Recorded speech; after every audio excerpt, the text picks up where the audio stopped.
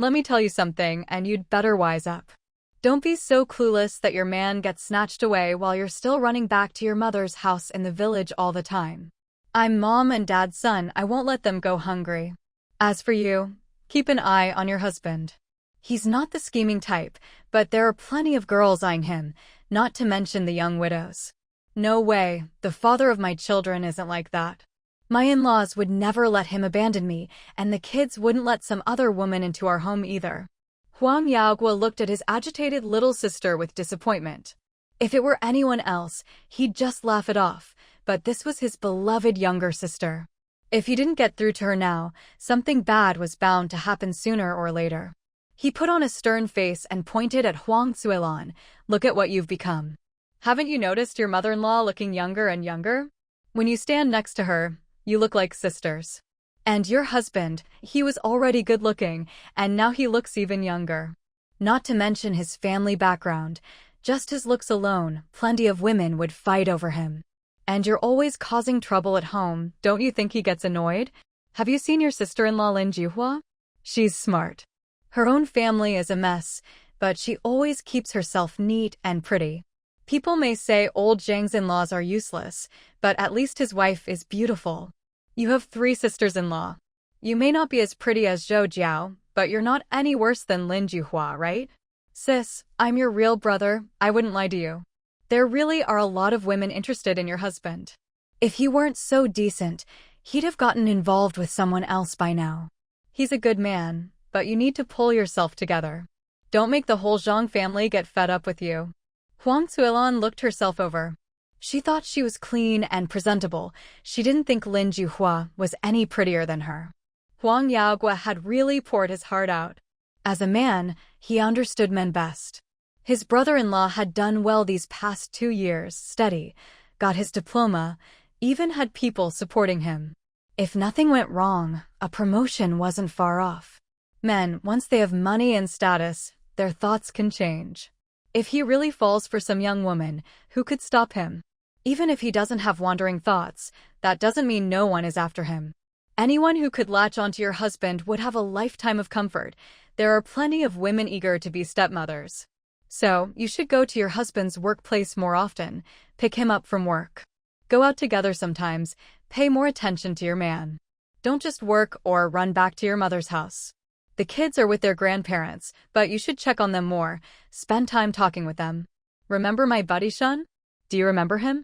He used to cry and beg to marry his wife, had 2 sons and 2 daughters, and his wife called all the shots. But now? He was only transferred to the provincial capital for a couple of years, and now he's back, demanding a divorce. He doesn't even want anything from the house, just wants a divorce. Huang Zuelan nodded. She vaguely remembered the guy, he was good-looking, and his wife was even prettier. Even after having so many kids, she still looked like a young girl. They really got divorced last month. His wife was tough, took all 4 kids, and kicked him out with nothing. But Shun didn't care, he makes 80 yuan a month. He's already sent out wedding invitations for his new marriage in the provincial capital. The new wife is only 18, really pretty, and has a permanent job. After finishing, Huang Yaoguo stared at his sister. He didn't believe she could still be clueless after all this. Huang Zuelan was silent for a moment, then shook her head. The father of my kids would never do that.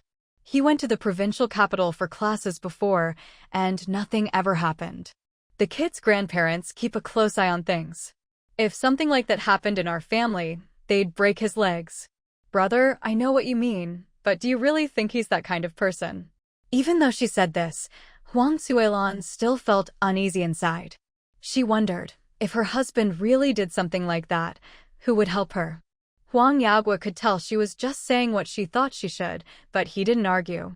As long as she listened and paid more attention to her own family, that was enough. He knew exactly what his sister-in-law was like. His sister was his own flesh and blood. He didn't want her to be led astray and ruin a good life. Over the next few days, Huang Zuelan changed her usual routine. Whenever she had a shift change, she would go to Zhang Guoqing's workplace, especially on the days when the grain store distributed rations. She would watch from a distance. Soon, Huang Zuelan realized her brother was right. There really were quite a few young women who always found excuses to get close to her husband. Watching Zhang Guofu, always with a gentle smile, speaking politely and gracefully, she saw a side of him she'd never seen before, a scholarly elegance. Huang Zuelan started to panic. She had never seen this side of her husband. In her memory, he was always the honest, simple man who would shy away from village women, carrying his hoe on his back. She couldn't remember when her husband had changed. Maybe it started with night school, or maybe when he began reading every night. She thought, and realized that for the past year, except for the essentials, he hadn't really chatted with her about daily life. Every night, he was always reading. And her? She was always worrying about how to scrape together some grain for her mother and brother, or racking her brains over how much her little stash of money could buy on the black market. Huang Zuelan wandered home, lost in thought. Home was still the home she loved, but something felt different. There were more books, her sons, her daughters, her husband's, but none of her own. She went to the bedroom and saw the desk piled high with newspapers and books, open pages full of charts and numbers she couldn't understand. She let out a long sigh. She opened the wardrobe. Zhang Guofu's clothes were neatly stacked, black and white, without a single patch, making her own faded, worn-out clothes look even shabbier. Only then did Huang Zuelan realize that almost all of her husband's clothes had been prepared by her mother-in-law, and she had never even noticed when doing the laundry. It was clear how dissatisfied her mother-in-law was with her. Otherwise, she wouldn't have done it herself without saying a word. This was complete disregard. Huang Zuelan lay weakly on the kang, closed her eyes, and wondered how to save her marriage and regain her mother-in-law's approval. The sound of Zhang Guofu coming home from work echoed through the house. He went into the kitchen, unsurprised to find, once again, that there was no hot food waiting. Ever since the kids started eating at their grandparents' house, his wife had gotten used to taking advantage of the situation. Expressionless, Zhang Guofu headed to the bedroom, glanced at his wife lying on the kang bed, changed into his home clothes without a word, picked up a book, and left the room. Huang Zuelan had been waiting for him to say something, even if it was just to check if she was asleep. She wiped away her tears, left the bedroom, and stood at the doorway. She saw Zhang Guofu taking bites of a steamed bun, washing it down with hot water, eyes fixed on his book. "Why didn't you wake me up to make dinner? Eating like this can't be good for your stomach." Without looking up, Zhang Guofu replied, "It's fine. I'm used to it." Used to it. Huang Zuelan's face flushed red. She'd never felt this much before. Back when everyone worked in the fields, as long as there was food, it was enough. She mustered her courage and walked over to him. "Guofu, can we talk?" Zhang Guofu glanced up at her, then lowered his head back to his book. "How much grain do you need this time? Just leave enough for the kids." "That's not it. That's not what I wanted to say." Zhang Guofu frowned and cut her off. "Don't bring up finding jobs for your family again. I don't want to hear about that nonsense. You've got it wrong. That's not what I wanted to talk about." Zhang Guofu put down his bun and looked at her quietly, waiting for her to speak. "Are you tired of me?" she asked. Zhang Guofu frowned. "I know what you're thinking. I'm not getting involved with any other women. Stop being paranoid and coming to my workplace all the time." Facing Zhang Guofu's calm demeanor, Huang Zuelan found herself unable to say much more. "Anything else? If not, I'm going back to my book. I won't meddle in my family's affairs anymore." Zhang Guofu nodded indifferently. "Do as you see fit." He continued eating his bun and reading. He didn't want to persuade her anymore, nor did he believe what she said. She'd said those words countless times over the past 2 or 3 years. And what happened? She'd send the kids to eat at his parents', then take all the saved rations back to her own family, almost starving him in the process. Her eldest brother and his wife both had jobs, and her younger brother did too, yet somehow they couldn't provide for their own families. Her parents ate at the village canteen, but still needed his help to support 3 households. Zhang Guofu might be honest, but he wasn't stupid. All they cared about was the little bit of family savings he had. Even his youngest daughter could see there was a problem, but what about his wife? Her heart wasn't in her husband's family. No matter how many promises she made, it was useless. He'd already given up. The kids were grown now, he'd just muddle through. What else could he do? After speaking, Huang Zuelan glanced at him and hurried to the kitchen. She opened the cellar and, seeing the small bag of cornmeal inside, paused, then let out a bitter sigh. Even her most thoughtful daughter couldn't stand her hiding food anymore. She'd gone too far, scaring even her own children. What was wrong with her? Maimia wasn't scared, but she was furious. Her 3 brothers only knew to hide the things their uncle gave them, forgetting that rations were most important. She was just a girl, and her maternal grandmother didn't care for her, doting only on the boys. She didn't mind. But why should she have to eat at her paternal grandmother's house, just so her cousins could eat better food? Her mother always said that she and her siblings could eat their fill at their grandparents', while her cousins cried from hunger. Who is she kidding? Even at her age, she had her own rations. They were just taking advantage of her uncle not being home, trying to eat up her grandparents' food. Maimiao bounced home with her school bag, saw her dad, and happily took out a piece of cake from her bag, breaking it in half and stuffing it into Zhang Guoqing's mouth. "Dad, isn't it good? Grandma gave me 2, and I saved one for you. Second uncle said he's coming to see you tonight, so don't go out, wait for him at home." Zhang Guoqing beamed at his youngest daughter, swallowed, and took a sip of water. "All right, I just happen to need to talk to your uncle. Don't give it to me, you eat it yourself." "Did your grandma say anything?" Maimiao carefully put the remaining piece on the table. "She did. When I came back, Grandma told you to dress warmly in the mornings these days, so you don't catch a cold." "Haha. She told me the same thing this morning." Maimiao giggled. "Grandpa said Grandma just told you this morning," and she glared at him. "Dad, you read your book, I'll go help Mom." "Go ahead, be careful with your hands," Zhang Guoqing said, glancing at her hands worriedly. Maimiao went into the kitchen and called Mom. Seeing her mother making corn cakes and glancing at the deflated sack nearby, she sat down to tend the fire. Huang Zuelan finished her work, smiled, and pulled her up. "Go keep your dad company. Dinner will be ready soon." Maimiao eyed her suspiciously. Was something up again? Last time her mom smiled like this, she tricked her out of 2 boxes of cakes. "What are you looking at? I'm not after your things this time. From now on, even if your cousin begs, I won't send anything over. I've figured it out, you kids are my closest family." At almost 10 years old, the girl had her own opinions. She thought this was definitely a case of the weasel paying respects to the chicken up to no good. Her cousin might not be greedy anymore, but what about her cousins? She shook her head. "No need. Dad's reading, I shouldn't bother him. I'll help you so Dad can eat sooner." "Mom, can you make some late-night snacks for Dad from now on?" Second aunt told Grandma the other day that second uncle can't sleep without a snack lately. Huang Zuelan was about to say there wasn't enough food for snacks, but seeing her daughter's serious face, she suddenly realized that if she stopped supporting her own family, their life would be much easier than her brother-in-law's. She pursed her lips and nodded solemnly. Maimiao breathed a sigh of relief, her expression softening as she smiled at her mother. Huang Zuelan also relaxed. Looking at Maimiao tending the fire, she asked carefully, "Sweetie, if your dad doesn't want me anymore, who would you go with?" Without turning her head, Maimiao replied, "Don't overthink it. Just stop running to Andy's place and everything will be fine. I told you, as long as you're good to Grandpa, I won't hide things. But whenever you get something nice, you give it to my cousins. Their new clothes this season are made from my brother's fabric, aren't they?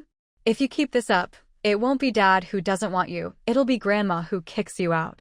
Grandma already said my brothers are growing fast, last year's clothes are too short, and she asked if you'd finished making new ones. I covered for you, told her you didn't want to waste fabric and planned to add a section to make them last." Maimiao glared at her mother, her little mouth rattling off complaints. "Last winter, Aunt sent beautiful floral fabric for me, my Sui, and Yaya to make new padded jackets for New Year. But when cousin begged and flattered you, my jacket became her vest. I didn't dare tell Grandma, lied and said I didn't like the fabric. Grandma scolded me for not appreciating Aunt's kindness. How could I not? My Sui and Yara looked so nice in theirs, of course I wanted one. But I was afraid Grandma would be mad at you, so I didn't even dare think about it. Do you know how hard that was for me? You used to tell Dad that if second aunt didn't secretly send things to her family, Grandma wouldn't give her a hard time. But you? You know it's wrong and still do it. Grandma's complained several times that Dad's had a tough life with you. Now you're not even as good as second aunt. Her 3 sons worry most about Dad. Huang Suilon asked nervously, did Grandma really say that? My meow nodded. My brothers all heard it. If Grandpa hadn't talked her down, she would have given you a hard time already. Just wait. If Grandma gets fed up, she won't let you in the yard. Then what will you do? You're worried Dad won't want you, but you should worry about Grandma first. Huang Suilon knew her daughter wouldn't lie. Her mother-in-law must have said those things, maybe even worse, just not in front of the kids. If her husband ever gave up, her mother-in-law would be the first to agree. The thought made her pace anxiously around the kitchen. This is bad, this is bad. My meow rolled her eyes. Scared now? How many times have I told you? It's not too late. Just treat Dad better and Grandma will praise you again. Grandma's easy to please, just be good to her son, and she'll be happy. My meow was a smart child. She saw through the heart of the matter, understood Zhang's mother's nature, and grasped her own mother's weakness.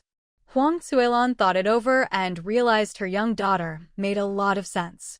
She really couldn't go on like this, or the family would fall apart. Even though she'd told her brother she believed her husband would never stray, what if he did? The kids were grown. If he divorced her and left the children with his parents, he could easily find a young, pretty wife. What would she do then?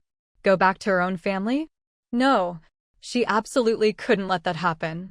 As soon as the meal was ready, with her own thoughts in mind, Huang Suilon warmly urged Zhang Guoqing to eat before reading, constantly picking out dishes for him. After dinner, Huang Suilon told my meow to go to bed early, then hurried to the kitchen to boil a big pot of hot water, planning to have a good talk with her husband tonight. When Zhang's second brother arrived, he hadn't even entered the courtyard before calling out for his elder brother. Only after hearing Zhang Guoqing respond did he feel at ease and push open the gate to enter. Second brother, you're here. Is your wife at home? Zhang's second brother casually nodded at Huang Suilon, who was coming out of the kitchen, and walked straight to the living room without stopping. Huang Suilon was a bit taken aback by his attitude. Thinking back, she realized that for some time now, the second brother had always acted so indifferent toward her. Standing under the window in the courtyard, Huang Suilon began to recall how the rest of her husband's family had treated her over the years, from the second brother to Xiao Wu, from Zhang Meili to Zhang Meihao. As soon as Zhang Guoqing saw his second brother, he said cheerfully, I heard from my meow that you were looking for me. What's up? Didn't we just see each other this morning? Why didn't you mention it then? The second brother hurried over. I only heard Uncle Chen mention it when I went to see Mom this afternoon. Big brother, you really joined the party? The organization approved it? That's great news. Why didn't you tell me? Haha, I thought you'd have guessed. It's been a year. I should be made official by now. The second brother clapped his hands happily. That's wonderful. Come on, let's go have a few drinks with Dad. Zhang Guoqing pulled him back. No, let's wait a bit. There's another good thing coming up soon. We'll tell Mom and Dad together then, so they'll be even happier. No need to celebrate just yet. Hearing this, the second brother sat down, grinning, waiting for more. Don't worry, I was planning to talk to you about this tonight anyway. The unit is sending me to the provincial capital for training. I'll be leaving in a couple of days. Can I trust you to look after Mom and Dad? The second brother immediately stood up, circled his big brother, and said with a smile, impressive. That's our big brother. I have to write to Xiao Wu and let him share the joy. Zhang Guoqing laughed heartily and pulled him to sit down. All right, it's not such a big deal. When I got my diploma last time, Xiao Wu already guessed it. I wanted to talk to you about my job transfer after I get back from training. When it came to business, the second brother became serious. What did Uncle Chen say? Uncle Chen said the bureau wants me to go to the finance office. He suggested I shouldn't, and that I should work as a clerk in his department first. When we visited Uncle Lu for New Year's, He also advised me not to go into accounting. The second brother knew that Uncle Lu was Lu Zhang from the provincial capital, Xiao Wu's close friend. He wouldn't give such advice lightly. He thought for a moment and asked, "Did Uncle Lu mention having you work in the provincial capital?" Zhang Guoqing nodded and smiled. "He did. He told me to go home and think it over." Outside, Huang Suilan was so anxious she was wringing her clothes. It's over. Her husband was getting promoted. If he went to the provincial capital, would he ever come back? Shanj was bewitched by some little vixen in the provincial capital after all. Mom, Dad, and you are all here in the county. I thought it over and didn't agree. Besides, Uncle Chen treats me well, and Uncle Lu is farther away. I still prefer staying in the county for now. The future can wait. Huang Suilan finally relaxed. As long as he wasn't going to the provincial capital. Big brother, you don't have to worry about Mom and Dad. I'll take good care of them. If the conditions are good, you should transfer to the provincial capital. Uncle Guang is there, and you'll have more opportunities. Outside, Huang Suilan held her breath nervously, cursing the second brother for stirring things up. I'm not in a hurry. Let's wait a few years. Shizi and the others are still young. If I leave, the kids at home will be left without a father or mother. Hearing this, Huang Suilan's eyes widened in shock. What did he mean, without a father or mother? Wasn't she still at home? Did her husband really think of her as dead? True, let's leave it for later then. Have you told Mom and Dad about going to the provincial capital for training? Shizi and the others are with them, so don't worry. I'll check in at the school often. I'm leaving the day after tomorrow. I'll tell Mom and Dad tomorrow night. If I tell them too early, they'll start packing things for me to take. They're both relying on Xiaowu now, and as the eldest, I feel bad asking for anything. It's fine, don't overthink it. We're all brothers, he wants you to do well. Will you be able to come home on weekends while you're away for training? I'm not sure yet. If there's nothing going on, I'll come back. Huang Suilan couldn't listen anymore. She quietly slipped back to the kitchen and sat there in a daze. Her husband was leaving the day after tomorrow, but hadn't even told her. He'd be gone for at least a month, staying at the school, and there were plenty of female colleagues there. What should she do? Cry, make a scene, and stop him from going? Huang Suilan shook her head. Her mother-in-law would kick her out immediately. Go with him? She shook her head again. She still had to work, and she needed to visit her big brother's house. At this thought, she was shocked. How had things come to this, and she was still thinking about her big brother's family. That night, the hot water in the pot gradually cooled. The couple went about as usual. Zhang Guoqing read until he was tired and then fell asleep, while Huang Suilan lay with her eyes closed, unable to sleep, thinking deeply all night. At dawn, as the rooster crowed and the sky grew light, Huang Suilan gazed at her husband's handsome sleeping face, unchanged after 10 years, and subconsciously touched her own cheek. Under the covers, her fists clenched. She silently promised herself she would win back the husband who loved her, spoiled her, and smiled as soon as he saw her. With this thought, Huang Suilan quietly got out of bed and went to the kitchen to make breakfast. After a while, hearing Zhang Guoqing and their daughter talking, she quickly got out the toothbrush, squeezed on toothpaste, and poured hot water. Honey, breakfast is ready. Eat before you go to work. Zhang Guoqing glanced in surprise at the toothbrush on the rack. He didn't believe for a second that his wife hadn't overheard last night that he was leaving for training in the provincial capital. She'd gone to bed angry, so he'd expected a tantrum this morning. What was this about? All right. I'll be away for a while this time. Once I get there, I'll write to you. If anything happens with the kids, talk to my second brother. Huang Suilan nodded happily and smiled. Don't worry about a thing. I'll take care of the house. I'll visit Mom and Dad every day. Even my brother scolded me for always meddling in Big Brother's family. This time, I really won't. Just watch me. Zhang Guoqing shook his head and smiled. Huang Suilan looked at him earnestly. Really?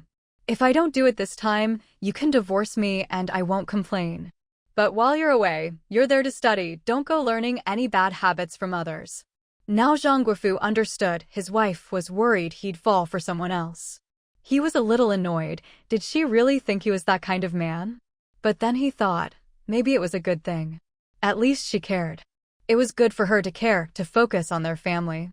He didn't ask for much. He was happy for her to be filial to her parents, but she didn't need to take everything to her own family. After seeing off her husband and daughter, Huang Zuelan hurried to the factory to ask for leave, then rushed to her parents' home. "You're back, daughter? Why aren't you at work today? How did that thing I asked you to do go? Your niece is waiting for your news. I heard it pays 30 yuan a month." Huang Zuelan looked her mother up and down and said, "Mom, I'm having a hard time. I can't stay at my husband's place anymore. Can I come home and stay with you and Dad?"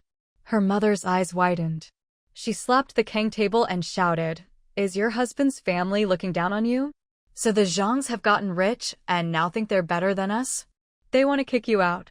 That bastard's forgotten how his son and nephew used to stay at our place, eating and drinking our food. Heartless." Huang Zuelan just stared at her in silence. After her mother finished her tirade and caught her breath, she asked, "So, is it that bastard who's got someone else outside? How many times have I told you to keep a tight hold on your man's money? Now look, you didn't listen, and it's all gone up in smoke. Who's the hussy? I'll go tear her apart, see if she dares to seduce a married man." Huang Zuelan grabbed her mother's arm. "Don't jump to conclusions. Right now, the kid's dad doesn't have anyone else, but it probably won't be long. Second brother says a lot of people have their eyes on him now. Mom, I really want to make things work with him." Her mother breathed a sigh of relief. Right. You have to hold on to your own man. Don't let some outsider get the advantage. Your second brother mentioned it to me too, but don't listen to his nonsense. What decent girl would want to be someone's stepmom? And your mother-in-law would never let those little hussies in the door. Don't worry, girl. You've given birth to 3 sons, no one can make you move out. Just remember to keep a tight grip on your man's wallet. If he doesn't have money, he can't please other women. Who'd want to follow him then?" Huang Zuelan gave a bitter smile and shook her head. Hold on to the money? For the past 2 years, all her wages had gone to support her parents' family, and all the household expenses were paid by her husband. How could she even bring it up? Listening to her mother, Huang Zuelan's thoughts drifted. Her younger brother was right. With her husband's looks and job, there were plenty of women who would throw themselves at him. City girls were nothing like village girls. She couldn't afford to be foolish. "Mom, that's enough. I came back today just to tell you that I can't send money or food home anymore. You and Dad have enough to eat in the village, so I don't have to worry. I can't help out Big Brother anymore either. My 3 boys are growing up, I have to start saving for them. Don't your boys have their grandparents to help? Your Big Brother's family is really struggling. If you don't help them, what will they do?" Huang Zuelan stood up and shook her head. Big Brother and his wife both have jobs. Compared to the other villagers, they're much better off. I can barely keep myself afloat, I can't look after anyone else. I just came to let you know that from now on, I can only take care of myself. Seeing her about to leave, her mother hurried over and grabbed her. All right, I get it. Sit for a while, your dad will be back soon." Huang Zuelan shook her head again. "No, thanks. The kid's dad is leaving for the provincial capital tomorrow for training. He'll be gone for almost a year. I have to go home and pack." Her mother frowned but didn't stop her, walking her to the edge of the village. She couldn't help but ask, "So there's really no hope for your niece's matter?" Huang Zuelan gave her a wry smile. "I'm leaving." Her mother watched her daughter's figure disappear, then returned home, deep in thought. Near noon, when Huang's father came back, she perked up and told him everything Huang Zuelan had said. He took a drag on his pipe, and when he heard that his son-in-law was going to the provincial capital for a year of study, his eyes flickered. "If you don't want your daughter to be sent back and lose face, you'd better stop meddling." "How am I meddling?" He tapped his pipe. "Fine, you're not meddling. I can't argue with you. But don't forget, your daughter is your own flesh and blood, just like your eldest son. I haven't dared visit the in-laws these past 2 years, do you know why?" She pursed her lips. He glanced at her new clothes and shook his head. "If our daughter's talking like this, something must really be wrong. She's desperate. For her sake, stop making her run errands for you." With that, he stood up and went into the yard, looking anxiously in the direction of the county town. His son-in-law would be away for so long, and his daughter would be left behind. Who knew what might happen? He used to hope his son-in-law would get ahead, but now he wasn't so sure. Every pot has its lid. Maybe this couple was just too mismatched for their own good. Meanwhile, after unburdening herself, Huang Suilon felt as if a weight had been lifted from her heart. Unaware of her father's worries, she walked lightly back to the county town. By noon, when Zhang Guofu walked into the living room, he was greeted by the aroma of meat and vegetables and the cheerful laughter of his wife and children from the kitchen, making him feel a little dazed. Shizi carried out a dish and smiled at him. "Mom picked us up from school today, so we could eat at home. I want to call Grandpa and Grandma, but they said we should eat ourselves. They'll have us over tonight." My meow ran over, grinning. "Dad, Mom made all your favorite dishes, and she's made lots of fried noodles for you to take to the provincial capital." Zhang Guofu ruffled her short hair and pulled her to the table with a smile. Xiao Zhua and Xiaoyu came over carrying bowls and chopsticks. "Dad, there's so much good food today. Want a drink?" Zhang Guofu laughed. "I'm not your grandpa, no need for a drink. I'm going to the provincial capital this time, so you all need to behave at home. Don't run around. Can you do that?" "No problem. Dad, you have to take care of yourself out there." "Dad, when the weekend comes, we'll go visit you in the provincial capital." Shizi smacked Xiao Zhua on the head. "All you think about is playing. Dad's going there to study. You should stay home and study hard too. If you don't score at least 80 this semester, just wait. When Uncle comes back, you won't get a single thing from him." Xiao Zhua's eyes lit up. "Bro, is Uncle really coming back for summer vacation?" Shizi shot him a look and said slowly, "They didn't come back last year, but this time Grandma isn't going to Beijing, so he and Auntie will definitely come. Right? I need to write Uncle a letter and tell him to come home safe." Xiaoyu chimed in, "Second bro, mention in your letter that second uncle says Ping'an should be ranked 5th now. He's not little 5 anymore." "Then who's going to answer when people call out little 5? As soon as the words were out, everyone at the table burst out laughing. At the table, Zhang Guofu smiled as he helped the kids with food, then glanced at his wife and, with a twist of his chopsticks, put a piece of meat in her bowl. Huang Zuilon was so happy she couldn't stop smiling as she ate. Seeing this, Zhang Guofu's eyes dimmed and he sighed inwardly. His wife was a handful. He never knew how to handle her. If he pampered her, she'd get carried away and the house would be in chaos. If he was cold, she'd act all aggrieved and pitiful, as if she'd suffered some great wrong. All of this left Zhang Guofu feeling exhausted. What was marriage anyway? In his mind, it should be like his parents, discussing things together, working as a team for the family and the children. When he was tired, there'd be someone to keep him company, not someone he had to constantly please and accommodate. Thinking of leaving tomorrow, he felt a sense of relief. Maybe some time apart would do them good. He could use the break. Zhang Guoqing, who was thousands of miles away, couldn't understand his eldest brother's disappointment. He was overjoyed as he read the family letter in his hand. His eldest brother finally had some good news. After finishing the letter, Zhang Guoqing squeezed in next to Zhou Jiao. What did Big Sis say in her letter? Mom must be feeling sad now. Out of her 3 sons, only second brother is with her. Zhou Jiao handed him the letter she was holding. The provincial capital is really close by, but we're the ones far away.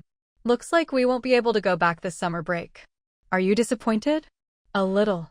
I'll have to write a letter to Mom and tell her there are school activities during the summer. Otherwise, she and Dad will definitely be waiting for us to come home. At this point, Zhang Guoqing paused and glanced over Zhang Meili's letter again. Uncertain, he said to Zhou Jiao, "What do you think Huang Zuilon is up to this time?" That change in attitude was way too fast. No wonder it startled Big Sis. Zhou Jiao shook her head with a smile. "She's been staying with your parents every day, learning from my meow. Isn't it obvious? Your big brother's been gone for a year. Of course she's worried. That's the sorrow of being a woman. But at least she's not getting mixed up with her own family anymore, which is good."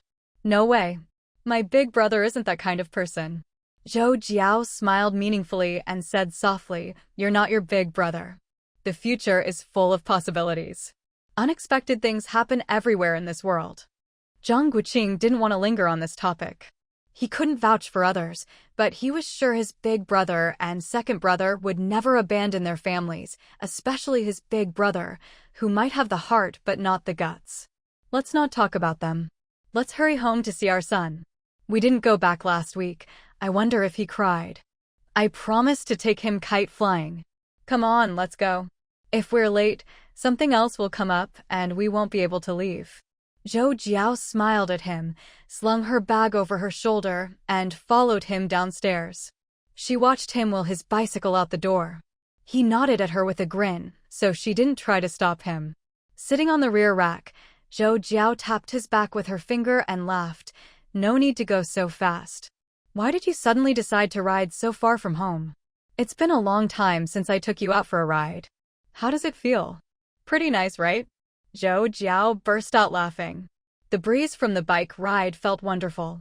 The couple didn't rush, joking and chatting about all sorts of random things along the way. Not far from the compound, Zhang Guoqing caught sight of a familiar face he hadn't seen in ages. He immediately hit the brakes and put one foot on the ground. But when he looked again, all he saw was a retreating figure. Without hesitation, he parked the bike and said to Zhou Jiao, "You go on ahead. I need to catch up with someone." With that, he quickly ran after the person. If he wasn't mistaken, that should have been Uncle Zhou Xiaozuan. It had been over half a year since Huang Zhaodi died. What was he doing in the capital? Why was he lingering near the compound? What was his purpose? But Zhang Guoqing was a step too late. He searched 2 streets, but couldn't find the person, so he had to head home, disappointed. Zhou Jiao hadn't gone back either. She stood by a tree, holding the bike, wondering who could have made Zhang Guoqing so anxious. When Zhang Guoqing returned, he asked hopefully, "Do you have a photo of Zhou Xiaozuan?" "You mean you just saw him?" "Yeah, I caught a glimpse when he turned around." "I don't have a photo, but I can draw him for you right now." Zhou Jiao immediately took out a notebook from her bag and squatted down to sketch. Zhang Guoqing didn't stop her. He trusted his wife's drawing skills. With a portrait, he could ask the sentries at the gate about the man. Zhou Jiao's sketching was quite good. The portrait was very lifelike. Holding the drawing, Zhang Guoqing said gloomily, "He's really lucky, getting my wife to draw him." Zhou Jiao smiled. "Are you going to ask around with the drawing or just look for him yourself?" The wise have their ways. With that, Zhang Guoqing pushed the bike toward the main gate. Zhou Jiao followed behind, listening to him spin a yarn as he showed the drawing to the 2 gate guards. "That guy left about an hour ago. He seemed to be asking passersby if the old lady from the Lin family was around, said he was some kind of relative. I didn't catch the details." "Thanks, buddy." After saying goodbye, the couple entered the compound. They exchanged a glance, both feeling something was off. Very unusual. The old Zhou family actually came looking for Gu Rui. It must have something to do with them. Zhou Jiao could guess Zhou Xiaozuan's intentions with her toes. It seemed Gu Rui still had something that Zhou Laodu could use against her. But what was it? Zhang Guoqing gave Zhou Jiao a look, signaling to discuss it at home. It wasn't time for everyone to get off work yet, so only Aunt Chen was at home cleaning. Back in their bedroom, Zhang Guoqing frowned and said, "Gu Rui had a stroke. Whether Zhou Xiaozuan managed to contact her or not, someone has to act as a go-between. The only person Gu Rui would trust is her youngest daughter, Lin Liang. If we keep an eye on Lin Liang, we should be able to catch him." "Do you think there's more between them than just the child they brought back? Are there other interests involved? Should we tell Dad about this?" Zhou Jiao was silent for a moment, then shook her head. "I have a really bad feeling. Let's not tell Dad yet, see how things develop first." "All right, leave it to me. I'll have someone keep an eye on Lin Liang. Don't worry, as long as we stay inside the compound, we're safe." "What could happen at home?" "I think he's just looking for some benefit from Gu Rui. He doesn't have the guts to do anything reckless." Zhang Guoqing patted his wife reassuringly. Zhou Jiao smiled at him. Since nothing had happened yet, there was no need to scare themselves. Better to wait and see. Aunt Chen knocked on the door from outside. "Jiao Jiao, Xiao Wu, I forgot to tell you something earlier." "Come in, Auntie," Zhou Jiao said, glancing at Zhang Guoqing. The couple exchanged a curious smile. Aunt Chen pushed the door open easily. If it weren't important, she really wouldn't want to disturb the young couple. They were always so close. Sometimes she'd accidentally catch Xiao Wu hugging his wife and chatting, which made her feel awkward. Once inside, Aunt Chen got straight to the point. I heard that Lin Xuelin from the Lin family came back last week and is staying at your little aunt's house. Lin family's aunt told me this in secret. Your mom doesn't know yet, but I thought I should let you know so you can be careful. Zhou Jiao's gossip radar was instantly activated. She asked in surprise, what about the man? Didn't he come back? Shouldn't she be at her in-laws or my eldest uncle's place? Aunt Chen shook her head. No idea. She only whispered it to me while we were in line. I've noticed your little aunt goes back to her parents' house every day, so it looks like that girl hasn't left yet. Let them make a fuss as long as it doesn't involve us. Aunt Chen nodded in agreement. Exactly. I just worry your mom will get involved, and that girl isn't a good one. You two should be careful. Zhou Jiao nodded with a smile. After Aunt Chen left, she looked at Zhang Guoqing with sparkling eyes. Life had been so boring. Finally something was happening. Why did she feel so excited? Zhang Guoqing grinned and patted her head. I'll go find out what's going on and make sure you get your revenge. It's great she came to the capital. I was worried she'd stay hidden out in the northwest. Zhou Jiao secretly wanted to see what Lin Xuelin was like these days, but with Zhou Xiaocuan in town, there might be some unexpected developments, so she wasn't in a hurry. Zhang Guoqing rummaged through the receipts in his pocket, changed his shoes, and grinned. I'm going out for a bit. I'll leave our son for you to pick up. Zhou Jiao followed him out of the bedroom. Be careful. If anything comes up, we'll talk it over when you get back. Sure. I know what I'm doing. As soon as he left the compound, Zhang Guoqing wasted no time and rode his 28 bicycle straight to Shangpa Brigade in the neighboring county. Lin Xuelin's lover, Hu Chunqing, had a grandmother named Gu Zuyapo, who was married to the eldest son of the Hu family, Hu Daqian, in the first team of this brigade. But Zhang Guoqing didn't head straight to their village. Instead, he stopped by the home of his old classmate Jiang Lizzie, which wasn't far away. Jiang was also a member of the student council, and the two of them had always gotten along well. Daji, are you home? Jiang Lizzie had just gotten home himself and was chatting with his grandfather. Hearing the familiar voice, he was pleasantly surprised and quickly called out, then turned to his grandfather on the king bed. A classmate of mine. He visited last year. Grandpa, I'll step out for a bit. Invite your guest in first. Jiang Lizzie nodded cheerfully and went outside. Okay, Grandpa, you sit tight. I'll be right back. As soon as he stepped out, he saw Zhang Guoqing standing outside the yard, pushing his bike. He jogged over and joked, it's only been half a day and you already miss your buddy? Zhang Guoqing grinned and nodded. Of course. Jiang Lizzie opened the gate. Come on in. You never show up without a reason. What's up? Zhang Guoqing pushed his bike inside. Help me find out who's got eggs for sale, sugar or cloth coupons work too. Is everyone out working? Only my grandpa is home waiting for me. The rest are all at the team. I'll have my mom ask the neighbors later to see who has eggs. Not enough eggs in town again this month. When are there ever enough? Let me go greet your grandpa first. Jiang Lizzie pointed to the vegetable patch in the corner of the yard. Take some fresh veggies for your kid when you leave. I'll also check at the team to see if there's anything good. I still think the countryside is better, no need to queue up every day. Zhang Guoqing nodded with a smile and followed him inside. He saw an old man on the kang bed, beaming at him. Zhang greeted him warmly. Grandpa Jiang, how are you? I see everyone's vegetable gardens are full this year. Looks like things are much better than last year. Come, sit over here. Things are indeed better. Since we got our private plots last year, every family's harvest has improved. You kids at school, are you eating well? Much better than the past 2 years. After a bit of small talk, Grandpa Jiang excused himself, saying he had business at the team and insisted Zhang stay for dinner. Zhang Guoqing didn't refuse, seeing him out with a smile. Dinner was still a long way off, and if he really stayed, his wife would worry. After watching the old man leave, he didn't go back inside, but smiled at Jiang Lizzie. Let's go for a walk. Sure, I'll take you to the river and see if there's anything to catch. But Zhang Guoqing wasn't interested in the river. He wanted to find out more about the Hu family. If he remembered right, their house was near the mill in Shangpa Brigade. Didn't you say your team's tofu is famous? I want to see what's different about the tools at your mill. Is it convenient to go over there? Jiang Lizzy laughed and shook his head, leading the way. You're not the only one curious. Back when the whole county loved their tofu pudding and soy milk, everyone thought they had some secret. When the team first set up the mill, lots of people came to watch the father and son work, but nobody could figure out what was special. True masters hide in plain sight. If their secret was easy to spot, it wouldn't be a secret. Are you supplying tofu to the town again? Jiang Lizzy nodded and lowered his voice. Since spring this year, yes, but not much, just 1 truckload a day to the county supply co-op.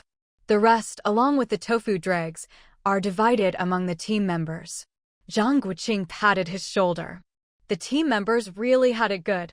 Inside the brigade's mill yard, only 2 people were soaking soybeans and cleaning tools in the tofu workshop. Not far away, a few middle-aged women were grinding cornmeal. Zhang Guoqing strolled around the yard, pretending to be curious, while listening out for gossip. A big auntie in a patched homespun jacket was waiting at the back of the line. Seeing a stranger, she teased Jiang Lizzy, "Deguzzi, showing off a city friend again?" Zhang Guoqing glanced at the scholarly Jiang Lizzy and couldn't help but laugh. "Aunt Hua, please don't call me by my childhood nickname, okay? This is my classmate, just here to look around. Why not let your sisters-in-law do the grinding? That millstone is heavy." Aunt Hua waved her hand dismissively. "Heavy? I'm used to it. They're too slow at everything, quicker to do it myself. Did you like the girl your mom mentioned last time?" Faced with the onlookers, Jiang Lizzy blushed and quickly waved his hands. "I'm still young. I'll think about marriage after graduation." Zhang Guoqing stifled a laugh and came over. "A man should get married when the time comes, don't be shy." Another auntie nearby brightened up at this and said, "He's right. Settle down early and you can get married right after graduation. Your mom will get her grandchild sooner. Deguzzi, your grandma's worried you'll delay your brothers by not finding a wife. She said as long as the girl is healthy and knows a few words, that's enough. She doesn't want you marrying a city girl, you know that, right? City girls aren't as down-to-earth as village girls."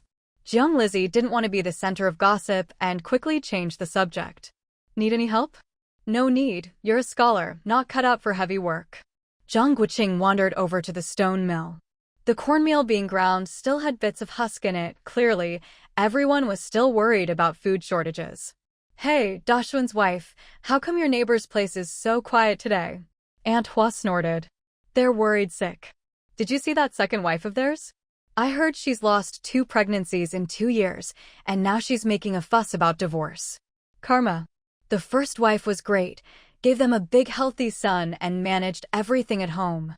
Now look, they dumped her to climb the social ladder, and now they regret it." Zhang Guoqing's eyes flashed at this. "Regret? That old lady says the new one is their lucky star. She sent Chunqing to his in-laws to bring his wife back, but who knows how that's going.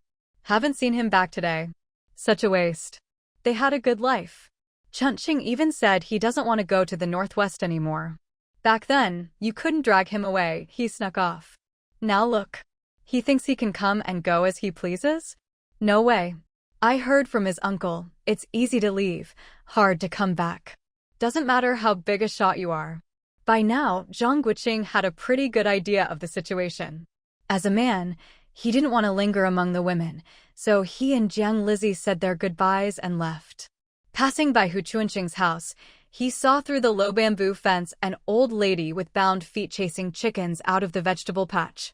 She must have been Gu Rui's personal maid. He hadn't expected a maid to have bound feet. Clearly, she'd been treated well in the Gu family back in the day. Zhang Guoqing could guess part of the truth, but not all of it. The old madam who before him had been quite a character in her youth. Even now, in her old age, traces of her former beauty could still be seen. Hu Chunqing, her grandson, had inherited 70% of her looks. Otherwise, why would Lin Xuelin have taken a liking to him? Back then, Gu Xiuya was just a young girl of about 10 when she was taken in as a concubine by Gu Rui's father, secretly getting involved with the eldest young master. Otherwise, how could the Gu family's secondary branch have moved to the capital, and she still managed to come along? She was lucky too. Not long after arriving in the capital, Gu Rui's father passed away. Before the main wife could vent her resentment, the eldest young master, her lover, gave her away to Hu Daqian, a laborer working for the family business. Hu Daqian only knew she was the personal maid of the Gu family's eldest miss. He had no idea about the real story. Marrying such a beautiful woman, he cherished her dearly. Especially after she bore him 3 sons in quick succession, Gu Xiuya's word became law both inside and outside the Hu household. Gu Xiuya was a smart woman.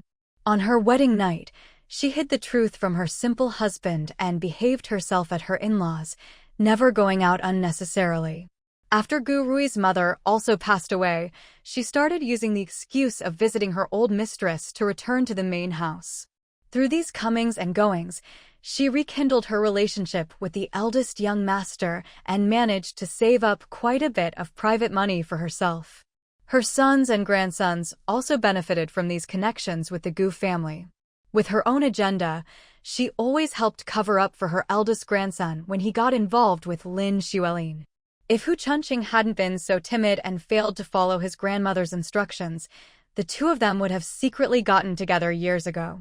After shooing the chickens into their coop, old Madame Hu shuffled back into the house and lay down on the kang to rest, her mind busy wondering if her eldest grandson was at his father-in-law's house right now.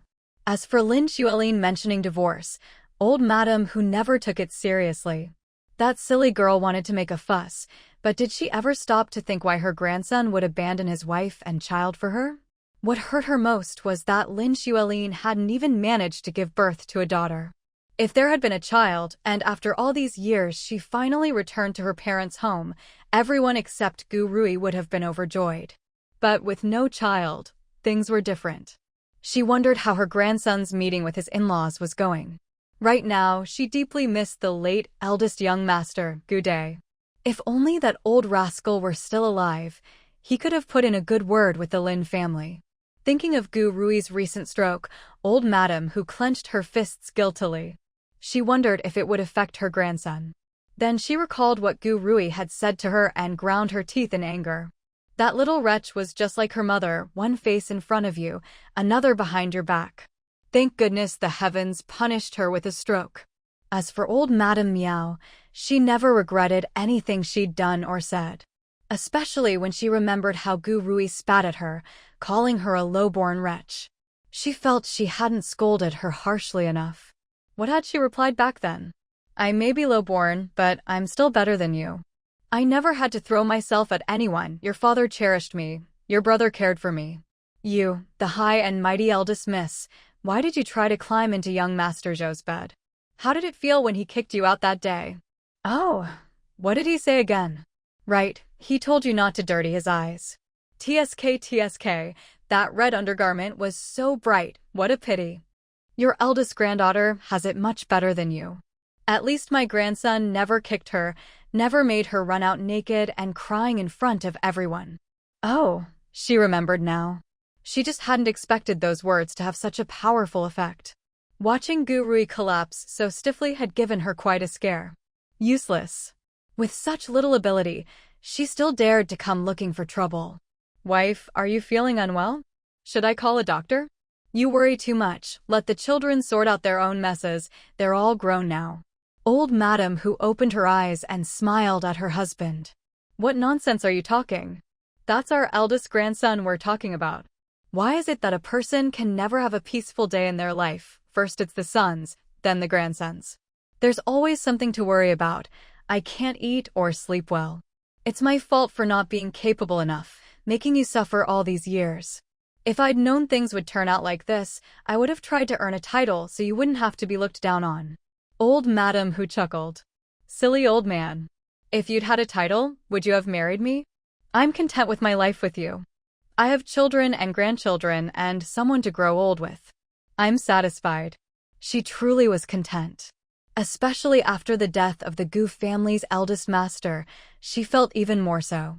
To have a simple, honest man who cherished her like a treasure was more than she'd ever dreamed of. From the moment she was given to this man by the eldest young master and saw how awkwardly he promised to treat her well for life, she knew he was a good person. She had truly devoted herself to him. No matter how good the eldest young master was, she couldn't bear to leave this good man. Even living in a thatched hut now, she was content. Hee, I found some rice for you. I'll cook porridge for you tonight, Old Hu said, pulling out a black cloth bag to show her. His wife was from the south and never got used to eating wheat. She'd suffered for years. Especially in recent years, any tasty food he found always went to her. Old Madam Hu smiled and nodded. She knew this rice must have been hard won, so she'd eat it happily. Many times, she'd thought of giving up all her secret savings to rebuild the house and let her sons have a better life, but she could never bring herself to say it. This honest man even felt guilty when she pawned a gold ring. Better to let the money be, she couldn't let it taint him. Old Hu glanced at her face and, seeing her mood, cautiously said, I went to see little Chunzi. He's grown a lot. Do you think we should let him see his father? Old Madam Hu found it hard to get angry with her husband, so she just shook her head. Chunqing used to do nothing but hit and scold his wife. Chunzi has always been with his mother, and he's old enough to remember things. Let them be. Forced relationships never work out. Let him stay with his mother for now. When he's older, we'll prepare a dowry for him. That's all we can do as grandparents. Old Hu sighed, full of regret. If I'd listened to you back then and not let Chunqing marry, things might have been different. I thought marrying him off early would keep him out of trouble, but it all came back around and hurt Chunzi's mother. Luckily, she's found a good family now otherwise. Old Madam Hu patted his hand. It's not your fault. It's all Gu Rui's doing. If she hadn't pressured you, you wouldn't have rushed Chunqing into marriage. See, she got her comeuppance, didn't she? You can't say that. Our family's status was too low. It's no wonder she thought that way. If any of my granddaughters wanted to marry a refugee, I wouldn't agree either. Old Madam Hu couldn't be bothered to argue. In her eyes, aside from family status, her eldest grandson was more than a match for the Lin family's girl. That lazy, useless thing, if not for wanting the Lin family to help her grandson, she wouldn't have let her set foot in the Hu family at all. When Zhang Guoqing left the Shangpa brigade, it was already getting late. He politely declined the Jiang family's invitation to stay for dinner and rode off with one hand on his bicycle, carrying a basket filled with 20 eggs and fresh vegetables. Those 20 eggs had really worn Zhang Guoqing out. It wasn't that he cared about the money. Eggs were only 10 cents each, which was already considered a good deal, especially thanks to Jiang Lizi's mother's good reputation. What he really worried about was accidentally breaking the eggs and being surrounded by people scolding him for being wasteful. This wasn't a joke, he'd experienced it firsthand.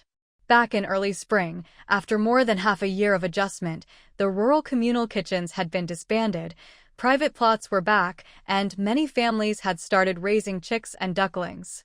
After enduring the long winter, one day when he didn't have class, he and his wife were heading home and saw someone sneaking around with a basket covered in a black cloth near a small bus stop.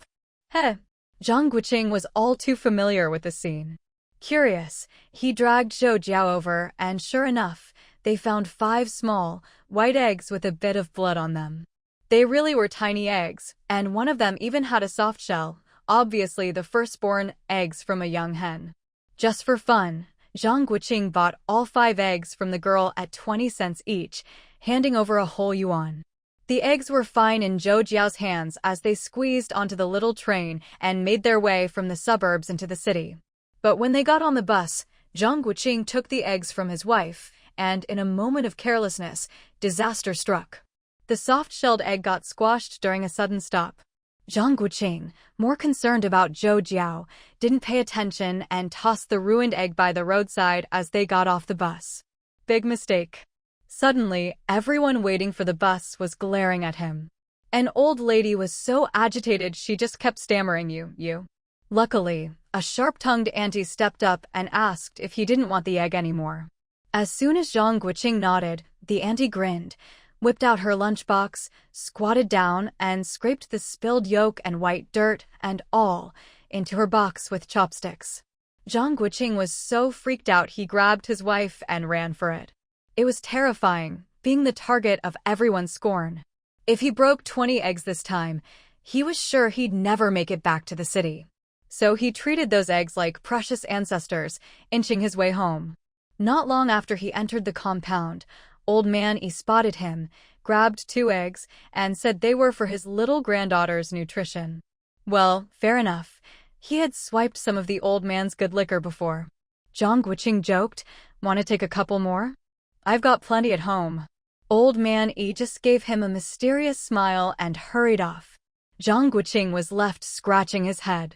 A little further on, just past the small park, he heard laughter from inside. Suddenly, he realized what was going on, but it was too late. Well, fair's fair, 1 baby, 2 eggs each. In the end, Zhang Guoqing stared blankly at the 4 eggs left in his basket, feeling a bit lost. So much for being polite. Zhang Guoqing would never admit that he often went to the old men's houses to freeload food and drink, or that he sometimes snuck home some good tea.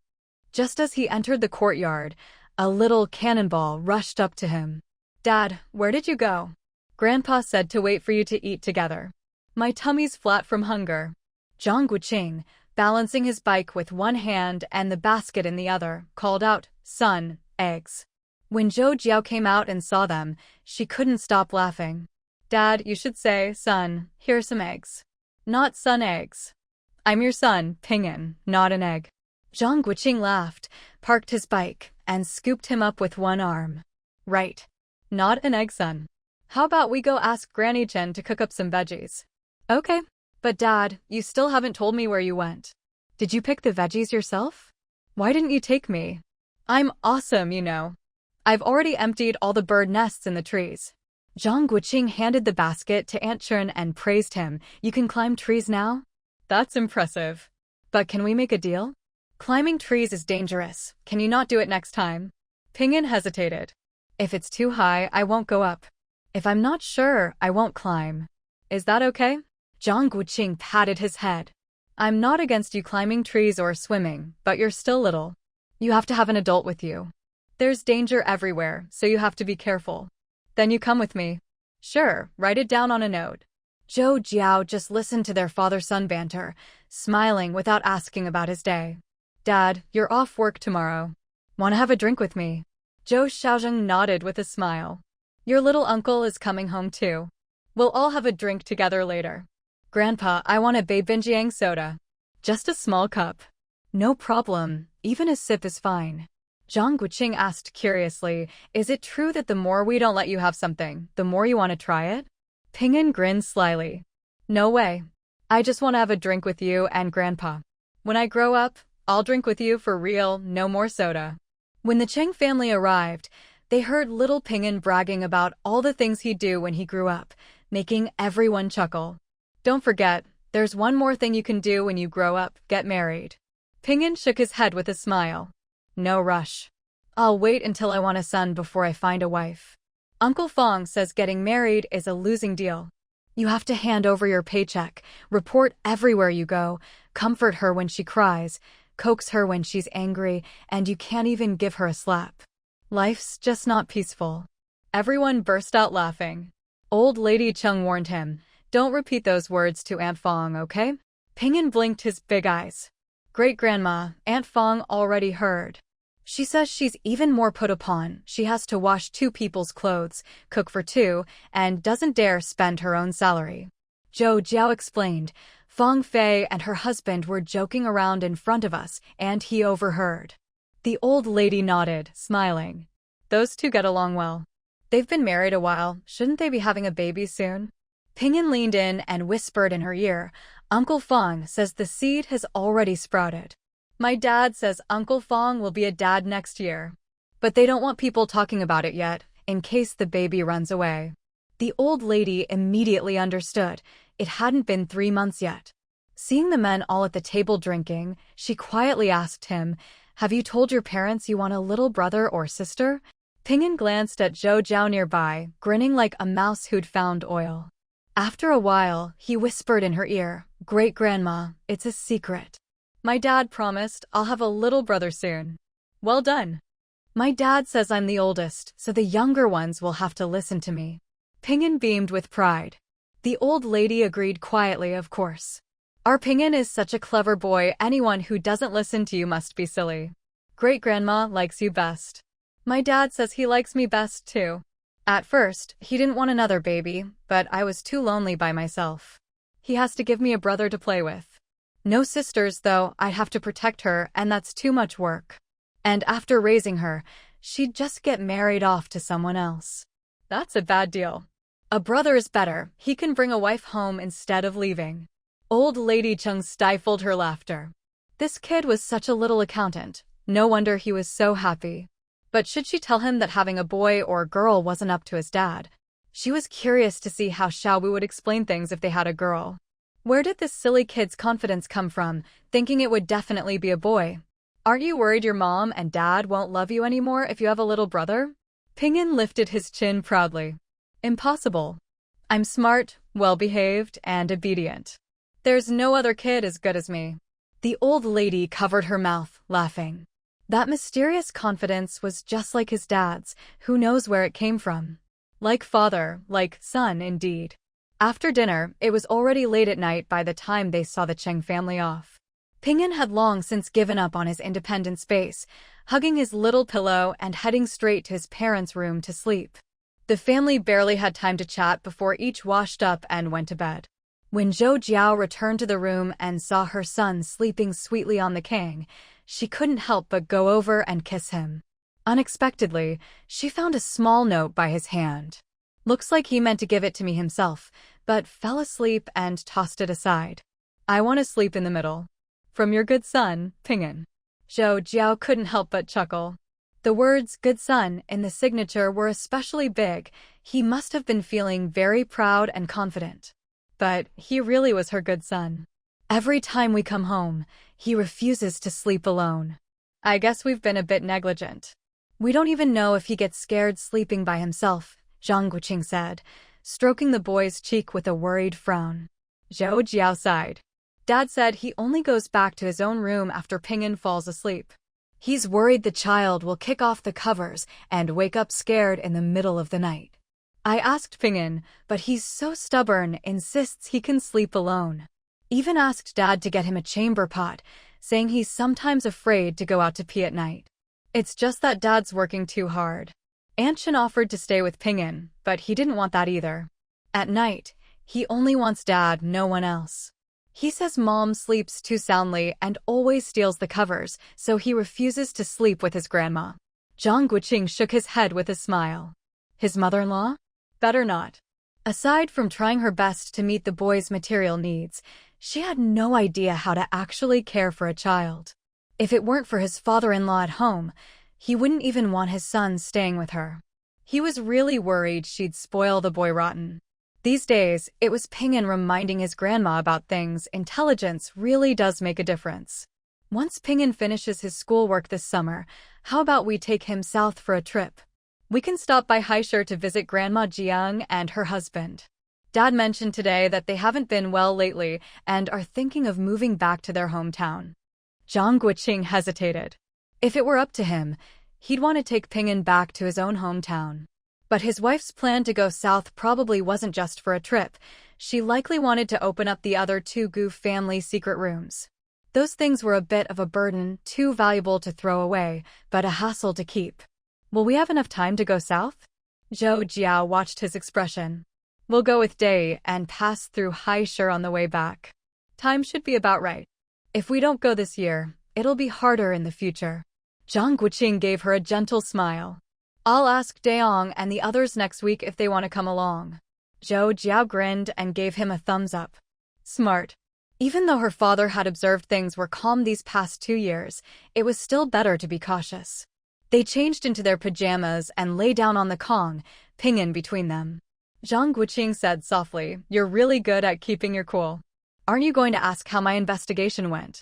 In the dim light, Zhou Jiao blinked and replied with a smile, Didn't you say you'd handle it?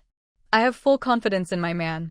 Wife, if you keep teasing me like this, I'm really going to put our son on the little bed. Zhou Jiao raised her eyebrows provocatively. You dare? I'll wake Ping'an up. That's not fair, wife. Fine, I'll deal with you when we're back at school. Zhang Guoqing stopped teasing and told her everything he'd seen and heard that afternoon. It really wore him out. Next time, he'd make sure his wife came along, then they could enjoy the spring outing together. Zhou Jiao was getting sleepy as she listened. As soon as he finished, she quickly said, so the woman wants a divorce, and the man wants to return to Beijing, right? Neither is going to happen. We don't even need to do anything. They'll have to go back to the Northwest on their own. There's no way to transfer their household registration back now. The city's population is already maxed out, and soon they'll be sending people away, not letting more in. What a joke. After thinking a moment, Zhou Jiao continued, the policy documents are already being drafted. In another month or so, the disaster victims will have to return home to farm, and the city's temp workers will have to go back to agriculture. This grain shortage has scared a lot of people. From now on, everyone will start stockpiling food. The reason I didn't want you going back home this summer is exactly because of this. If you go, you'll be pestered to death. Everyone will want your help. Can you really help them all? Especially Huang Cuilan and Lin Juhua. It's better not to go back. Your eldest and second brothers really lucked out, especially the eldest. He came back to his unit right after his training, just as a bunch of people were being let go. Everything's going smoothly for him. Oh, and your two cousins are lucky too. I heard the railway system needs help with transport, so they don't have to go back to the village. Zhang Guoqing chuckled. The four of them should thank you. No wonder when I suggested putting one cousin in the factory, you told me to listen to you. You'd already thought it through, hadn't you? Zhou Jiao shot him a look. Silly man. She wasn't about to admit it. Jiao, what about Lin Juhua? You seem to like her these days, Zhang Guoqing asked, not bothering to mention Huang Cuilan. He couldn't be bothered. Second sister-in-law won't have trouble finding work. She's handy good at sewing and crafts. She can pick up any job. She can take on some piecework from the neighborhood office and work from home, look after the family and the kids. Plus, she's clever. Give her a year or two, and with her cooking skills, it won't be hard for her to get a job in a work unit. Both families have savings, and your brother's salaries are enough to support their households. We don't need to worry. You can relax too. Zhang Guoqing nodded, then realized she couldn't see him and said, I'm not worried. I need to think about my own job assignment. Uncle mentioned at dinner that I should start planning, so I don't end up sent back to the Northeast after graduation. Instructor Wu wants me to stay on as a teacher, but considering the way things are going, I turned it down. By this time next year, we'll be starting our internships. It really is time to think about it. I used to think 5 years would feel long, but 3 have flown by in a blink. No need to hesitate about staying at the school. I already turned down the professor last year. Those foreign students even tried to convince me to go abroad for further study. But even if the timing were right, with you and our son at home, I couldn't bear to leave. Zhang Guoqing didn't mention that it was now forbidden for children of high-ranking officials to study abroad. Besides, ever since things soured with the Soviets and the country started owing foreign debts, there weren't many places left to go.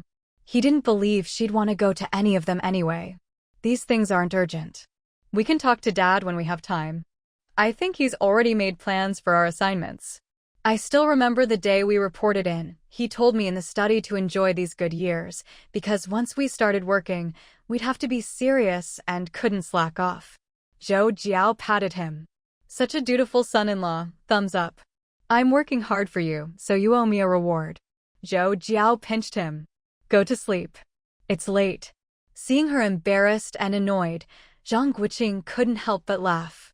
But he really did need to sleep early. Tomorrow he still had to check whether Zhou Xiaocuan had made contact with Lin Liang and the others. He wondered if Zhou Xiaocuan had heard about Gu Rui's stroke yet. He'd love to see his reaction, it would be priceless. And if he found out old Master Lin had retired and the Zhou and Lin family's relationship was all but dead, would he cough up blood? Best of all would be letting him see how well father-in-law Zhou Xiaoyang was doing. That would really rub salt in the wound. When Lin Liang left a note and went out, the sun was already setting. In the alley, there were still quite a few old ladies mending clothes, and some old men sitting in small eateries, sipping erguotu and joking about current affairs. She greeted the familiar neighbors, but didn't pay much attention to their strange looks. She knew long ago that people would gossip after Lin Xuelin left with swollen eyes and a suitcase. Riding her bicycle back to the compound, she saw a group of people happily shouting on the basketball court. Lin Liang caught sight of Zhou Jiao, smiling as she held her child's hand, and couldn't help but sigh. Sometimes, you really can't compare people to each other. How different is the Northeast from the Northwest? That young girl is doing just fine, steadily moving forward on her own. Both grew up without their fathers around. Both are close cousins, so why is there such a huge gap between them? With mixed feelings, Lin Liang entered the Lin family courtyard. Hearing voices from the living room, she slowed her steps. I still think the kids shouldn't transfer out of the army, old Lin. Don't mess around anymore, they're doing well over there. My daughter needs to learn a lesson. I heard they've started growing vegetables and raising chickens and ducks. Isn't that good? Old Master Lin saw his youngest daughter at the door and beamed, waving her in. What brings you home at this hour? Nothing much, just bored and wanted to see you. Uncle Jiang is here too. Haven't seen you in a while, how have you been? Have Xuezhen and her sister been in touch? Old Master Jiang nodded with a smile. I'm doing well. Eating and sleeping fine. Those two girls are working hard in the army. I went to see them, and they said life is fulfilling. It's just a pity the younger one still refuses to find a partner. The mention of matchmaking made Lin Liang pause. She couldn't let that shameless girl ruin her younger siblings' marriages. She'd have to talk to her father and get her sent back to the Northwest soon. If she did something disgraceful in Beijing just to get back to the city, it would be a disaster. Old Master Lin quickly said, we should start preparing for Shengli and his brother's marriages. Xiaofei's already married. Have the two brothers mentioned anyone suitable to you? Lin Liang shook her head. They wouldn't talk to me about that. Dad, what about the girls you introduced last time? Did they say anything? They wrote back saying they're not in a hurry. There's a girl from the local art troupe interested in Dingsheng. Her father asked someone to pass a message to your second brother. But your sister-in-law wasn't happy, said the girl's too careless and not very bright. Lin Liang couldn't help but laugh. With old Master Jiang here, she couldn't say her second sister-in-law wasn't much smarter herself. After all, that was his daughter, and he'd be upset. There's a nice girl who just joined my hospital, just graduated. She's from the south, very careful and never talks too much. Apart from her family background being a bit lacking, she's great in every other way. Should I have the brothers come back to meet her? Old Master Lin hesitated, then shook his head. His eldest grandson still needed support from his in-laws, so he had to wait and see. Pity the Yi family girl he'd had his eye on was snatched up by the Fong family. Old Master Jiang chatted for a while, then stood up to go home. Once he'd left, Old Master Lin finally asked, Is Xiaolin still at your place?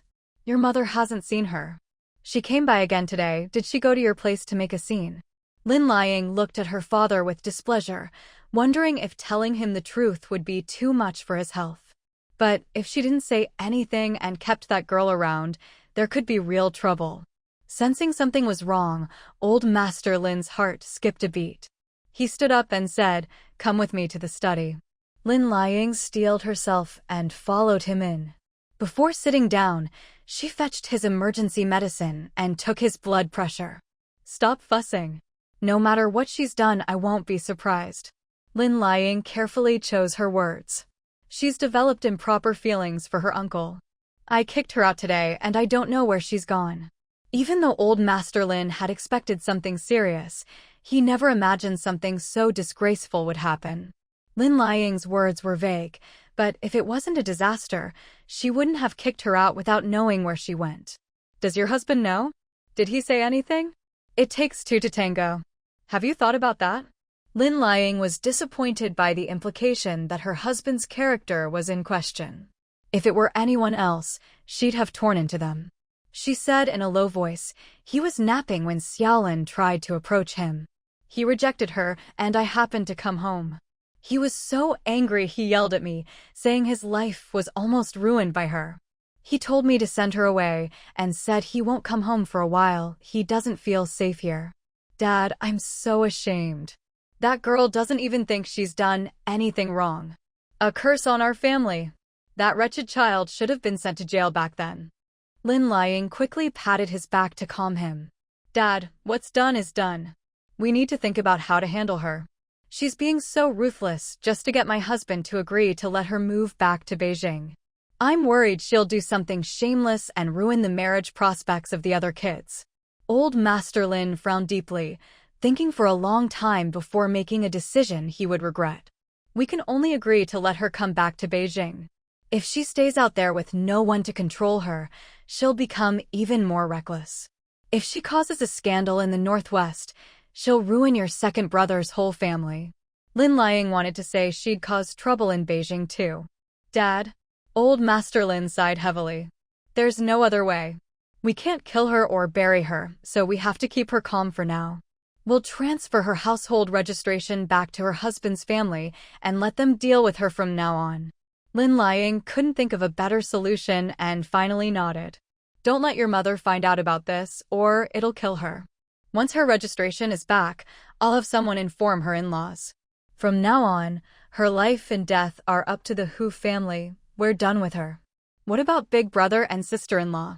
Old Master Lin said gravely, for Xiaoyi's sake, your brother's family needs to know. Leave it to me, don't get involved, or it'll ruin your relationship as siblings. He leaned back in his chair and waved his hand. Go keep your mother company. I'm fine. Just let me have some peace. Lin Lying had wanted to bring up Zhou Xiaozuan, but now she didn't dare. With one mess after another, even she was about to lose her mind, let alone her father. She stayed in the study, not leaving, and found a chair to sit quietly, keeping her father company. For a while, neither of them spoke. After making his decision, old Master Lin pondered the issue with his youngest son-in-law, wondering if keeping his eldest granddaughter around would cause resentment, and how his eldest son-in-law's family would react. All of these things were connected. Because of one girl, he'd managed to offend both sons-in-law at once. The more he thought about how even his youngest son-in-law might become estranged, the angrier he got. If Lin Xuelin were here right now, he might have shot her himself. What a disgrace. Inside the basketball court, Zhang Guoqing glanced at the time, left the game, said goodbye to a few friends, and took Zhou Jiao and their son home. After a shower and a change of clothes, he left the compound. To keep an eye on Zhou Xiaozuan, he personally assigned someone to watch Lin Lying. At this moment, he was riding his bike, weaving through the alleys of the courtyard, making several turns. It was around 5 or 6 in the afternoon, when every household was starting to cook dinner. The aroma of soy sauce and stewed dishes mingled in the air, filling the streets and tickling the nose. Accompanied by these delicious smells and the calls of parents summoning their children home for dinner, Zhang Guoqing soon rode his bike to a stop beside a public restroom. Hee. Brother Xiaowu, I've been waiting for you for a while. I was just about to go look for you. You have no idea how interesting things got today. A skinny, dark-skinned boy of about 12 or 13 darted out from the alley. As soon as he saw Zhang Guoqing, he grinned foolishly, unable to wait to speak. Zhang Guoqing stopped him, noticing the boy pressing his hand to his stomach. He scolded, "Are you skipping meals again because you're hungry? Is this how you save money? If you keep this up, how are you going to take care of your younger siblings? Brother, don't be mad. I'm not saving money. I just ate before coming here." Zhang Guoqing didn't say more, pushing his bike forward. "I'm starving. Let's eat something together first. We'll talk about those other things later." The skinny boy followed him silently. When they reached a restaurant and Zhang Guoqing ordered some meat dishes, the boy stared at him, clutching his arm tightly. Zhang Guoqing glanced at him helplessly, smiled at the impatient waiter, and handed over the meal ticket at the counter. "Don't listen to the kid. Please ask the chef to hurry up." Then he whispered to the boy, "Don't make trouble or I'll give you a beating." After paying, he took the boy to a corner table, patted his head, and said, "If we can't finish the food, take it home for Xiaowei and the others. Your brother has money, don't worry about me going hungry. If you keep this up, I'll tell Sister Jiao Jiao that you were grinning at the lady staff. Zhang Guoqing burst out laughing. This silly kid. This skinny boy was actually already 15, named Lei Tianming. He had a 7-year-old brother, Lei Tianliang, and a 3-year-old little sister, Lei Xiaowei. Speaking of this child, his life was a hard one. No one knew where he came from. When he was 5 or 6, a nameless little beggar, he was so cold one day that he ran to a firewood pile near the Lei family's house for warmth. The Lei couple found him and took him in. The Lei couple were good people. Even after having a biological son, they never treated Tianming any differently, always regarding him as their own. A few years ago, Mr. Lei died in an accident, leaving behind his pregnant wife and young children. Auntie Lei suffered a huge shock giving birth to her daughter. She nearly died from hemorrhaging and survived by a hair's breadth, but her health was left fragile and she couldn't do heavy work. Fortunately, her work unit arranged a light job for her, so the family could survive in a single room in the courtyard, relying on rationed grain and a meager salary. At 12, Lei Tianming quit school to lighten the family's burden. He scavenged for trash, did odd jobs for neighbors, and took care of his younger siblings at home. But fate was cruel. He thought if he could just hold out until 16, he could become an apprentice and make life easier for his mother, and things would get better. Who could have guessed disaster would strike his little family? 2 winters ago, living on rationed grain, the 4 of them survived on thin porridge every day. Little Xiaowei, still a baby, developed edema from malnutrition and was on the verge of death. Lei Tianming begged many people for help, but when he had no other choice, he went to the black market to sell something. What did he sell? His own blood. A skinny, bloodless child held up a sign with 2 words, selling blood. No one paid much attention to a child. Everyone finished their secret business and hurried away. But Zhang Guoqing and Zhou Jiao, after finishing their own transaction, overheard someone muttering about a kid selling blood to save his sister and took notice. When they turned back to look, they found Lei Tianming collapsed in the snow, still holding his sign. Zhang Guoqing was moved to tears on the spot. The couple rushed him to the hospital. As soon as he woke up, he asked the nurse if the medicine could be saved for his little sister. Later, Zhang Guoqing and Zhou Jiao brought him back to the courtyard and, after some inquiries, learned about the family's character, especially Tianming's. They couldn't just stand by. Helping a family like this, helping a child like this, they did so willingly and sincerely. They suggested Lei Tianming return to school, but unfortunately, it didn't work out. The family, especially Auntie Lei, was proud. Zhou Jiao suspected Auntie Lei might have her concerns, worrying about the couple's motives toward her children. In this, she was a great mother. Other than necessities, she refused to accept anything else. Once they had enough to eat, she wouldn't accept any more help. Left with no choice, Zhang Guoqing had Tianming run errands for him, using the opportunity to give him extra food coupons and money, and sometimes took him along to earn a little extra. So, when Zhang Guoqing needed someone to keep watch, he immediately thought of Tianming. The boy was clever, and as long as he was told not to go too far, he always listened. Halfway through the meal, Zhang Guoqing, putting more food into Tianming's bowl, asked, "You'll be 16 next year. Are you going to take that job your sister-in-law mentioned?" Tianming replied quietly, "I looked into it. Getting in there takes a lot of connections. I'd rather start as an apprentice at my dad's old factory." Zhang Guoqing gave him a sidelong glance. "Your brother here is afraid of his wife. You go talk to your sister-in-law yourself." Tianming rolled his eyes in disdain. "I said she's my sister Jiao Jiao, but you keep calling her sister-in-law. Let's talk about this later. Tell her not to pull strings for me, I don't like it." Zhang Guoqing just laughed. This silly kid. It wasn't easy to earn Zhou Jiao's special attention. Over the past 2 or 3 years, the couple had helped many people, but only for Tianming did Zhou Jiao even consider his future work. After dinner, Zhang Guoqing packed up the leftover meat and buns. The 2 of them left the restaurant and found a secluded spot. Tianming recounted everything he'd seen, how Lin Liang left the hospital and met Zhou Xiaozuan, how he had a friend follow Zhou Xiaozuan while he himself tailed Lin Liang, and everything he witnessed.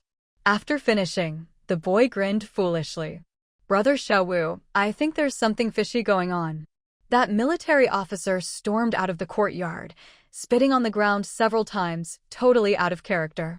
About 10 minutes later, a female comrade came out, hair all messy, eyes swollen, dragging her luggage, also storming out. She looked absolutely terrible. Tianming leaned in and chuckled. The funniest part was Lin Liang. After everyone left, she took a pile of sheets and blankets out to the yard to wash. Halfway through, she got angry, stood up and went inside, then immediately rode her bike to the compound. Zhang Guoqing smacked him on the head. "Don't let your imagination run wild, kid. Weren't you tired following her all that way?" Tianming laughed. "Not at all, I kept my distance. I'm 15 now." Stuff like this, the old ladies in the courtyard gossip about all the time. Who's with who, you can tell at a glance. "Oh, right, that guy in the drawing is staying in room 107 at the Chaoyang guest house. He's got a room to himself, seems pretty well off. Dashwan told me, he said the guy was in a great mood when he got back." Zhang Guoqing nodded. "All right, I got it. Tell Dashwan not to follow him anymore, and you don't either. It's too dangerous." This ends here. Tomorrow your sister-in-law and I are going to the school again. If anything happens, come find me there. The dorm's still in the same place. He reminded him again, "I've found out everything I need. Be good, and don't follow them anymore. Whatever happens next is their business, not ours." Tianming nodded seriously. "I understand. Don't worry." Zhang Guoqing ruffled his hair with a smile. "Go home now. Next week I'll bring your sister Jiao Jiao to visit, shall we? You go first." "All right. If anything happens, come find me. Don't mess around with strangers."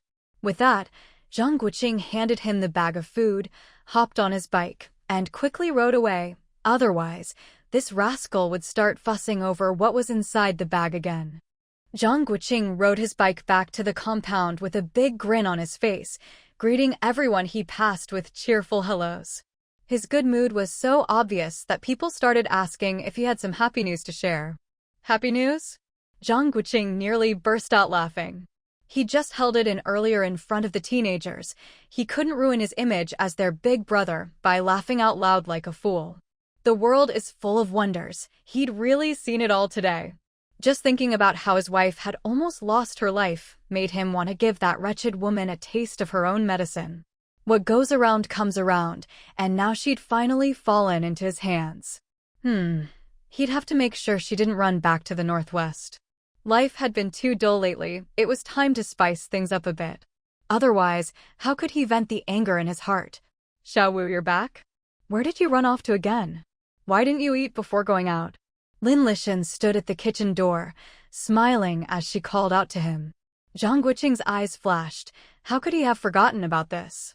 He'd have to plan things carefully and make sure not to hurt his mother-in-law. "Mom, have you eaten? Where's Dad? He just got back too. You two are always so busy." "I'm making noodles. Why don't you and your dad have another bowl?" Zhang Guoqing glanced at Aunt Chin shaking her head behind his mother-in-law and smiled knowingly, so these noodles were leftovers, recooked again. His mother-in-law was something else. Her noodles always came out uneven, and if she made dumplings, 9 out of 10 would break apart. "Mom, can you fry me an egg? It's okay if it's a little undercooked, just don't burn it." "I'll wait inside," Zhang Guoqing said, grinning as he walked in. Lin Lishan scolded him with a laugh. "You rascal, always remembering how I can't fry eggs properly." Aunt Chin couldn't help but chuckle. "It's not just eggs, sometimes even her boiled eggs come out half raw." Zhou Xiaozheng was quietly chatting with his daughter. When he saw Zhang Guoqing walk in with that beaming smile and thought of the latest news he'd received, he couldn't help but curl his lips in amusement. This silly kid thought he didn't know about that bastard going to see Gurui. If he hadn't given the green light, did that bastard really have the ability to get a letter of introduction? This time, he decided to let the fish out and stir up the water a bit. Some things needed to be cut off, and some people needed to leave, so they wouldn't keep running into each other and ruining everyone's mood. Zhou Jiao didn't bother to say anything, just let the kids have their fun. As for that little girl out in the northwest, her usefulness was over. Leaving her for his son-in-law to practice on wasn't a bad idea. Ping'an waved Zhang Guoqing over. Dad, let's talk about what's on our minds. Zhang Guoqing could barely hold back his laughter as he walked over. All right, let's talk. What's on your mind? Ping'an looked around, making sure none of the adults were going to tease him, then relaxed. I've been really frustrated lately. I think I should be in elementary school by now, but I asked Auntie and she said I have to be at least 7. You do have to wait until you're older. There's no rush.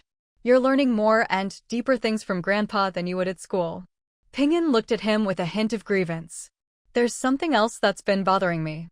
Sister Xiaomaro said she wants to marry me when she grows up, and Sister Panya fought with her, saying whoever wins gets to marry me. Zhang Guoqing pinched his own thigh to keep from laughing. So who won? Ping'an clenched his fists and raised his arm. I don't want either of them. I beat them both up, so now neither of them has to be my wife.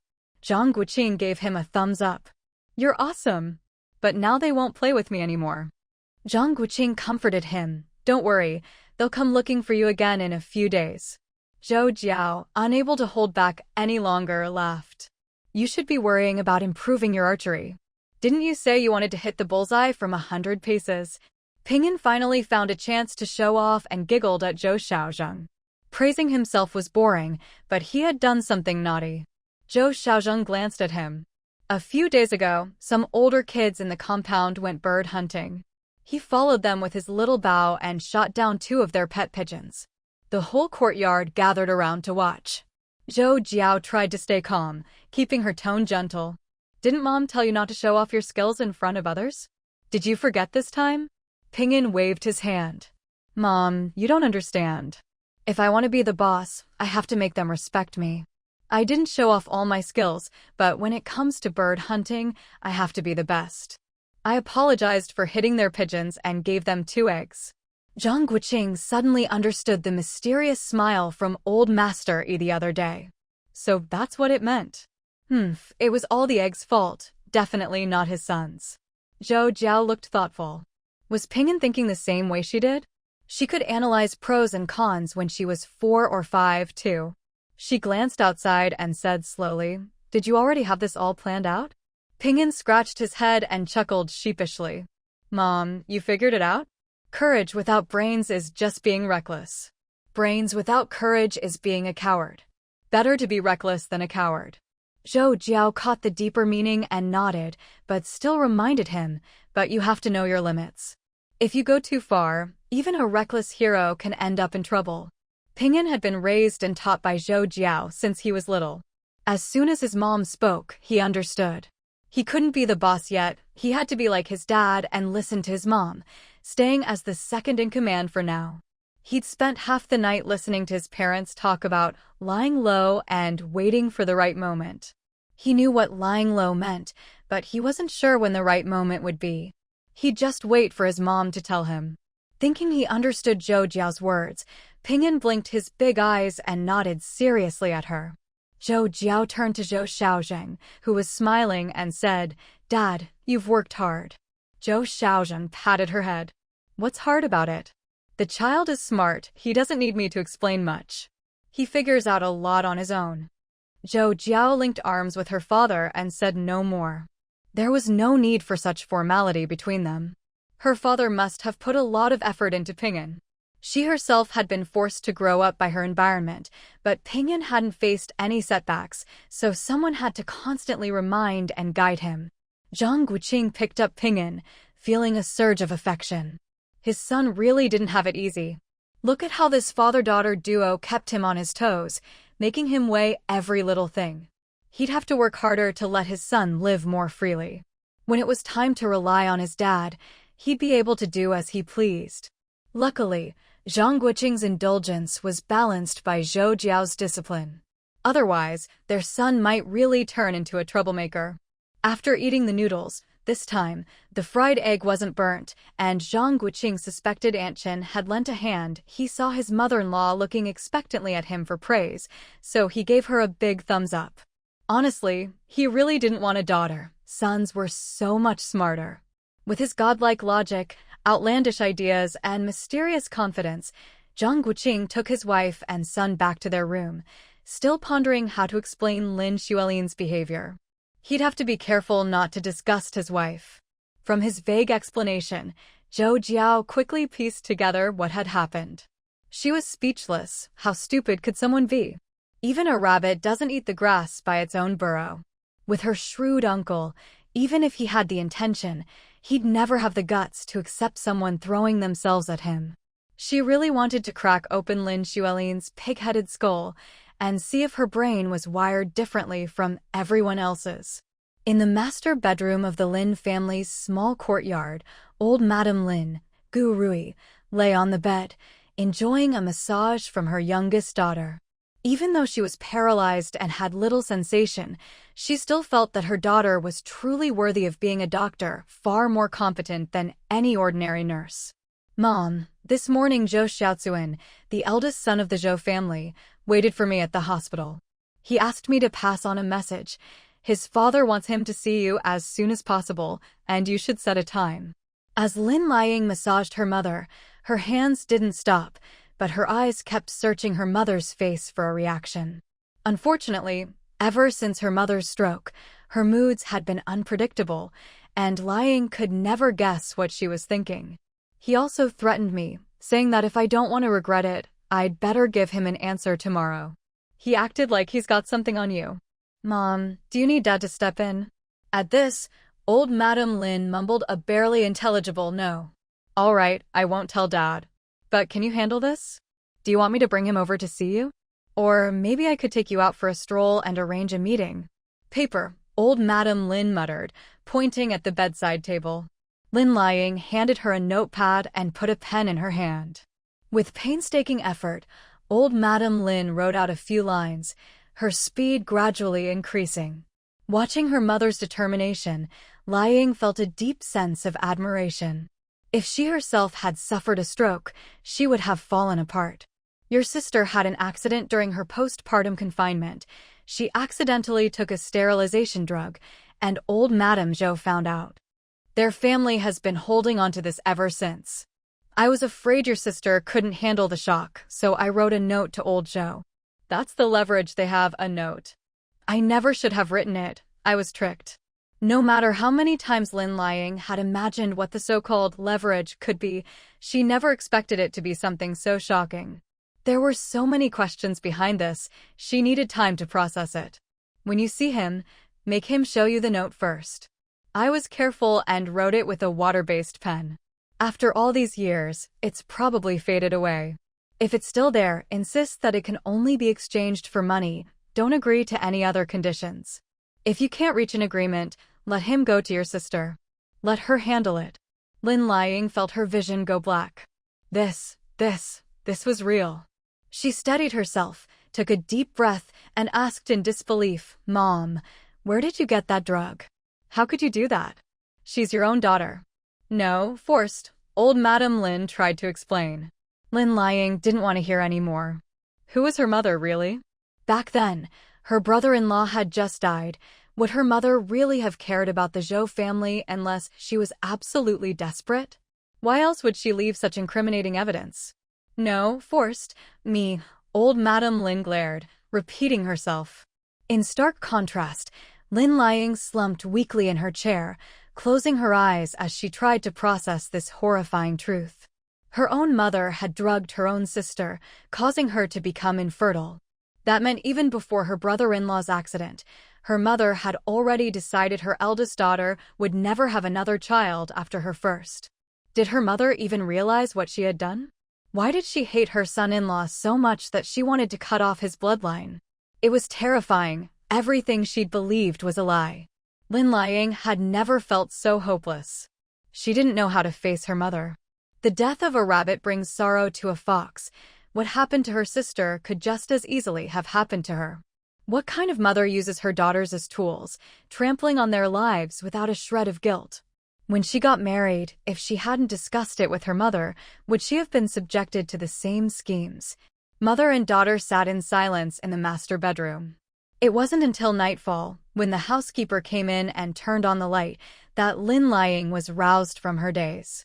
She opened her eyes and looked at her mother, who was resting calmly on the Kang bed, her face serene. 1,000 emotions surged in Liang's heart. Even a tiger doesn't eat its cubs. Did her mother even have a heart? At that moment, she couldn't stay any longer.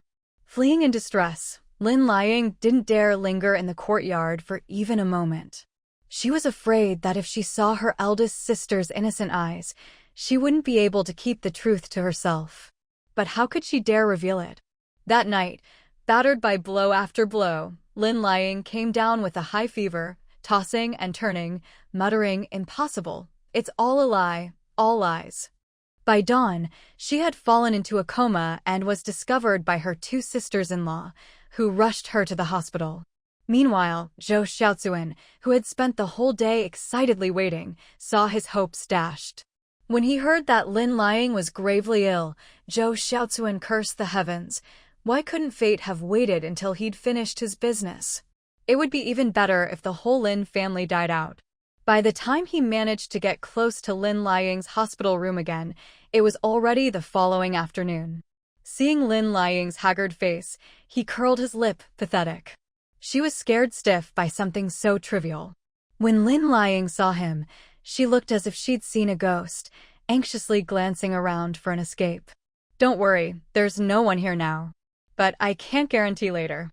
How's the matter I asked you to handle? What did your old lady say? Does she insist on seeing the note before talking?" Lin Liang stared at him in shock. Zhou Jiao shot her a smug look. "I'm not showing the evidence first. Who knows what you people would do to me if you got it? I've seen what old Madame Lin is capable of. She even wanted my dad to get rid of her own granddaughter. I've got a copy of the note here. Let her check if there are any mistakes. I'll wait for your answer tomorrow. If you're late, I'll..." Listening to his threats, Lin Liang gritted her teeth in hatred, but she had no choice but to play along. Steadying herself, she said coldly, "I don't need to see the evidence right now. Just tell me what you want. If I can give it to you, I will. Once it's done, you give me the note. That's more like it. My demands aren't high. I want household registration for my whole family in a major city, a job, not necessarily a great one, just enough to get by, and 1,000 gene of national grain coupons." Lin Liang's eyes widened. "Are you crazy? Even I'd want those conditions. Be realistic, don't ask for the impossible." "No, I've already cut my demands a lot. I'm not asking for a house or cash, just out of respect for the years our families have worked together." Lin Liang shook her head decisively. "Then there's nothing to discuss. My mother can't meet your demands. Go ahead and report us. She's half dead anyway. She won't last much longer." Zhou Jiao sneered. "She might not last, but you're all still here. The children pay for the sins of the parents. Oh, and you'll pay too. What do you think your superiors would do if they found out your mother made her own daughter sterile and tried to kill her own granddaughter? What about your in-laws? If I'm not mistaken, your husband is very filial to his parents. And your big brother, would he be transferred? I hear he works under Zhou Xiaoying now. Oh, and I hear your father can't handle shocks. What do you think he'll do if he finds out what his wife has done? Heh, I can't wait to see." As Zhou Xiao finished and turned to leave, Lin Liang hurriedly stopped him. "I can't do anything about the household registration, and I'll have to find a way for the job. I'll collect the grain coupons for you." Suppressing his glee, Zhou Xiao said slowly, "I also want household registration in Haishur for myself and my youngest son, plus a formal job for him. And make sure our files are clean." Lin Liang narrowed her eyes, her mind racing as she tried to buy time. She nodded. "That's a tall order. I'll need time. I'll give you an answer next week." "No, I'll give you 5 more days. If you really want to get it done, you can do it quickly. That's my bottom line, no negotiation." Seeing her nod, Zhou Xiao quickly left. Walking out of the hospital, watching the crowds on the street, he couldn't help but laugh. He'd done it. He and his youngest son were about to start a new life. As for old Zhou and his other 3 sons, Zhou Xiaozuan had known from the moment he boarded the train that it wasn't realistic to bring them along. His outrageous demands at first were just to pave the way for what he really wanted. Before I even had time to savor spring, the breath of early summer swept in. It felt as if, overnight, all the light jackets and thin coats on campus had vanished. A casual glance revealed a garden full of short sleeves and vests, with the occasional skirt swaying in the breeze. Early summer was truly on its way. The bitter cold of winter was gone, and the wild winds and dust storms of late spring had passed. Summer had arrived, just like that, quietly and without fanfare. After finishing her experiment, Zhou Jiao left with a few female classmates. As she chimed in with their conversation, she was also thinking about hurrying home to make 2 sets of shorts and shirts for her son. Jiao Jiao, look up ahead. It's a pity we haven't seen you wear a long skirt these past couple of years. Following her classmate's hint, Zhou Jiao saw 4 or 5 girls ahead wearing bujula, a kind of thin dress, and secretly chuckled to herself. By nightfall, when the weather cooled, they'd be freezing. I'm planning to go to the department store tomorrow. Want to make a skirt too? I'll pass. I'd rather save the fabric coupons to make summer clothes for my child, Zhou Jiao replied with a smile, shaking her head. Skirts were something she only wore at home now. In recent years, she'd made sure they never appeared in public. It was best to avoid trouble whenever possible. Since starting university, she and Zhang Guoqing hadn't made any new clothes, and over the past 2 years, she'd subtly influenced her mother's style as well. At the intersection, Zhou Jiao parted ways with her classmates and hurried back to the dorm. Ever since the weather had turned hot, there were fewer clothes hanging in the corridor to dry, and it finally looked a bit more orderly. Zhang Guoqing came downstairs, beaming, with an enamel wash basin in her hands. When she saw Zhou Jiao, she hurried over and whispered, "They're having an event tonight. You should come early." Zhou Jiao blinked in confusion. "What event? If it's stealing melons, I'm not going. I can't run fast." Zhang Guoqing hesitated for a moment, then laughed and shook her head. "Forget it. Just wait for us at the usual spot. Are Xiao Wu and the others doing something tonight too?"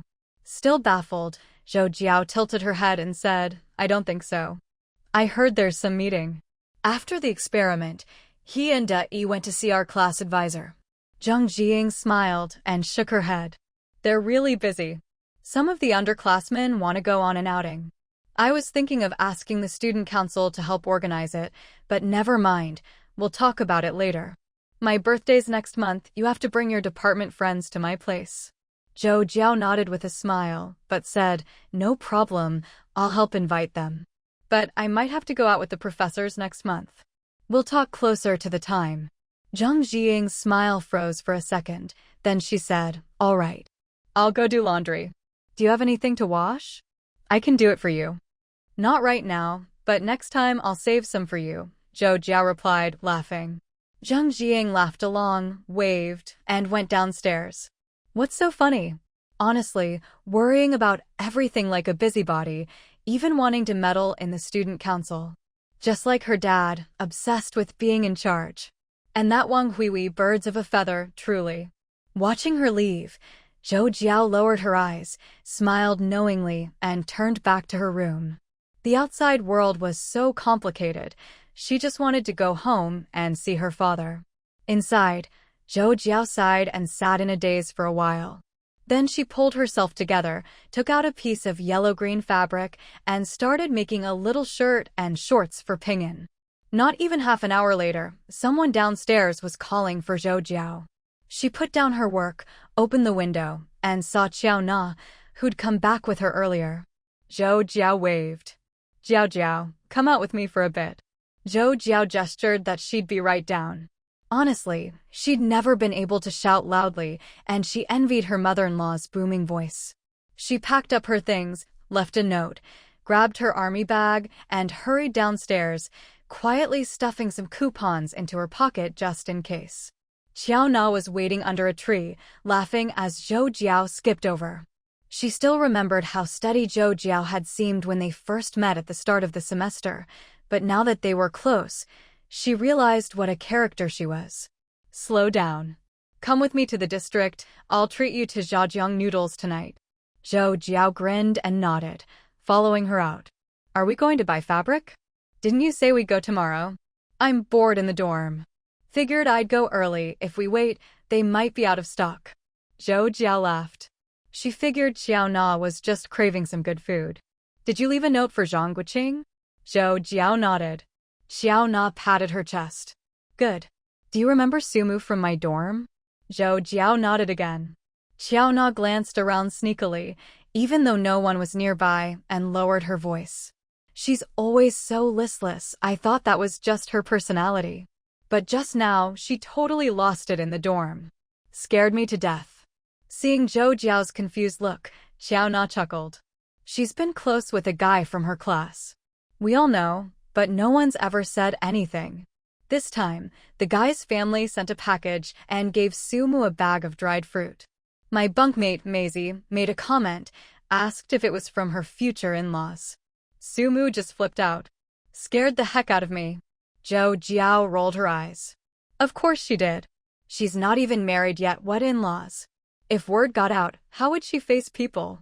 Exactly. No one dared say anything after that, so I just left.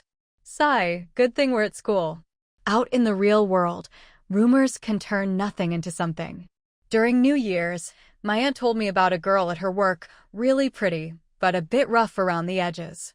One day after work, she ran out and bumped into a man 10 years older. They both fell and couldn't get up for a while. The rumors that started from that. People said they'd been having an affair for ages. The girl broke off her engagement and ended up marrying the guy. So yeah, you really have to watch what you say. Zhou Jiao nodded in agreement. With society the way it was, you really had to be careful with your words. Do you know what He Benshin's dad does? Zhou Jiao shook her head. She never bothered with that stuff. She only knew he was from the south. Xiao Na looked at her in mock disdain. Seriously? I bet everyone but you knows. Zhou Jiao looked at her, exasperated. Does it make you feel accomplished to make fun of me? Xiao Na burst out laughing. Yes, I rarely meet anyone like you. Did you notice He Benshin's imported watch? Or his sneakers? Zhou Jiao didn't want to talk to her anymore. There was just no way to have a normal conversation. Fine, I'll tell you. His dad's a sailor. He's the only son, with 2 younger sisters. No wonder he's never looked skinny.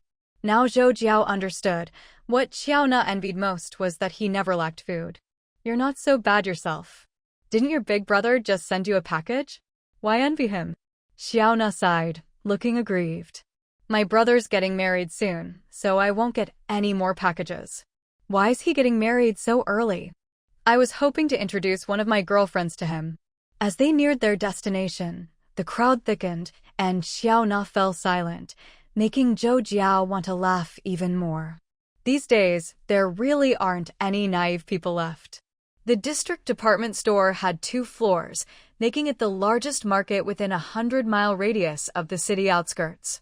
At this moment, the place was bustling with people. If anything, it was even busier than the markets in the city proper.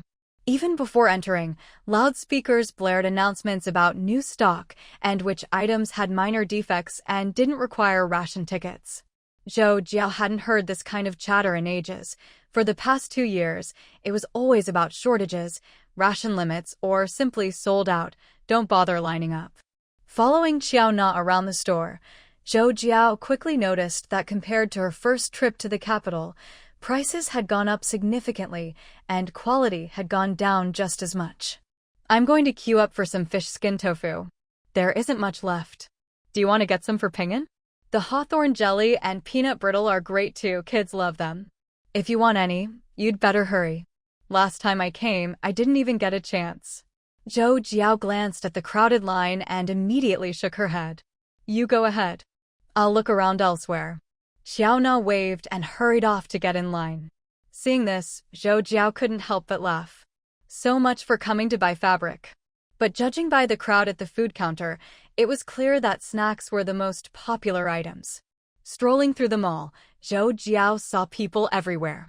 Looking at her own petite frame, she decided not to push her way forward.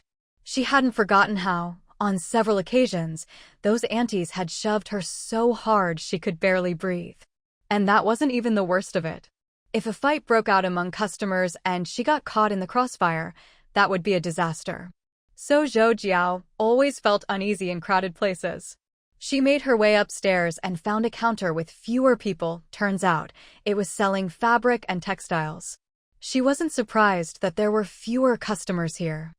Food ration tickets were precious, but fabric tickets were no less valuable. A few years ago, everyone in Beijing could get 17 or 18 feet of fabric a year. Now, at the end of the year, she only got a little over 7 feet. Compared to previous years, every household was scraping by. The saying, new clothes for 3 years, old clothes for 3 years, patched and mended for another 3 years, was still the reality.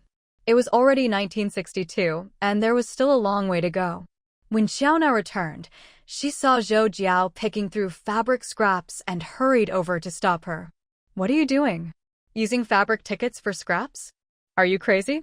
Help me pick out a nice pattern instead. I've saved up 2 years' worth of tickets for this, so I have to choose carefully. You have no idea how much trouble I went through to trade for these before they expired each year. Zhou Jiao let herself be dragged away. She really didn't need any fabric. She'd just been bored and thought the scraps might be good for making sachets or something. Summer was coming, and with it, more mosquitoes. She wondered if she'd be able to buy mosquito coils this year. Of all the supplies Zhou Jiao had prepared, her biggest regret was not stocking up on more raw materials. She'd thought mugwort and wormwood were so common that she hadn't bothered. Now she was paying the price. The mosquito-repellent powders and coils she'd stored had mostly been given away, and she'd never liked mosquito incense. If she were back home, she could go up the mountain to gather more, but here on the outskirts of Beijing, mugwort was nowhere to be found. Zhou Jiao followed Xiaona to another counter. Looking at the 2 or 3 floral fabrics on display, she honestly didn't see much difference between them. In the end, Xiaona used her hard-earned tickets to buy a pale pink floral fabric. Judging by her beaming smile, she was thrilled. She'd been waiting for this for so long. Zhou Jiao teased her, not making an overcoat? No, I'll make do for now. I need to save next year's tickets for when I graduate and start working. Zhou Jiao joked, and after graduation, you'll save for your wedding dress. Exactly, hey, you're trying to get me to talk. With their shopping done, Zhou Jiao didn't want to wander around anymore and dragged Xiaona home. She even turned down an invitation for zhajiang noodles, saying she wanted to make it back in time for dinner. She didn't like others spending money on her, nor did she want Zhang Guoqing to wait alone at school for her to eat. She knew he'd definitely wait for her to come back. She thought she'd be going home empty-handed, but to her surprise, a huge surprise was waiting for her. After returning to school and saying goodbye to Xiaona, Zhou Jiao went straight upstairs. Just as she reached her dorm room and was about to take out her key, Zhang Guoqing opened the door from inside and pulled her in. The whole room was filled with the familiar scent of mugwort. On the table, a basket held wild cherries, mulberries, and other wild fruits, all the things she'd planned to look for at the small market earlier. Truly, she and her husband were perfectly in sync. Zhou Jiao glanced around the room and asked quietly, "Weren't you out with Dai on business? How did you get all this?" Zhang Guoqing grinned and picked her up. "We went to the farm to discuss the double harvest task. After we finished, the 2 of us split off and went to the village. Didn't spend much, 3 cents for a mosquito coil, and a whole bag was only 2 yuan. We each got a bag. The team leader was pretty sharp. He brought a bunch of coils with him and sold them to teachers and students on the way back." Zhou Jiao smiled knowingly. The school was in a remote area, surrounded by trees and farmland, so mosquitoes were everywhere. Many students couldn't afford mosquito nets, and without incense or coils, it was unbearable. Mosquito coils were better than incense, cheap and effective. Each one was about 15 centimeters long and could burn for a whole day and night, keeping the room mosquito-free, with only a faint mugwort scent, clean and environmentally friendly. Of course, except for freshmen and students from well-off families, the older students had made plenty of coils themselves last year to use this year. She'd tried making a couple herself before, but gave up. Not only were the raw materials hard to find, but she wasn't good at the technique. It was much easier to just make the powder. Let's save the rest of the powder for Dad and Ping'an. From now on, we'll just buy coils instead of making our own. It's too much trouble. That team leader is a bit loose-lipped and too sociable, so I didn't place another order with him. In a few days, I'll find another village and buy more coils to keep in reserve. If you're worried about running out of raw materials, I'll have someone gather more at the end of summer. Zhou Jiao nodded. She didn't think making the powder was troublesome. He did all the work anyway, and she felt a little bad for him. Like her mother always said, if money can solve it, it's not really a problem. Especially with mosquito coils, if she could buy them, she'd never bother making them again. She had zero interest in twisting hemp or making coils. Watching her mother-in-law do it at home made it look easy, but when she tried, she just couldn't manage. She never compared her weaknesses to others' strengths. That would be foolish. Especially with something as fiddly as making mosquito coils. The process was complicated. First, you had to sweat buckets gathering the plants in the heat of summer, then carry them home. That was the easy part. The real challenge was twisting the coils, not too thick, not too tight, or they wouldn't burn properly. And that wasn't all. Once twisted, they had to be hung under the eaves to dry for half a day, not in direct sunlight. By the time you had a finished product, your face would be sunburned, your back aching, and your hands covered in blisters. Honestly, 3 cents a coil was an insult to the effort involved. Sigh. That's just how it is now. 3 cents? In the future, if they don't cost at least 300 yuan each, no one will want to make them. Compared to Zhou Jiao and her husband, Lin Liying's days outside the campus were anything but easy. The moment Zhou Xiaocuan left, Lin Liying didn't even wait to fully recover her strength before forcing herself to check out of the hospital and hurry back to the Lin family home. It was nearing dusk, and the streets were crowded with people getting off work. Lin Liying, looking haggard and worn, finally managed to squeeze onto a crowded bus, barely holding herself together through sheer willpower. By the time she reached the Lin family home, her head was spinning. The family's housekeeper had to help her into old Madame Lin's bedroom. Fortunately, old Master Lin was out that day. Otherwise, she felt she might not have been able to hold on any longer. Old Madame Lin eyed her daughter's hands expectantly, making Lin Liying both irritated and heartbroken. So, in the end, her mother only cared about herself. Even a single word of concern right now would have been a comfort. "Auntie, make me a cup of salt water and cook a bowl of plain porridge," Lin Liying instructed, then collapsed into a chair, unable to say another word. After she'd rested and eaten the porridge, more than an hour had passed. Lin Liying's tired, hoarse voice broke the silence. "He didn't give me a note. He said you even tried to harm your own granddaughter, so he can't trust you. In the end, he gave a 5-day deadline. He wants both him and his youngest son's household registrations moved to Haishur, a job arranged for his son, a clean record, and 1,000 jin of grain coupons." Ha ha ha ha. Old Madame Lin let out a few harsh, grating laughs. How the mighty have fallen. When had she, Gu Rui, ever been so down and out? Lin Liying frowned at her. After a while, she said, "You should just apologize directly to my eldest sister and brother-in-law." I agreed to his terms just to keep him calm for now. Yes, after leaving the hospital, she'd thought it over again and again. In the end, she'd have to go to her eldest brother-in-law, confess everything and sincerely apologize. At least he wouldn't let her mother die. Old Madame Lin cried out in panic, "No, no. All right, don't get worked up." "Think it over," Lin Liying said impatiently, waving her hand and sighing. She walked over to the king, shoved a pen into her mother's hand, and sat down beside her. No matter how bad her mother was, she was still her mother. Seeing her like this, Lin Liying couldn't bring herself to ignore her. She wondered if she should tell her eldest brother, Lin Aigua, or discuss it with her father. This could be a big or small matter, but the best way was to admit fault and let her brother-in-law handle it. The only worry was that the Zhou family might use the leverage they had and go for broke, which would have serious consequences. "We can't let Zhou Xiaojing know the truth." He'll never believe I'm innocent. He'll go all out to ruin my reputation, and he might even find a way to wipe out your whole family. Lin Liang felt a chill in her heart. It wasn't impossible. The old lady had tried to cut off his bloodline. Why would he show mercy? If her own mother-in-law had treated her that way, would she let her family live in peace? Definitely not. I'll go get Dad. You're at home, and if the Zhou family really wants to push things, you won't be able to do anything. No, don't. Old Madame Lin was so anxious she couldn't even write, glaring at her youngest daughter.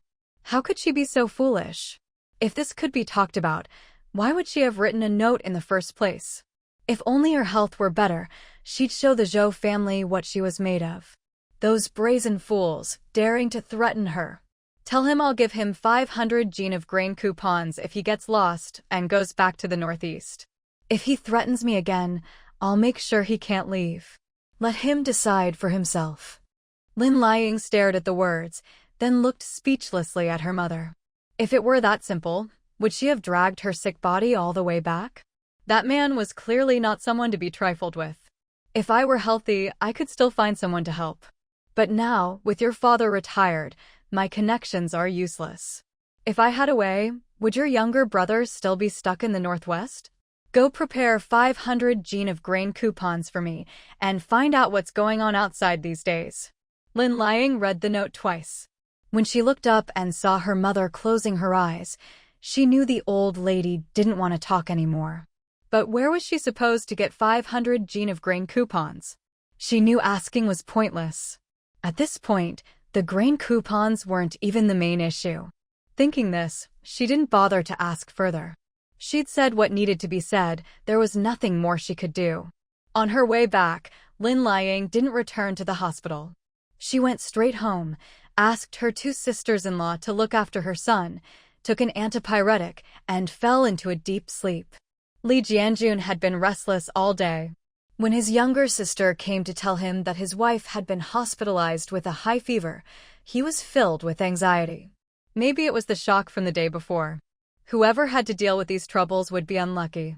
He waited anxiously for the end of his shift, quickly explained things to his colleagues, and rushed to the hospital. He found out that Lin Liang had insisted on checking out against medical advice. Worried, he asked the doctor about her condition, and when he learned she'd left right after her 4-drip, he was furious. She really didn't care about her own health. What kind of family mess had made her so desperate to leave? Li Jianjun knew his wife too well. With how much she cherished her life, even a small cut on her hand would have her taking 2 days off. If nothing serious had happened, he'd eat his hat.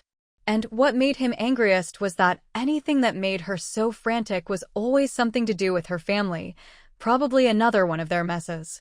When he got to the compound gate, he heard she'd already left a while ago. His eyes flashed, and he didn't bother to have anyone announce him. He just headed straight home. Under the locust tree in the alley, 2 old men were playing chess, surrounded by neighbors watching with big bowls in hand. Laughter and conversation drifted from the courtyards on both sides, filling the whole lane with life. Li Jianjun looked enviously at his carefree neighbors. When would he be able to live so freely?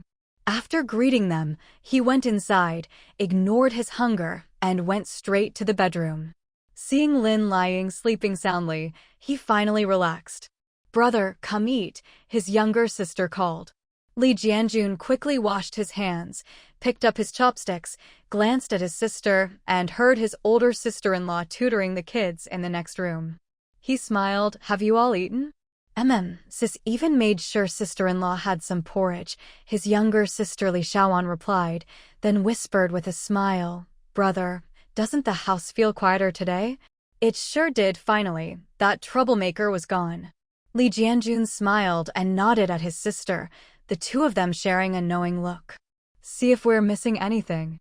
Tomorrow I'll go get some coupons. You and your sister can go shopping and get yourselves some new clothes." Li Shaoan shook her head and whispered, "We have clothes. Save the coupons for my 2 nephews. Don't worry about us. We're not trying to outdo anyone in looks." Li Jianjun took a sip of soup and smiled with satisfaction. "My little sister is so sensible. Are you going to take the college entrance exam again this year? I still hope you won't go straight to work." Li Xiaoan had decided not to continue her studies after high school. Compared to the girls in the village, she was already lucky. Her second brother was a college student, and she didn't have to bring honor to the family. No, I'd rather start working early. That's fine too. But when it comes to finding a husband, you and your sister have to let me check him out first. Don't go astray. Once your younger brother gets married, I'll help arrange your weddings. Li Xiaoan blushed, stomped her foot, and said, I'm not getting married. Then she ran into the house with her head down. Li Jianjun chuckled, feeling secretly pleased. This was how a girl should be. He was determined to find good husbands for his two sisters. He didn't care about family background or looks. As long as the family was decent and the young man was responsible, that was enough. In this life, everything else was fleeting. Living a peaceful life was what truly mattered. After dinner, still uneasy, Li Jianjun went in to check on Lin Liang. He felt her forehead, no fever. He breathed a sigh of relief. Nighttime relapses are always the worst with a fever. You're back. Go back to sleep. I'll make some plain congee for you to have when you wake up. Li Jianjun gently patted her. He felt a bit guilty that he couldn't accompany her to the hospital today. His earlier anger had long since faded away at the sight of her pale, exhausted face. He urged his two younger sisters to rest, then washed his son's clothes. After a flurry of chores, the pot on the stove was already bubbling away.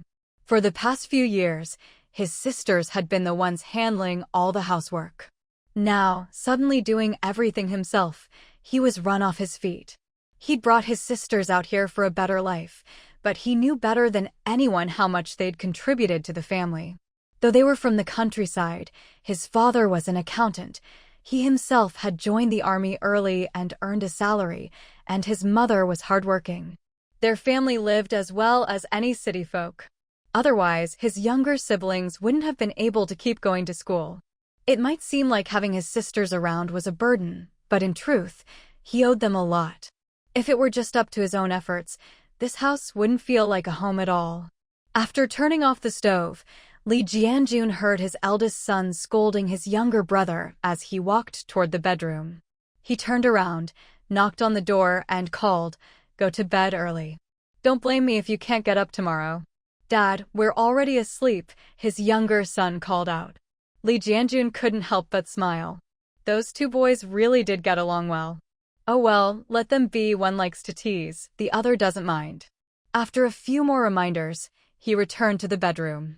By the light, he quietly observed his wife's face, then carefully moved a chair to the bedside and sat down, flipping through a military magazine, occasionally glancing over at her. Time ticked by, and the whole neighborhood gradually fell silent. The heat of the day faded, and a gentle breeze sometimes made the curtains flutter. Lin Liang woke up parched, eager for water.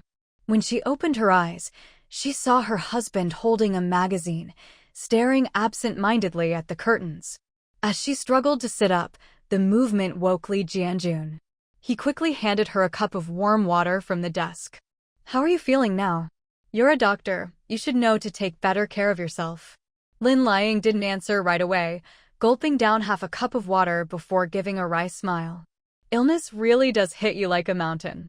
I didn't catch a cold all winter, but now that it's hot, I get sick." Li Jianjun smiled. He didn't mention that she'd made herself sick from stress. He knew she was proud and didn't want to criticize her own family in front of him. He also didn't ask why she'd gone to the compound today, especially after yesterday's awkward incident. He had no desire to bring up her family's mess. "Hungry? How about I bring you some congee? I used fresh rice and added a bit of alkali, so it's nice and creamy. I even boiled a salted duck egg. I guarantee you'll have an appetite when you see it." Lin Liang nodded with a smile. Truth be told, she was starving.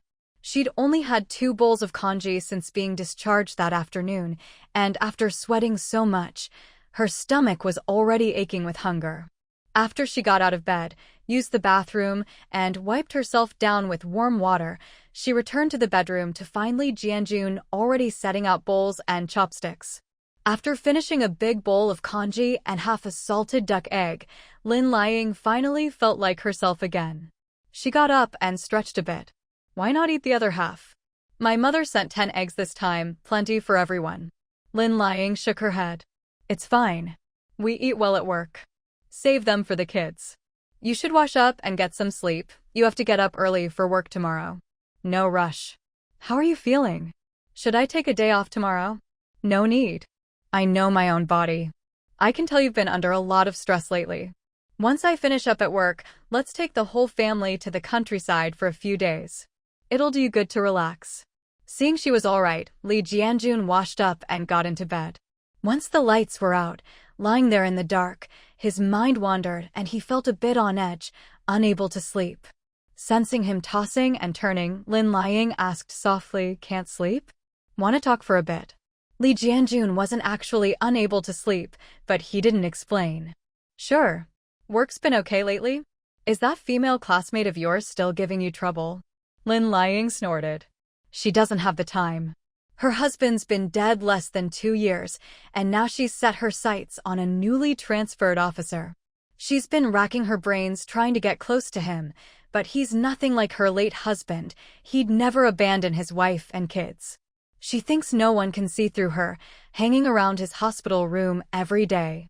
Li Jianjun didn't like hearing his wife speak ill of others. He'd met that woman several times, talented and attractive. She didn't need to chase after anyone. If she so much as beckoned, plenty of men would marry her. Why go to such lengths? I think she's quite pretty. Beautiful widows always attract trouble. Maybe she's just responsible and you're all misunderstanding her. You think she's pretty? I think she's just average. Her features are delicate and she's fair-skinned, that's all. When her husband was alive, he was always bragging about how beautiful she was. You men really are blind. Li Jianjun chuckled quietly. Could he say that some women are just naturally attractive to men? That any man would be tempted by her?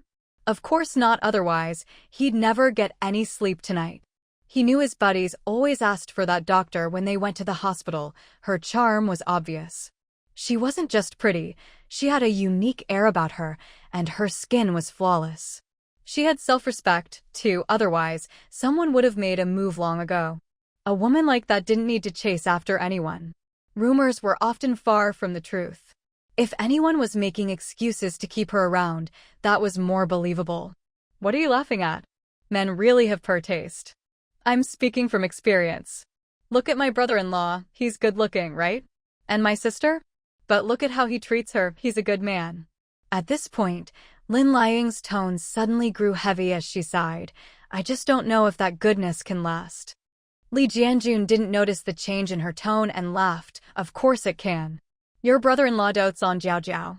He'd never treat your sister badly, not when he wants his daughter to have a complete family. Really?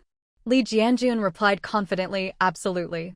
Children are the bond that holds a family together. Anyone who loves their kids will be tolerant of their spouse. Look how many women put up with their husband's fists for the sake of their children. Lin Liang was silent for a moment, then said, The other day, my sister-in-law told me about a woman who went to the Women's Federation, refusing to get a divorce and asking for help. Turns out, after they looked into it, she'd only had a daughter after years of marriage. Li Jianjun didn't pay much attention at first, but the more he listened, the more he sensed something was off. In the darkness, his wife's tone was cautious, very unusual. Her husband accidentally found out that her mother had given her sterilization medicine, making it impossible for her to have more children. He felt her family had cut off his bloodline and insisted on a divorce. Do you think the man was right to leave her? Li Jianjun thought back. I just don't know if that goodness can last. Why was his wife thinking this way? And this time, she'd had a high fever and refused to stay in the hospital, instead running off to the compound. His brother-in-law Zhou Xiaozheng only had Zhou Jiao, and his sister-in-law hadn't gotten pregnant again in years. His mother-in-law was greedy enough to keep funeral money, and she'd knowingly married her daughter to an enemy's son. What wouldn't she do? At that thought, Li Jianjun was so startled he jumped out of bed, turned on the light, and stared intently at his wife, lowering his voice as he leaned in. Did your mother really do that? Is she crazy? Lin Liang hadn't expected her husband to guess the truth and frantically waved her hands in denial. Li Jianjun frowned deeply. Don't deny it. Your sister-in-law's been driven crazy by that brat lately. How would she have the energy to gossip about someone else? Did you get sick over this?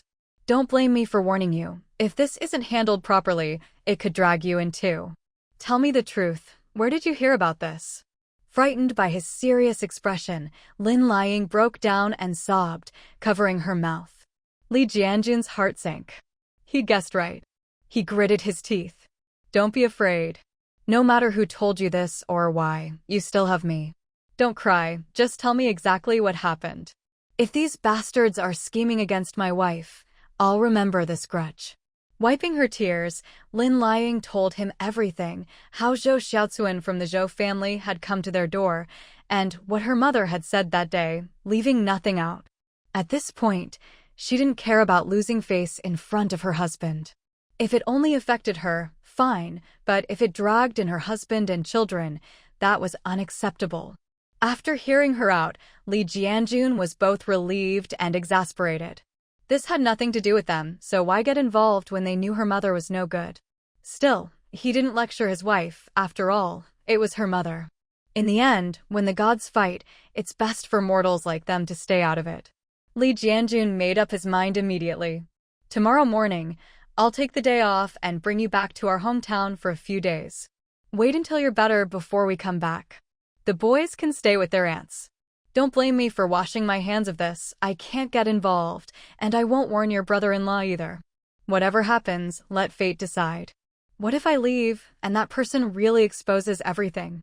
Li Jianjun looked at her. To be blunt, your mother did it. She deserves to be punished.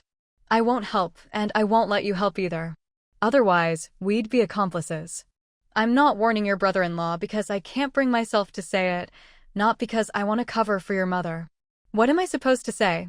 That our dear mother-in-law tried to cut off his bloodline, and even Zhou Jiao was almost lost? Should he be grateful to the Zhou family for not finishing the job? Xiaoying, I'm taking you away tomorrow. Don't think your mother is so good to you. If I were her enemy, she'd sacrifice you too. That night, after Li Jianjun said his piece, Lin Liang stayed silent, neither agreeing nor objecting, but Li Jianjun had already decided not to let her get involved.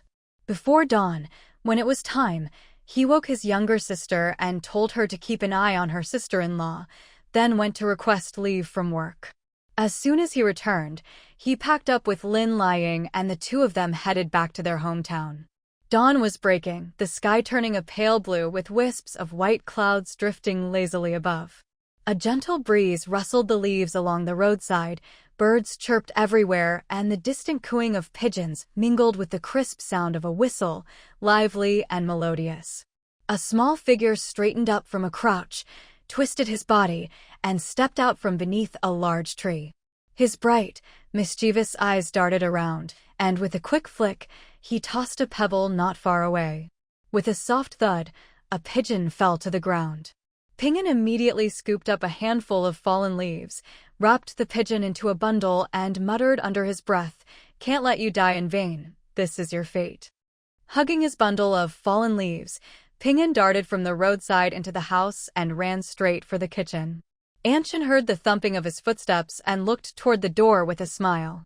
When she saw him carrying an armful of leaves, she exclaimed, "Little ancestor, did you scratch yourself? We don't need you collecting firewood at home." Pinyin just grinned and shook his head. Anshin was great at everything, except she worried too much.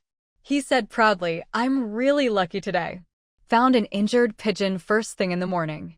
Anshin, can you stew it for Grandpa to help him recover? Add some gastrodia, okay? I saw Mom use that last time. I remember what to add. But don't bring pigeons home again. People might think you shot it down.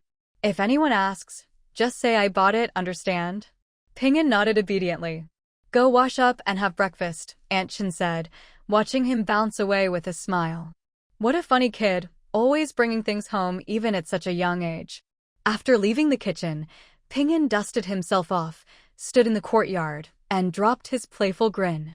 His expression grew serious as he began practicing his punches, a stark contrast to his earlier antics. Zhou Xiaozhong entered the courtyard and stood beside Pinyin, waiting for him to finish.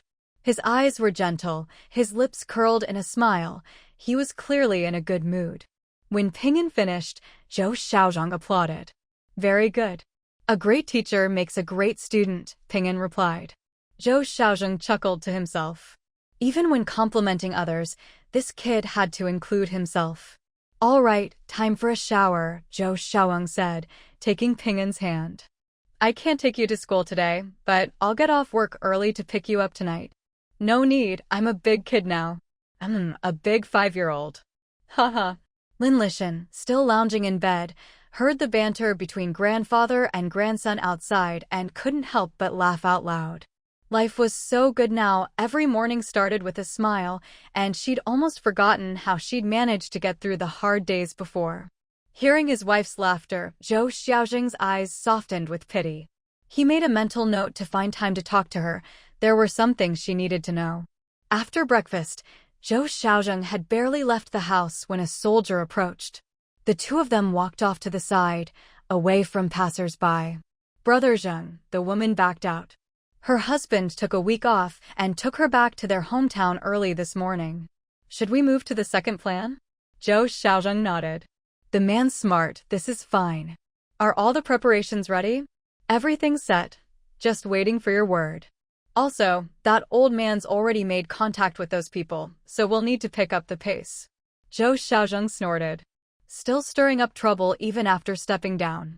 We're not in a hurry, let him finish what he's doing. Tell the brothers to stay sharp and not expose themselves. The other man grinned. No problem.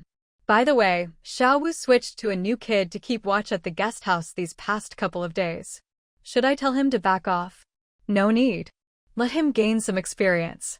How's the investigation into your sister-in-law's matter? It's been too long, most of the people involved back then are dead.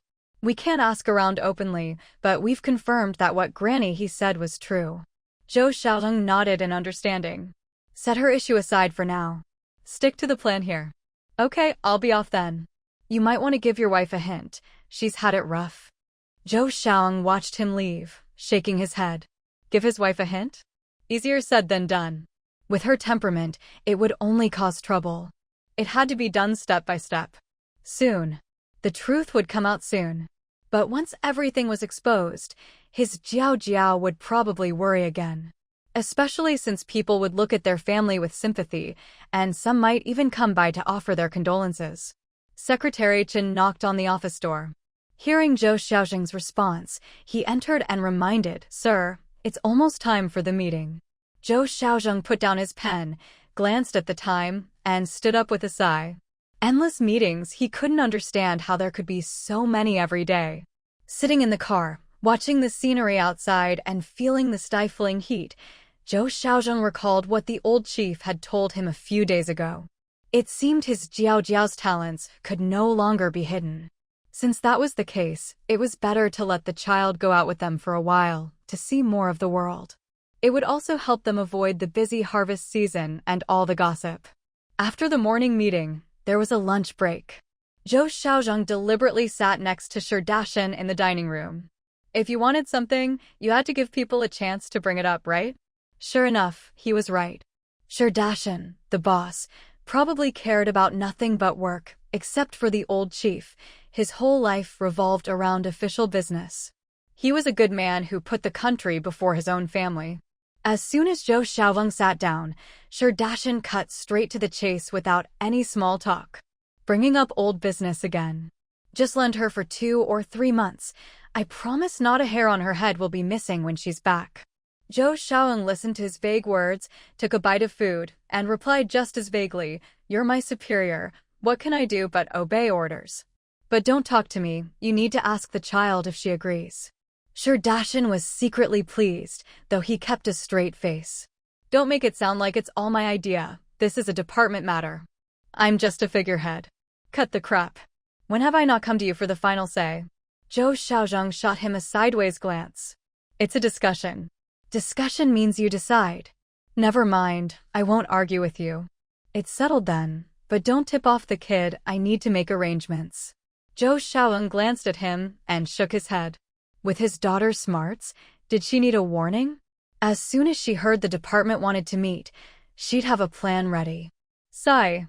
Too bad she'd be away for 2 or 3 months again. There went his late-night snacks. But thinking about how she'd have another card up her sleeve, he felt a bit better.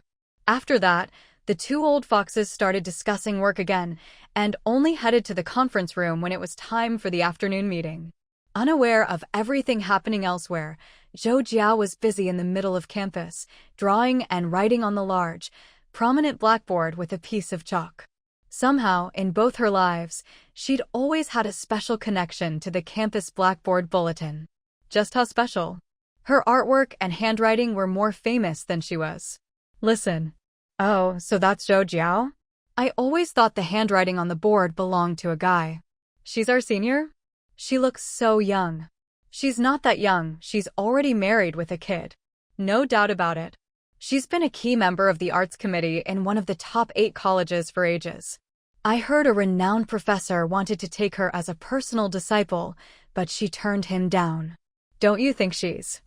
Zhou Jiao listened without a flicker of emotion, her eyes steady as she focused on her work, eager to finish quickly and find an excuse to delay next time. Who wanted to do this every week? It was exhausting. The bell rang for class, finally dispersing the crowd of onlookers. Zhou Jiao let out a slow breath, shook her sore arm, took a few steps back to check for any mistakes, and then bent over to continue her work. Zhou Jiao, someone's here to see you. Put your work down for now. The loud voice behind her startled Zhou Jiao. She turned and, seeing who it was, her pupils shrank, but she quickly put on a smile and ran over enthusiastically. Not far away, the bespectacled department head was leading 2 men in military uniforms toward her, gesturing in her direction as he spoke with them. Hello, teacher. The department head grinned. These 2 comrades received orders from above to ask you to come with them. Don't worry about things here at school, I'll handle it. Just cooperate with the higher-ups, okay? Zhou Jiao nodded blankly, wondering what on earth required her cooperation. She was just a student. What could it be? She glanced at the 2 young men, but their expressions gave nothing away. Could this be related to her father? The thought made her uneasy. Someone recommended you for your knowledge of a certain foreign language. We'd like your help with something. Can you come with us now? Zhou Jiao nearly laughed. This soldier was funny. A certain foreign language? What a way to put it. Still, at least it didn't sound like she was in trouble. Sorry, could I see your IDs first? Zhou Jiao asked, ignoring the department head's frantic winks and staring intently at the 2 men. They smiled and flashed their IDs, letting her catch a glimpse of the bright red official seal. Zhou Jiao's smile faded as she nodded seriously. Comrade Zhou, please come with us. We'll leave the school matters to your teacher. The department head assured them there was no problem, promising full cooperation, and personally escorted them out of the campus, only turning back after watching them get into the car. Zhou Jiao ignored the others as she got in. She didn't bother asking what this department wanted with her. Her father was the deputy head of this department. If it were really official business, he wouldn't have sent 2 strangers to fetch her. That could only mean outsiders had requested her. A certain foreign language? What nonsense. At a foreign language university, there was no shortage of talent. Why did they need her, specifically? The 3 of them sat in silence as the car left the outskirts and soon arrived at a courtyard in the city center. Zhou Jiao kept her eyes straight ahead as she followed the 2 men past the gate guards and into the compound. Staff bustled about inside, but there was no noise. Everyone focused on their own tasks, not even glancing at the young woman walking in. Zhou Jiao admired their discipline. Day in and day out, it must be so dull. They stopped outside a meeting room. The 2 men knocked and, after a reply from inside, motioned for Zhou Jiao to enter, standing guard outside. The voice inside was unmistakably Sherdashan's familiar, raspy tone. Zhou Jiao relaxed, feeling at ease. She pushed open the door, ready to crack a joke, but was surprised to see 2 people inside. Besides her father, it looked like all the top brass were here. You're here, kid? Come, sit here. Zhou Jiao greeted them and found a seat. Sherdashan took a new magazine from the bookshelf and handed it to Zhou Jiao. She stood up instinctively, accepting it with both hands and looking at him. Don't be nervous, sit down first. We're going to play a little game, Sherdashan said, gesturing to the seat. Zhou Jiao smiled and obediently sat, placing the magazine on the table, waiting for instructions. As for playing a game, even her son Ping'an wouldn't believe that. In a moment, turn to page 11. There's an illustration and a chart. I'll count to 5, then you close the magazine and copy it from memory. Zhou Jiao immediately understood. They were testing her photographic memory, just like her grandfather's. Clearly, they had a task for her. This could be big or small. She could only try to remember as much as possible, but not reveal her full ability, otherwise, she'd be in for endless trouble. She didn't like living on the edge. A peaceful, warm family life was all she wanted. But since things had come to this, she couldn't tarnish her grandfather's reputation. She smiled at the two men. All right, I'll do my best. Don't hold back, show your uncles everything you've got. Yeah, your dad's bragged about you enough times. Don't embarrass him now. Zhou Jiao just smiled, saying nothing. She wasn't a naive child. She knew the more talented she seemed, the heavier the burden. Unfortunately, she was used to being selfish and didn't have much of a sacrifice for the greater good spirit. All right, let's begin. Sherdashan watched her flip open the magazine, then counted rapidly 1, 2, 3, 4, 5, close it. Zhou Jiao stared at him speechlessly. Was that 5? Even a photocopier wouldn't be that fast. She'd already memorized it, but she wasn't about to let him trick her so easily. Sherdashan, usually stern-faced, couldn't help but smile at Zhou Jiao's aggrieved look. He coughed. That didn't count. Let's do it again. They tried again, this time at a normal pace. After closing the magazine, Zhou Jiao quietly took a sheet of paper and began to copy the chart.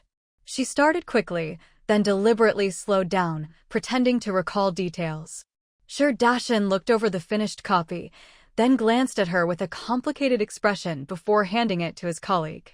If you memorize this chart, how long could you remember it? Could you reproduce it 2 months from now? Zhou Jiao watched as the man compared her copy, tilting her head thoughtfully. Depends on how many mistakes I made. I'm not sure. If I make a point to review it, I probably wouldn't forget easily. Sherdashan nodded, glancing at his colleague, who nodded back. 3 mistakes. But the time was too short. You should know 7 or 8 languages by now, right? Zhou Jiao knew he was probing and shook her head with a smile. I'm no genius. I only know 4, and even then, I'm not always fluent when talking with foreign students. Sherdashan tapped his finger at her. That Polish girl can speak Polish, German, French, and Italian with you. That's 4. Plus your Russian and English, that's 6. Zhou Jiao shook her head in confusion. No, she usually speaks Chinese with me. Sometimes she'll joke around with a few words from those languages like eat, pretty, simple stuff. I don't know most of those languages. No way was Zhou Jiao going to reveal her true abilities in front of foreigners. She was sure they were trying to trick her. Other than her father and Zhang Guoqing, no one knew how much she'd learned in 3 years of university. She only let certain languages slip so she could read newspapers and magazines in the library. Sherdashan shook his head. This kid was just like her father, impossible to get a straight answer from. No wonder old Zhou was sitting calmly next door, not worried at all. Well, that's secondary. Your German and English should be good enough for conversation, right? She couldn't hide that. Her father was known for his German. Zhou Jiao nodded. Good. Next, I have a little notebook here. Help me calculate the total as quickly as you can. Sherdashan handed her a small ledger. This time, Zhou Jiao didn't dare play dumb. She'd already let her abilities slip at the Lin families before. If they checked, they'd know. She deliberately took her time, then handed over the total. Sherdashan and his colleague finally burst out laughing. She's the one. All right, stop tormenting the kid. Old Zhou will beat you up if you keep this up. Sherdashan nodded and looked at Zhou Jiao. There's a task for you this time. Do you have the confidence to complete it? Really? They hadn't even told her what it was yet. Could she say no? She stood up and nodded solemnly. Sherdashan patted her shoulder approvingly. Good. This task isn't easy, but it's not dangerous. I'll assign someone you know to go with you. Zhou Jiao nodded again. She could guess what the task was: someone who knew English and had a good memory. If they were sending a familiar person with her, it was basically mutual surveillance. She was probably going abroad. Sherdashin opened a drawer and took out a genuinely small notebook this time. He handed it to Zhou Jiao. Memorize the confidentiality rules. Your father will explain the details. You'll find out the specifics of the task when you leave in 2 days. You'll be gone for 2 or 3 months, so make arrangements for your child. No need to return to school for now. We'll inform them that you and some other students are going south for an exchange. Zhou Jiao nodded in agreement. 2 days? That was soon. This was all so sudden, she'd have to reassure her husband, or he'd worry himself sick. As for confidentiality, what a pain. All right, that's settled. Your father's in the office next door. Want to see him? If you want to go home, Xiao Wei can drive you. Zhou Jiao guessed Xiao Wei was one of the men who'd picked her up earlier. But she didn't plan to accept a ride. It wasn't far to walk home. She said goodbye and left the meeting room, following the guard's directions to another office. Wow, her father really was busy, so many roles at once. Zhou Xiaozhang smiled as his daughter entered. All done? I've sent someone to fetch Xiao Wu. Stay with me a bit, and we'll go home when I'm finished. Zhou Jiao understood the implication, grinning like a cat who'd stolen cream. Clearly, this wasn't a particularly dangerous mission, or her father would be worried, not smug. Going abroad, how wonderful. She'd been wanting to see the world. More importantly, she had a pile of foreign bankbooks itching to be used. Zhang Guoqing felt as if he'd been struck by lightning. He stared blankly at his wife. Was she flying off to the skies now? And she wasn't even taking him with her? Why didn't she ask for something in return? His mind raced through all sorts of scenarios he'd imagined before. Like how chaotic things were abroad these days, with planes and cannons roaring. Or how there were so many gangs and thugs overseas. Or the risk of betrayal, with enemies everywhere. I'm going to find Beetle. Has he lost his mind, letting you go alone?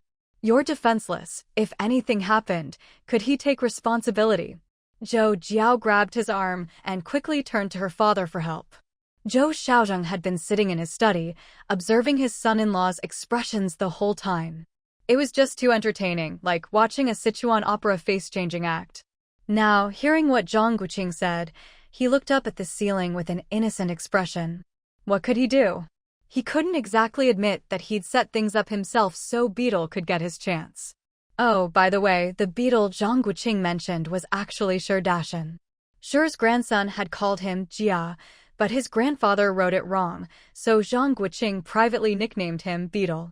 Zhou Jiao explained helplessly, I just finished reading the confidentiality guidelines, and you came running over? Besides, I'm not going alone. There are lots of people going. Most importantly, there's no danger. Zhang Guoqing ignored her and called out to Zhou Xiaozhang, who was pretending to be a bystander. Dad. Zhou Xiaozhang was exasperated. Why couldn't his son-in-law stay calm? He waved his hand. Don't fall for it. Your uncle sure would love nothing more than for you to take the bait. If you went, you'd be treated as a full employee, while Jiao is still just an apprentice. After saying this, he noticed the flicker in his son-in-law's eyes and shot him a sideways glance. Don't even think about it. Once you join that department, you could be sent away for 10 years at a time, and I wouldn't even be able to refuse. Zhang Guoqing frowned, sat down beside him, and asked quietly, Dad, they're not going to have Jiao constantly traveling for work, are they? Zhou Xiaozhang shook his head. No. Like you said, she's not exactly a fighter. They wouldn't have much use for her. This time it's an unofficial assignment. I only agreed because there's no danger. Unofficial assignment? Zhang Guoqing didn't buy it for a second. From the way Zhou Jiao described it, it sounded like there'd be plenty of these assignments in the future. He really didn't want his wife risking her neck all the time. Zhou Xiaozhang, for once, offered a few words of comfort. Your uncle sure does want to recruit Jiao, but it's not a must. There's no shortage of talent these days. It's not like only she can do the job. The main task this time isn't dangerous, and it's a rare opportunity. I figured I'd let her go out and see the world. I've already arranged things for later, so he won't bring it up again. Zhang Guoqing nudged his shoulder. Dad, give me a hint or I won't feel at ease. Zhou Jiao couldn't help but laugh. This kid had learned to be cautious. Thinking it over, he decided it was better to give a warning. If this silly boy tried to sneak along the day after tomorrow, things could get serious, and even he wouldn't be able to protect him. He leaned in and whispered something in Zhang Guoqing's ear. Zhang Guoqing's eyes widened, a joyful smile spreading across his face as he gave Zhou Jiao a thumbs up. Dad, what are you two whispering about? Zhou Jiao looked at them curiously but couldn't catch what they said. Father and son-in-law replied in unison, nothing. Zhou Jiao didn't press further and just smiled. In truth, there were plenty of ways to avoid any lasting consequences. It was just a matter of weighing the pros and cons. Zhang Guoqing beamed at Zhou Jiao.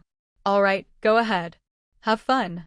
And remember, don't always go around in disguise. You look great just as you are. Zhou Jiao couldn't bear to watch, covering his forehead with one hand. Who said his son-in-law was clever? He was being so obvious, like saying, there's no silver buried here, right where the silver was hidden. Zhou Jiao glanced at her father, her heart stirring, and smiled as she nodded at Zhang Guoqing. These days, things are even messier outside our country. Make sure to bring plenty of medicine, and don't go anywhere alone. If you see injustice, don't get involved.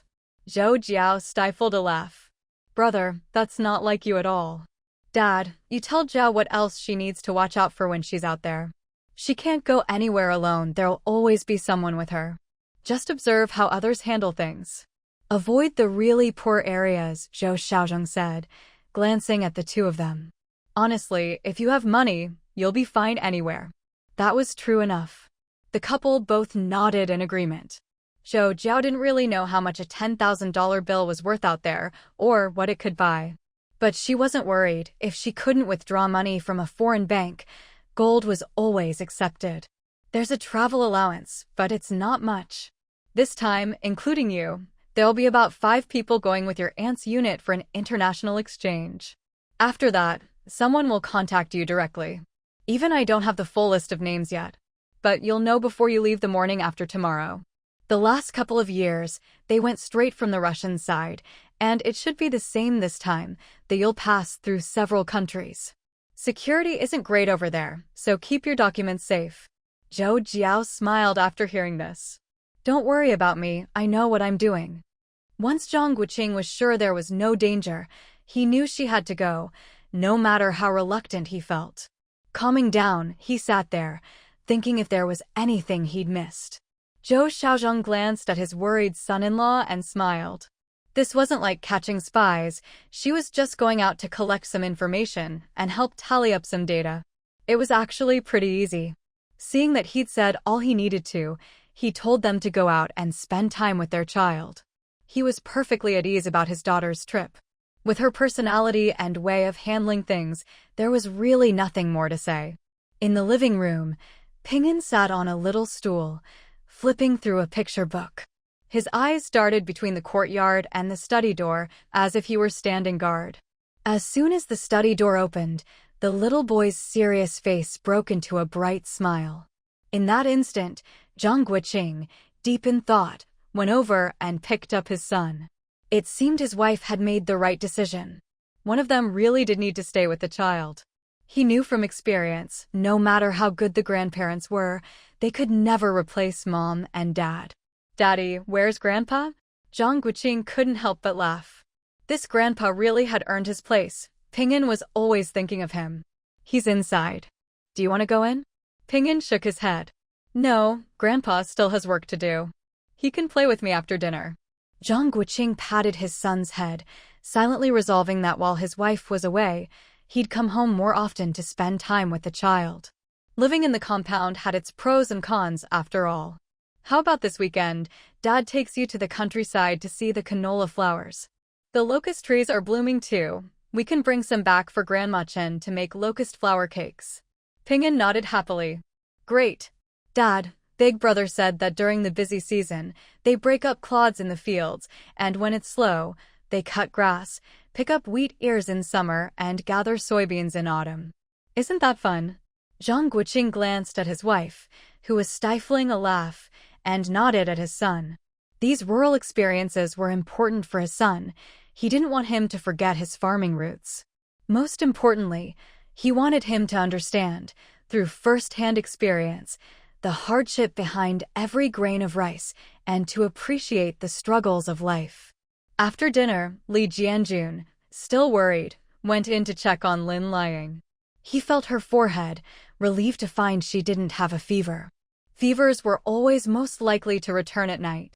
"You're back." For the past few years, his two sisters had been handling all the housework. Now, thrown into it himself, he was running around like a headless chicken.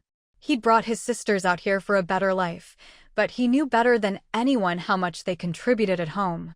Though their hometown was rural, his father was an accountant. He himself had joined the army early and earned a salary, and his mother was hardworking and capable. Their family lived just as well as city folk. Otherwise, his younger siblings wouldn't have been able to keep going to school.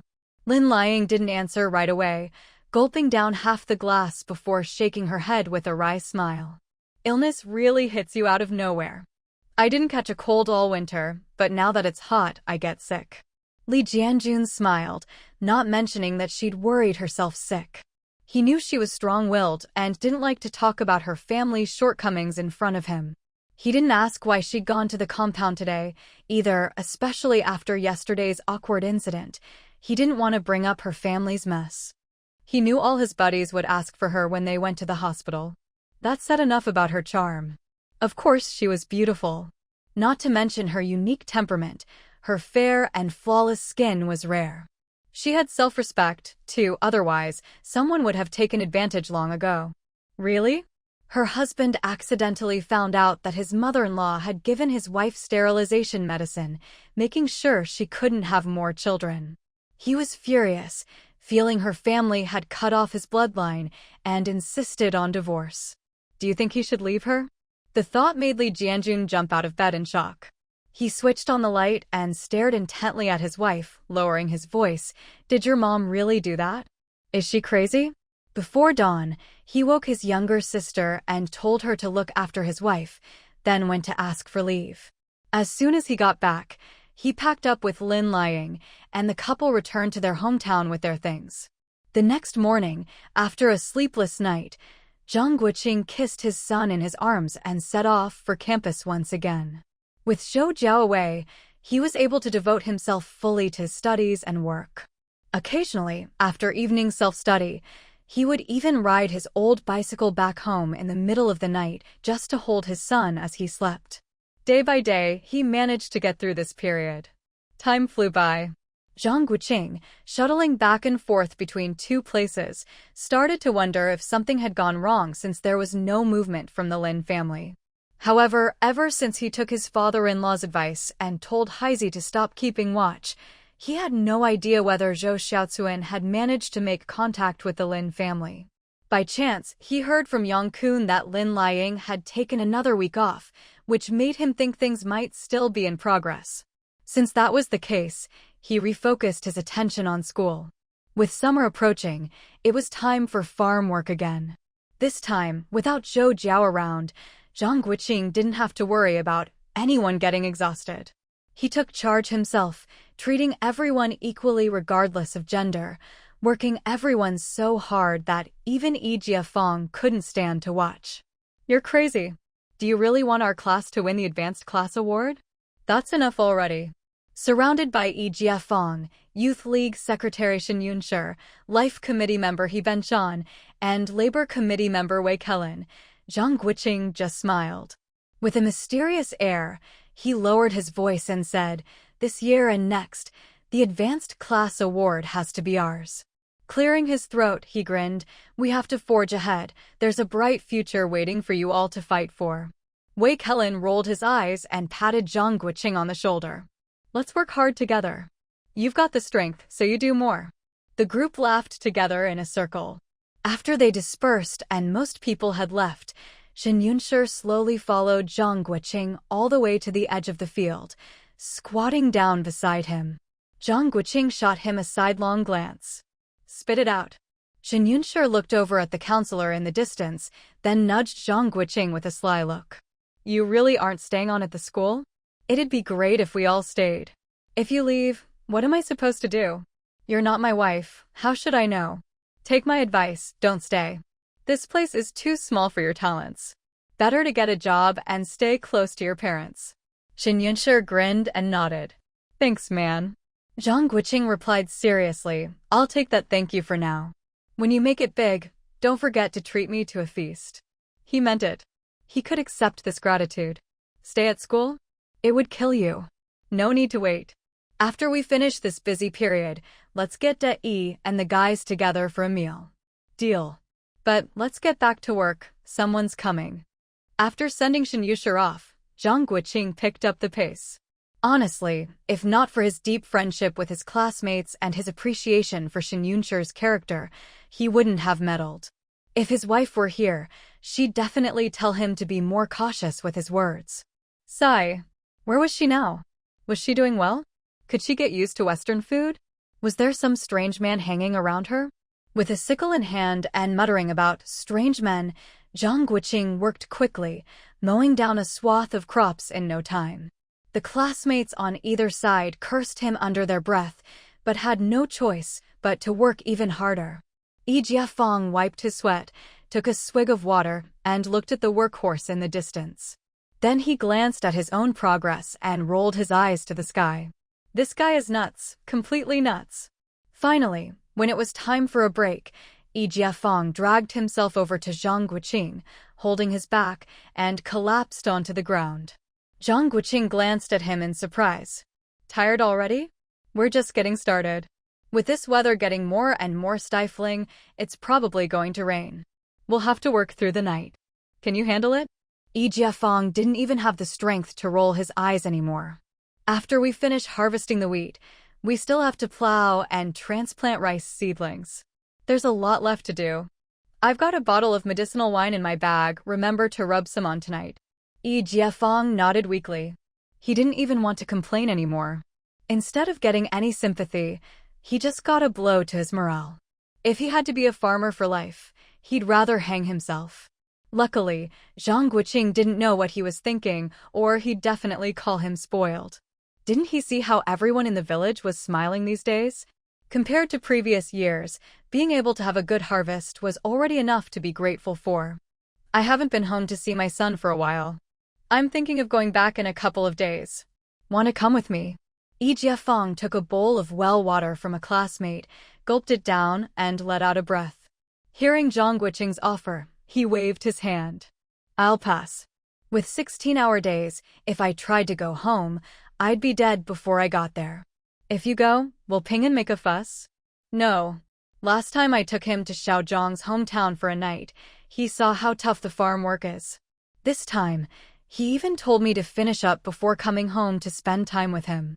That kid is really sensible. Last time, he even told me, since his mom isn't around, I should look after you. He chatted with me for ages, had me laughing so hard. At the mention of his son, Zhang Guoqing's face lit up. He told me the village kids have it rough. At his age, they have to work every day. Early in the morning, with a bamboo basket and a little sickle, they go cut pig grass. He's seen the scars on their hands.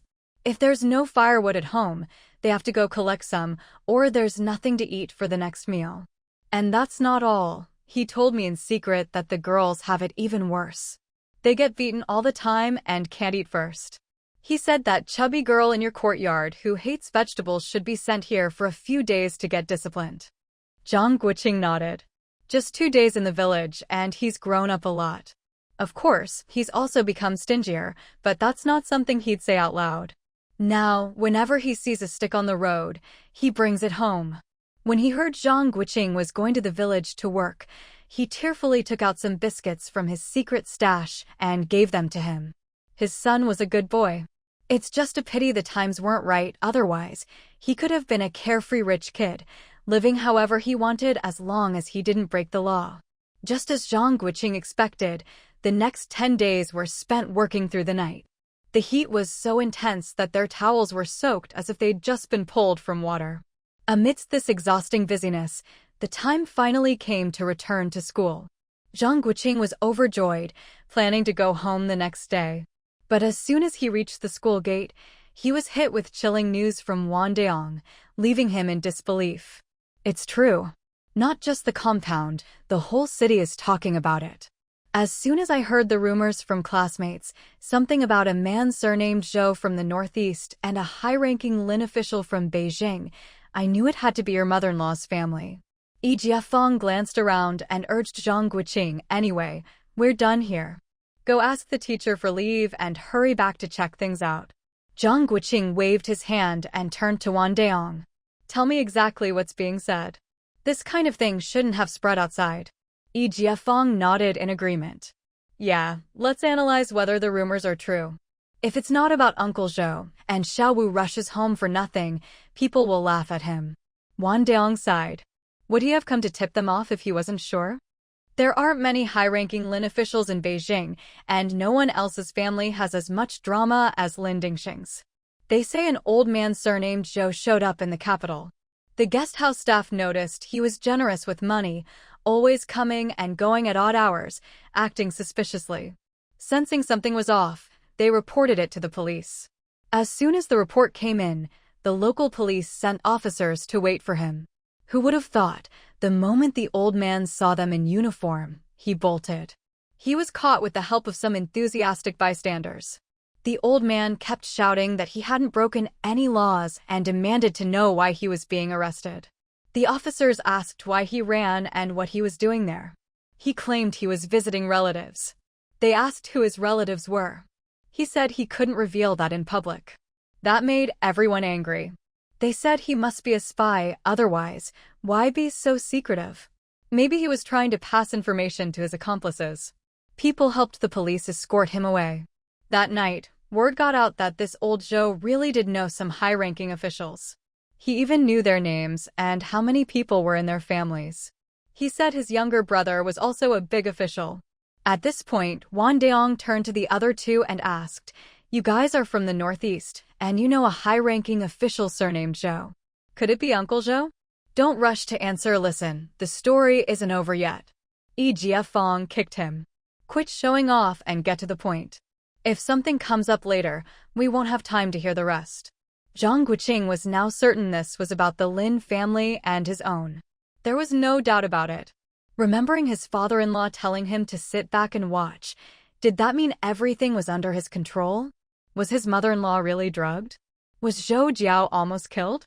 So his father-in-law deliberately sent his wife away to keep her out of it, waiting for things to settle down before letting her return? But what about his father-in-law? Even if he got revenge, what then? It was still suffocating. He'd married the enemy's daughter and had to see her every day. Just thinking about it made him furious. Now, even if he wanted a divorce, it wouldn't be easy. His mother-in-law had been drugged and didn't even know it. Who knew if she could handle such a blow? Gu Rui was really ruthless. Even a tiger doesn't eat its cubs, but she could do something so beastly. After that, it seemed no one came to claim him. The police started searching his things and found 2 letters hidden in his luggage. One said not to leave any loose ends, that it was best to eliminate the problem completely. The other was like a confession letter. Different versions are going around about what it said, but all of them mention sterilization drugs. Then, just like I said, the police realized this was getting serious and immediately sent the case up to the bureau. That's how the news spread. We're guessing this is connected to your family. Dashing has already taken leave and gone back to ask his uncle. I came to notify you first. The earliest we'll get accurate news is when he comes back tonight. What are you planning to do? Want to head back now? Yi Jiafeng clicked his tongue. If this is true, what's Xiaowu going to say when he goes back? Should we help him go to the Lin family for justice? But who would we even fight? One's had a stroke, the other's seriously ill. Wandeong nudged him, signaling him to stop talking nonsense. Whoever gets caught up in this is unlucky. No one would be in a good mood. Especially with that letter about eliminating loose ends. People probably want to kill someone right now. Zhang Guoqing shook his head at them. I'm fine. Compared to them, Zhang Guoqing was thinking further ahead. There were still many things in the rumors that hadn't come to light. He had a feeling this was just the warm-up. The real drama was yet to come. Given his father-in-law's character, even sending his precious daughter away to keep her safe showed how serious things were. He definitely wouldn't let this go easily. The Lin family was finished this time. After a moment of silence, Zhang Guoqing clapped his hands and said, "Let's wait for Dashing to come back first. I'll take care of today's business and we'll decide tonight." Wang Deong nodded. "I'll head back for now. Let's talk again over dinner. If you need anything, just say the word." Yi Jiafeng tugged at Wang Deong, who was about to leave. "Did you tell Dashing to come by the compound?" "He'll definitely come. Let's wait for his news before making any decisions." Yi Jiafeng watched him leave, then sidled up to Zhang Guoqing and whispered, "If this is real, remember to bring the child home tonight. If there's a conflict between the families, you don't want the kid to get hurt." Zhang Guoqing smiled and nodded. He appreciated his brother's concern. Usually, they joked around and acted like goofballs, but when it mattered, they were reliable. Still, if he guessed right, his father-in-law would make a big show of bringing the child to school. Otherwise, how could he show he was worried about the child being targeted again? His only real worry was his mother-in-law. The one who always smiled at him and treated him like her own son. Could she handle this? Distracted, Zhang Guoqing finished his bath, glancing at the sky from time to time. He decided to sneak home after dark to see how things were. Back home, everything was as usual. Those who needed to work were at work, those who needed to study were at school. The sun gradually set, painting the sky with a red glow. As dusk fell, the heat of the day faded, and a cool breeze brought some relief. As time passed and night approached, Yi Jiafeng waited anxiously at the dorm entrance for Geng Dashing, but instead, a military jeep arrived. He was about to alert Zhang Guoqing, but Zhang was already running over. The car stopped, and Xiao Wang's familiar face appeared. He pulled Zhang Guoqing aside and quickly explained the situation. Zhang Guoqing nodded as he listened, signaling to Ping'an to stay in the car. Afterward, Xiao Wang pointed to the smiling Ping'an inside the car. "The chief said you should take care of the child for a couple of days. He'll handle things at home. There's a lot of gossip in the compound right now, and he's worried the child will hear something he shouldn't." "Okay, tell my dad to be careful." "Will do. I'll also let the school know." Zhang Guoqing shook his head. "No need, there's no farm work now. I'll take him to class during the day and bring him home to sleep at night." "Is my mom still working?" Xiao Wang grinned. "The chief said you'd refuse to take leave." "Fine, have it your way. If you get too busy, just ask for leave and I'll notify the school. Your mother-in-law is out in the field right now, but she'll probably hear the news soon." Zhang Guoqing nodded, opened the car door, and carried out the child. "It's getting late. You should head back. If anything comes up, I'll need you to let me know." "Of course. Take care." After unloading their things and watching the car leave, before Zhang Guoqing could say anything, Ping'an asked, "Dad, did something happen at home?" Zhang Guoqing patted his head. "There are a lot of people here. Let's eat first, and we'll talk when we get home. Grandma Chen brought your food. Let's eat at home." Yi Jiafeng came over just in time to hear this and laughed. "Did she bring any for your uncle?" "Yes. Grandma Chen said you guys must be starving, so she steamed a bunch of buns. She said if you don't eat them, they'll go bad, so have them as a late-night snack. I even asked her to bring me some meat." Yi Jiafeng thanked him with a big grin and winked at Zhang Guoqing. Zhang Guoqing nodded. The two shared a silent look, confirming the rumors were true. "I'll take care of things in class. You go upstairs with the kid." After seeing the father and son off, Yi Jiafeng sighed to himself. This must be serious, otherwise, why would Comrade Old Zhou send his child over to get bitten by mosquitoes? Walking along the road, Zhang Guoqing carried the luggage in one hand and held his child in the other. When he noticed his son snuggling up to him, he quickly said, "Son, Daddy's all sweaty from the trip." "I'm really dirty." You stink." Ping'an sniffed him on purpose and grinned. "But I like it. My boy really knows how to talk. Come here, what did Grandpa say to you?" Ping'an frowned, glanced around to make sure no one was listening, and said, "Brother Xiaoyu secretly told me the Lin family wants to hurt Mom. He said I'm in danger and should go with him. Great-grandma also came and said Grandma wasn't home, so I should sleep with her. Today, Grandpa asked if I missed you and if I wanted to come over to play for a couple of days. I agreed. Where's mom, really? Zhang Guoqing was speechless for a moment. His father-in-law still wanted to keep things from the kid? Look at this little smarty pants, he's got it all figured out. What's the point of hiding anything? Let me tell you a secret. Your mom is perfectly safe. The Lin family will never find her. She's off doing something very important, and she'll be back soon. If anyone asks, just say you don't know. Ping'an relaxed, his frown disappearing. As long as mom's not in danger, that's good. Dad, I want to go home and keep Grandpa company. And I want to check out the Lin family. Why do they want to hurt mom? I can beat up bad guys now, nobody can bully me. Zhang Guoqing was silent for a moment, then asked, do you know why Grandpa wanted to send you here? I know. Grandpa wants to protect me. But I want to protect him too. If mom's not home, and you're not home, and I'm not home, then Grandpa's all alone. Ping'an's simple, straightforward words struck Zhang Guoqing deeply. Yes, what does it mean to be family? Family means comforting and relying on each other. When you're tired, you keep each other company. He couldn't just assume his father-in-law could handle everything and pile all the burdens on him. Zhang Guoqing gave his son a big kiss. All right, we'll go home tonight. But first, let's go upstairs. I'll ask for leave, and then we'll head back overnight. Once he'd made up his mind, things moved quickly. Zhang Guoqing took out some hot food from his bag for Ping'an to eat in the room, then hurried downstairs to find Instructor Wu. He made the situation sound as serious as possible. In any case, Zhang Guoqing had always performed well and had earned the instructor's trust, so he was granted leave without question. Of course, there were other factors at play, but Zhang Guoqing didn't have time to think about those now. He was in a hurry to get home.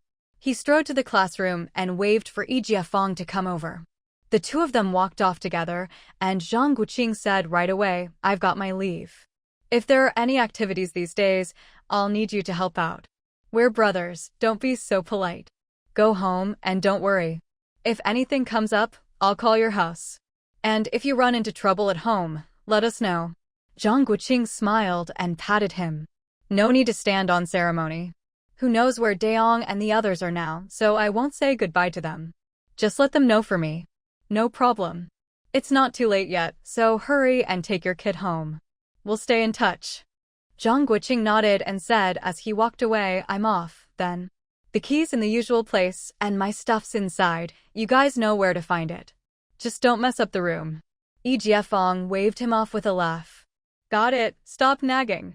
Don't mess up the room? Yeah, right. Everyone had just finished some farm work. Now they had the perfect place to celebrate. But they couldn't let him know yet, or he'd say they were being inconsiderate. He'd have a million reasons. I'm suffering and you're all having fun. He might even try to get something out of them. Back in the dorm, Zhang Guoqing rummaged around, found what he needed, dressed Ping'an in long sleeves and pants, and handed him a flashlight. Ping'an blinked. Dad, are we taking the little train or riding bikes? Little train, Zhang Guoqing replied without looking back. Is it hot? It'll cool down once we're outside. Don't forget to wear your scented pouch. There are lots of mosquitoes at night. Ping'an's eyes darted as he started rummaging through the boxes with his dad. The less stuff he saw, the happier he was. Mom really did love him best. The room was a mess after the father and son search. Luckily, there weren't many cabinets, or they'd have to clean up all over again. After the chaos, Zhang Guoqing looked at the two pieces of luggage on the floor. He slung one over his shoulder, picked up his son, and grabbed the other bag. As they closed the door behind them, both father and son let out a sigh of relief. Hold tight to Daddy's neck. We're heading out now. Okay, I've got the flashlight. The two of them worked perfectly together and made it out of the school gate without a hitch.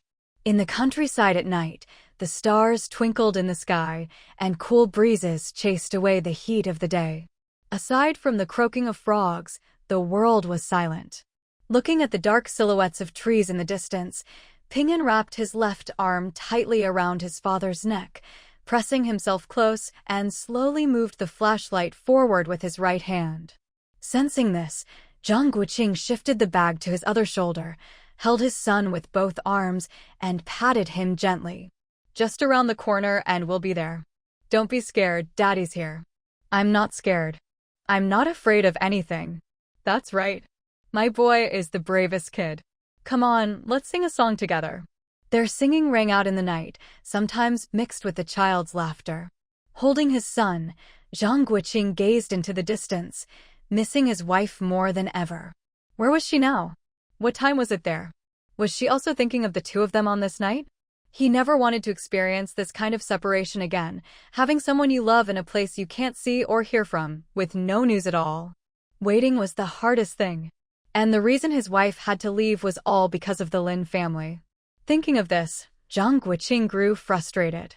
He should have dealt with Zhou Jiao decisively last time, taken him to the old graveyard for a chat about life.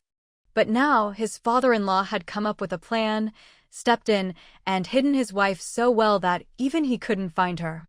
In the end, he was just too inexperienced. Oh, what was he thinking back then? Right, he'd been tricked by his wife, who said her dad was busy and he should just handle things himself.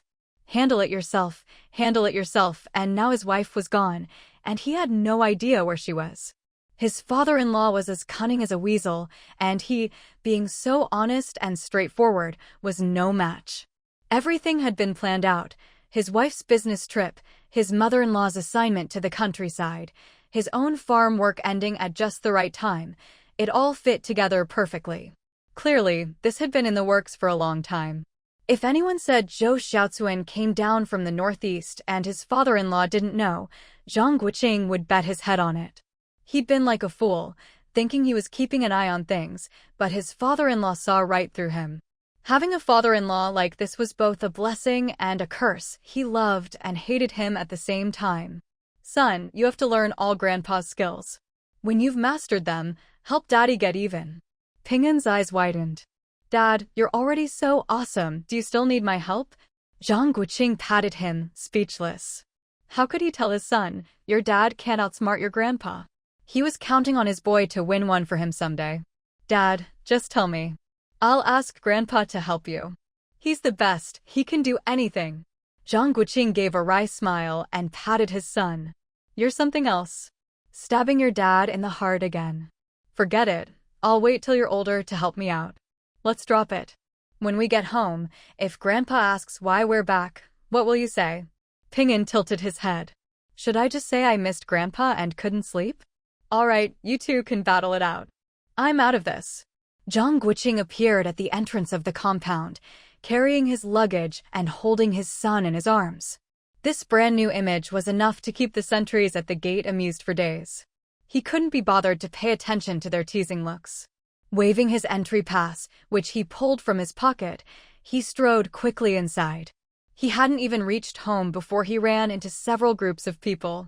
One said, Xiao Wu, where are you coming from? Why are you bringing the child back so late?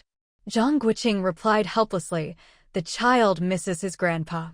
Another asked, hey, aren't you supposed to be at school? Why is the child with you? Again, Zhang Guoqing answered, the child misses his grandpa. And then another. Before they could even get close, Ping'an shouted, I miss my grandpa. Everyone walking with them burst out laughing. Old Master Mo, seeing the child's angry little face, was about to scold him but instead laughed, all right, don't tease the child. Hurry up and take him inside to see his grandpa. You're still up, sir? It's cooler outside on a hot night like this. Go keep your father-in-law company, talk to him.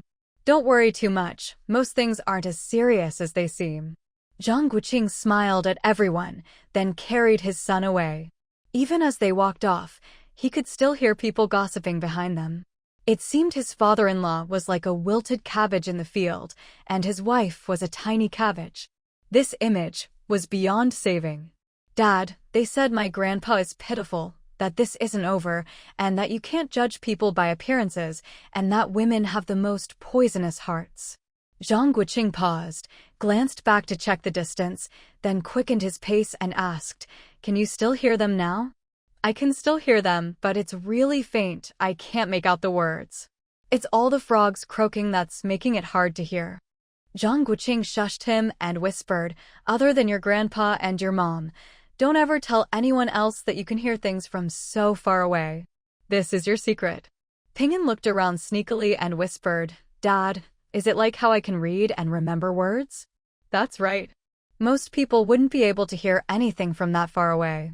You got this from me and your memory from your mom. You're a lucky kid, so you can't let anyone know about these secrets. But if I'm not paying attention, I can't hear anything. Zhang Guoqing understood what he meant. This hearing ability required concentration, while the child's reading was like a copy machine, scan once and it's memorized. There was a difference. Dad's the same. When you were younger, you didn't notice. I'll take you up the mountain someday and you'll see how useful this skill is. You're even better than your old man. I was almost 6 when I realized I could hear things from far away. When your great-grandpa found out, he took me deep into the mountains to listen carefully. The more you listen, the easier it is to tell what animal is making which sound. In the darkness, Pingin's eyes sparkled. I want to go deep into the mountains too. Seeing they'd reached home, Zhang Guoqing promised, when your mom comes back, we'll find a chance to go up the mountain. We're home now, go find your grandpa. Pingin happily jumped down and ran inside, calling for his grandpa as he headed toward the study. Inside, Zhou Jiao was still a bit skeptical, but when the second call came with a knock at the door, he shook his head and laughed. All right, stop shouting, come in. Pingin giggled and ran over, climbing onto his lap. Where's your dad? Why are you back so late?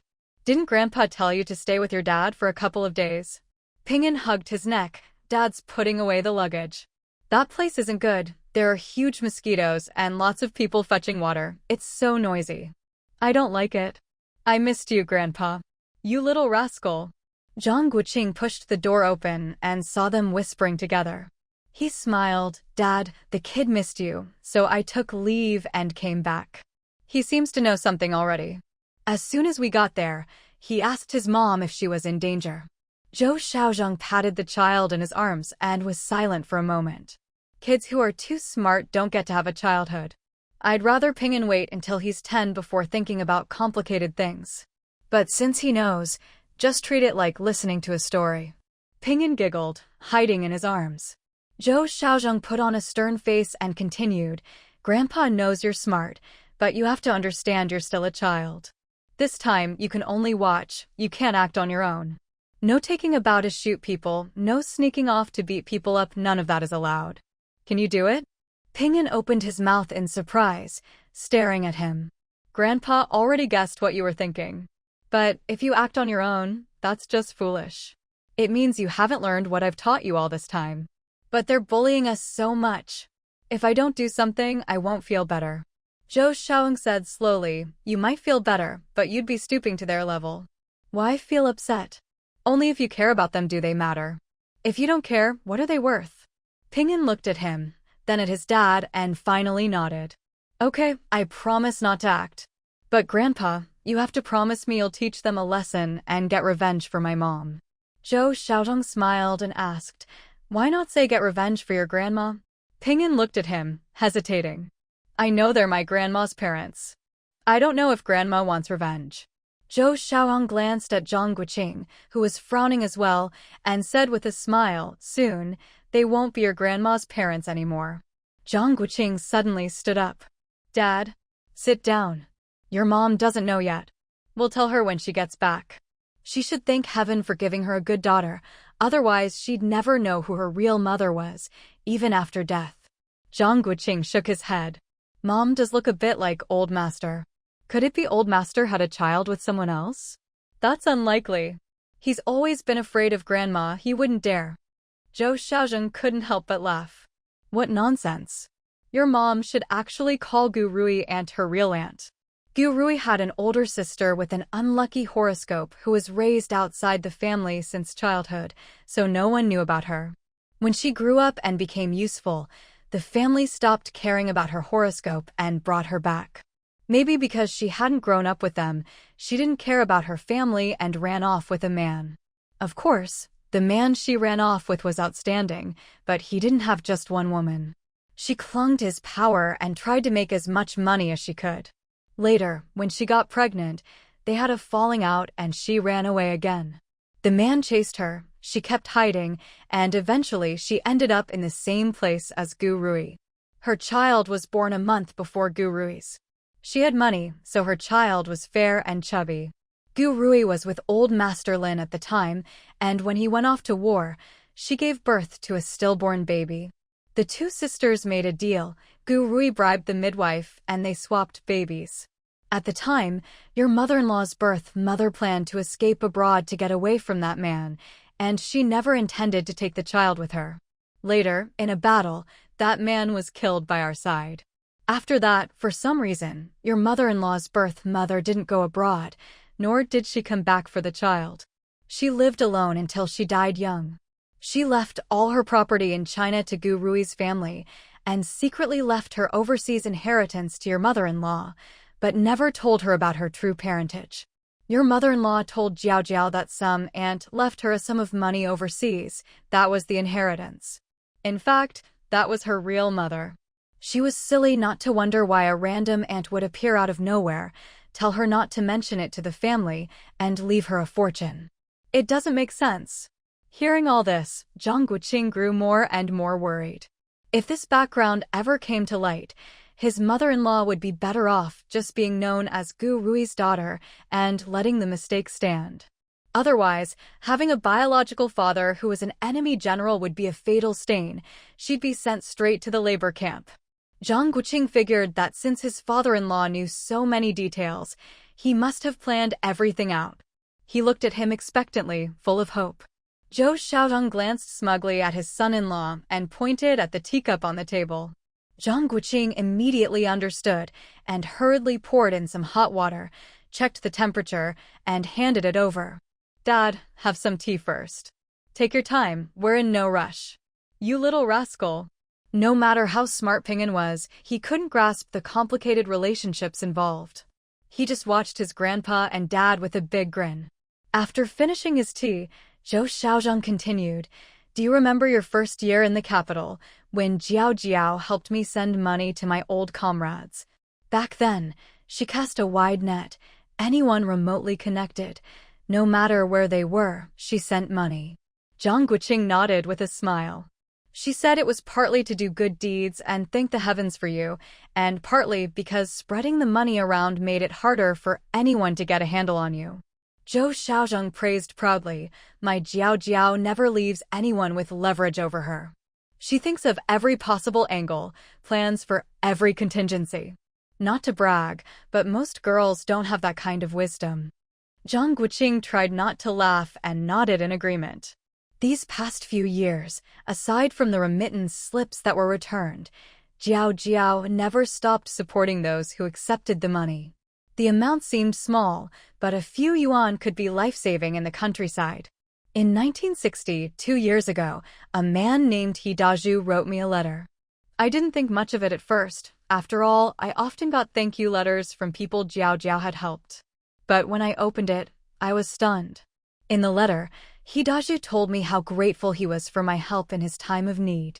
He'd even gone to the Armed Forces Department to ask about me, learned I was doing well, and was happy for me. When he got home, he mentioned me to his mother. But when he said I'd married Lin Xinxing's eldest daughter, his mother lost her composure on the spot. After much persuasion, she finally told the truth. "Your mother-in-law isn't Gu Rui's biological daughter." While old Master Lin was away at war, Gu Rui secretly brought home a baby girl from outside. The child was so fair and chubby that she even suspected Gu Rui had stolen her. He Dazhu wrote that after thinking it over for a few days, he felt he had to tell me. He was worried that if old Master Lin ever found out his daughter wasn't his own, it could be bad for me.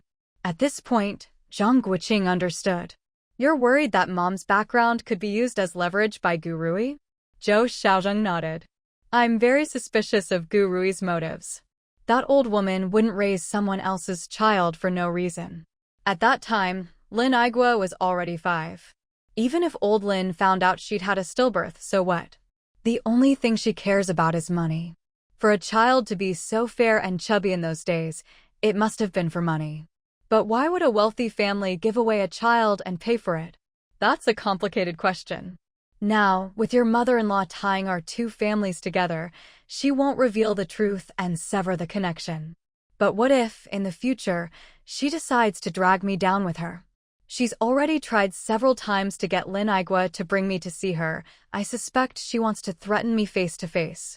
After reading that letter, I sent someone to see Hidaju's mother and started looking into Gu Rui. Others may not know her background, but our old lady does. She even knows Gu Rui has a biological older sister. Following that lead, I found out Gu Rui's sister once ran away while pregnant. Plus, Zhou Jiao once told me her mother's aunt left her an inheritance. It all became clear. The only thing Gu Rui could use to threaten me was your mother's background. But she underestimated me. I'd never give her anything to use against me. Since she hid your mother's true origins back then, I just helped her clean up the loose ends and made your mother truly an adopted child. Even if she claims your mother is actually her sister's daughter, where's the evidence? Everyone knows Gu Rui only had one daughter. If this has to come out, it'll be on my terms, and I'll control how it unfolds. Zhang Guoqing nodded along. That was exactly the right approach. He was secretly relieved his father-in-law had defused the situation in advance, otherwise, their whole family could have ended up in serious trouble. It was easy to see that his father-in-law had been waiting for old Lady Zhou to pass away, planning to use the Zhou family as a weapon. With one swift strike, all the hidden demons would be exposed. Now, they'd killed 3 birds with 1 stone. The Zhou family's debt to their father and daughter was repaid. The Lin family's grievances were settled, with no more entanglements. And his mother-in-law's background was no longer a hidden danger. Thinking of this, Zhang Guoqing looked at his father-in-law with a hint of complaint. He was even more cunning than a weasel. How could he ever hope to outsmart him? Wouldn't his wife end up being sent away again? Zhou Xiaozheng shot him a sidelong glance. Wipe that look off your face. Don't let Ping'an pick up any bad habits. Ping'an burst out laughing. Zhang Guoqing sighed. Dad, how could I ever beat you? Please, teach me your ways. Otherwise, my wife will run off again, and I won't be able to find her. Zhou Xiaozheng laughed heartily. Useless. You want to learn just to keep your wife from running away? Don't worry, now that Jiao Jiao's back, I can't bear to let her leave again. Honestly, without her, the house just doesn't feel like home. Exactly, let her come back. Didn't they say 2 months? It's almost time. I miss Mom too, Ping'an chimed in. Zhou Xiaozheng nodded. It won't be long. It's not so easy to come and go, but I hear she's been doing really well. Sure, Dashin has praised her to me several times, but I just ignored him. By the time we finish things up here, she should be back. See? Zhang Guoqing knew his father-in-law had timed everything perfectly. Now he just wished he could toss Gu Rui as far away as possible. Once that old witch was gone, his wife would be back. Suddenly, the shrill ring of the telephone shattered the warm atmosphere in the study. Zhou Xiaoyang glanced at his watch, picked up the receiver, and before he could say anything, the caller spoke urgently. Chief Zhou, your wife is in emergency care at the General Hospital. The voice from the old-fashioned phone echoed through the study, startling Zhang Guoqing to his feet. He rushed out the door. Dad, I'll get Brother Wang to start the car. Ping'an, stay with Grandpa. Ping'an clung tightly to Zhou Xiaozheng's hand, craning his neck to look up at him, tears brimming in his eyes. Zhou Xiaoyang scooped up the child and headed out, muttering to himself, Don't be scared, your grandma will be fine. She's always been lucky. If all those cannons couldn't kill her, nothing will.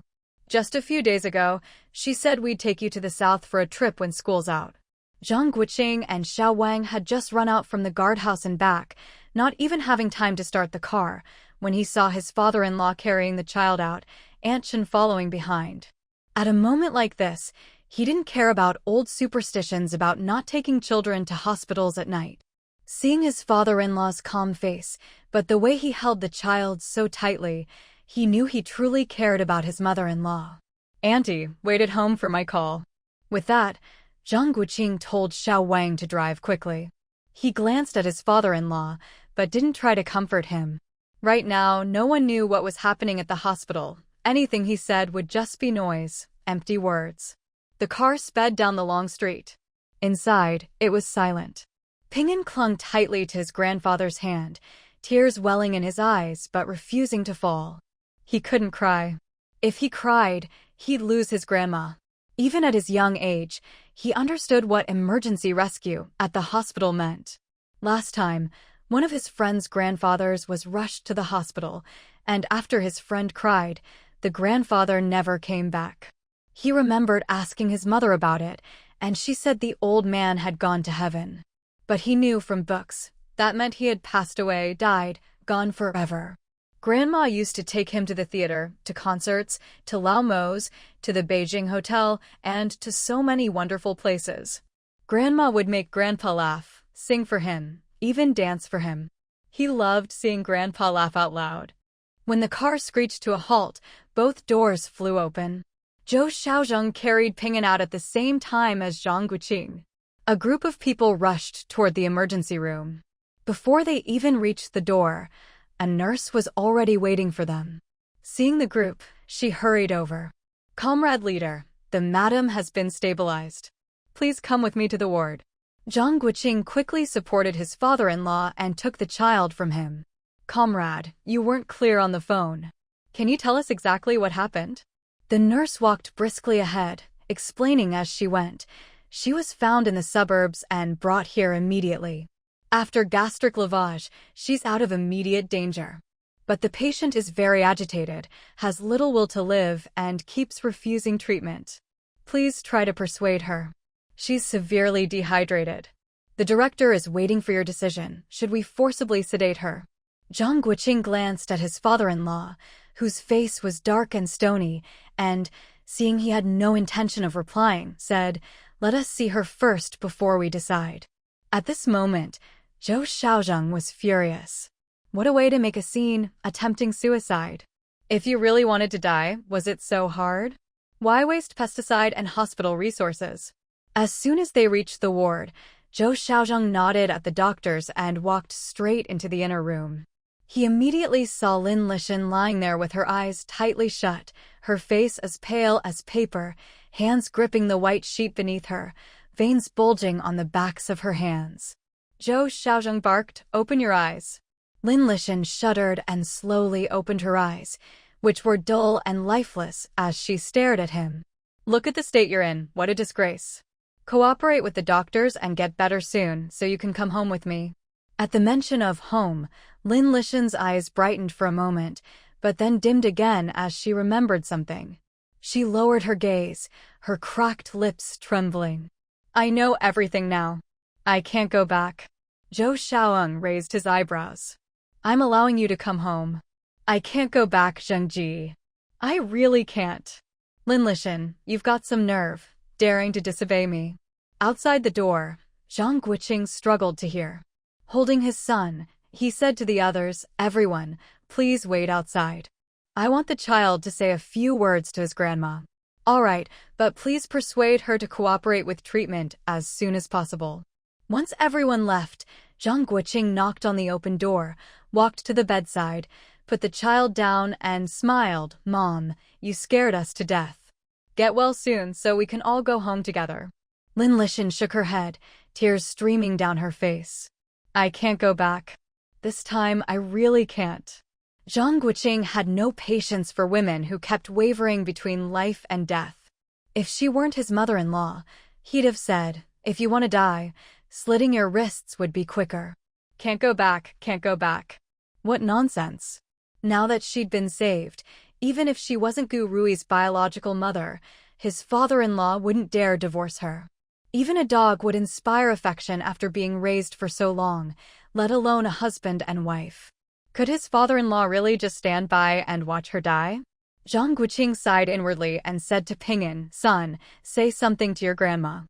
Poor kid, he always had to shoulder so much. Was it easy for his son? Such a little child, worrying about everything.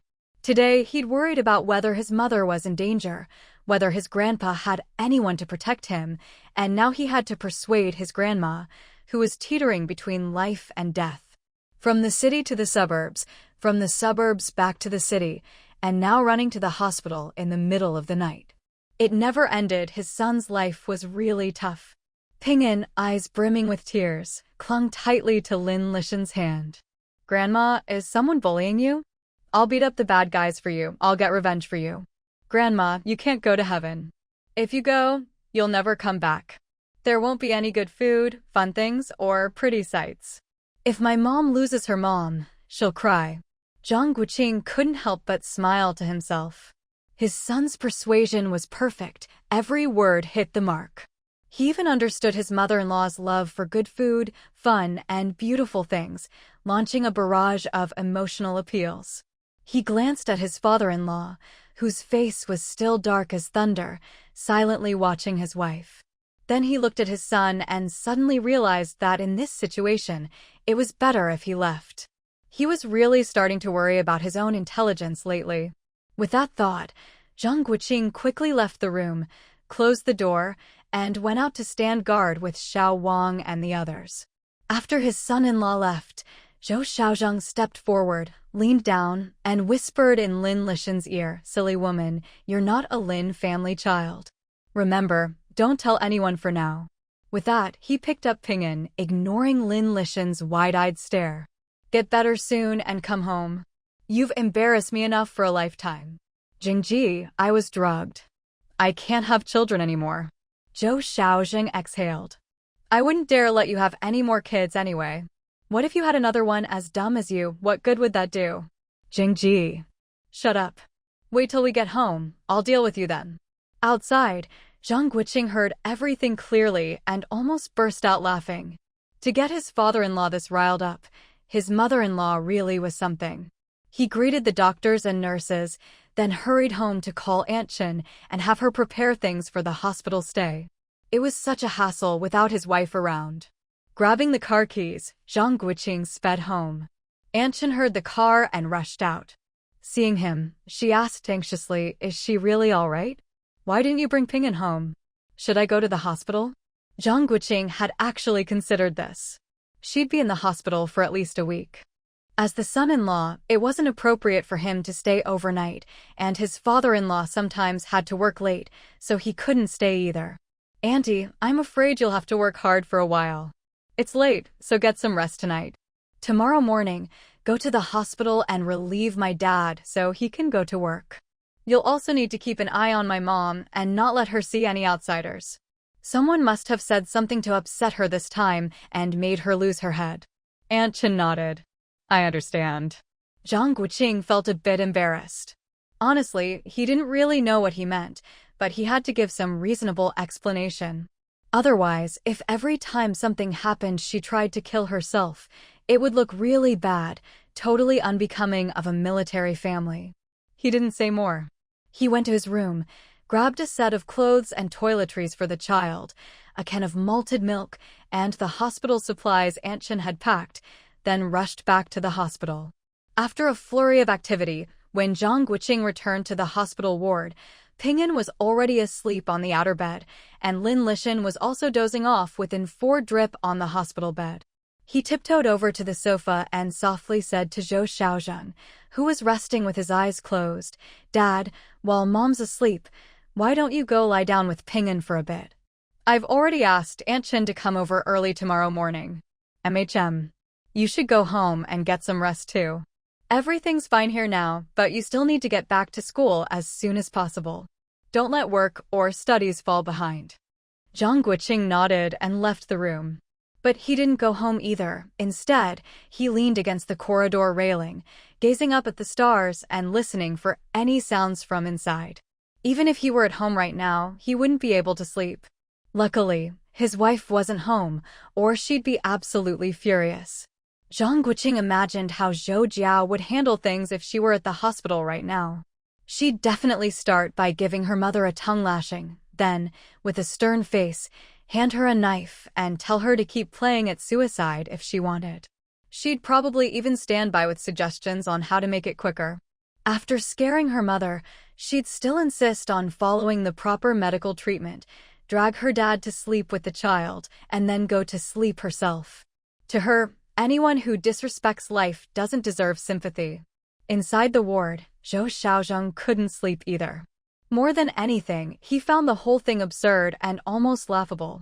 He didn't know if other women were like this, but his wife's emotional intelligence was honestly lower than their not-yet 5-year-old child's. Earlier, seeing her in that familiar dress and hearing the incident happened at the peach orchard in the suburbs, he almost burst out laughing. What was going on in her head? If someone wants to die, like the child said, that's the end of it. Who would go reminisce about some special place after death? Only someone with a screw loose would cherish memories of a fool who doesn't value their own life. This kind of petty bourgeois thinking needed to be dealt with seriously, a total mental reset. From now on, she wasn't allowed to read any more of those messy books. What kind of nonsense were those anyway? The next morning, after seeing his father-in-law off to work, Zhang Guoqing went to the nurse's station to get info on a few caregivers and picked a quiet, clean, and efficient middle-aged woman. With Aunt Wang and Aunt Chen on board, Lin Lishan's hospital stay was finally sorted out. Having so few people at home was a real problem. When something happened, there was barely anyone to help. Before Zhang Guoqing could finish sighing, old lady Cheng arrived at the ward with the family's housekeeper, carrying a food box. "Great aunt, you're here?" Zhang Guoqing hurried to greet her, glanced at the inner room, and hesitated, but didn't ask whether the whole compound already knew about his mother-in-law's suicide attempt. Old lady Cheng didn't rush in. Standing outside, she beamed at Zhang Guoqing. "I went to your house this morning and only heard from your father about what happened. Must have scared you last night, huh? Go get some rest. Leave this to me. If there's nothing else, you should get back to school soon. It's not convenient for the child to stay here these days. The food and air aren't good." Seeing Zhang Guoqing about to speak, old lady Cheng waved her hand. "Listen to me. It's not convenient for you here. With me around, your mom will be fine." Before Zhang Guoqing could say anything, the old lady had already gone inside. Lin Lishan looked at her nervously. "Auntie." Old lady Cheng took her hand. "Silly child, what can't be talked out? Why go down this road? Look at what happened. Once you collapsed, the whole family was in chaos. Our Jiao is away, and if she came home to find her mother gone, how heartbroken would she be? And little Ping'an was scared out of his wits. Even Xiaowu couldn't go to school. Tell me, do you think you did the right thing?" Zhang Guoqing glanced at the old lady in surprise. Something seemed off. His father-in-law must have told her about his wife's background. Ping'an pointed at the food box by the bed. "Great-grandma, Grandma only had a sip of water. She didn't eat. That won't do. She needs to have at least some porridge. What did the doctor say?" Seeing they were chatting, Zhang Guoqing quietly slipped out and finally breathed a sigh of relief in the corridor. You really can't do without elders in a family. By the afternoon, news of Lin Lishan's suicide attempt had spread. Looking at the third wave of visitors, Zhang Guoqing had a headache. Who were these people anyway? It's not like she had some serious illness. What were they visiting for? His mother-in-law had already been pretending to nap for hours. Some were genuinely concerned, some just wanted to gawk, and some were testing the waters. In one afternoon, Zhang Guoqing saw all kinds of people, some shrewd and calculating, others self-important and foolish. Lin Lishan kept waiting and hoping, and finally, Zhou Xiaozheng arrived after work. As soon as she saw him, she immediately sat up straight, her face flushed. She sneaked a glance at him and said softly, "Zhang Ji, I want to go home to recover." Zhou Xiaozheng looked at her and nodded. "Let's see what the doctor says." "It's fine. I can get IVs at home too. You're something else, drinking pesticide like it's soda. I'll never do it again." Outside, old lady Cheng smiled and signaled Aunt Chen to pack up their things. Staying in the hospital wasn't a long-term solution. She'd already arranged for the IVs to be done at home by the clinic nurse, which would avoid more visitors and let the kids get back to their routines. As night fell, after another round of busy work, 2 cars took everyone and everything back to the Zhou family home. While helping his son wash up, Zhang Guoqing kept an ear out for his father-in-law. Once the child was settled in bed, he knocked on the study door. "Come in. Dad, aren't you going to bed soon?" Zhou Xiaozheng motioned for him to sit. "I'll sleep in a bit. I need to tell you a few things." Zhang Guoqing listened attentively. The bureau here contacted the Northeast. They found out old man Zhou died last week. With him gone, that's one less problem. Zhou Jiao, that bastard, is up to his old tricks. He insists he doesn't know anything about the two letters, says he was just collecting a debt from Gu Rui on his father's behalf, and claims he doesn't know the details. Gu Rui was so scared she hid in the cadre rest home that night, and old man Lin is protecting her, saying she's too sick to see anyone. The bureau is still negotiating with old man Lin. One side says it's all pre-liberation business and can't be verified. The other says not to let a single bad person off. They're at a stalemate for now. A couple of days ago, old man Lin sent a telegram telling Lin Lauer to take his family on leave and come back, saying it's to see Gu Rui one last time. Even the two granddaughters who are new recruits in the army were called back, but he didn't contact your mom or me. Zhang Guoqing had already heard most of this from Yang Kun and the others that afternoon, though not in such detail. He also knew Lin Liang was being forcibly kept in her hometown by her husband and still hadn't come back. He'd just learned about old man Zhou's death. That old scoundrel was really gone? Hard to believe. He always thought the old man would live another 10 years at least. What happens next will put a lot of eyes on us. You have class tomorrow, so you must go back to school and do what a good student should do. If anyone from the Lin family tries to contact you, just find an excuse to avoid them. If you really can't, just brush them off. Should I take Ping'an with me? No need for now. The child understands what he needs to. You just focus on your studies. Zhang Guoqing nodded seriously. He really did need to leave, or else the Lin family would be knocking on their door every day, which would be a huge headache. Old man Zhou is dead. He was just buried not long ago. It wasn't just Zhang Guoqing who couldn't believe it. Even Zhang's father and mother, who had just returned from visiting Zhang's eldest aunt, looked at their second son, Zhang Guoqiang, with suspicion. That old man loved money so much, and in the end, it was money that killed him. They say it happened on a dark, stormy night, with thunder and lightning and rain pouring down. Zhang's father rapped him on the head with his long pipe. Get to the point. Good hit. What do you think this is, story time? Zhang Guoqiang rubbed his head, flashed a grin at Lin Juhua, who was snickering on the side, and said to his parents, but it really did happen on a stormy night. Two petty thieves heard that Zhou's eldest son was away on a trip, and that day Zhou Linen had also gone to his aunt's house, so only the old man was home. They'd heard for ages that he was loaded, so they figured the rainy night was a good chance to steal some ration coupons and cash. They thought an old man wouldn't dare fight back. But somehow, they managed to find 2 gold bars while searching, and got so excited they made a lot of noise, which woke old man Zhou. The old man grabbed a long knife and swung at them.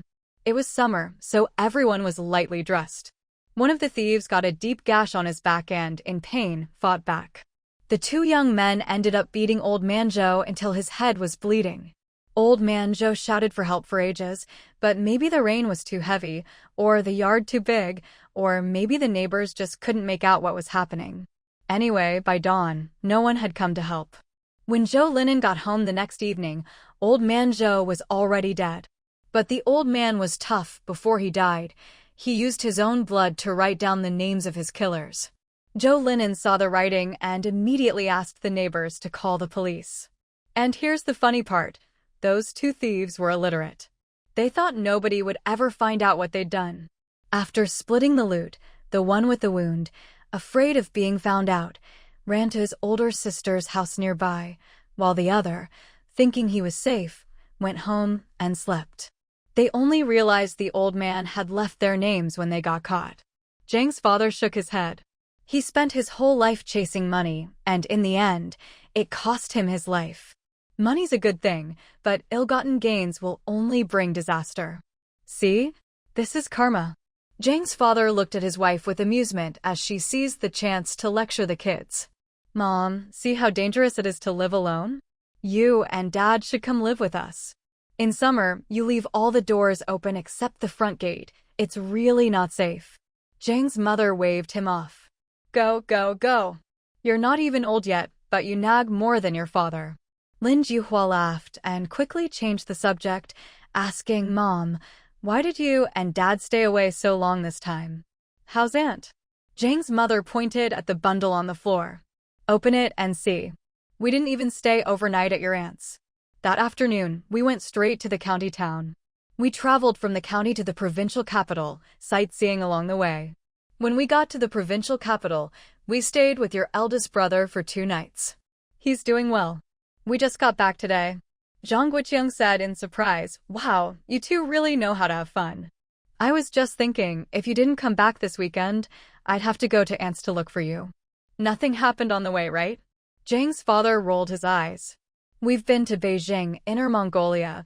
You think something could happen in the provincial capital? Right. What made you and Mom decide to travel?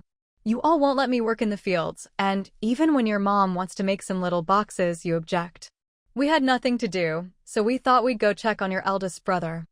Zhang's mother nodded, then added, "What your sister-in-law worries about is what we old folks worry about too. A wife who's been through thick and thin shouldn't be cast aside. Our family doesn't have any strict rules, but people need to have a conscience." I had to go to your brother's school to check things out and give him a little warning. Zhang Guoqing looked at his parents, amused. They really overthink things. His eldest brother wasn't that kind of person. If he'd wanted to stray, he would have done so in the county long ago. Lin Juhua quickly spoke up for her sister-in-law. Big sis-in-law goes straight home after work every day. She's filled her yard with vegetables and even keeps several chickens. My meow said her cousin wanted to eat chicken, but big sis-in-law talked her out of it. I went over with the kids the other day and saw her studying with my meow. Zhang's mother glanced at her husband and smiled. Those sisters-in-law get along like real sisters. Used to be the eldest's wife would speak up for her in front of me. Now it's the second's wife speaking up for the eldest. Zhang's father joked, "That's because you're too mean as a mother-in-law." After chatting for a while, Lin Juhua took the kids home, leaving Zhang Guoqing alone to listen to his parents recount their travels. Before long, the conversation turned to Zhang Guofu. "Second, your mom and I stayed at your brother's this time. We spent 2 nights there and looked around. No wonder your sister-in-law is so worried. I used to wonder why she stopped visiting the school after just 2 trips, but now I get it. She feels inferior. We're country folk, how can we compare to city people? Those women at your brother's school are all so polished when they talk to him, and some of them really have their eyes on him. Luckily, your brother isn't interested and keeps his distance from them, which is a relief. Let me tell you, those women might be young, pretty, and educated, but they're not as reliable as our village girls. Think about it. If you were still working in the fields, would any of them look at you? I told your brother this, and you should remember it too. No one in our Zhang family has ever gotten divorced. Don't let your old man lose face." Zhang Guoqiang burst out laughing. His father really did worry too much. He'd have to find time to visit his brother in the provincial capital and see what was making his dad so anxious. Zhang's father saw him laughing and wanted to knock him on the head, but then remembered how stubborn he'd been about marrying his wife and decided to let it go. Zhang's mother shot her husband a sideways glance. He really did overthink things. She knew her own sons well enough. That eldest boy was now deliberately acting obedient to keep his wife happy. After all, the eldest daughter-in-law's sudden change in attitude had scared everyone, so now she deserved to be a little on edge. Zhang's mother had no intention of reminding her eldest daughter-in-law. That woman was a bit muddle-headed and needed to stay on her toes. She used to think having 3 sons gave her security, but now that she saw how popular her husband was, she was getting nervous. Teach the sons in person, teach the daughters-in-law behind their backs. The eldest had turned out well, knowing how to manage his wife. That was good, but she'd still keep an eye on things to make sure nothing got out of hand. All along, Zhang's mother had never considered giving up on her eldest daughter-in-law. After all those years together, through thick and thin, there was real affection there. For that alone, Zhang's mother didn't want to see her son and daughter-in-law drift apart. Times were hard for women, especially those who'd been cast aside. Life would be even tougher for them. Even though she trusted her son, she still had to sound the alarm. She was already satisfied with her life, but she didn't want any of her 3 sons to go astray. She'd have her husband write a letter to the youngest as well, just to give him a warning. If he ever lost his Zhou Jiao, he'd better not come home. Zhang Guoqing had no idea that his mother, thousands of miles away, was secretly planning to give him a talking to, otherwise, he'd be crying injustice. Everyone knew he had a formidable wife, didn't they? These days, he figured, not only did no women dare approach him, even the mosquitoes biting him were probably all male. Unfortunately, reality was about to slap him in the face. Senior Zhang, there's a movie screening tonight. Could you save me a seat? Zhang Guoqing looked at the blushing young woman in front of him, and his face immediately darkened. Was she deliberately trying to sabotage his marriage? Yi Jiafeng, grinning, slung an arm around his shoulder and called out to the others, inviting them over to watch the show. Miss, do you know my wife, Zhou Jiao? Zhang Guoqing asked. What do you mean? She replied, confused. The only girl I'd save a seat for is Zhou Jiao. If you come over all shy like this and my wife misunderstands, can you take responsibility for that? Seeing the girl staring wide-eyed at him, Zhang Guoqing continued, don't even think about it. If anyone makes my wife misunderstand, they'll have to deal with the consequences. As a young woman, you should have some self-respect. With that, Zhang Guoqing dragged Yi Jiafeng away. If they didn't leave now, he figured the next thing he'd face would be tears. These silly girls were always trying to stir up trouble. As he was being pulled away, Yi Jiafeng looked back, whistled, and called out to the stunned girl, "You're done for. Just wait till my sister comes back and deals with you." Xiao Na and the others burst out laughing behind them. That girl's got guts. She's really confident. Wow, are there still people who don't know Xiao Wu is scared of his wife? The girl looked at them in disbelief, then belatedly covered her face and ran off in tears. Hey, don't run. You didn't even say which class you're in. Leave your name at least. No one took the little farce seriously, it was just a bit of fun. After all these years, who didn't know Zhang Guoqing was a wife-doting maniac? But Zhang Guoqing cared. Of all times, someone tried to hit on him just when his wife was away dealing with family issues. What if he'd been alone and some girl tried to throw herself at him and frame him? Yikes, he'd even warned Zhang Yuntao about this kind of thing before. If a girl ever tried to pounce on him, he should just kick her away like he used to. He hadn't practiced that move in a while, hopefully he wasn't out of shape. Yi Jiafeng, still laughing, walked with Zhang Guoqing. Alright, what's so funny? Zhang Guoqing grumbled. What do you think Zhao Jiao would do if she were here? Yi Jiafeng teased. She'd just glance over and walk away, Zhang Guoqing replied. Of course, he didn't mention the most memorable incident. Back when he was already interning, he returned to campus and a girl stopped the two of them. She was so arrogant. She came right out and said, "I want to compete with you." Before he could respond, his wife looked the girl up and down coldly and said, "Come back after you've had plastic surgery and a brainwash." Then she ignored both of them and walked away. He definitely couldn't let her know about today's incident, or she'd give him the cold shoulder for days. Duh, if you're my bro, forget this ever happened. Don't mention it in front of my wife. Yi Jiafeng gave him a look of disdain.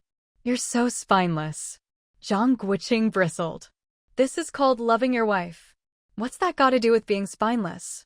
There's been enough drama at home lately, I don't want her to worry. When's she coming back? Where in the south is she? Tell me, I'll find someone to help. Zhang Guoqing quickly shook his head. There are wolves in the south. Jiao Jiao already wrote, she'll be back soon. That's good. This is the perfect season for stir-fried river snails, braised eel, and stewed loach. Without her cooking, life just isn't the same. Jiang Lizzie's mom cooks well. Forget it, the vibe's different. Zhang Guoqing nodded in agreement. He really missed the days when his wife was home. Summer was such a great season. If she didn't come back soon, she'd miss it. The Lin brothers, Lin Dingxing and his older brother, are back. The eldest is busy socializing with my brother and the others. My brother asked me to remind you, they're planning to invite those rich young masters for a get-together, and they're still asking about Zhou Jiao's whereabouts.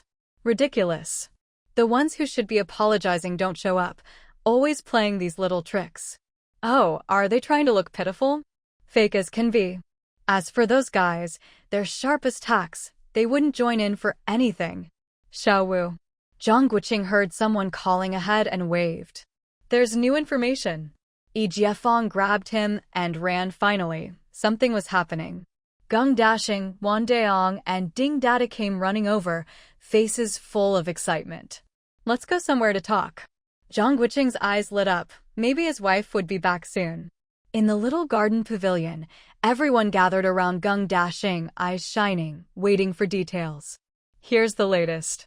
Someone sent letters to several departments, reporting that the Lin family was abusing their power, ignoring ordinary people, and using their influence to take her spot for returning to Beijing.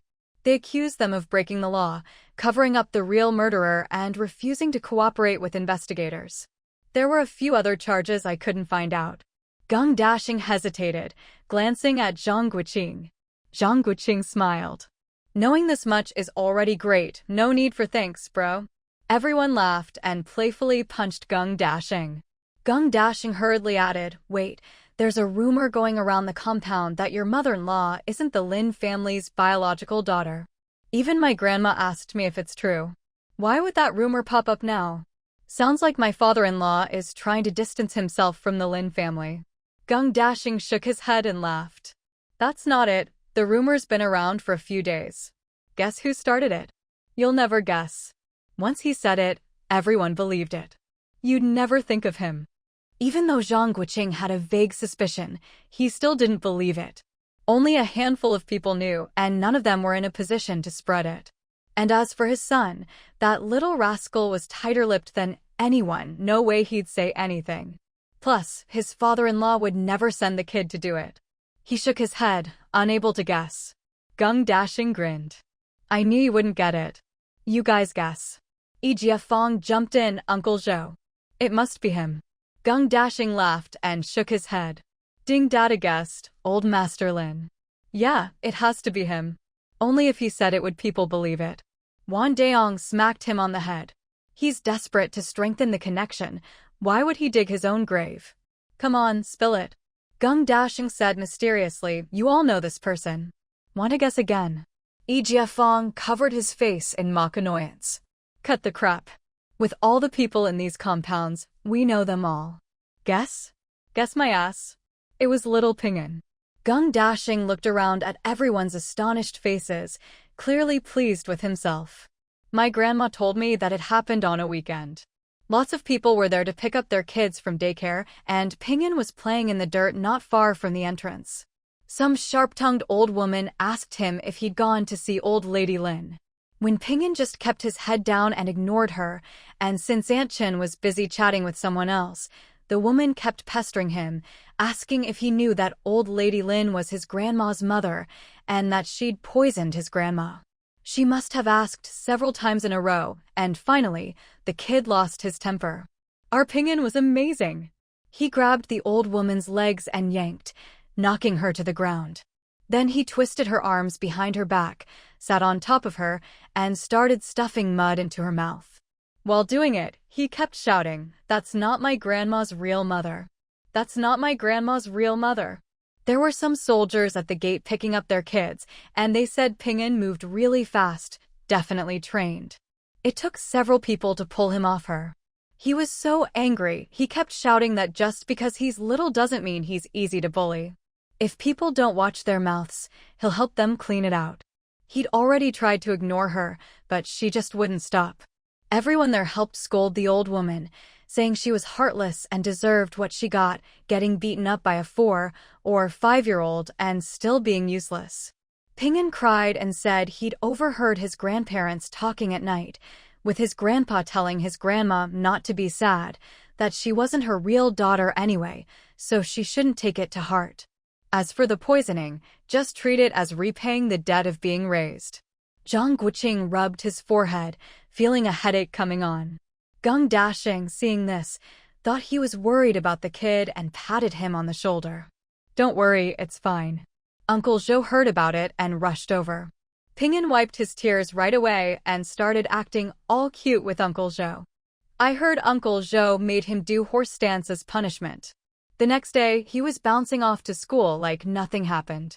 But after that, no matter how anyone coaxed him, he wouldn't talk about it again.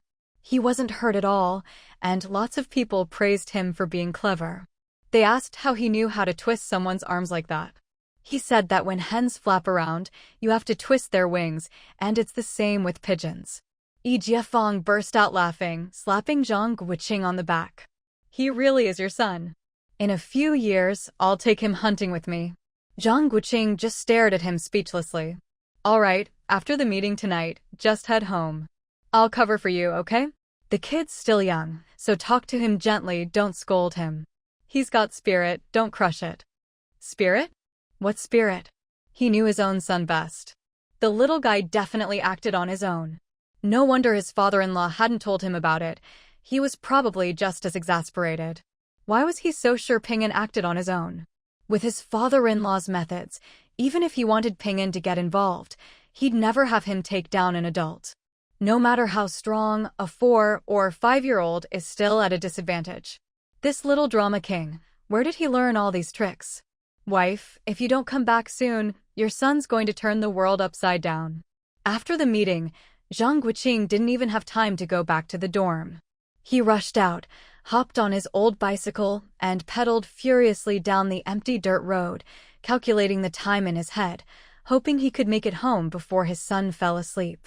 If you asked Zhang Guoqing what his biggest achievement in Beijing was these past few years, he'd say it was being able to walk from home to school with his eyes closed, taking all the shortcuts and winding through the alleys. As he entered the city, more streetlights appeared, and the glow from the windows in the alleys, along with people out enjoying the evening, was a stark contrast to the silence of the suburbs. At the entrance to the alley, old men played chess and chatted, while the women sat on little stools gossiping, and kids ran around playing. Zhang Guoqing had no time to enjoy the city's night scene or the leisurely life at the mouth of the Hutong. He and his bike became one, flying through the streets, getting closer and closer to home. When he reached the compound, he checked the time and patted his bike seat in satisfaction. This old companion had come with him all the way from the northeast to Beijing and had never let him down. Back from school again? Someone asked. Zhang Guoqing took out his ID and smiled. Couldn't sleep, figured I'd get some exercise. It was the height of summer, and it seemed like everyone in the city was outside cooling off. From the moment he entered the gate, he kept running into people, almost delaying his reunion with his son. Ping'an had just finished washing up and was about to go to bed. Hearing Zhang Guoqing come home, he ran out excitedly, but before he could get out of the living room, someone scooped him up. His little face was lit up with joy, and his tiny hands touched Zhang Guoqing's forehead. Wow, you're all sweaty. I'll help Daddy take a bath. Zhang Guoqing looked at his son, grinning from ear to ear. He couldn't get enough of how cute he was. All right. But first, let's go say hi to Grandpa and Grandma. Zhou Jiao came out of his room and saw the silly father and son. No need for greetings, go wash up. And don't walk around at night anymore. It's dark and deserted. What if something happens? After your bath, have a snack and get some rest. Ping'an, you'll sleep with your dad tonight. Have a good talk. Zhang Guoqing nodded with a smile. After their bath, it was already Ping'an's usual bedtime. Zhang Guoqing skipped the late-night snack, telling Aunt Chen to leave it in his study, and carried his son to the bedroom. Seeing the bright, happy look in his son's eyes, he just couldn't bring himself to scold him. He softened his tone. Last time, Daddy was too careless. I didn't even know someone was bullying you. Do you remember which family that old woman was from? Daddy, I was wrong, Ping'an said. Zhang Guoqing hugged him tighter and patted his back. Daddy doesn't think you were wrong. If someone bullies you and you fight back, that's right. No one will dare mess with you again. Ping'an's eyes lit up. Really? Zhang Guoqing nodded with a smile. That's the right part. But now Daddy needs to talk to you about what you did wrong. Are you sleepy?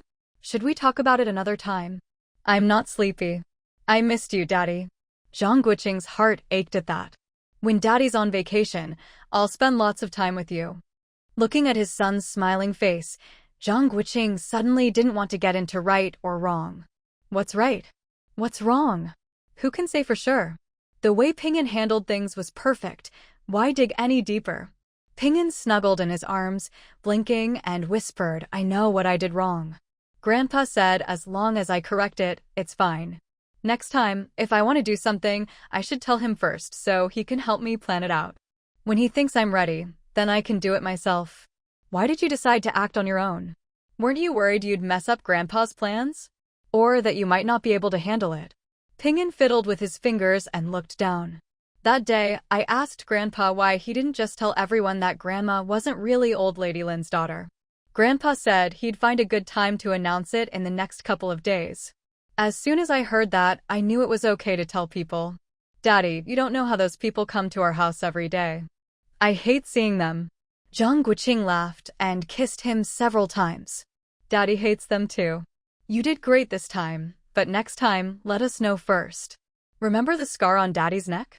When your mom saw someone hurt me, she grabbed a stool and started hitting people and even kicked them a few times. Think about it, if you got hurt, how would your mom react? She'd cry her heart out and go after those people. So, son, for your mom's sake, you have to stay out of danger. When you were less than a year old, your mom wanted you to know that needles hurt, so she pricked her own finger with a needle. Blood came out and Daddy's heart broke, but your mom said you'd only remember if you saw blood. Ping'an hugged his dad's neck tightly. Dad, I remember. I haven't forgotten. I'll be good and won't make Mom worry. Zhang Guoqing answered him solemnly, good. The people who so deeply annoyed Ping'an were, on this hot summer night, all gathered around old Master Lin. Aside from the eldest son Lin Aigua, who was on duty, Lin Dingli, who was at school, and Lin Liang, who was recuperating back home, quite a few members of the Lin family had assembled in the living room. The tightly shut doors and the blocks of ice placed around the room did little to relieve the stifling heat and made the spacious room feel even more cramped and oppressive. Old Master Lin had visibly aged in recent times. His hair was completely white, his brows tightly furrowed, and his hands trembled uncontrollably. Every sign showed just how utterly exhausted he was, both physically and mentally. Many things had developed far beyond old Master Lin's expectations. After a lifetime of navigating storms, he could clearly sense a vast net closing in over the Lin family, tightening rapidly. He had tried to guess the intentions of the mastermind behind this series of events. But whether probing openly or investigating in secret, he could find no definite answers. Aside from two old rivals and his suspicious eldest son-in-law, he had no real leads and nowhere to start. Glancing at his family members, each with their own expressions, old Master Lin waved his hand irritably.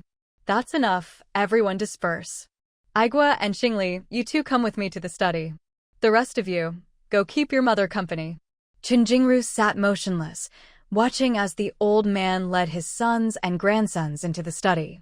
Remembering what her own son had said, she lowered her eyes. As expected, her son was invisible to these people, not even a casual question about why he wasn't here. Just how insignificant must he be to be so thoroughly ignored by his own family? As soon as old Master Lin and the others left, Jiang Jiangyu sprang from her chair and rushed to Qin Jingru's side, grabbing her arm and whispering, "Sister-in-law, come with me inside." Qin Jingru shook off her hand, stood up, and replied, "No, I'll go check if Auntie has finished preparing the late-night snack. You get along well with Mom. She likes you. Go keep her company." Jiang Jiangyu rolled her eyes at Qin Jingru's retreating back, pouted, and went to join her two daughters, following them into the old lady's room. Before she even got close, a strong smell of urine hit her nose. Jiang Jiangyu immediately shouted, "Where the hell is that maid? Youngest, go call her in here." Lin Xuezhen glanced at the old lady pretending to nap on the bed, then rolled her eyes at her mother. "Keep your voice down. If you wake Grandpa, you'll be the one thrown out." Jiang Jiangyu forced a smile, muttering, "You girls get more disrespectful the older you get. Just like your cousin, ungrateful, the lot of you." Seeing her younger sister about to retort, Lin Xueli tugged her sleeve. "Go call someone to clean up." Jiang Jiangyu watched her younger daughter leave, then sidled up to her elder daughter. "Didn't they say your grandma could talk again? How come she can't even call for help when she needs the bathroom?" Lin Xueli pinched her mother's palm hard, furious inside. If Grandma heard such talk, she'd brood over it for days. If she weren't so ill, she'd have thrown something at them by now.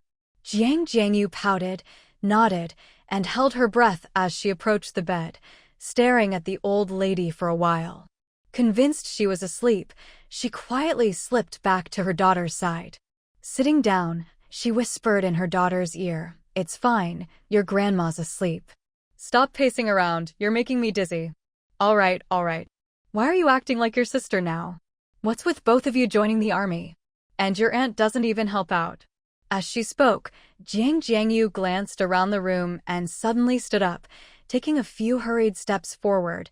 There really were a lot fewer things in here than before. She said anxiously, "Did your grandma give anything to your uncle before? What if she passes before she can say her last words?" Lin Xueli gritted her teeth and hissed, "Enough. I'm just thinking of the family. You're not a child anymore." Zhang Jiangyu grew more agitated, but the pain in her arm and her daughter's stern face finally shut her up.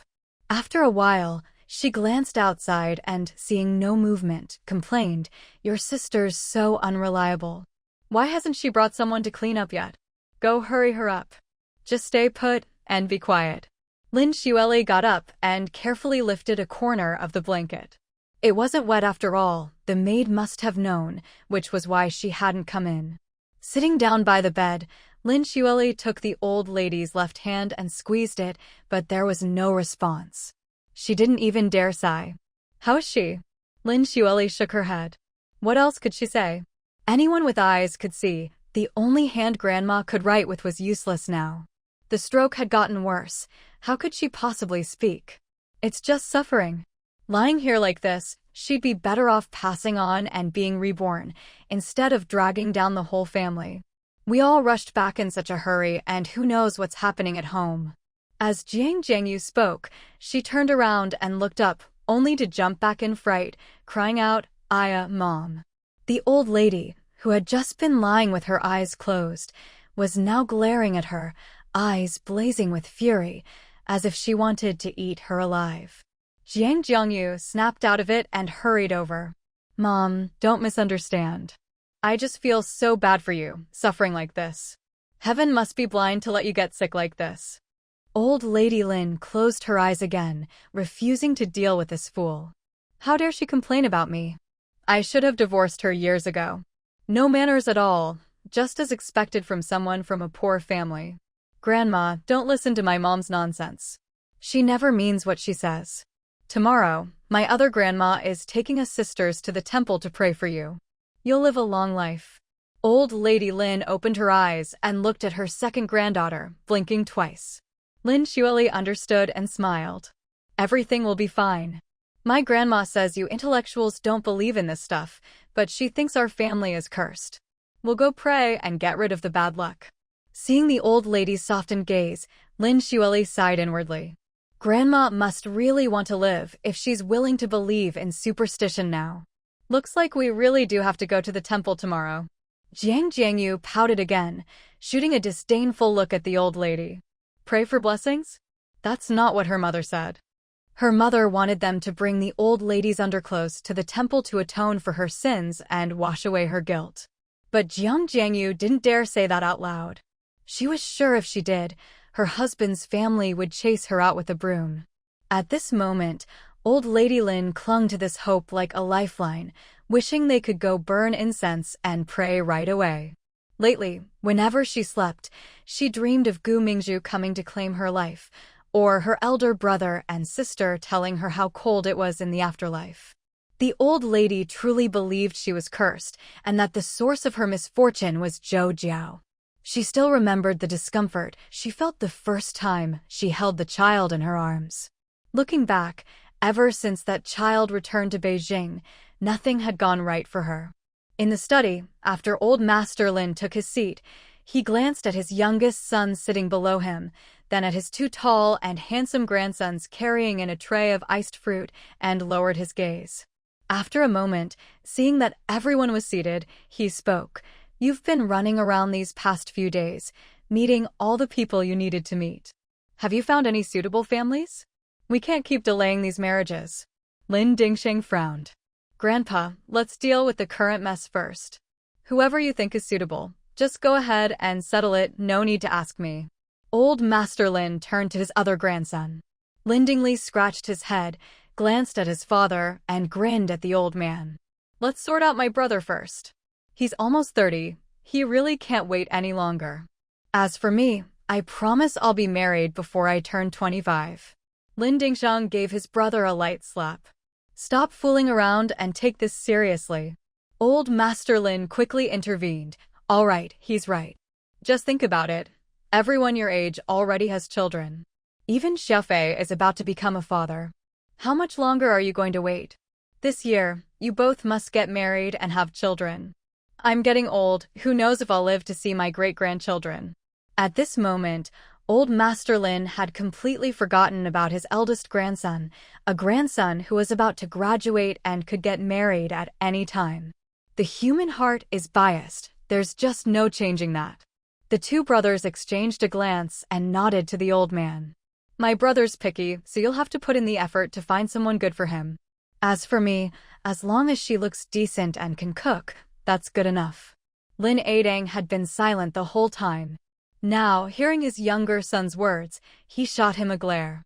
Easy for him to say. If it were really that simple, he wouldn't have offended his old comrades.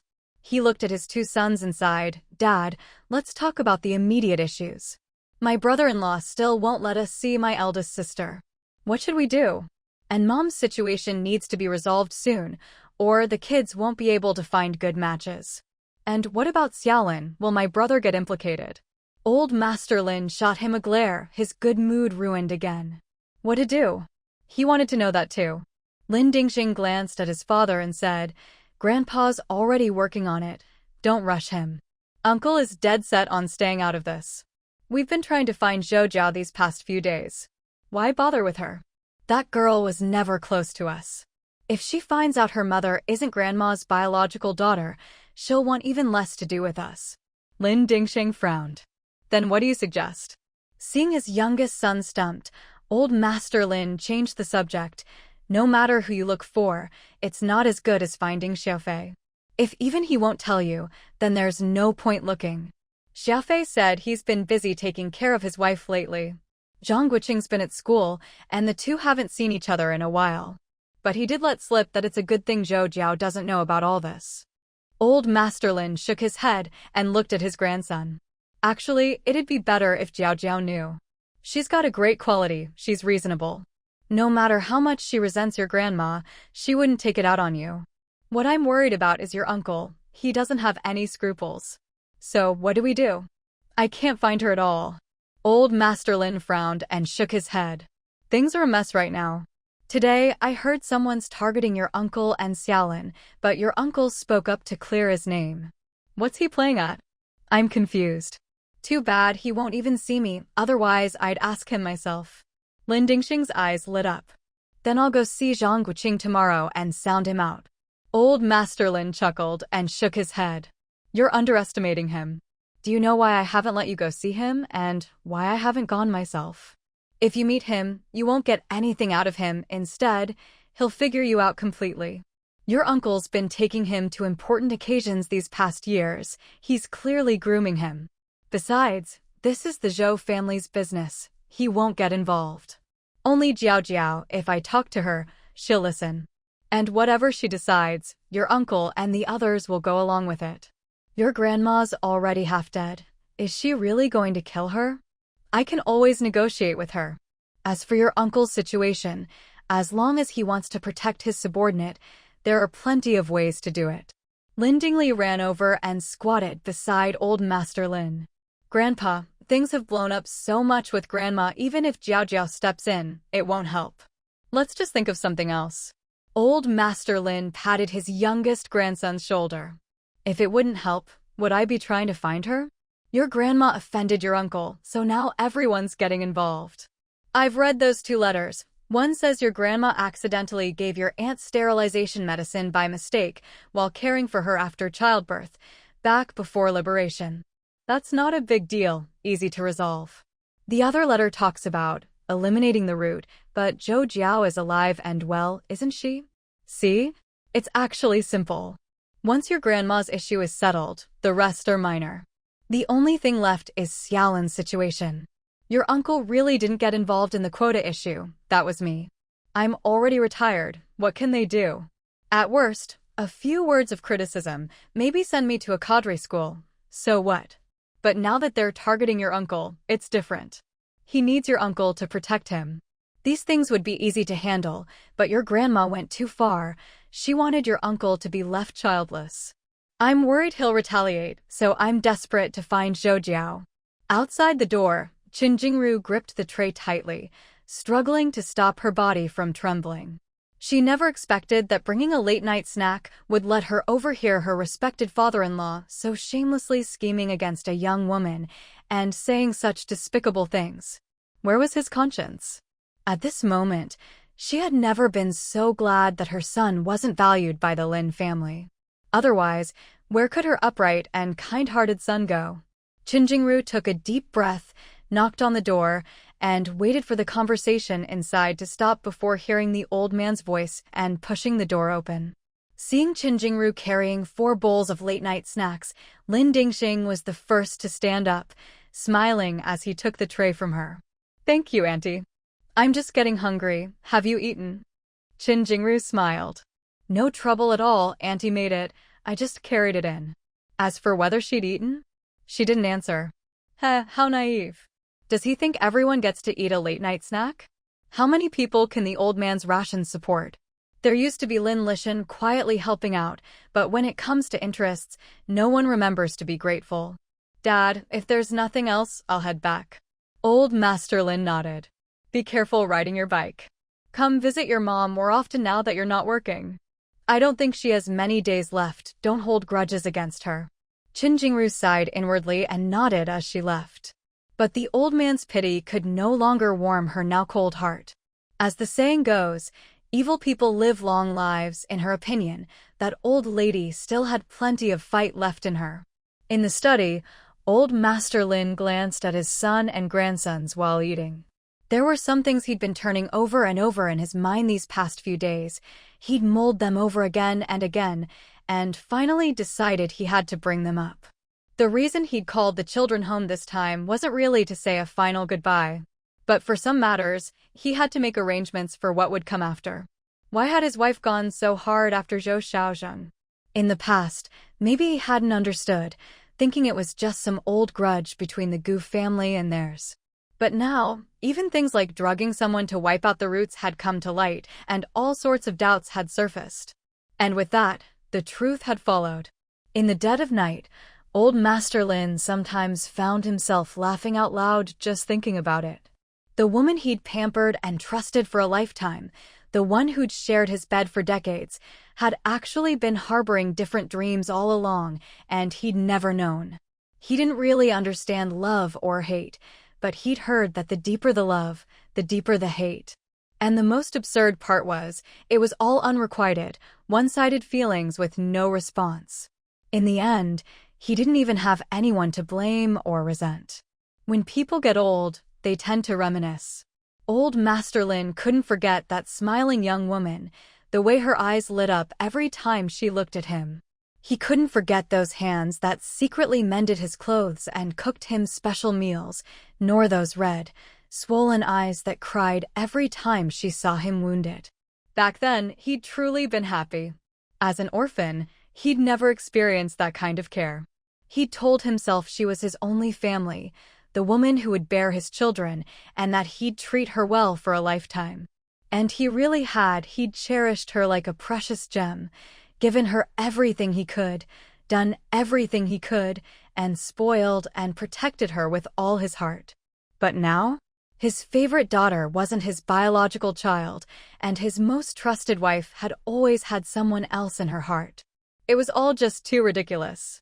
Given how things stood now, he knew the best way forward was to give up on his wife, not go looking for someone else to blame. But in his heart, he still couldn't let go. Lin Adong finished eating, put down his bowl, and looked at the dazed old man. He reached out and gently nudged him. "Grandpa, do you want to go get some sleep?" Old Master Lin snapped out of it and, seeing his eldest grandson's concerned gaze, smiled with relief. What was there left for him to hold on to? He was old, nothing mattered anymore. It was time to think about his children and grandchildren. "Dad, you should rest. When Big Brother comes back tomorrow, we'll talk it over again." Old Master Lin shook his head. Wait for the eldest to come back? He couldn't let his eldest son bear this decision. That was his firstborn, the hope of the whole family. I've said so much just now, but that's all based on Zhou Jiao helping out, or Zhou Xiaoing not caring about your mother. But all that's just wishful thinking. It's not realistic. Lin Adong nodded. There was a lot he couldn't say out loud. Just like the old man said, it was too unrealistic. If someone had done this to him, he'd make sure they paid for it, but this was his mother. Old Master Lin was silent for a while, then looked at his son and grandsons and slowly said, "If it really comes to the worst, I plan to have your mother cut all ties with you. From then on, no more contact, no matter life or death." Lin Adong blurted out in shock, "Dad?" Lin Dingxing looked thoughtfully at the old man. He knew this was the best solution, rather than clinging to false hope and looking for Zhou Jiao. It was the kind of decisive action a family head should take. His grandfather had finally said it out loud. Lin Dingli just stared at the old man, dumbfounded. That was his grandmother, his real grandmother, and now she was bedridden and unable to care for herself. How could they do that? Old Master Lin's gaze swept over his son, eldest grandson, and youngest grandson, taking in their different expressions. His feelings were complicated. There was so much he couldn't put into words.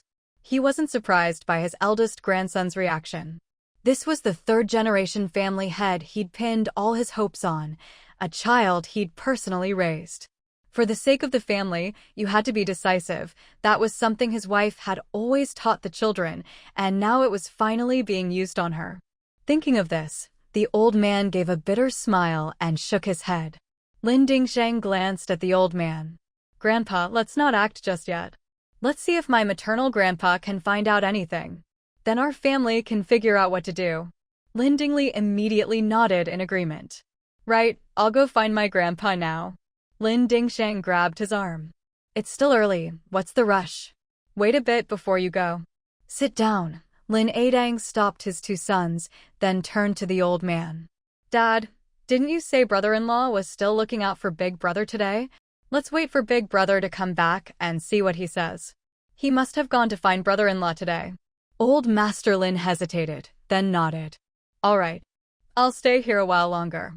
You all go. Grandpa, I'll stay with you." Old Master Lin shook his head. "You take your brother out. Go see your grandpa later. I need some quiet. Don't come in unless it's important." Lin Adong listened, glanced at the old man's expression, then stood up and pulled his two sons out, closing the study door behind them and pointing outside. The three of them stood in the courtyard. Lin Adong said quietly, "I'm going to find your uncle. If Grandpa asks, just say I went to rest." Lin Dingxing nodded.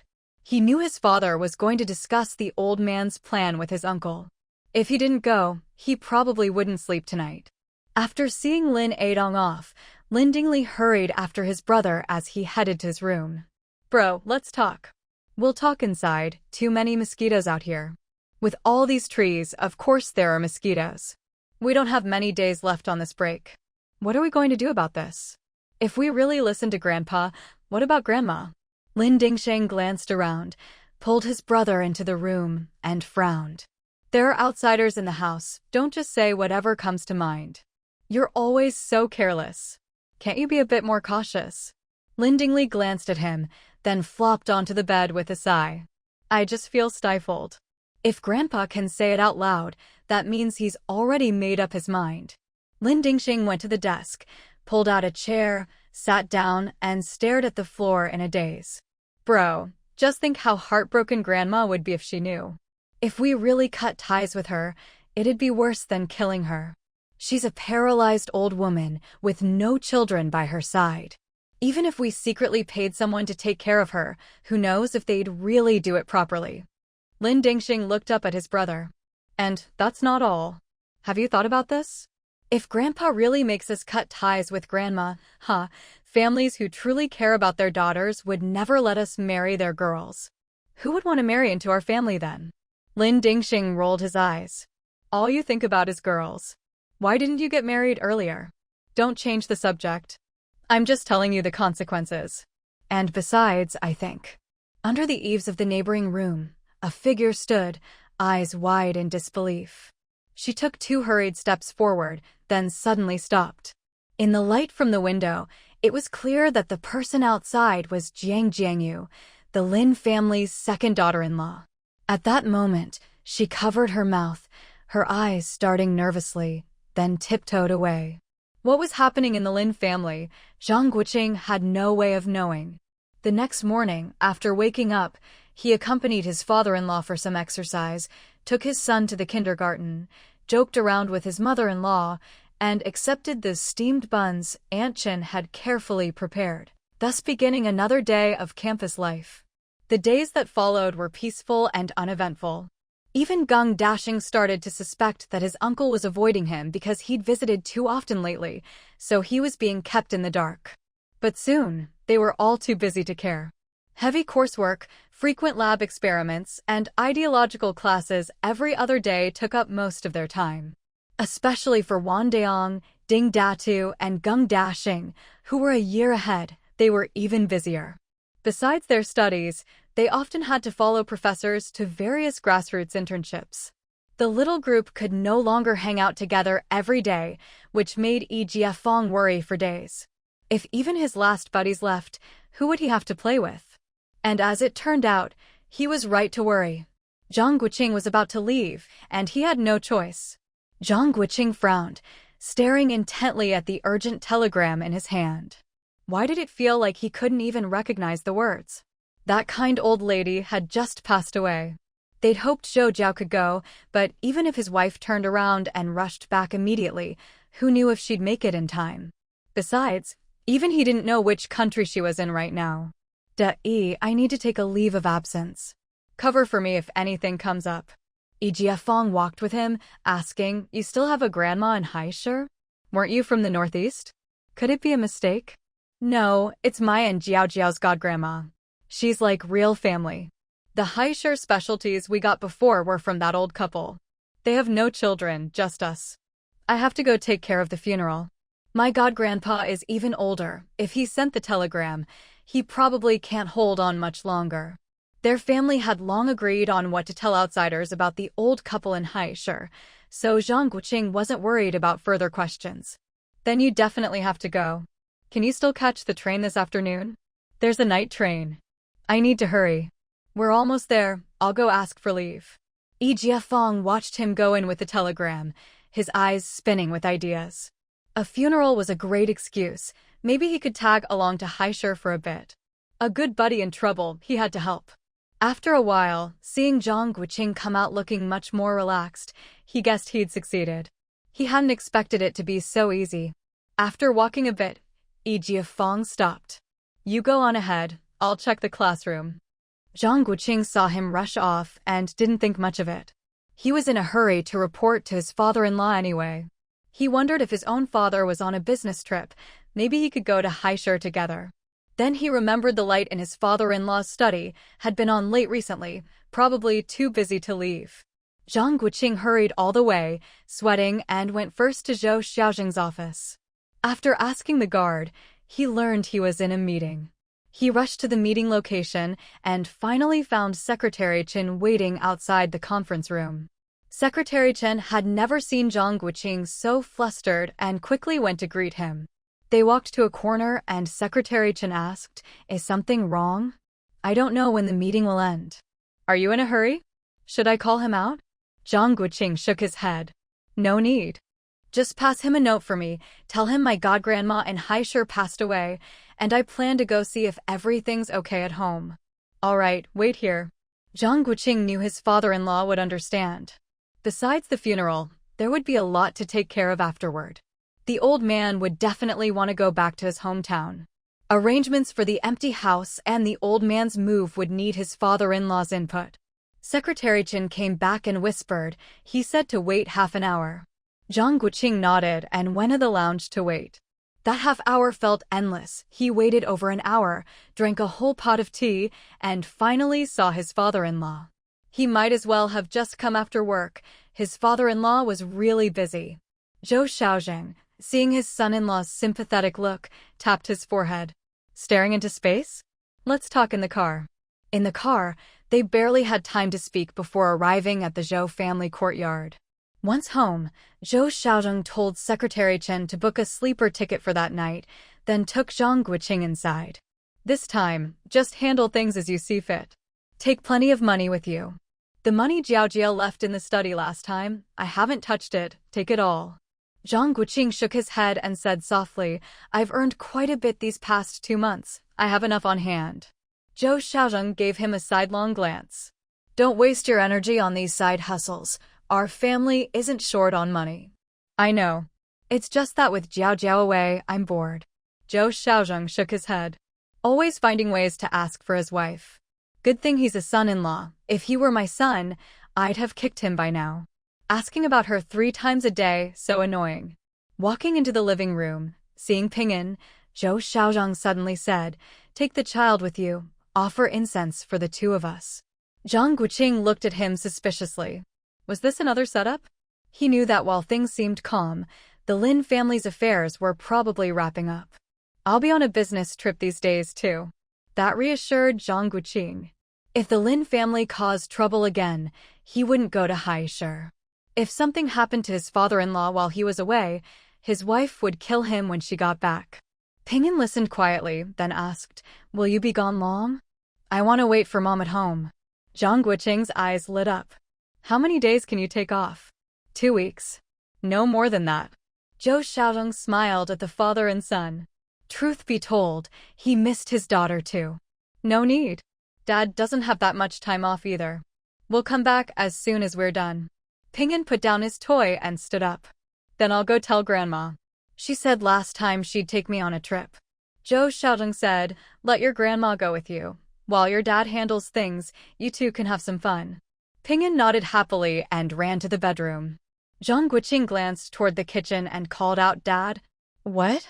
You don't want to go? Fine, I'll tell your mom not to pack. No need to ask Secretary Chen for another ticket. If you can't get a sleeper on the way back, remember to find Huang Dong.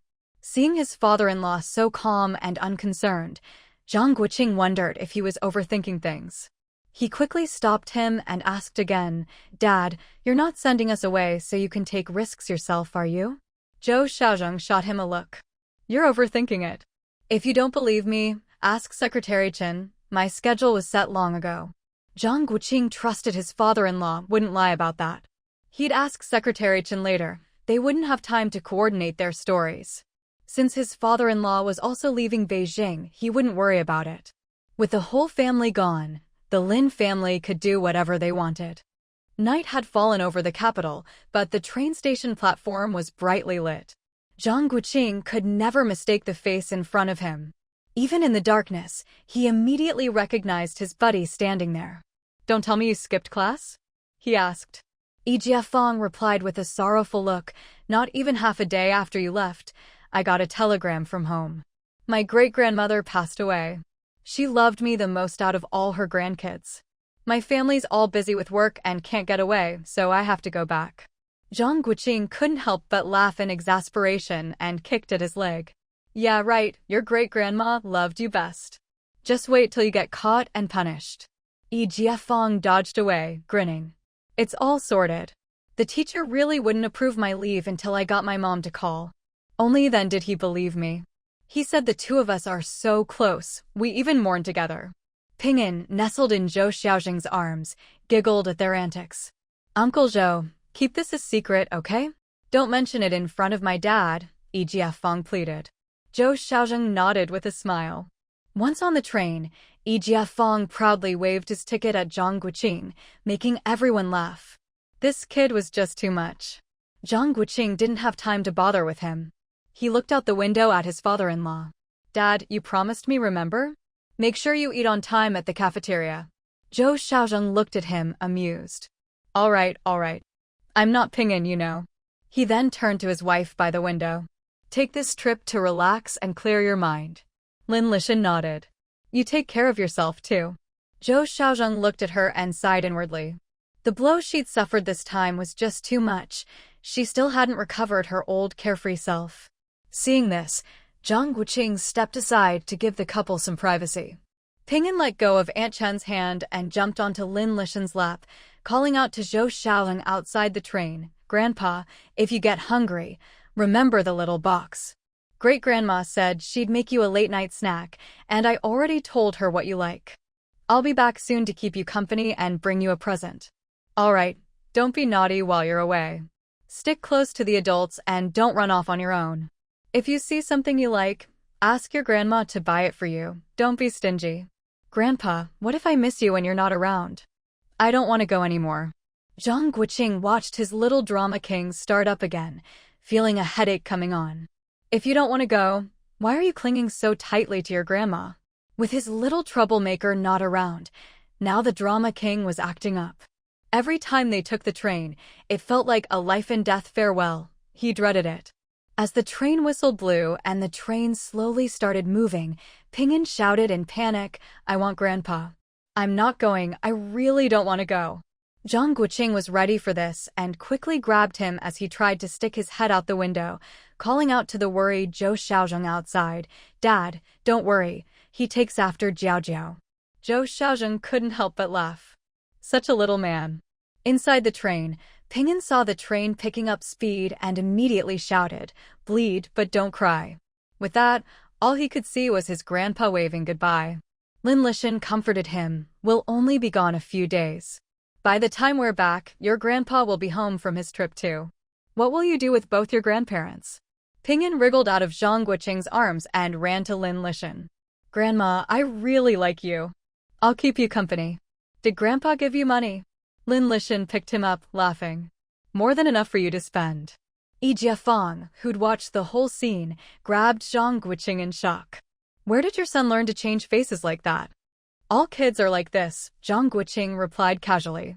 "Really? Really? My parents spoil him, and he's used to being around them. If it were someone else, he wouldn't act like this." Yi Jiafang's eyes lit up as he looked at Pinyin. "Xiao Wu, as soon as I graduate, I'm going to start dating and have a son right away." Anshin, listening nearby, covered her mouth to stifle her laughter. This kid was hilarious. In the end, they brought Anshin along on the trip. Even though Lin Lishan had recovered, after all the recent turmoil, her health and spirits were still affected. Zhang Guoqing didn't dare let his son travel alone with her. As soon as his father-in-law suggested bringing Anshin, he immediately agreed. Compared to the soft sleeper they'd taken to Haishur a few years ago, the hard sleeper this time was a bit rougher. Old Mrs. Chung had wanted to come along with Zhang Guoqing and his son, but he'd refused. After all, they were going to handle funeral matters, and he was worried it might affect her luck. She was so happy she couldn't stop smiling. For adults and one well-behaved little boy made for an easy journey. When they arrived at their destination, there was someone holding a sign waiting for them at the station. At first, Zhang Guoqing followed the calls through the crowd and saw a man looking them over with a curious expression. "Are you Xiao Wu? And this chubby kid must be Pinyin, right? Sorry to interrupt, but I really didn't know someone would be picking us up. May I ask who you are?" Zhang Guoqing also sized up the man. The middle-aged man grinned. "Didn't your father-in-law tell you to find someone if you needed help? He called yesterday and asked me to keep an eye out for you." Zhang Guoqing quickly stepped forward to greet him. "Uncle Huang, you came in person? That's too kind of you. I was planning to visit you after we got settled." Huang Dong patted him and laughed. "No need for all that formality." He turned to Lin Lishan. "Sister-in-law, I'm Huang Dong, an old friend of Zhengji. Just call me Dongzi. So, should we head to the guest house first or go straight to the village? Don't stand on ceremony. Take us to the military district first. I need to apply for a vehicle, and there's still a lot to prepare. Tell us on the way what we'll need." Zhang Guoqing turned to Lin Lishan. "Do you want to wait for us at the guest house?" That kind of occasion wasn't really suitable for his mother-in-law, especially since there was already a mother-in-law in the grave. Lin Lishan shook her head. "We're short on time. Let's go to the military district first and discuss the rest later." Huang Dong quickly led the way. "Come on, let's talk in the car." As they walked to the parking lot, Zhang Guoqing introduced Yi Jiafang and immediately asked about the funeral arrangements and what supplies they'd need.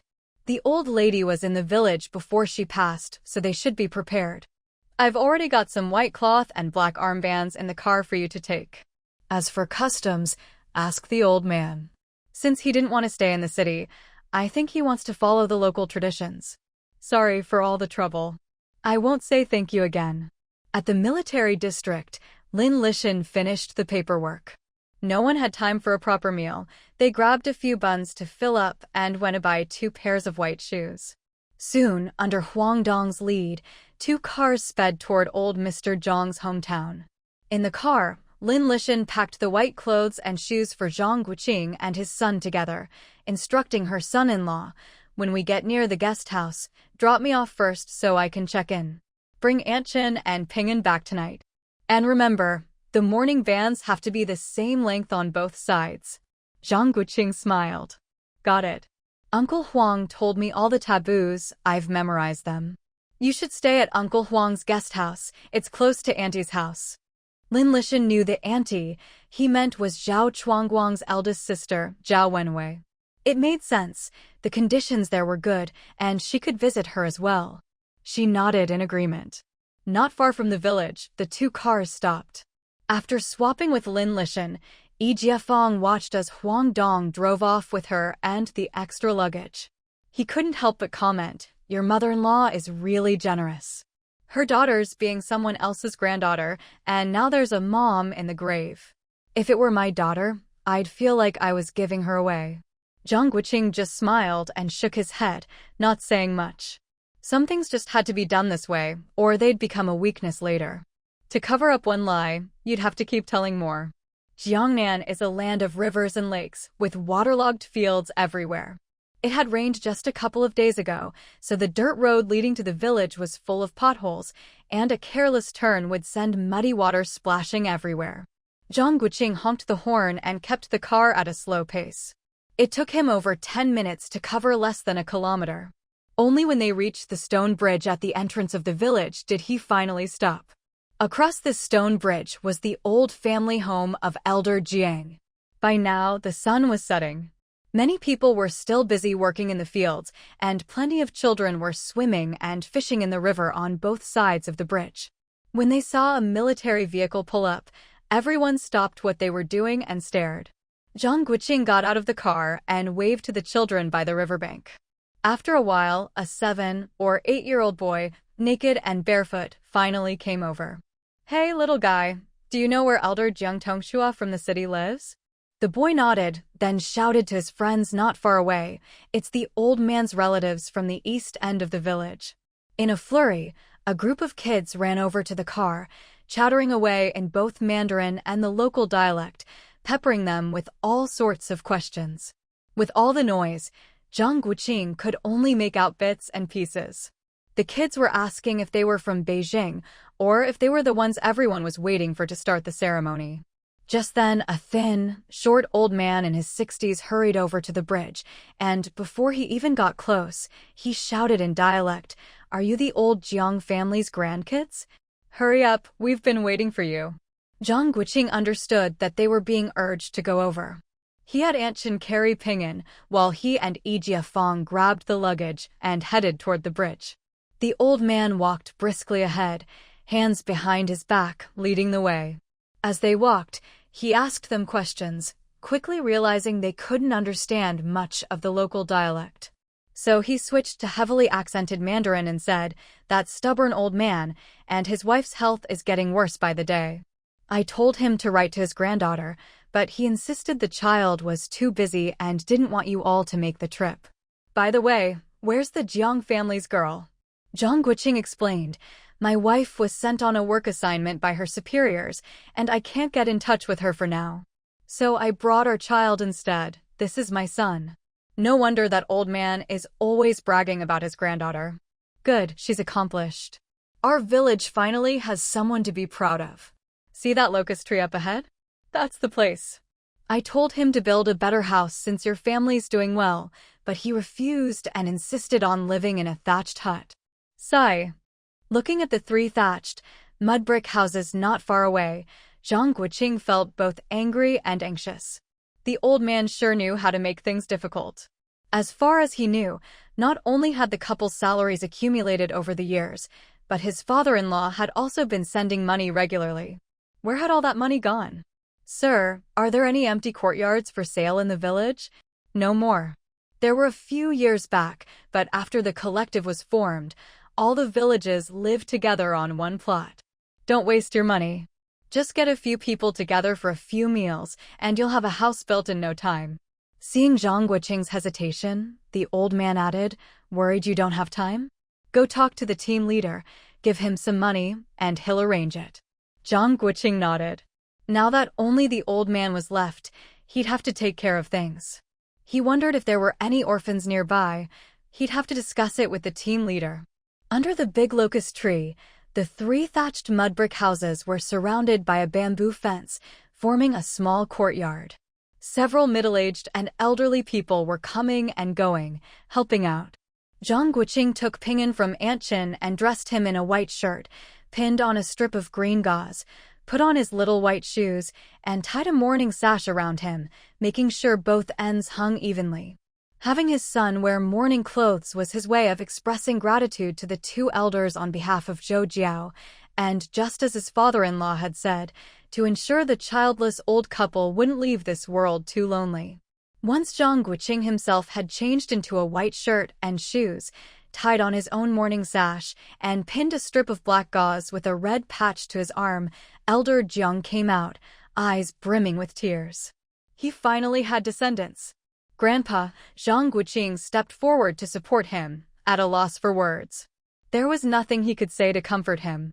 Losing his lifelong companion was like the sky falling for the old man. He beckoned to little Ping'an, son, come call great-grandpa. Let's burn some incense for your great-grandma on behalf of your mom. Elder Jiang squatted down, looking kindly at the child. Hearing the boy's clear voice, he turned to Zhang Guoqing and complained, why bring the child all this way? Take the little one inside.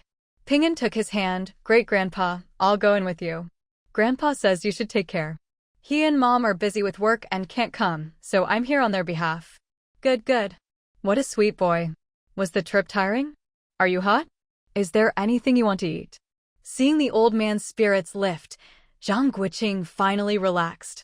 Thankfully, he'd brought the child. At times like this, his son really knew what to do. As they went inside, Zhang Guoqing asked Aunt Chin to look after them, then went over to a table where a middle-aged man was watching him curiously. Uncle, thank you all for coming and helping out. The man quickly waved his hand. It's nothing. I'm your grandpa's distant nephew. Then I should call you uncle. Uncle, I won't stand on ceremony. Just call me Xiao Wu and let me know what needs to be done. The man smiled, then quickly composed himself. There's a lot that needs your attention. The morning hall is set up. We don't invite Taoist priests to chant anymore, but we still need paper money and such. Take a look, these are the gifts from the villagers, and here's a list of what the family has prepared. Zhang Guoqing glanced at the list. Aside from the gifts, the supplies were meager, and there wasn't much brown sugar either. From Huangdong, he learned that no matter how simple the ceremony, every guest must be served a bowl of brown sugar water and a meal of tofu. Having taken stock, Zhang Guoqing quietly said, I'll go inside to see my grandmother first. Please write down anything we're missing, and I'll take care of it. There are quite a few younger folks in the village with the same surname. They remember your grandmother's kindness and want to wear mourning for her. After work tonight, they'll come over. If you need help, just ask them. Zhang Guoqing raised an eyebrow. He didn't ask what kindness they meant. He took the white cloth and black gauze from Yijiafeng and set them on the table, then pulled out 50 jin of national grain coupons and 50 yuan from his pocket. Just leave the money and coupons with me for now. If we don't use them, I'll return them. The white cloth is too nice, you didn't have to bring so much. They'll prepare their own. Zhang Guoqing shook his head. It's only right. I'll go in now. There was no reason for outsiders to wear mourning while the immediate family was stingy with cloth.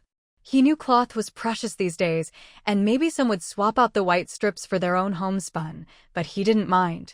In more traditional families, they wouldn't even want mourning cloth for fear of bad luck. But in these times, who wanted to compete to be a filial child? As long as the elders could have a dignified burial, that was enough. When Zhang Guoqing went inside, Ping'an was already kneeling and bowing 3 times to the old lady's body under Aunt Chen's guidance, then lighting incense. Zhang Guoqing followed suit.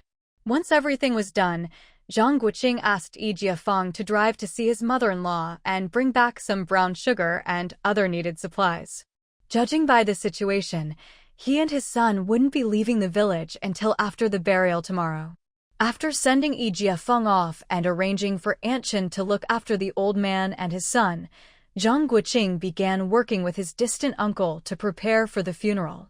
After seeing off old lady Jiang and having tofu rice, by the third day, Zhang Guoqing had finally handled all the funeral affairs perfectly. Now, what he needed to consider was the old man's twilight years. In the room, the old man was rubbing Pingin's head with a look of satisfaction, holding the child tightly and shaking his head at Zhang Guoqing. "Grandpa, if you come back with me, you can often take Pingin out for walks. My dad can see you more often too. If you ever get a headache or fever, we'll be right there by your side. There are still childhood friends here to chat and drink with, and I can visit your grandma's grave. You've seen it these days, the villagers are good people, always willing to help out. So, you just go back without worrying about me. I can't even get used to staying in Haishur, let alone Beijing. Stop trying to persuade me, it's not going to work." Zhang Guoqing was helpless in the face of the old man's stubbornness, but he understood. Compared to the distant capital, the familiar people and land of his hometown were much more comforting for an elderly man. Pingin blinked and said, "Dad, let the little beggar brother stay with great-grandpa. He's nice." Zhang Guoqing took the opportunity to persuade, "Grandpa, why not take that child in? He's an orphan, and it's really pitiful." A 10-year-old with no one to guide him could easily go astray. The 10-year-old they were talking about was named Fan Lin, also a local, though his family name was different from the majority Jiang clan in the village. Being from an outsider family, and in these hard times when even locals could barely feed themselves, Fan Lin had suffered a lot. Luckily, the boy was good-natured and never stole or caused trouble. During the mourning period, he was the most sincere, kneeling for 2 nights straight at the memorial hall. Ever since Zhang Guoqing had the idea of letting the old man take in an orphan, he'd gone to his third uncle, the team leader, to find out about the boy. After learning the details, he was even more determined to help him. Seeing the old man hesitate, Zhang Guoqing asked, "Grandpa, you don't really believe he's bad luck, do you?" Old man Jiang shook his head. "I'm just an old widower. What bad luck could he bring me? Your grandma once wanted to adopt him, but we thought, how many years do we have left? If we took him in and then passed away, it'd only bring him a bad reputation. Luckily, we didn't, or we'd have done him wrong. That boy is strong-willed. He won't care about gossip." The old man thought for a while, then shook his head again. "Forget it. I'll just keep looking after him as usual. If I formally adopt him, it'll bring all sorts of complications in the future. People's hearts change. Who knows what will happen when he grows up and starts his own family. I don't want to spend my last years worrying about whether he'll cause trouble for you all." Zhang Guoqing couldn't help but laugh. The fact that the house was registered under Zhou Jiao's name showed what the old man was worried about. But he didn't push further. So long as the old man was happy, that was enough. If this road didn't work, he'd just find another way. Before leaving, Zhang Guoqing went to find the 10-year-old boy and took out 30 yuan of his ill-gotten gains from the black market, along with 30 jin of national grain coupons. A broken table had been cleaned until it gleamed, and on its smooth surface sat a small fortune. Fan Lin's reaction surprised him. "I don't need these things. I'll look after Grandpa Jiang anyway.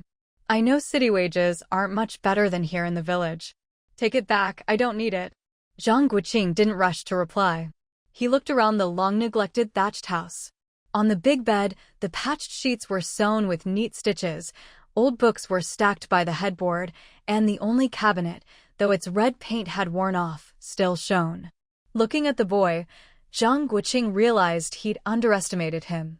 The little beggar, with his messy hair and patched clothes, had perfectly clean fingernails.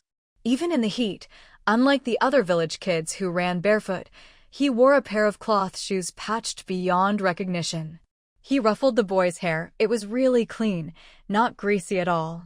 This kid was something else. Fan Lin froze, quickly stepping back and staring at Zhang Guoqing in surprise. How long had it been since someone touched his head without disgust? My grandparents once wanted to adopt you, but they were afraid they wouldn't live long and didn't want to bring you a bad name. I was worried about how you'd get by on your own, but it seems I was overthinking it. I know. Grandma Jiang told me. Seeing him lower his head, Zhang Guoqing patted him. You're a smart kid, so I won't say much. I'll leave my grandpa in your care. Keep this money for emergencies. That's my home address. If you or my grandpa ever run into trouble, you can come find me. Fan Lin hesitated, then looked up and met his eyes for a long moment. Okay. Seeing this, Zhang Guoqing felt a sharp pang in his heart. He didn't dare show any emotion. Kids like this were too sensitive and didn't need anyone's pity. If you want to go to school, find my grandpa. He'll take you to enroll. Fan Lin shook his head. My dad taught me a lot. I can read on my own. A kid with such a strong mind, there was no persuading him. Besides, even at 10, he might be smarter than Zhang Guoqing himself. He'd seen what genius looked like in his own son. No point showing off and making a fool of himself. It was a pity his wife wasn't here, or she could have had a good chat with the boy. On the day of departure, Yi Jiafeng came early with the car, and the bridge was crowded with villagers seeing them off. Looking at the elderly man, Zhang Guoqing wondered when they'd meet again. Even after the car had driven far from the village, Zhang Guoqing could still see that figure standing there, never leaving. This old man is really stubborn. He loves Ping'an so much, wouldn't it be better to come to Beijing? He has nothing tying him down here. I don't know what he's holding on to. Ping'an pouted. Great-grandpa says he's like a fallen leaf returning to its roots. Zhang Guoqing didn't want to talk about it anymore and changed the subject. How was yesterday? Yi Jiafeng shuddered, almost letting go of the steering wheel. Don't mention it. Next time, your mother-in-law is your problem. She's just too good at shopping. She and Aunt Zhao together are a nightmare. Father and son both chuckled and turned to look out the window. It's not just that they shop without buying anything. They make people fetch this and that, then just say it's no good and leave. I was so embarrassed following behind. Yeah, that was exactly what those two would do. Zhang Guoqing quickly asked, did they say where they're going today? I escaped early, so I don't know. But yesterday they were bored and planned a bunch of activities. Should we go see Lindsay? Zhang Guoqing shook his head. Better not. He wrote that he's swamped lately. I bet he's working in the fields at the farm. What a tough life. Zhang Guoqing nodded in agreement. After 5 years of university, at least 2 were spent doing farm work. Now, all of them were expert farmers. After traveling from the outskirts to the city, it was already 2 hours later. The sun was blazing at noon, and there were hardly any pedestrians on the streets. On the main road leading to the municipal guest house, the shade from the trees on both sides did little to block the intense sunlight. Sitting in the car felt like being inside an oven, with waves of heat rolling in. Even with the ice pop he'd been craving for so long, Ping'an was still in low spirits. Dad, I want to go home. It's even hotter here than at our place. Zhang Guoqing kept wiping his son's sweat with a damp towel, comforting him. It'll be cool once we get inside. Didn't great-grandpa say it would rain today? It'll be nice and cool after the rain.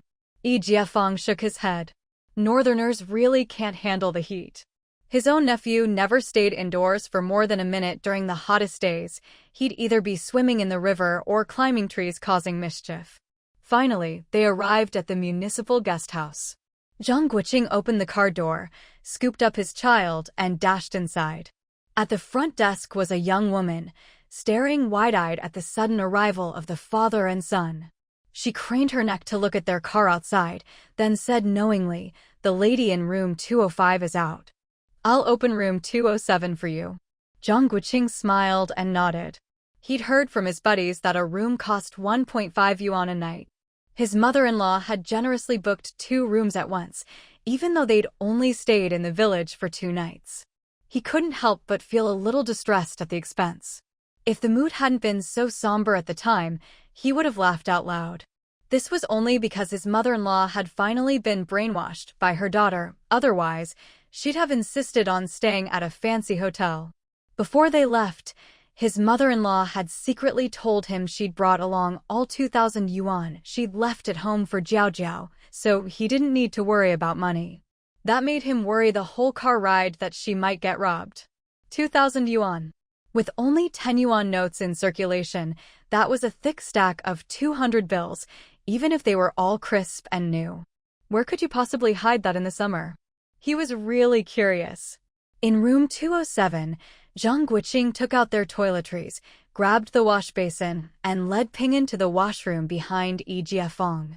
There were already people inside. Wow, the water's boiling hot. This weather is unbearable. Did you guys finish your assignment? Of course. It wasn't easy coming here. I wanted to bring something nice home, but everything's too expensive. That's because you want the high-end stuff. I can't help it.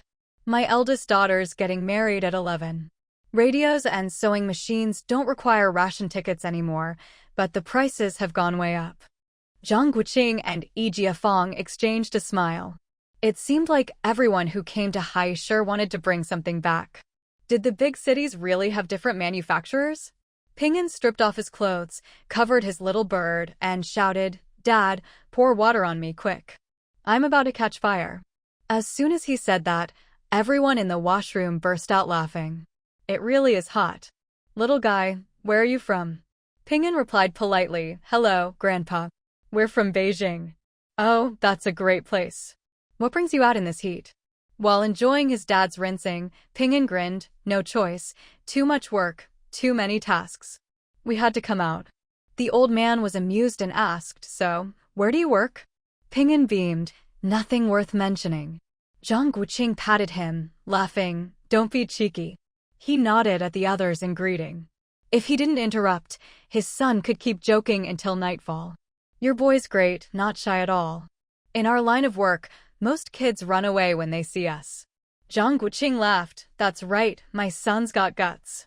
Yijiafeng rolled his eyes. This guy always bragged about his kid instead of being modest. He hurried up, planning to leave as soon as possible. Otherwise, this father-son duo might end up chatting in the washroom until lunchtime. After lunch, the three didn't rush out to explore. They opened the windows and doors, let the breeze in, and lay down on the two single beds, drifting off to sleep. Zhang Guoqing had been busy and exhausted these past few days. At the municipal guest house, he wasn't worried about theft. No thief would dare be so bold here. After a few words, all three fell asleep. When Lin Lishan returned with Anshin, she learned from the staff that the others were back and felt secretly pleased. Shopping wasn't much fun without her own child around. Upstairs, she peeked through the open door and saw the three kids fast asleep. She didn't disturb them and quietly followed the staff into the next room. After more than an hour, Zhang Guoqing woke up to find his son sweating profusely in his arms. He quickly grabbed a paper fan and started fanning him. He looked suspiciously at the sleeping arrangements. How had his son rolled into his arms? Or maybe he'd subconsciously pulled him over while sleeping. Ping'an's furrowed brow gradually relaxed under the cool breeze, and Zhang Guoqing breathed a sigh of relief. Getting prickly heat in the summer was no joke. After a while, Zhang Guoqing got up with a towel to wash his face and found Lin Lishan and Anshin sitting by the open door, resting. "Mom, when did you and Anshin get back? Have you eaten?" Lin Lishan's eyes lit up when she saw him. "We ate and came right back. Go wash your face and tell me how things went." Zhang Guoqing wiped his face with a damp towel and flopped onto the sofa. "Forget it, I'll tell you now." Lin Lishan gave him a look, but didn't stop him. Anshin took the towel and said, "You two talk, I'll go get some water." Zhang Guoqing grinned. "No rush, Auntie.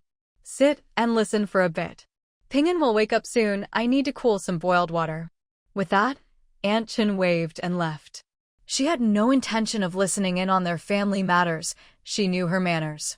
Once she was gone, Zhang Guoqing smiled. "Mom, you don't know how much the old man misses Zhou Jiao. He wants her to come back before the new year to pay respects to Grandma and keep him company for a while." Lin Lishan nodded, looking for more explanation. "Last year, when Grandpa had Dad bring the house deed over, I saw he'd already made arrangements. He never mentioned family matters in his letters before. Last night, he finally explained everything in detail and asked me to pass it on to Zhou Jiao. At the end of last year, his old workmate approached him again, still wanting to buy the house. I heard his eldest grandson has been married for 3 years and still hasn't been assigned a place by his work unit. This time, Grandpa agreed, but said he didn't want cash, he wanted gold, and for them to tell others the two families were close, so he only accepted a few hundred yuan as a token. Grandpa said they're old friends, and he knows the other family has some gold stashed away. If they trade in gold, his friend won't dare talk about it. If it's cash, the amount would be too big, and his family would find out, which isn't safe. He also explained that they have to sell the small building. He and Grandma still have another apartment assigned by their work unit, 2 rooms, just the two of them. Occupying 2 properties is too conspicuous. Lin Lishan nodded. Zhang Guoqing leaned in and whispered, they sold the small building for 1,800 yuan. He took 300 in cash, and the rest in gold at 4 yuan per gram. He wanted me to bring it back, but I refused. In the end, Grandpa showed me where he hid the money and told me to remember that all the valuable documents, like the house deed, are there. The house in the village is also under Jiao Jiao's name. What do you think we should do? He finished and looked at his mother-in-law. He felt a bit embarrassed, like he was getting something for nothing. After all, aside from sending some ration tickets and supplies over the years, he hadn't visited much. Lin Lishan frowned, rubbed her head, and looked at her son-in-law uncertainly.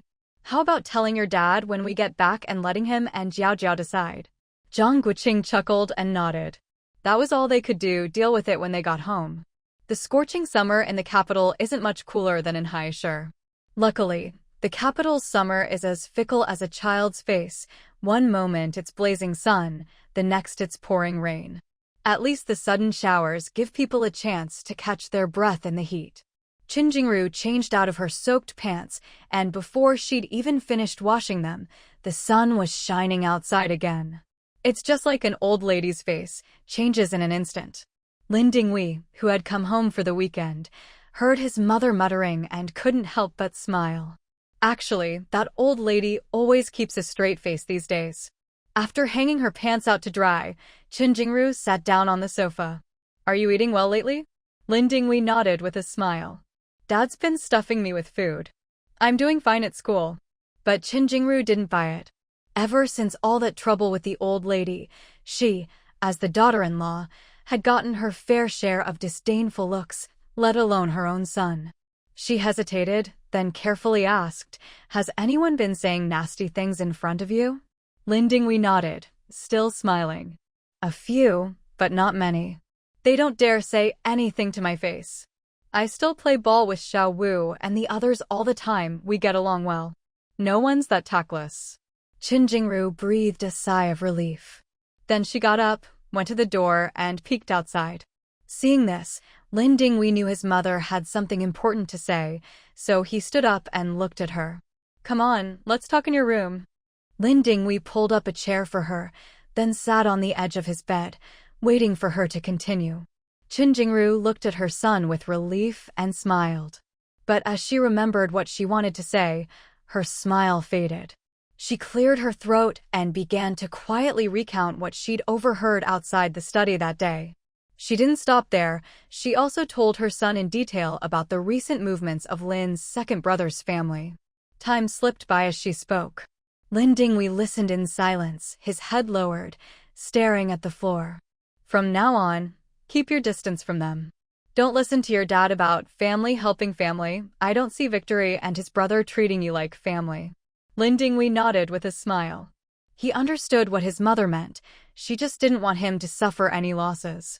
It was a pity his sister couldn't appreciate their mother's good intentions. Thinking of his sister, he almost frowned, but catching sight of his mother out of the corner of his eye, he quickly relaxed his expression. His mother had had a hard life. He didn't want to add to her worries. Do you think your dad will get in trouble this time? Sigh. All the things your sister's done, now your dad's achievements might be ruined, and then there's your grandmother. Sigh. Lin Dinghui couldn't bear to see his mother sighing and went over to squat in front of her, comforting her. My eldest uncle is a shrewd man. He won't abandon his own people. With all the years my dad's worked loyally for him, he'll make sure my dad's okay. Besides, this whole thing isn't really dad's fault. Qin Jingru's eyes lit up. He was right. If a leader can't even protect his own people, how can anyone trust him? She shouldn't let the old man's words get to her. Lin Dinghui watched her face, thinking about how to reassure her. Ever since he'd heard about what his grandmother had done, he knew it was true. And with a sister like that, he'd already started planning his own future. He'd be graduating and assigned to a job next year. He couldn't afford any delays. Is there something you want to say? Don't worry about me, just say it. Qin Jingru looked at her son seriously. She didn't think of herself as foolish. She'd traveled all over the country with her classmates when she was young, survived those turbulent years. She'd seen and been through too much to be easily fooled now. She just had a laid-back personality and didn't like to argue. The old lady had saddled her with the blame for failing to raise her daughter properly, but she didn't defend herself. Because, deep down, she felt she was partly to blame. Her biggest regret was favoring her son over her daughter and neglecting her daughter. She couldn't let anything happen to her son now.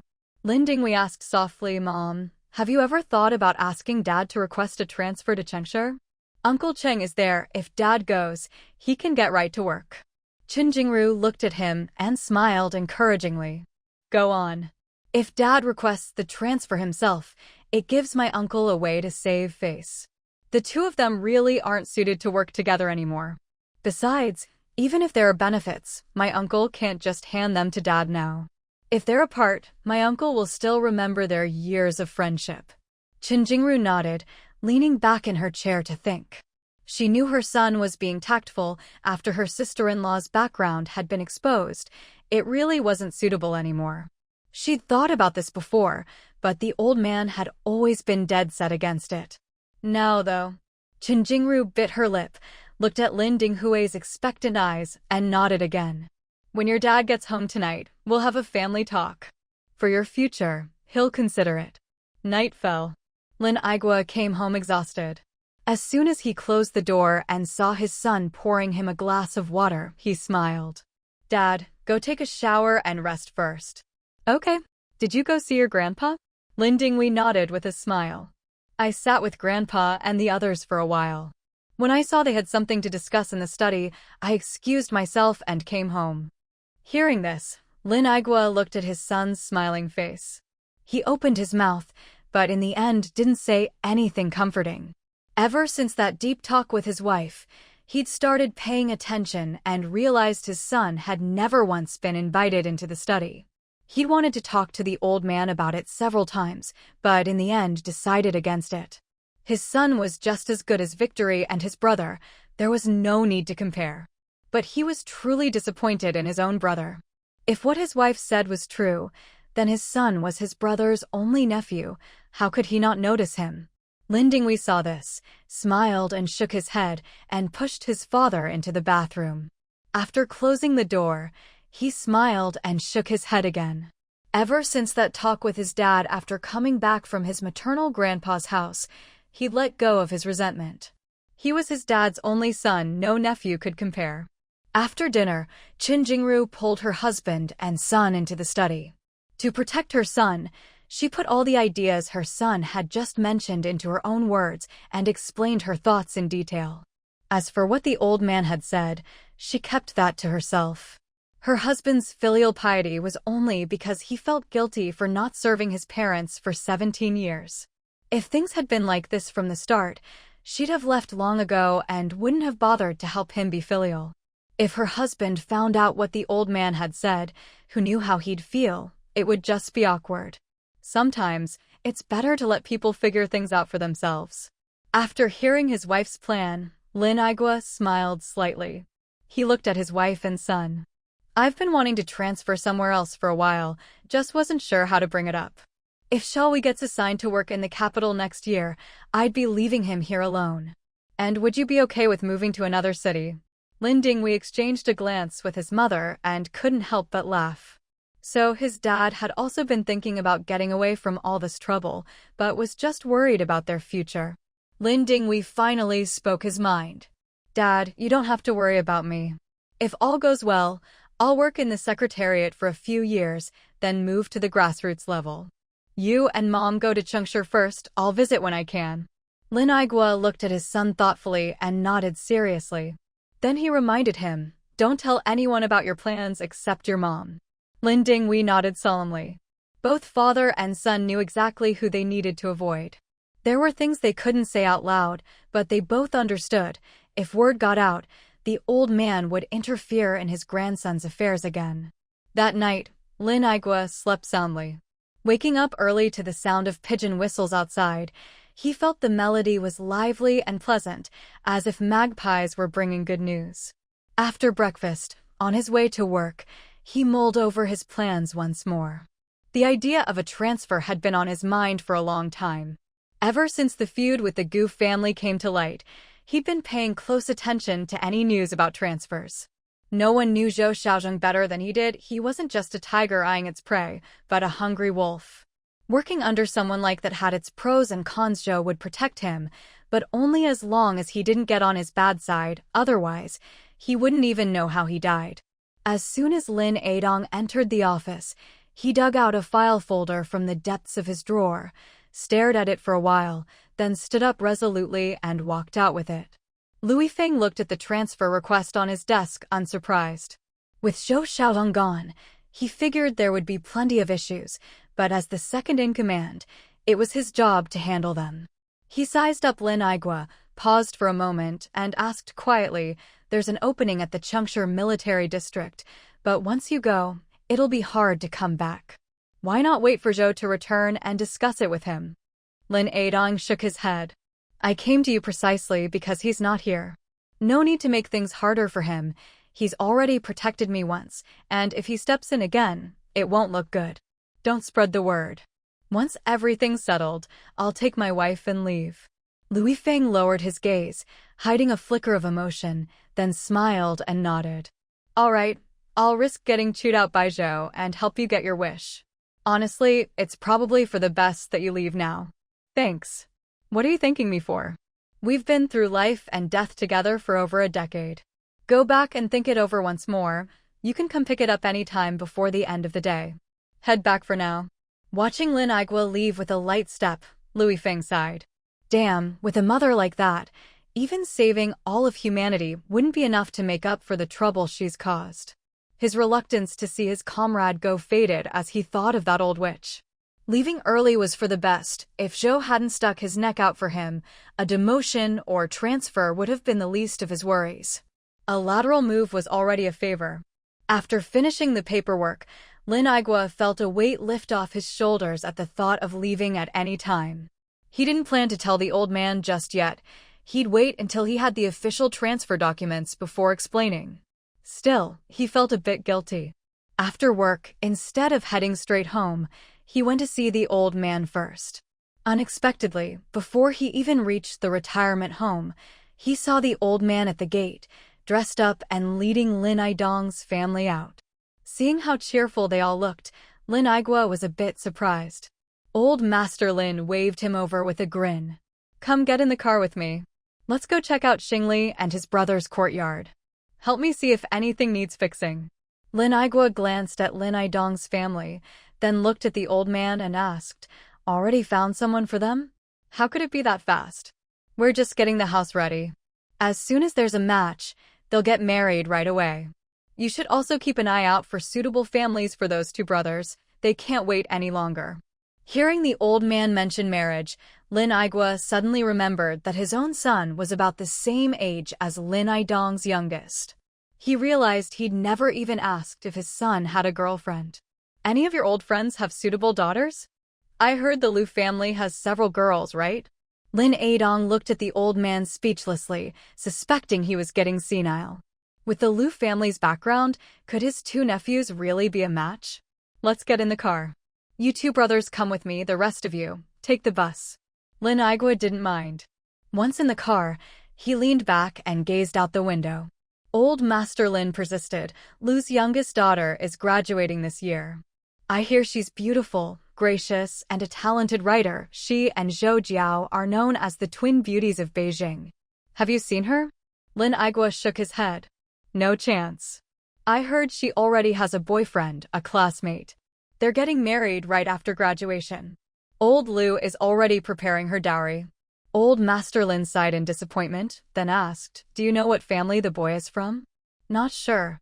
He didn't say, and no one asked. Either the kid is outstanding, or the families are well matched.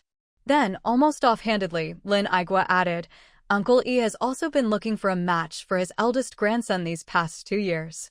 I heard he's interested in a military doctor this time." Old Master Lin shook his head. "I know about that. That girl's no good. Her looks are bad luck for her husband. He's getting senile. If Zhang Guoqing were here, he'd definitely give a thumbs up." In the original storyline, wasn't she indeed bad luck for her husband? After hearing the old man say that, Lin Aigua lost interest in the topic.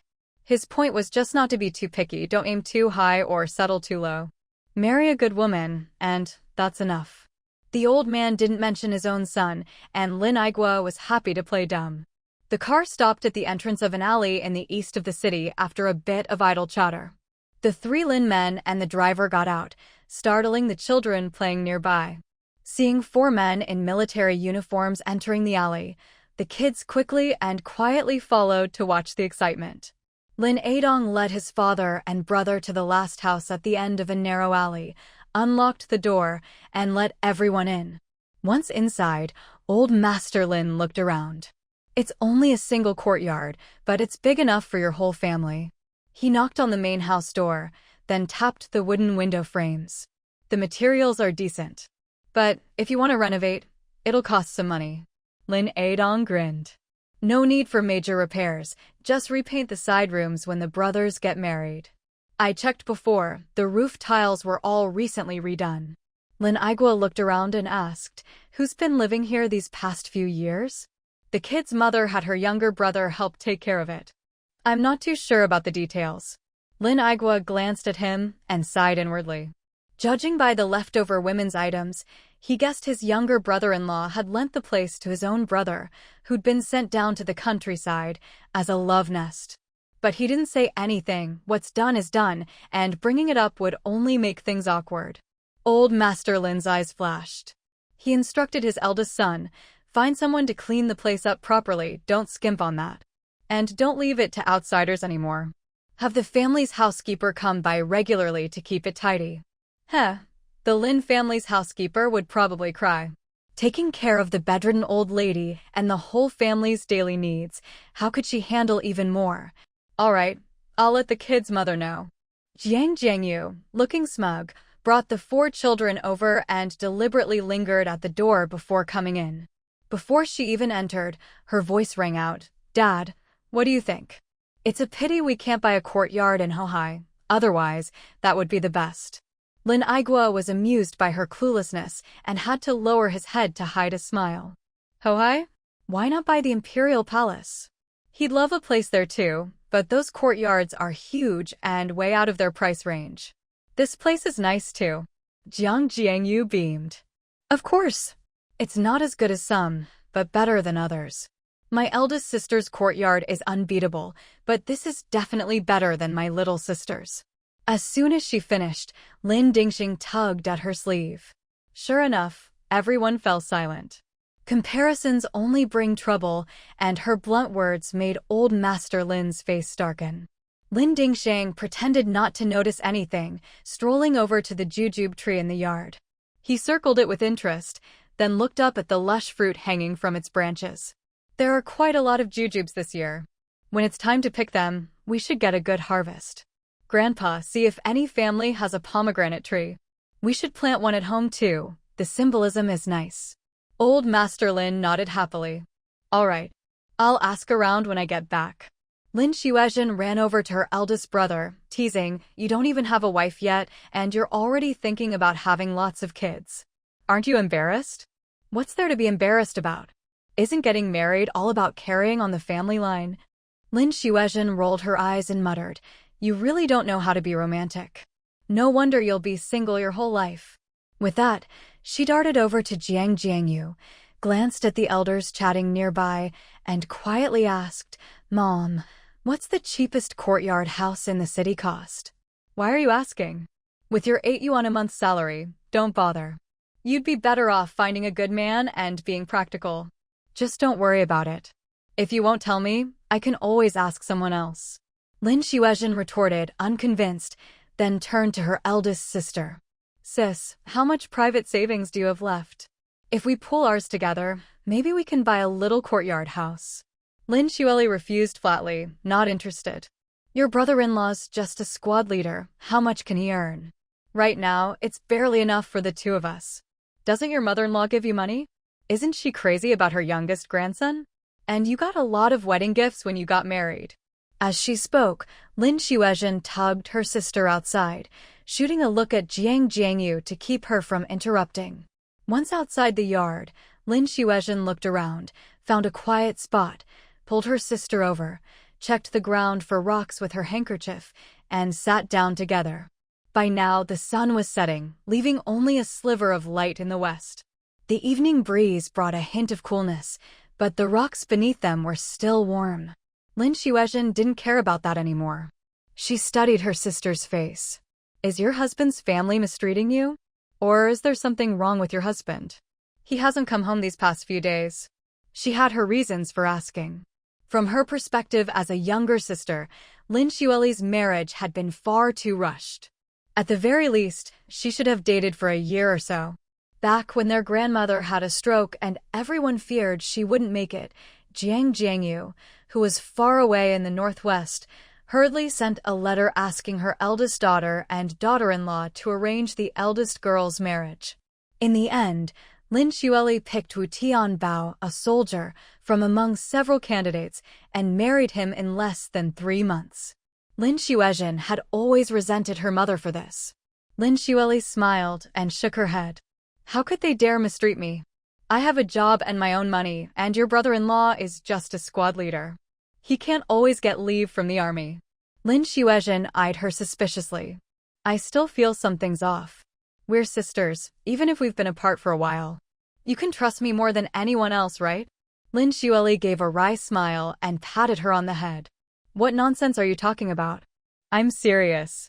Sis, don't you think your marriage is awkward? Look at Zhao Jiao and Xiaomin, they're nothing like you. Even our little aunt, her husband comes to pick her up as soon as he gets off work. Lin Xueli looked up at the sky and sighed. We're not like them. I work in the communications office, he's stationed at the base. Our relationship just isn't the same. Xuezhen, listen to your sister. Start looking for someone now. Date for a while before getting married, don't rush into it. Sis, do you regret it? If you don't want to stay married, you should split up before you have kids. I won't get married either. We can live together for the rest of our lives. Lin Xueli couldn't help but laugh. What are you talking about? Your brother-in-law treats me well. I'm not thinking about leaving him. In fact, I'm planning to have a child. Still worried, Lin Xuezhen pressed. Has word about grandma gotten out? Is that why your in-laws are treating you differently? Seeing the concern in her sister's eyes, Lin Xueli hesitated, then nodded. Some things had to be said, even if it made her sister worry. After all, she might face similar issues in the future. My mother-in-law was never satisfied with me. Your brother-in-law liked me, and his grandma doted on him, so she finally agreed. After all, I married up. But I haven't gotten pregnant these past 2 years, and my 2 sisters-in-law both had girls. So my in-laws' attitude has changed. When you look for a husband, pick a family that doesn't care about having sons, and pay special attention to the mother-in-law. No matter how good the man is, if his mom's difficult, don't marry him. Lin Xuezhen jumped up, angry. I'm going to tell mom to talk to your mother-in-law. She promised to treat you like her own daughter. Lin Xueli quickly pulled her back down. Sit. Don't you want me to have a good life? You know what mom's like, what good would it do? Lin Xuezhen stomped her foot. Sis. All right. Don't you know who your sister is? You think I'd let them bully me? I picked your brother-in-law on purpose, instead of listening to Grandpa and marrying into a high-status family, because I figured this might happen. No matter how unreasonable my in-laws get, they can't do anything to me. I just ignore them. I'm at the base all day anyway. What can they do? As long as your brother-in-law treats me well, nothing else matters. I don't want their money or help. We'll just live our own lives. Lin Xuezhen still wasn't convinced. Really? It's nothing? It's nothing. That's just how life is. You're 22 now, start looking for someone, don't hesitate. Find someone you like and develop feelings first. I really regret listening to Mom about not finding someone in the Northwest. If I dated a local boy back then, it wouldn't have mattered where I lived. Lin Xuezhen covered her mouth and giggled. Didn't you say back then that the boys were all dirty? I remember you saying the smell of their sweat in summer made you sick. Lin Xueli burst out laughing at the memory. Exactly. That's why I'm still pretty happy with your brother-in-law. It's getting late, let's head back before they come looking for us. The two sisters stood up, arms linked, whispering to each other as they walked. Listening to her sister's cheerful laughter, Lin Xueli sighed inwardly. When you're young, you don't understand the ways of the world. Now, she could clearly see just how much trouble their grandmother's misdeeds had caused for the siblings' marriages. Whenever two families considered a marriage alliance, they'd always investigate the family's reputation and upbringing. For her two brothers, it wasn't a big deal, they could just lower their standards and still find good wives. But for her and her sister, it was different. With their grandmother's scandal, plus the trouble caused by Lin Xuelin and their problematic mother, her younger sister's marriage prospects would be even harder. If she waited too long, she might end up having to marry a divorce. On the way back, Lin Xueli thought about her friends, planning to pick out a few candidates for her sister to meet. She couldn't trust their unreliable mother, otherwise, she'd ruin her sister's future too. Jiangyu, the unreliable mother, never once thought she was neglecting her duties. Right now, she was trailing behind old Master Lin, pointing at the shelves in the bedroom. Dad, is this a display shelf? I heard it's for putting antiques on, makes the place look classy. Too bad we don't have much to our name, the kids have to make do. Old Master Lin shot her a glance. Her intentions couldn't be more obvious. He ignored her and continued inspecting the rooms one by one. Jiangyu didn't mind. She didn't believe that if she brought it up enough, the old man wouldn't listen. After all, it was his eldest grandson they were talking about. It's not like she'd move anything to her own parents' house. And even if she did, her parents wouldn't want it. Dad, look at this wooden bed. I heard it's some kind of gilded canopy bed, only noble families used to have these. Too bad it's not a full set. If we could get a whole set for the kids, wouldn't that be grand? Old Master Lin couldn't take it anymore. He pointed at the 4 upright posts of the bed. Can't you tell what kind of wood this is? Don't listen to people's nonsense. Even a rough old man like me can see it's just an ordinary bed. Jiangyu nodded. Dad, if you call yourself a rough old man, people would laugh their heads off. Maybe we shouldn't keep it then, if people see it. Wouldn't it be embarrassing? Lin Aigua looked at the old man speechlessly, refusing to take another step. He could only hope his sharp-eyed eldest nephew would hurry up and drag this fool away. As for his own younger brother, he'd given up hope. He had no idea what he was grinning about.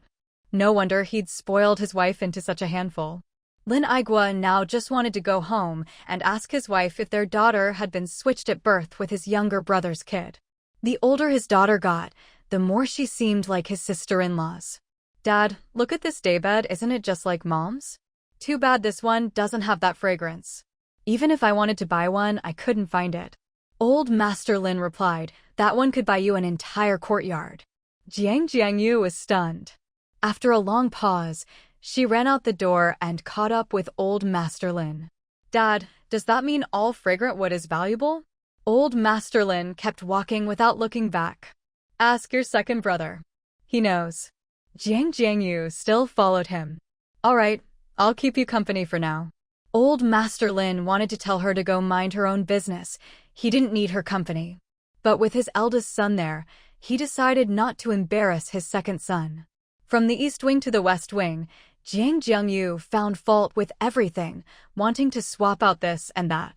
Just as Old Master Lin was about to lose his patience for good, Lin Dingxing came in with a big smile to save the day. As soon as he entered, he called out, Grandpa, you must be tired. Let's head back for now, we can come look again whenever you want. After all, it's our house, we can come anytime. Seeing his smiling eldest grandson, Old Master Lin's mood immediately improved. He glanced at the sky outside and nodded with a smile. It was indeed getting late. On the way back, old Master Lin looked out at the night, watching young people hurrying along the street, and finally remembered he had another grandson. He turned to his eldest son. Xiao Hui is about to graduate, right? Have you thought about where he'll go? The kid's grown up. Who knows when he'll get married and get his own place? Maybe it's time you bought him a small house. Lin Aigua nodded. I'll think about it. Compared to most kids, ours are getting married pretty late. You should start looking for a good wife for Xiao Hui. Time really flies. Listening to his father, Lin Aigua stared out the window, momentarily lost in thought. Time waits for no one. He was about to become a grandfather himself. The three men fell silent. After a long while, old Master Lin said, "After dinner tonight, sit with your mother for a while." Second brother Lin glanced at his older brother, looking like he wanted to say something, but then turned to look out the window. He'd meant to talk to his brother about what the old man had said the other day, but someone had interrupted, and after that, he just couldn't bring it up. And now, what was the point in spending more time together? The soldier driving the car could feel the heavy atmosphere and clicked his tongue inwardly. This family sure liked staring out the window. Maybe it ran in the genes. The car finally arrived at the retirement compound. Looking at the tree-lined roads and the old comrades relaxing in the shade, the soldier suddenly didn't envy these high-ranking officials. No matter how hard life was for his parents back in the village, at least they were healthy and free. Lin Aigua glanced around, frowned, and looked at the old man walking toward the living room with his hands behind his back. After a moment's hesitation, he quickened his pace. Dad, if you like it here at the retirement compound, why not give up the house in the main compound? Old Master Lin turned around, his tone tinged with anger. Why? Did someone say something to you? You think I'm too sick to stay here and rest? Lin Aigua shook his head and said seriously, no one would be foolish enough to say that out loud. But once the new compound is finished, most people will have to move there. Retired officials will definitely be relocated. Rather than wait for someone to bring it up, it's better to take the initiative. Old Master Lin frowned slightly and waved his hand. I know what I'm doing. Seeing this, Lin Aigua said no more. He went to the old lady's door and knocked. Not convenient right now. Come back later. Hearing the maid's reply, he knew she must be helping the old lady wash up, so he returned to the living room to wait. Meanwhile, Lin Adong was discussing their return date with old Master Lin. The holiday was almost over, and they'd have to leave soon, but nothing had been decided yet. We'll leave when the time comes. What about what I mentioned last time? Are you going to retire from the army? Lin Adong shook his head. I still like being in the army. What kind of job could I get if I came back? I'll wait a bit longer. But Xingli's 2 sons could be transferred back. Your father-in-law has tried to pull strings, but there's no way to transfer them back right now. If you want to stay over there, that's fine, but make sure you supervise their studies. If they can get into military school, even better. Lin Adong smiled and shook his head. In our family, only Xiao Hui is good at studying. He takes after my sister-in-law. Brat. Can't be helped. When the kids were in school, I used my belt on all of them. It's not that they didn't work hard, they just didn't have the talent. Old Master Lin scolded enough. You think that's something to be proud of? He glared at him, secretly blaming him for marrying a girl from the Jiang family, even though his wife had objected back then. Sigh, children are debts you can never repay. The old lady's door opened and the maid came out with a basin of dirty laundry. She said to old Master Lin, Sir, I'll have dinner ready soon, just a little longer. Old Master Lin nodded kindly. All right, no rush. Take your time. Lin Aigua watched the sweating maid go back and forth with water. When she went back inside, he quietly suggested to old Master Lin, Dad, maybe we should hire another helper. Old Master Lin nodded, got up, and headed to the study. I'm going to lie down for a bit. Call me when dinner's ready. After he left, Lin Aigua went out to the yard, lit a cigarette, and took a few hard puffs. Glancing at his brother who'd followed him out, he looked up at the sky. Bro, give me a cigarette too. You should smoke less. Despite what he said, Lin Aigua still handed over his cigarette case. Lin Adong took a cigarette, lit it, and took a few drags. Through the haze of smoke, he looked at his big brother, whose brows were tightly furrowed in the night, and sighed. Bro, you should smoke less too. There was one thing Dad mentioned earlier that you should really consider. While we still have some money, let's buy shall we a better house. Hearing this, Lin Aigua patted his brother's shoulder. You don't realize how fast money goes until you're the one managing the household. Lin Adong frowned. He had actually forgotten that after their mother fell ill, his big brother had sought out many folk doctors and secretly bought a lot of expensive supplements. How much are you short? We'll figure out a way to pool some money together. We can't let Victory and his brother have houses while Shalwi gets the short end of the stick. Lin Aigua's expression softened at that, and he smiled. No need. Your sister-in-law and I both have salaries, and we still have some savings. Let's wait a bit longer. Even if Shalwi finds someone, it won't be too late. That's good. I was just worried that my sister-in-law might feel upset. Maybe you should talk to her. Your sister-in-law isn't that kind of person. When Jiang Jiangyu came home with her son and daughter, she saw the two brothers chatting. She walked over and asked, Big brother, have you eaten yet? Lin Aigua shook his head. You'd better take Xuezhen to the kitchen and get things ready. Dad still hasn't eaten, Lin Adong said.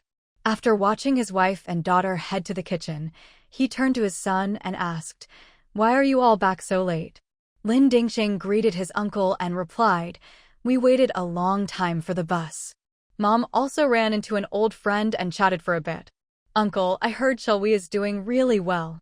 Congratulations. Lin Aigua smiled and nodded. Shalwi's graduating next year, right? It's a pity he didn't apply to a military academy. If he had, Lin Adong trailed off, regret in his voice. Lin Aigua understood the implication.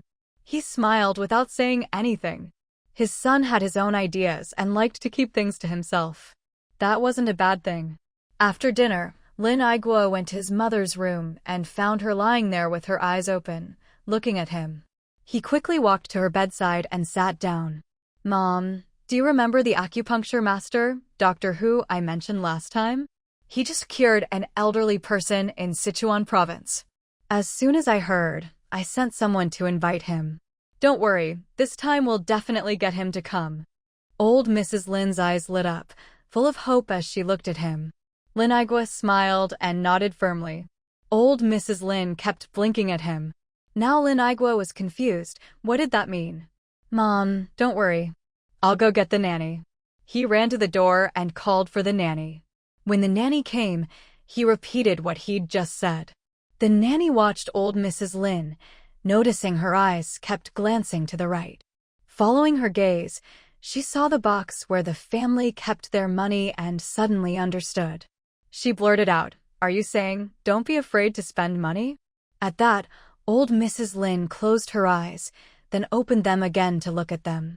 Lin Aigua laughed. The nanny knows you best, Mom. Don't worry, I've already sent word. As long as Doctor Who is willing to come, he can name his price. The nanny chimed in, Madam, you're really blessed. You're sure to get better. That was true, she really was blessed. After all these years of being bedridden from a stroke, she hadn't developed any bed sores. That was thanks not only to the nanny's care, but also to her youngest daughter, Lin Liying. Old Mrs. Lin kept glancing toward the door, then at her eldest son. Lin Aigua understood this time.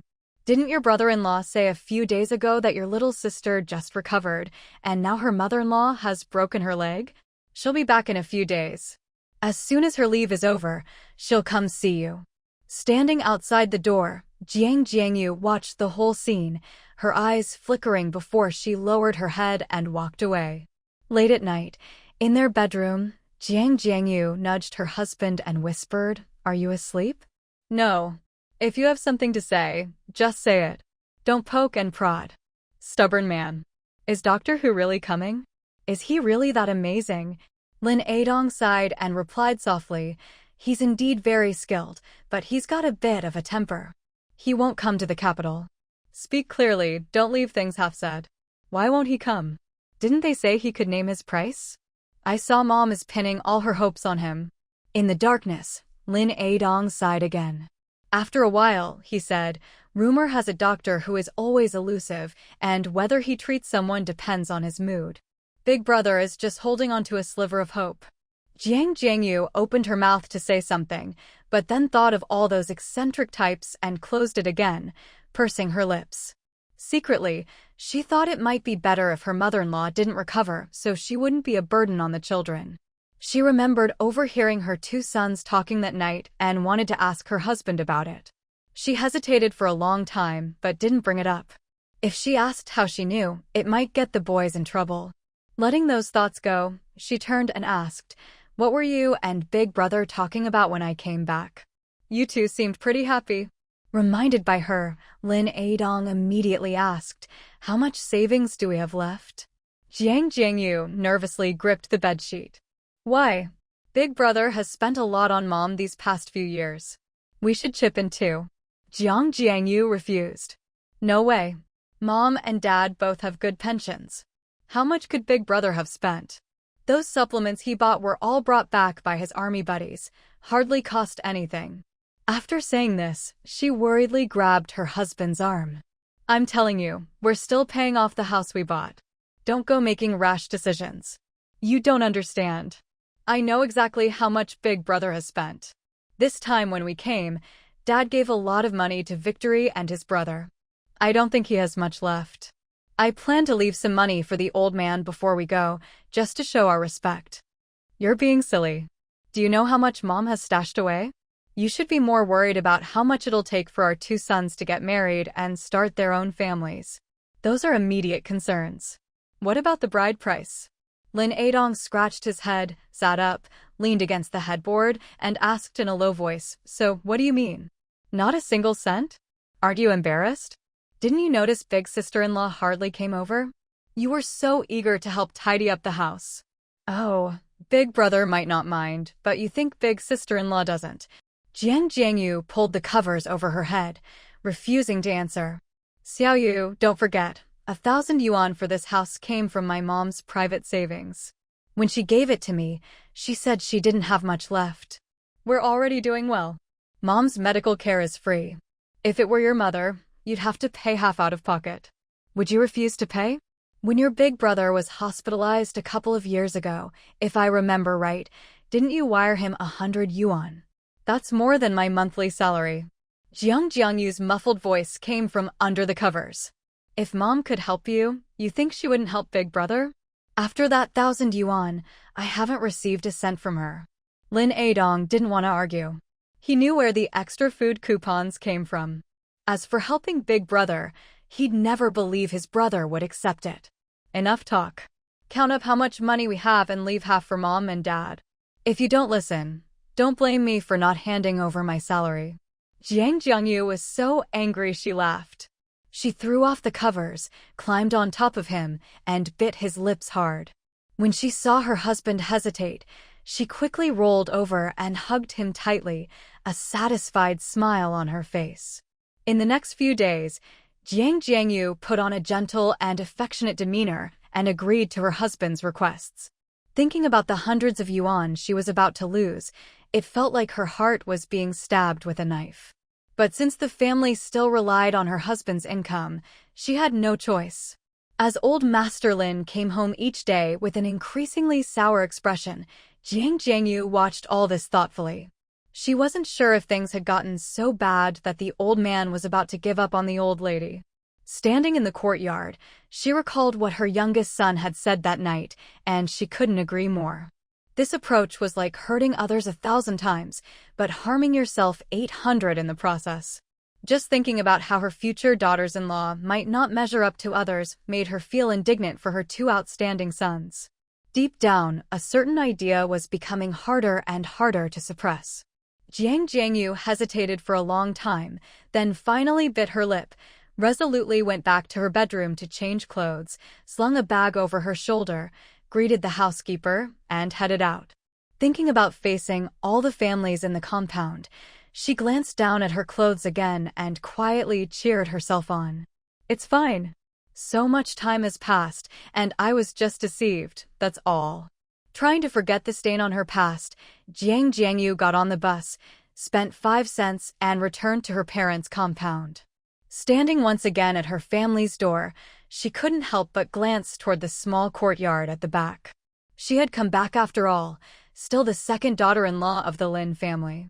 "Aya, come in quickly. I just made some pumpkin cakes today. Was about to wait for your father to get off work so I could send some to your family. How come Victory and his brother haven't come by these past few days?" Old Lady Jiang, her hair silver white, was delighted to see her daughter. She pulled her inside and, unlike usual, shut the door tightly. This child only just now came back to the compound, probably ashamed of what she did before. But as long as you admit your mistakes and change, it's not too late. Who hasn't made mistakes? Jiang Jiangyu couldn't know what her mother was thinking, but it didn't stop her from feeling grateful. With the door closed, they could avoid the prying eyes of the neighbors upstairs and down. If she could avoid seeing them, she would. She really didn't want to face those strange looks from outsiders. "Your 2 grandsons are always running around. I haven't even spoken to them in days. Who knows what they're busy with? By the way, did you peel the pumpkin for the cakes this time, Mom?" Old Lady Jiang smiled and nodded. "Of course I did. You all don't like it with the skin. How could I not peel it?" Video will be updated at 5 p.m. every Monday, Wednesday, and Friday. If you want to watch the video earlier, go to our website. The link is in the description box. "Your father got 3 gin of flour this month. I steamed it all and divided it up for you siblings, so the kids can have a taste. You're really generous. You should save the good stuff for yourself. Are you afraid the younger generation won't get a chance to eat well?" Old Lady Jiang laughed and pulled her into the kitchen. "It's fine, the kids can grow if they eat well. I'm old, it'd be wasted on me. I dried a lot of vegetables for you. Remember to take them back. Postage is so expensive these days. The shipping fee alone could buy several cartloads of cabbage." "No need, I've grown plenty over there, and we usually eat at the canteen." "How much can you grow in this little courtyard anyway?" "No, you have to take them. These are for my son-in-law, not for you. Even your sister-in-law asked for some, and I didn't give her any." At this, Old Lady Jiang slapped her forehead. "Oh right, your second sister-in-law said she's already inquired with a few families. If you have time, go see her." "Is this for Xiaozhen's marriage?" Jiang Jiangyu nodded. "The eldest girl is already late to marry. I have to start looking early." "Shouldn't you ask what the child wants first?" "Now that she's a soldier, it's best to find her a military husband. Marrying an outsider wouldn't be a good match." Jiang Jiangyu snorted. "Who said I'd let her stay in the army forever? As soon as her 3 years are up, I'll arrange for her to transfer to a cushy job." Old Lady Jiang frowned deeply at this, remembering what her husband had said in private, and sighed. The Lin family isn't what it used to be. How could things go back to the way they were? Seeing her mother's expression, Jiang Jiangyu tensed up and cautiously asked, "Did Dad hear something? Or is there news from above?" Old Lady Jiang hesitated, then asked in a low voice, "Did your father-in-law say anything at home? Did your husband mention anything? Your father said that Lin's eldest secretly applied for a transfer out of town, and it's already been approved." Your father-in-law flew into a rage, slamming his fist on the desk at the office. Seeing her daughter's shocked expression, she continued, "If they haven't mentioned it to you, just pretend you don't know." Your father-in-law didn't just slam the desk, he even asked if it was his son-in-law's doing. Can you imagine? The son-in-law had been away on business, and the application was submitted by his own son. Several people couldn't stand it and started arguing, saying his political awareness was too low. Your father said your father-in-law made a huge blunder. People used to give him face, and if the parties involved didn't pursue things, everyone would just muddle through. But after he made such a scene, he lost all standing. And your father said the Zhou family seems to have made some big contribution again. Chairman Mao himself even praised them several times. Looks like there'll be a resolution to those previous matters soon. Jiang Jiangyu knew it was all over before her mother even finished.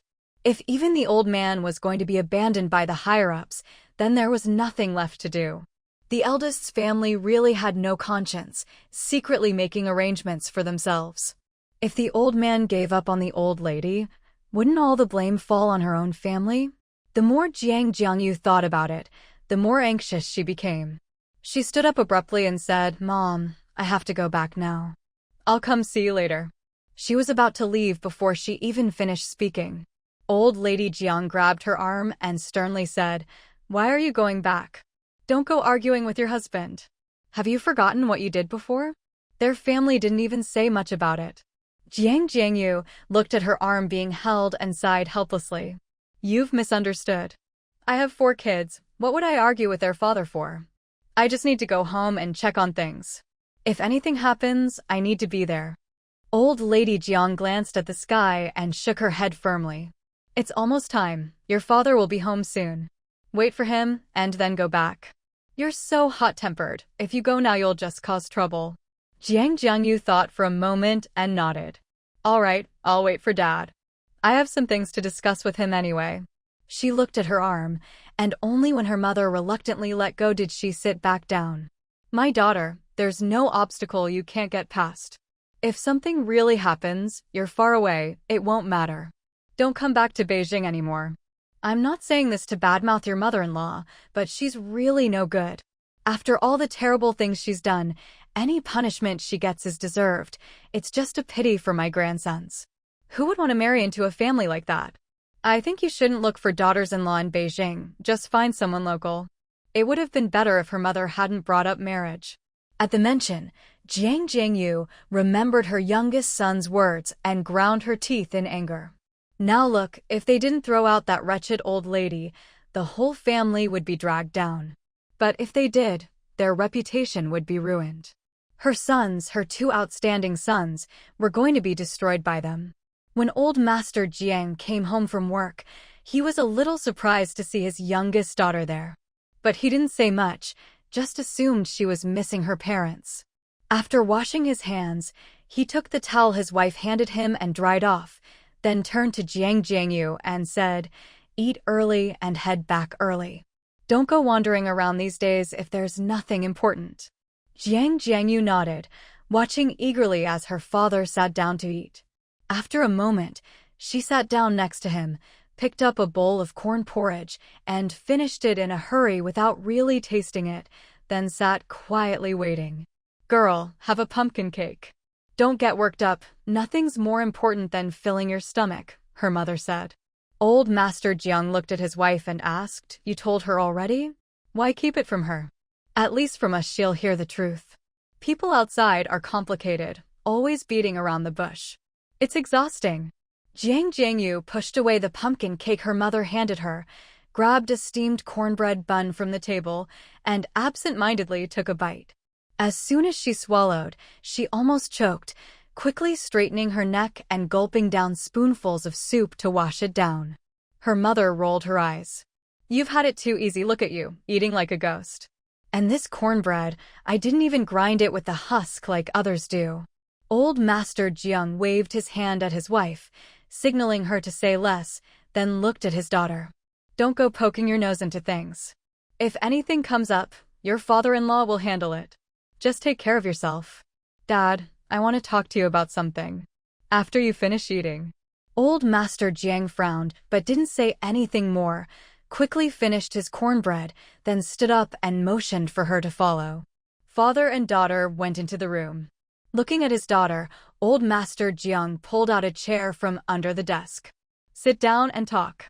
"Dad, will my mother-in-law's situation affect Xingli and his brother?" Old Master Jiang sighed. "Then what should our family do?" He replied in a low voice, "Head back to the northwest as soon as you can. Leave what's coming next to your father-in-law.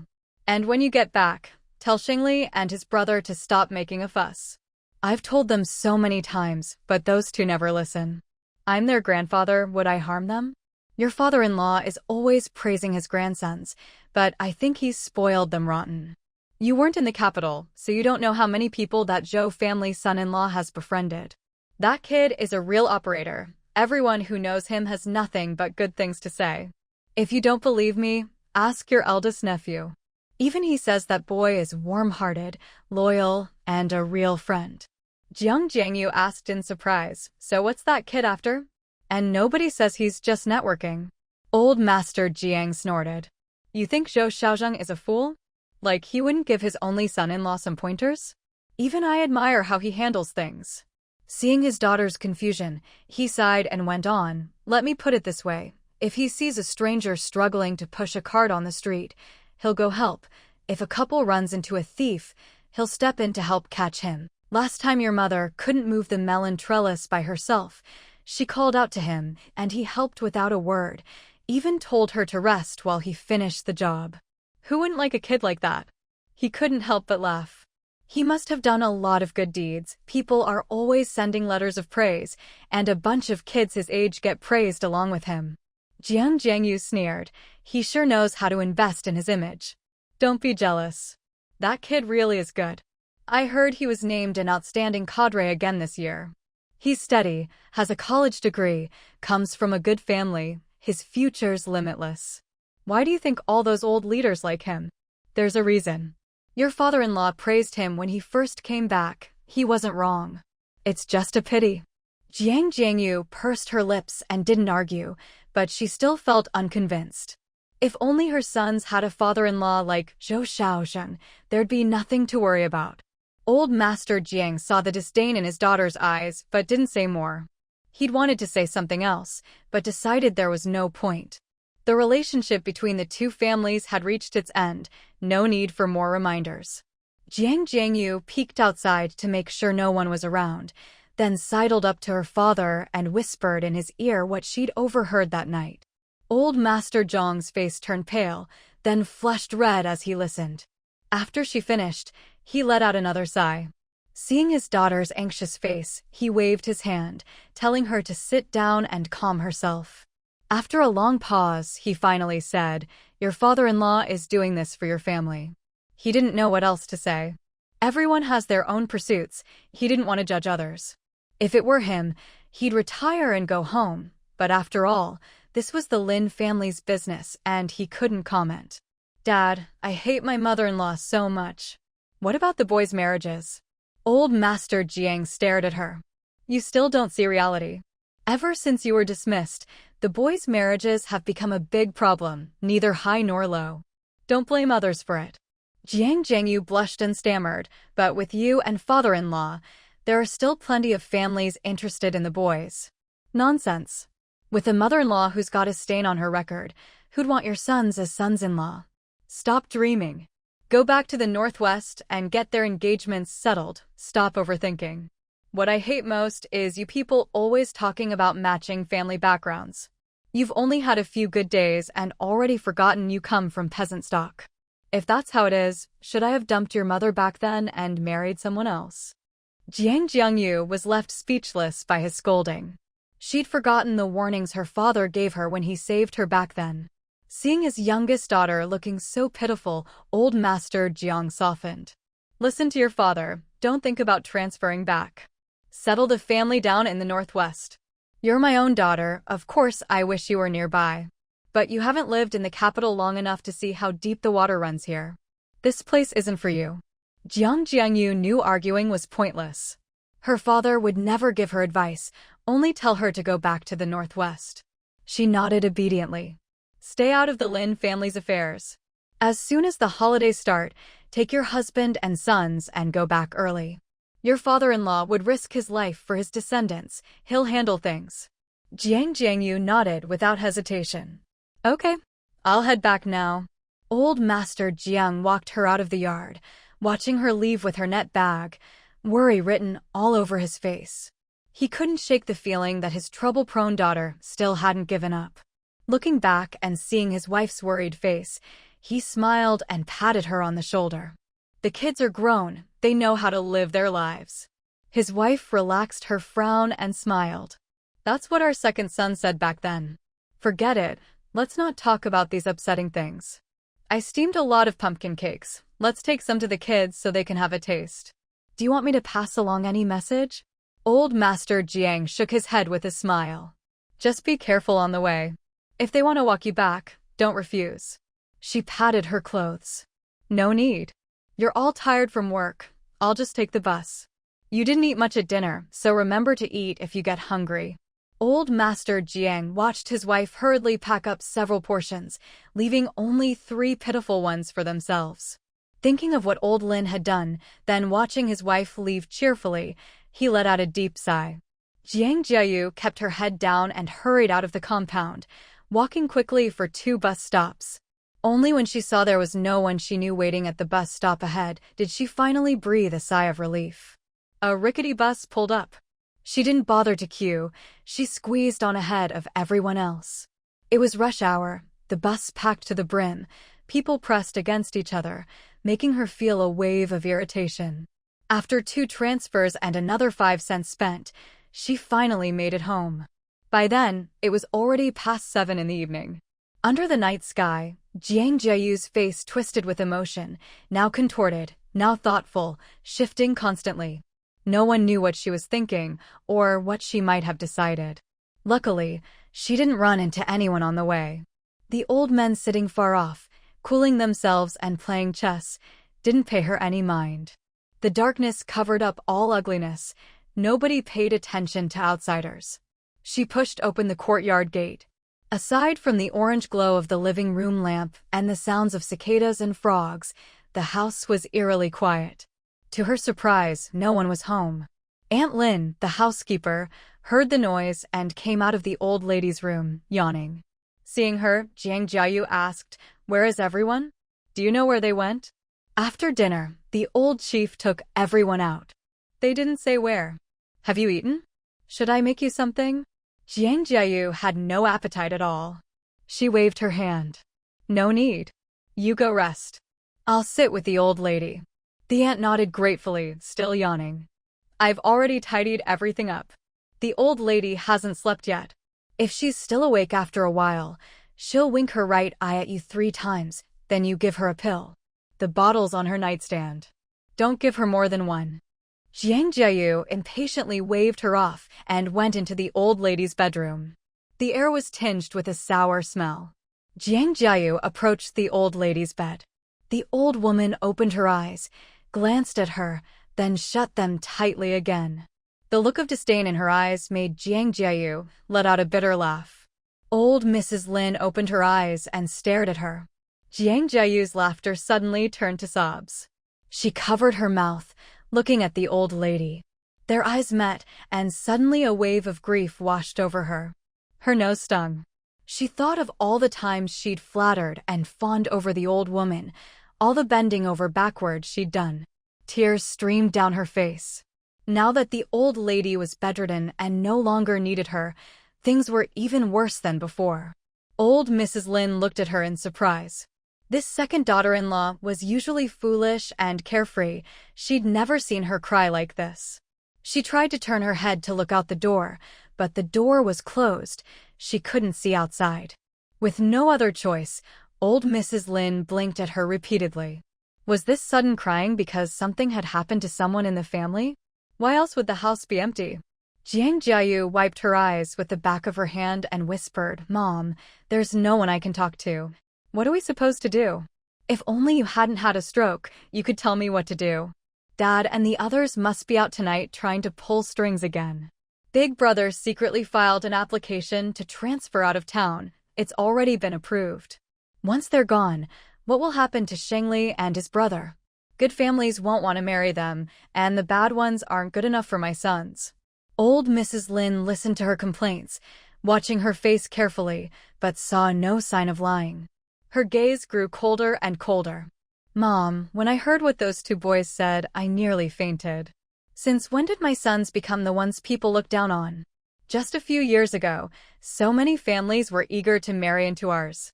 Every new year, people would bring their daughters around, hoping you'd take a look, desperate to marry into our family." When she heard her repeat what her grandsons had said and realized her husband's intentions, old Mrs. Lin shut her eyes tightly. Abandon them? She'd raised her sons and grandsons with her own hands. She hadn't expected her honest, upright husband to take such measures, but now he was using tactics too. For the sake of their descendants, he'd abandon his wife of many years. Good, very good. The good men she'd raised had truly become her own kind, just as she'd chosen. Gu Rui didn't blame her husband. She'd always known there was only one man in the world as devoted as Zhou Jiao. All the rest were just ordinary men. "Mom, do you think Dad will make up his mind tonight? We've begged my eldest sister's husband so many times, but they won't even see us. Even my sister won't acknowledge us. I never thought she'd be so ungrateful. You raised her, and when her husband went missing, it was us, her family, who stood by her. Otherwise, she'd have died long ago. Old Mrs. Lin shut her eyes, but it couldn't block out her daughter-in-law's endless complaints. Thinking of Lin Lishan, that fool, made her grind her teeth in anger. That ungrateful wretch, just like her mother, can't keep her legs together when she sees a man. If Dad really does this, what will happen to us? You'll be left all alone, with no one to visit you. How pitiful would that be? He's so heartless. You've been with him your whole life. Why can't he go beg his old superior?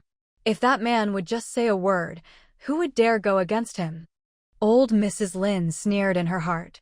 If she could turn back time, maybe there'd be hope. But now, a paralyzed old woman with no family left, who would care? This was fate.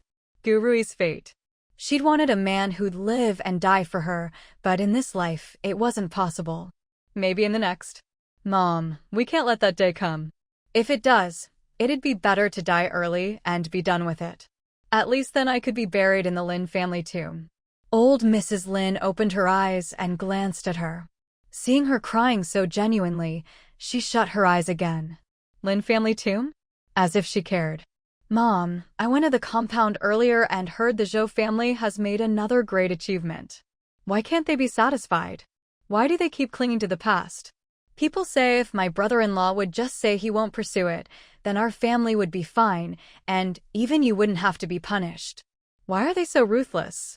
Your health is so poor. If they really lock you up, wouldn't you die in prison? Who are the people in there? How could you be with those lowlifes? Mom, a lot of people look down on us now. Even my little sister won't come by. Her husband lied and said his mother broke her leg. How could these ungrateful people just abandon you? Old Mrs. Lin opened her eyes and stared at her, blinking nonstop. Unfortunately, Zhang Guoqing kept her head down, crying, not noticing her expression at all. Old Mrs. Lin didn't know if her daughter-in-law was doing it on purpose or not, but every word stabbed at her sorest spots. Yes, they'd all abandoned her. Her eldest son secretly applied for a transfer out of town. Her younger son was far away. Her youngest daughter hid at her in-laws, and even her husband wanted to abandon her. Gurui had never imagined she'd end up like this. After a long while, the voices of the old man and the others came from outside.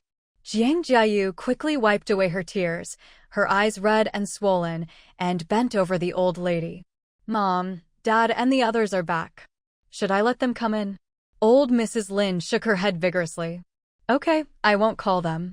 Should I let your eldest grandson come keep you company? If you agree, blink your left eye. Old Mrs. Lin blinked her right eye 3 times, her gaze shifting to the bottle of pills on the nightstand. Zhang Jiao understood, nodded, took out a pill, and helped her take it. As she watched the old lady close her eyes, she was about to put the bottle away when her younger son's voice came from outside. Mom, is Grandma asleep? Zhang Jiao quickly set down the bottle and hurried to open the door, whispering, Keep your voice down. Your grandma just took her medicine. Don't disturb her, let her sleep. Lin Dingley pushed open the door and stepped inside, speaking softly, Dad's drunk. Go take care of him. I'll just check on Grandma and leave. Old Mrs. Lin heard her grandson's footsteps stop at her bedside. After a while, she heard him sigh deeply and then leave, his steps heavy. When the door closed, she opened her eyes, staring at it with a complicated look. After a moment, her gaze drifted blankly to the bottle of pills nearby. Everything happening back in the capital was completely unknown to Zhang Guoqing. At this moment, he was grinning from ear to ear, having already forgotten all about the Lin family and their affairs. Daddy, quick. It's running away, it's running away. Ping'an, dressed in a red belly band and red shorts, stood excitedly on the riverbank, waving his arms and shouting at the bamboo basket. Uncle, your left side, look to your left. The left, not the right, left first then right. Behind you, it's behind you. Yijia Fong was spinning in circles under his direction and accidentally got his finger pinched by a crab. He cried out, "Ouch! That really hurts!" Ping'an shouted excitedly, "Put it back in the water." You're so clumsy. Squat down." Zhang Guoqing burst out laughing at the sight of his son bossing Fang around, and quickly went over to help his friend out. Under the shade of the trees, Zhao Wenhui and Lin Lishan were laughing so hard they could barely stand. After catching her breath, Zhao Wenhui sighed, "Last time I was here, this kid was just a little bundle. In the blink of an eye, he's grown so much." Lin Lishan rolled her eyes.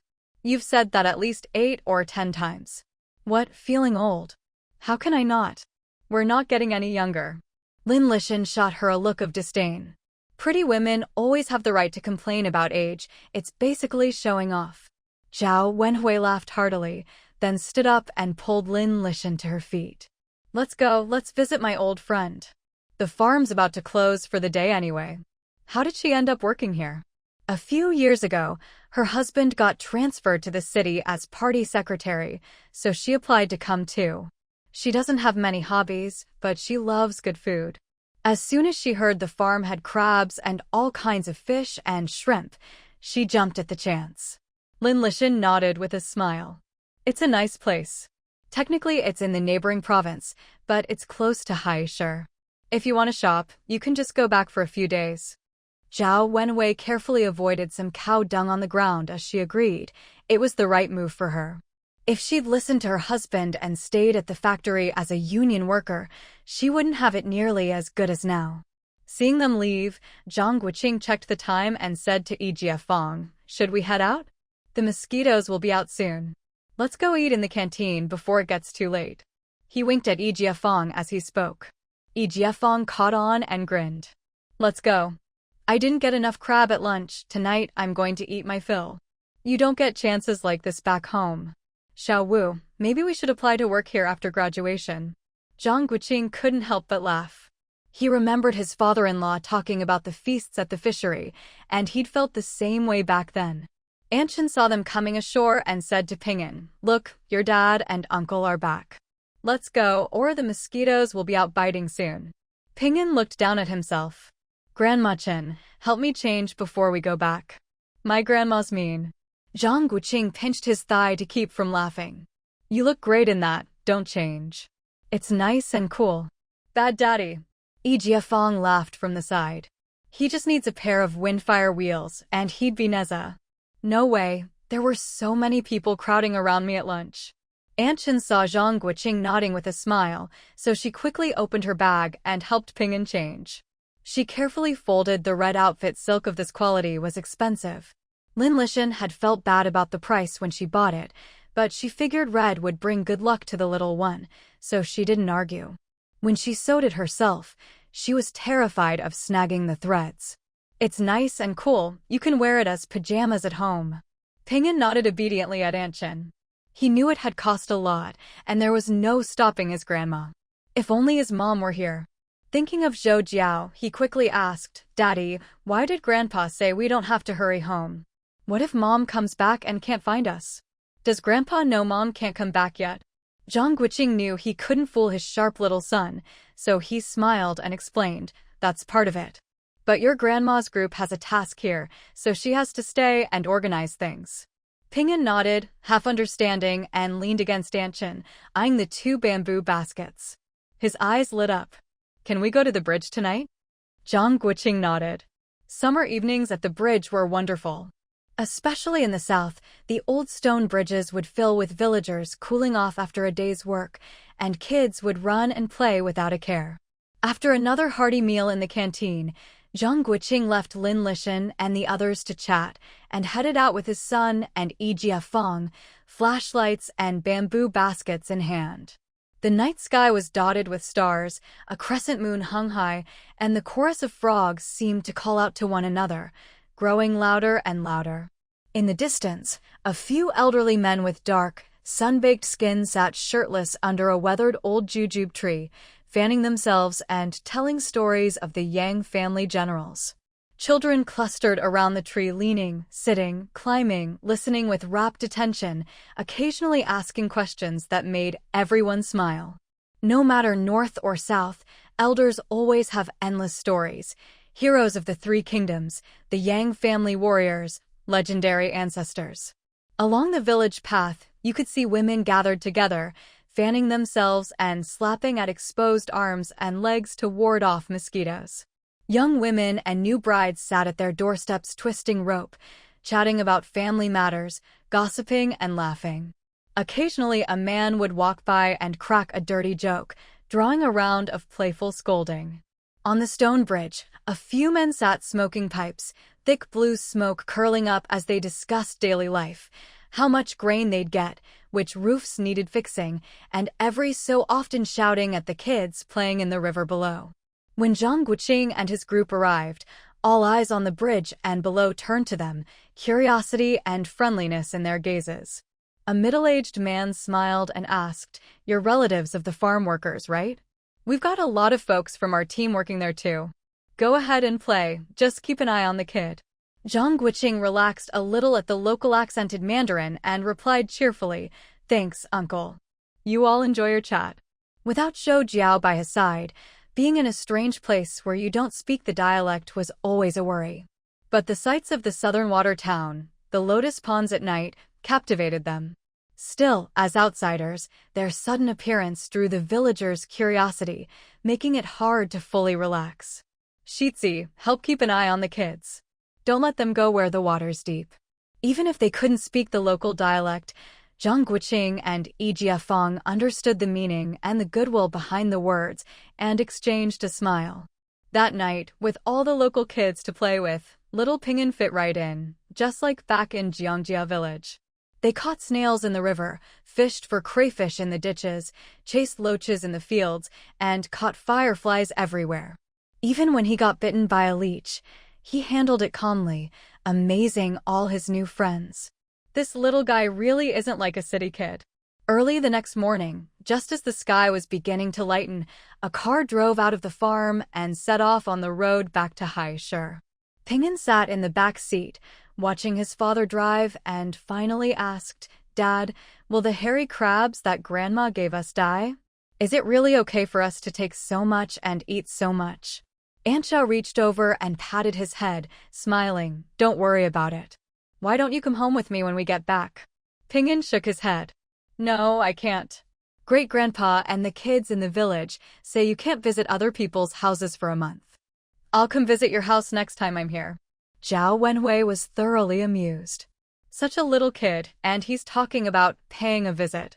She wanted to explain that since they were close family friends, there weren't really any taboos, but seeing the serious look on his face, she decided not to push it. "Grandma, when you're done with your work, come find me. We'll go back together." Lin Lishan smiled. "Grandma will go check things out first, okay? Are you sure you don't want to come with me? There are lots of aunties there who'll play with you." Just thinking of those strange aunties, Ping'an quickly shook his head. "No, you're going to work. You can't bring a kid to the office, it wouldn't look good."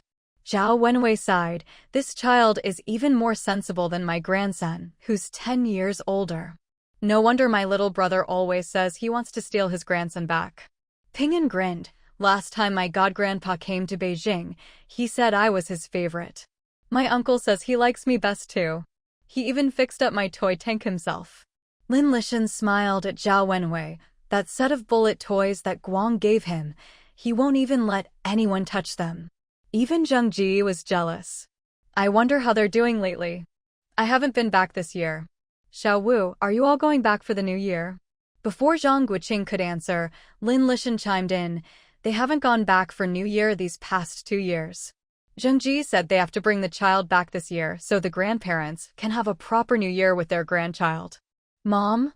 Lin Lishan smiled. "Your dad says you haven't been back for New Year in years. This year, you have to take the child home and let him meet all the relatives and friends." Zhang Guoqing shook his head with a smile. His father-in-law really was thoughtful.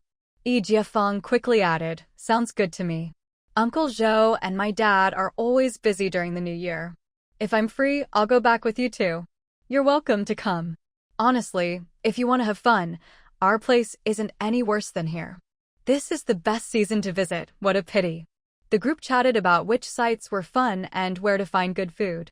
The conversation drifted all over the place, and before they knew it, they were back in Haishur. By the time they got into the city, it was noon.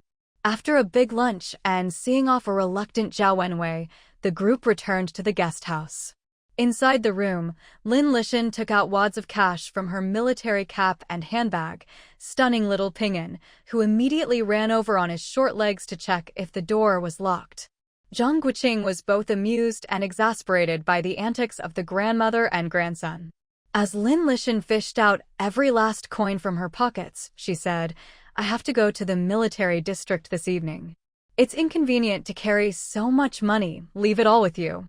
Zhang Guoqing stared in surprise at the thick stack of cash and receipts in front of him, half wondering if his mother-in-law had changed personalities. Could a suicide scare really turn someone into a different person? Lin Lishan caught the look on her son-in-law's face and chuckled. "Just take a walk around the streets, and you'll see why it's so hard to spend money. All the high-end goods have gone up by a third, just like in Beijing." Zhang Guoqing had experienced this himself. Ever since the start of the year, goods outside the planned supply had been sold at prices 1 to 3 times higher than the official rate. Just last month, he'd taken a few unused domestic watches and some stockpiled special liquor from home and sold them off cheap on the black market, making a tidy sum. Still, what did that have to do with not being able to spend money? "Mom, aren't there still a lot of local products you can buy?" Lin Lishan glanced at the door, then whispered, "Zhou Jiao said she'd bring me some good stuff. Besides, a lot of places only care about quantity, not quality." Zhang Guoqing nodded with a smile. That was just like his mother-in-law. She had an eye for quality. "Hurry up and put it away in your room. If you hide it at the bottom of Ping'an's little backpack like I do, no one will ever suspect." At last, Zhang Guoqing understood the mystery that had been nagging at him for a while. Honestly, he'd always wanted to ask, but every time he held back, afraid it would be awkward. How had his parents managed to bring money with them to Beijing last time? It was terrifying.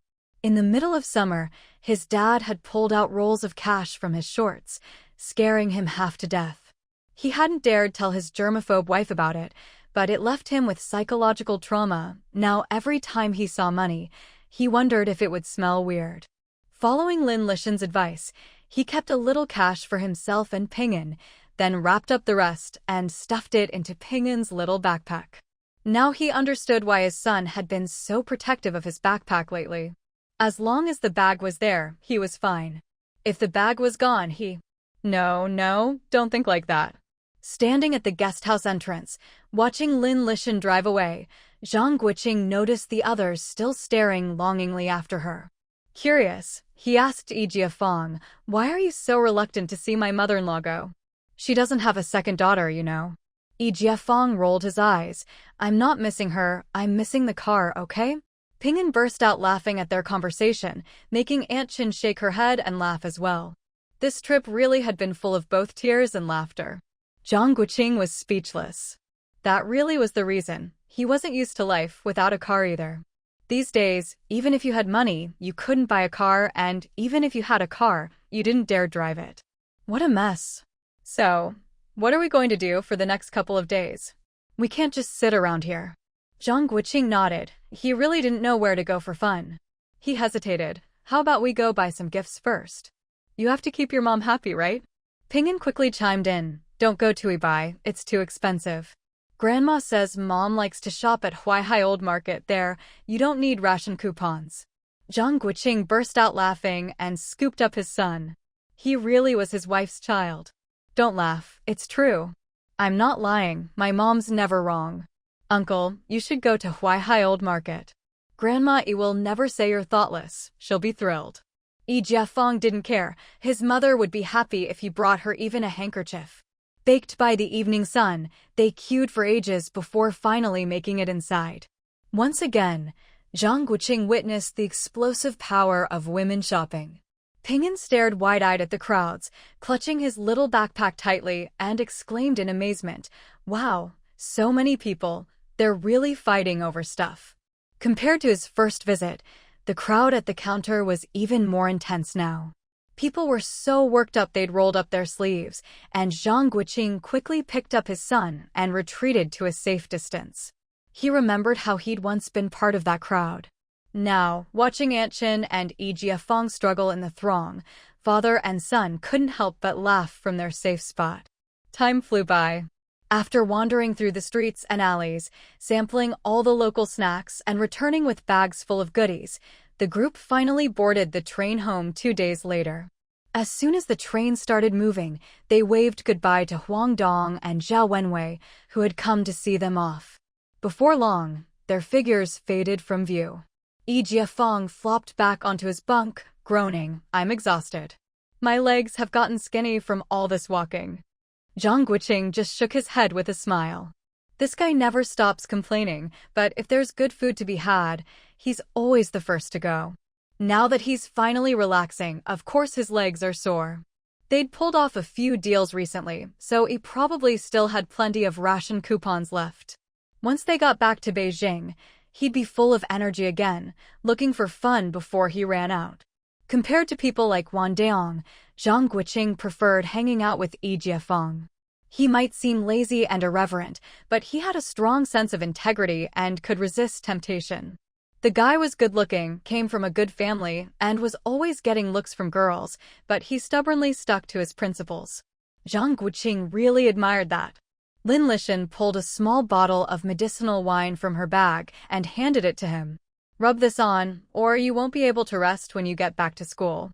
"Aunt Shan, I think I've just gained weight. My legs can't support me anymore," he joked, making Lin Lishan burst out laughing. Zhang Guoqing saw Aunt Chin making up the little bed for Ping'an and went over to help rub the medicine on. He teased, "Don't you still have your arms? Crawl if you have to.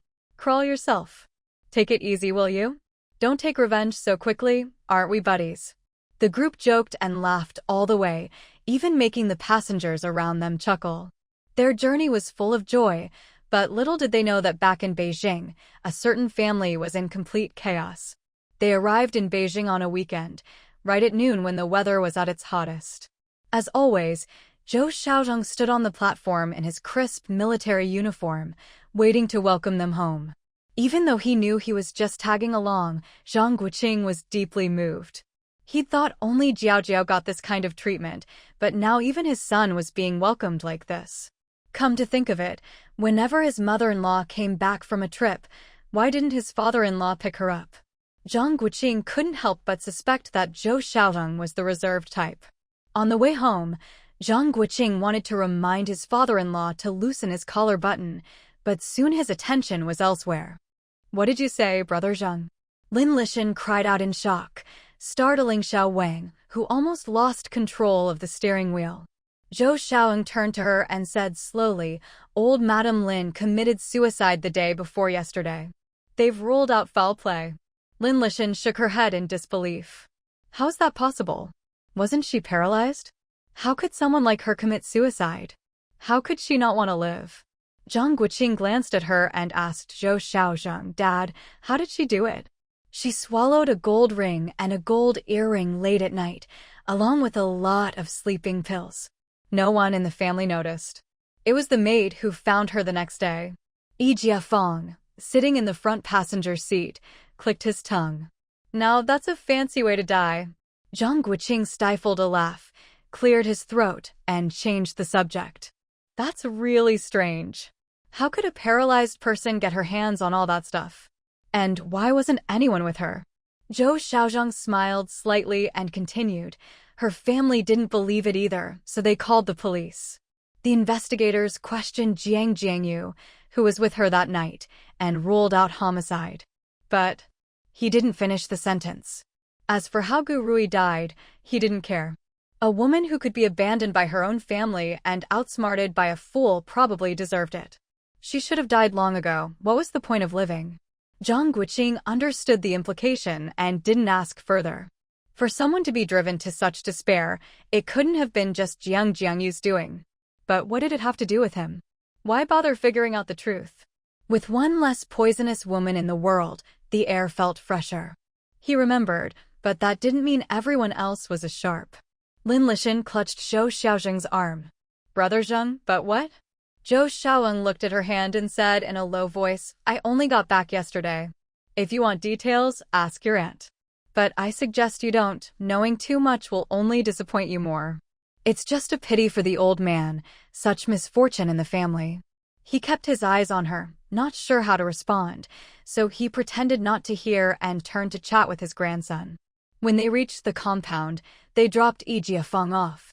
Sure enough, as Zhang Guoqing expected, old lady Cheng was already waiting for them under the eaves, beaming with joy.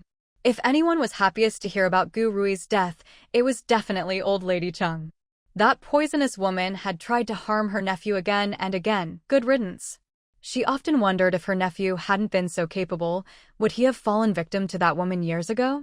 The thought sent chills down her spine. She rushed to ask Zhou Jiao if he'd ever eaten anything special made by that old witch. When he assured her he hadn't, she finally breathed a sigh of relief. Sometimes blessings come from disasters, and disasters hide in blessings.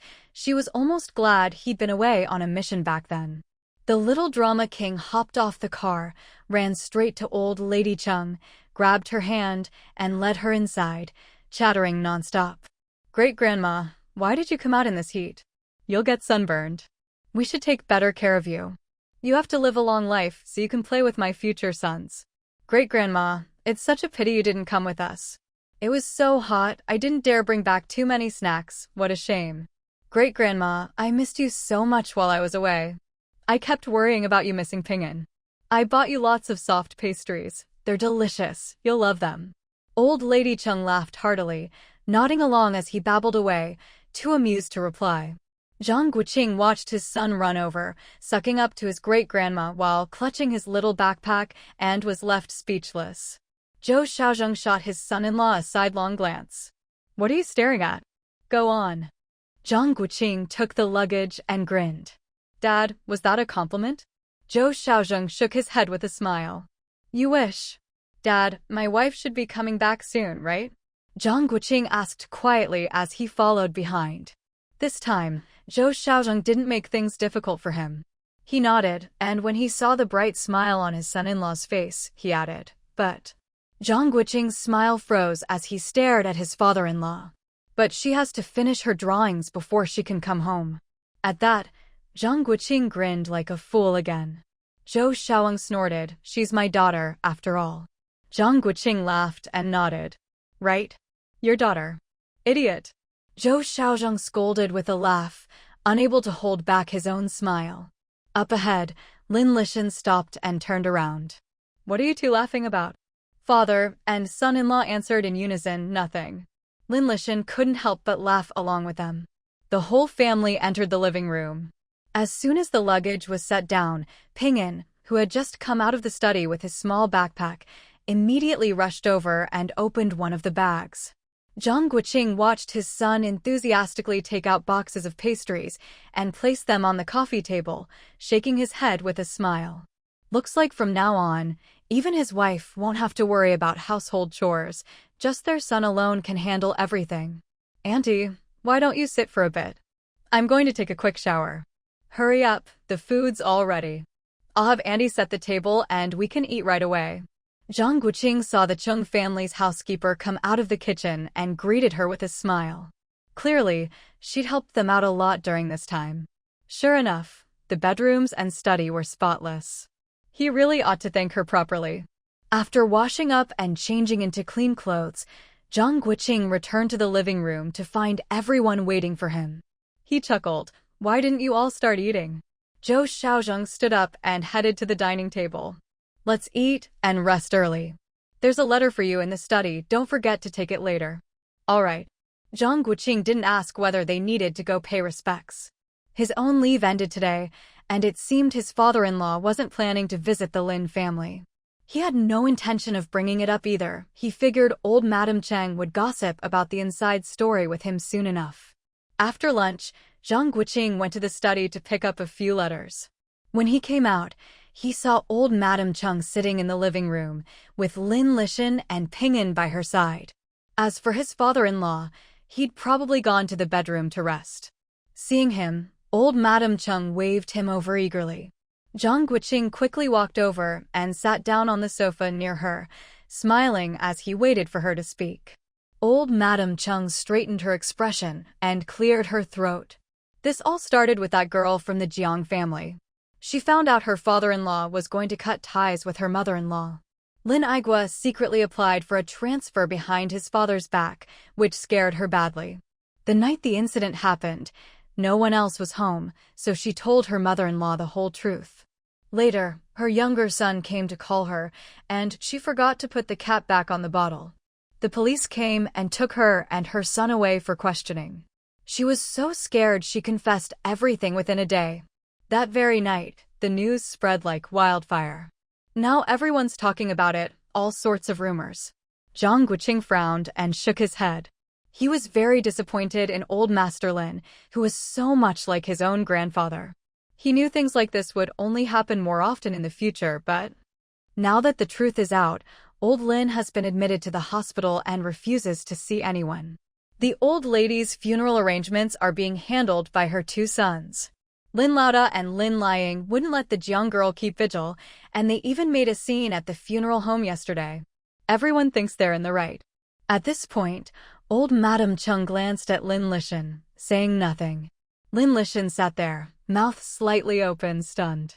How had so many people changed so much in such a short time? Was she too naive, or did she just trust people too easily? Seeing this, Zhang Guoqing turned to glance toward the bedroom. Old Madam Chung noticed and clapped her hands. Look at me, getting old and forgetful. Shan, your background was already investigated before that old lady's accident. They found a clue from the midwife mentioned in the anonymous letter. Back then, a militiaman named Miao from a nearby village had an accident. His wife died of hemorrhage after giving birth, and the child disappeared soon after. A few elderly villagers confirmed that Miao's sister-in-law snuck out that night carrying a bamboo basket. The time and place match up perfectly. Now that Gu Rui is dead, the case can only be closed like this. Since you're back today, the Bureau will probably contact you tomorrow. Do you want to go back and look for your roots? Zhang Guoqing's eyes flashed. So the old lady only knew that Lin Lishan wasn't Gu Rui's biological daughter, but didn't realize they were actually aunt and niece. That was just as well. If people found out she was the daughter of a warlord, the whole family would be in trouble. In a way, they owed Gu Rui, that old witch, for never telling old Master Lin the truth. Fate really does work in mysterious ways. His father-in-law really was something. He'd calculated everything. Maybe he should look into whether there were any skeletons in the Zhang family closet too. As for Lin Lishan, if she'd been doubting her own judgment before, now, after hearing about her true origins, she was questioning her entire life. She looked at her son-in-law in confusion. Could it be that everything her husband had told her parents was a lie? Who is this Miao person anyway? Zhang Guoqing saw his mother-in-law's bewildered look and couldn't help but sigh. She really was a lucky one, the very definition of fortune favors the simple-minded. He comforted her with a smile. Mom, since the old folks have passed on and those so-called relatives could abandon their own brother's only bloodline, there's no point looking for your roots. They can't be good people. But you could change your surname if you want. Lin Lishan's imagination ran wild at her son-in-law's suggestion.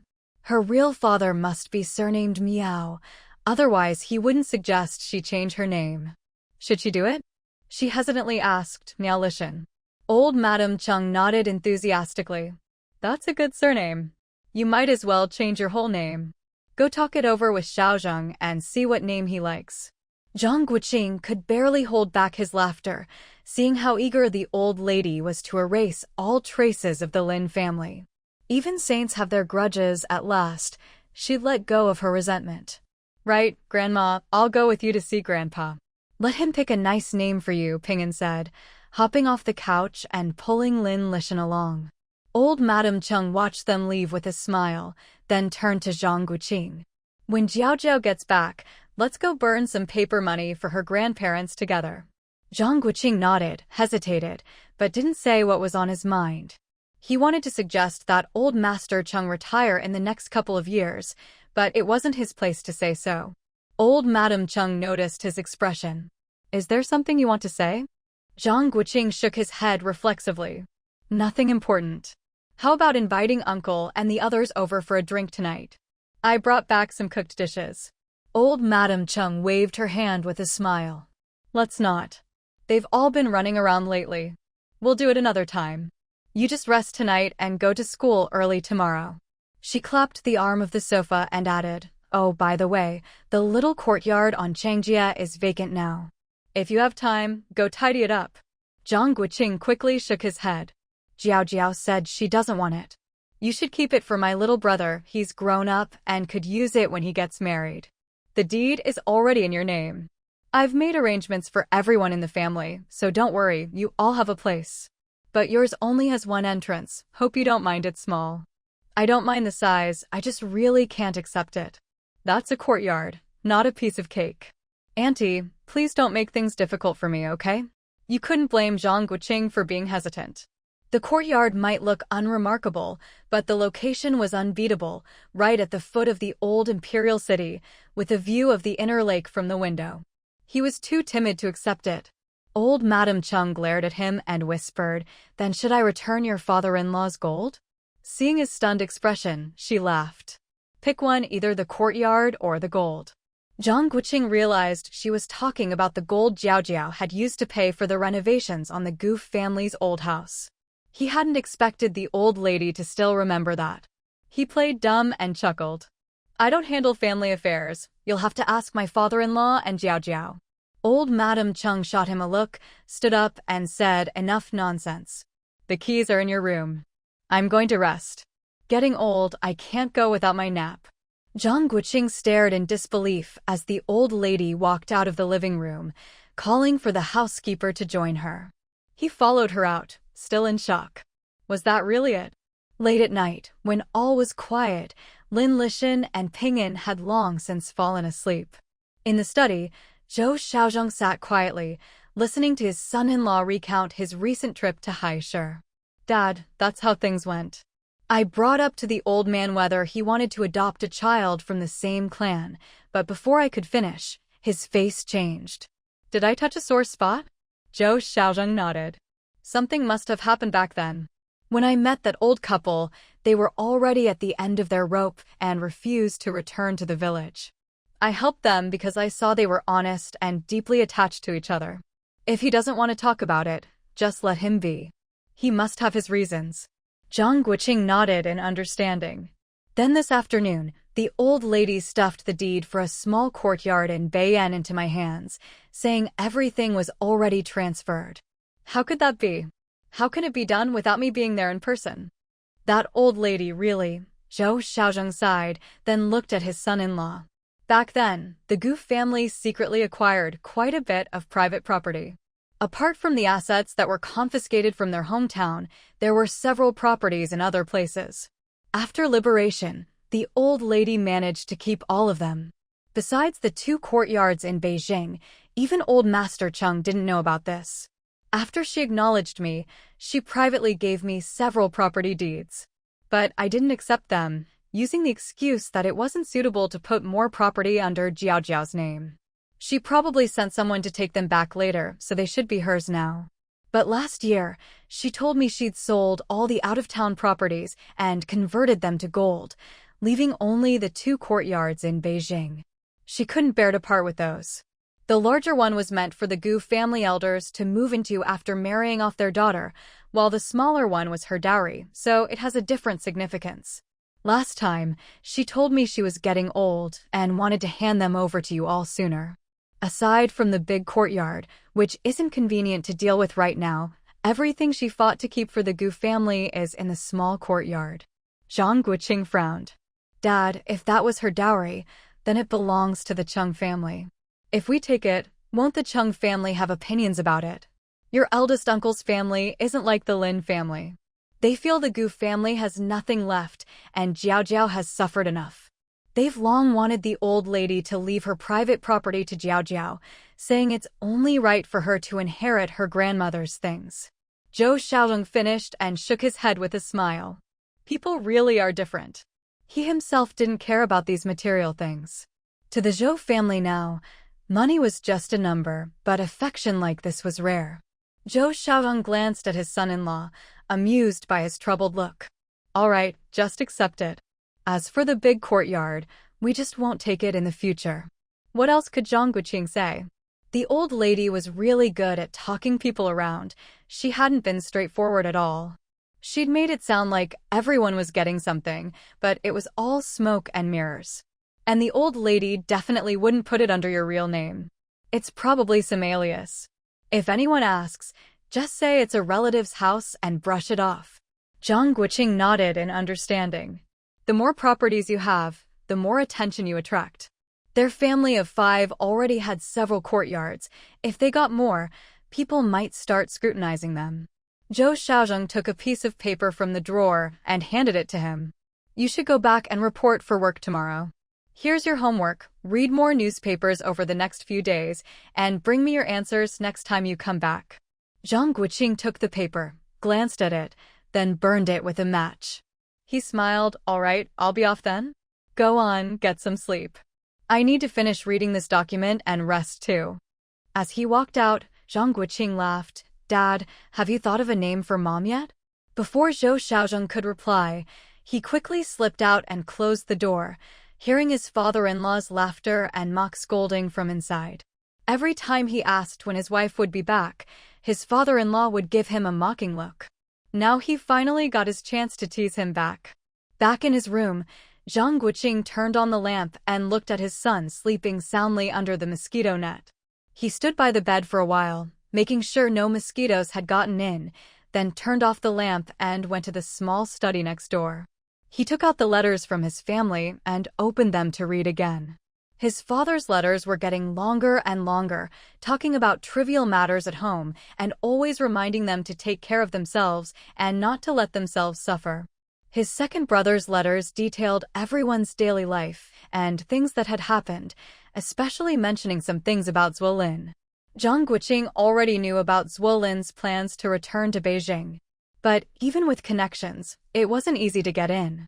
Even if a work unit accepted him, a mere county bureau chief didn't have much standing in Beijing. He'd be just an ordinary worker.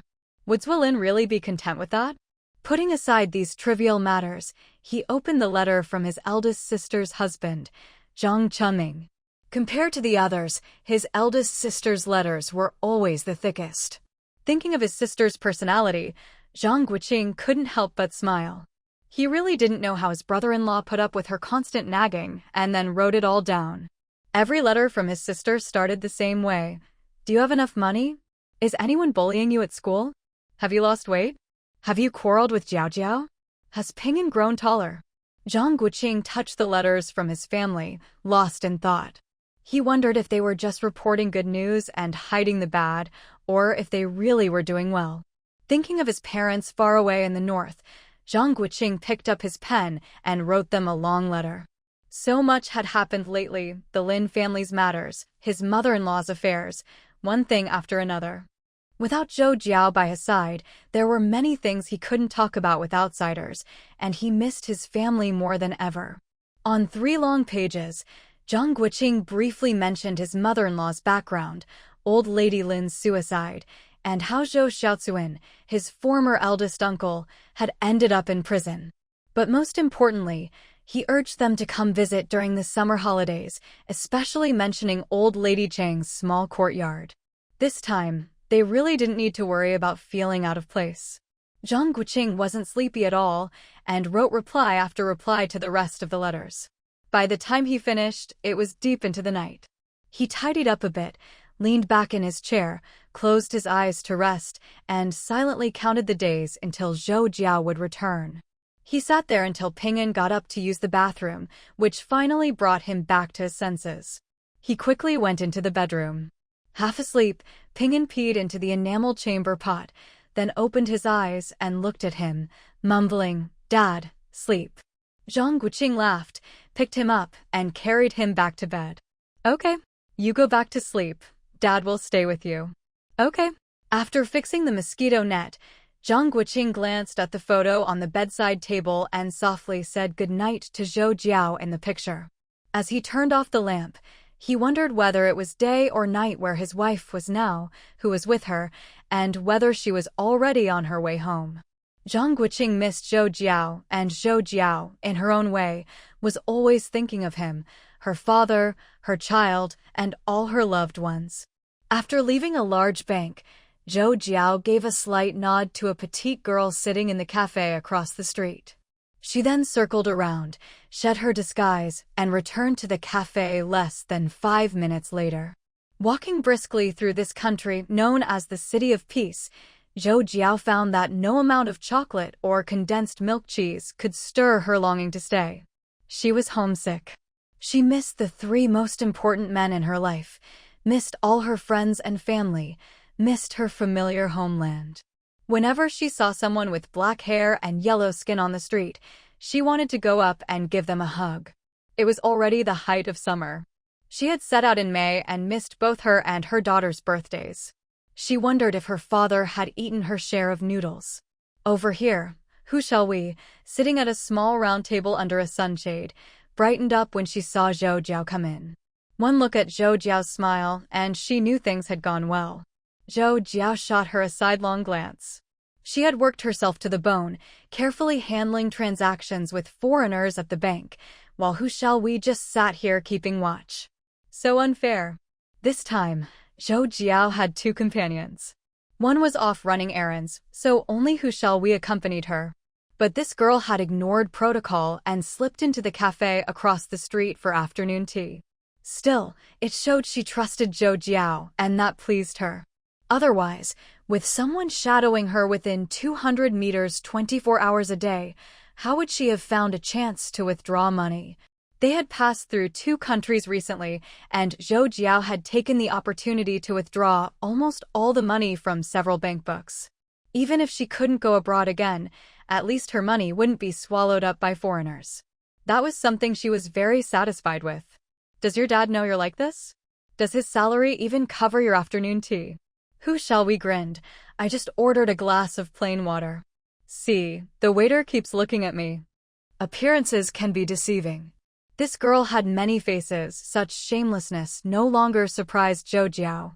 She remembered before they set out, Sherdashan had said Who Shall We could protect herself, so Zhou Jiao could rest easy traveling with her. Seeing her petite, delicate frame, Zhou Jiao had been secretly amazed. Being poor makes you timid. When I get rich, I'll drown them in money. Zhou Jiao signaled her to keep her voice down. This girl could whisper one moment and shout the next when excited. As for her talk of throwing money around in the future, she'd better forget it. Even though Zhou Jiao had quietly withdrawn quite a bit, she wouldn't dare flaunt it. In this place, there was no shortage of rich people. Even if she withdrew tens of thousands at the bank, no one would give her a second glance. You should focus on the positives. On religious holidays, you can eat and drink for free, isn't that nice?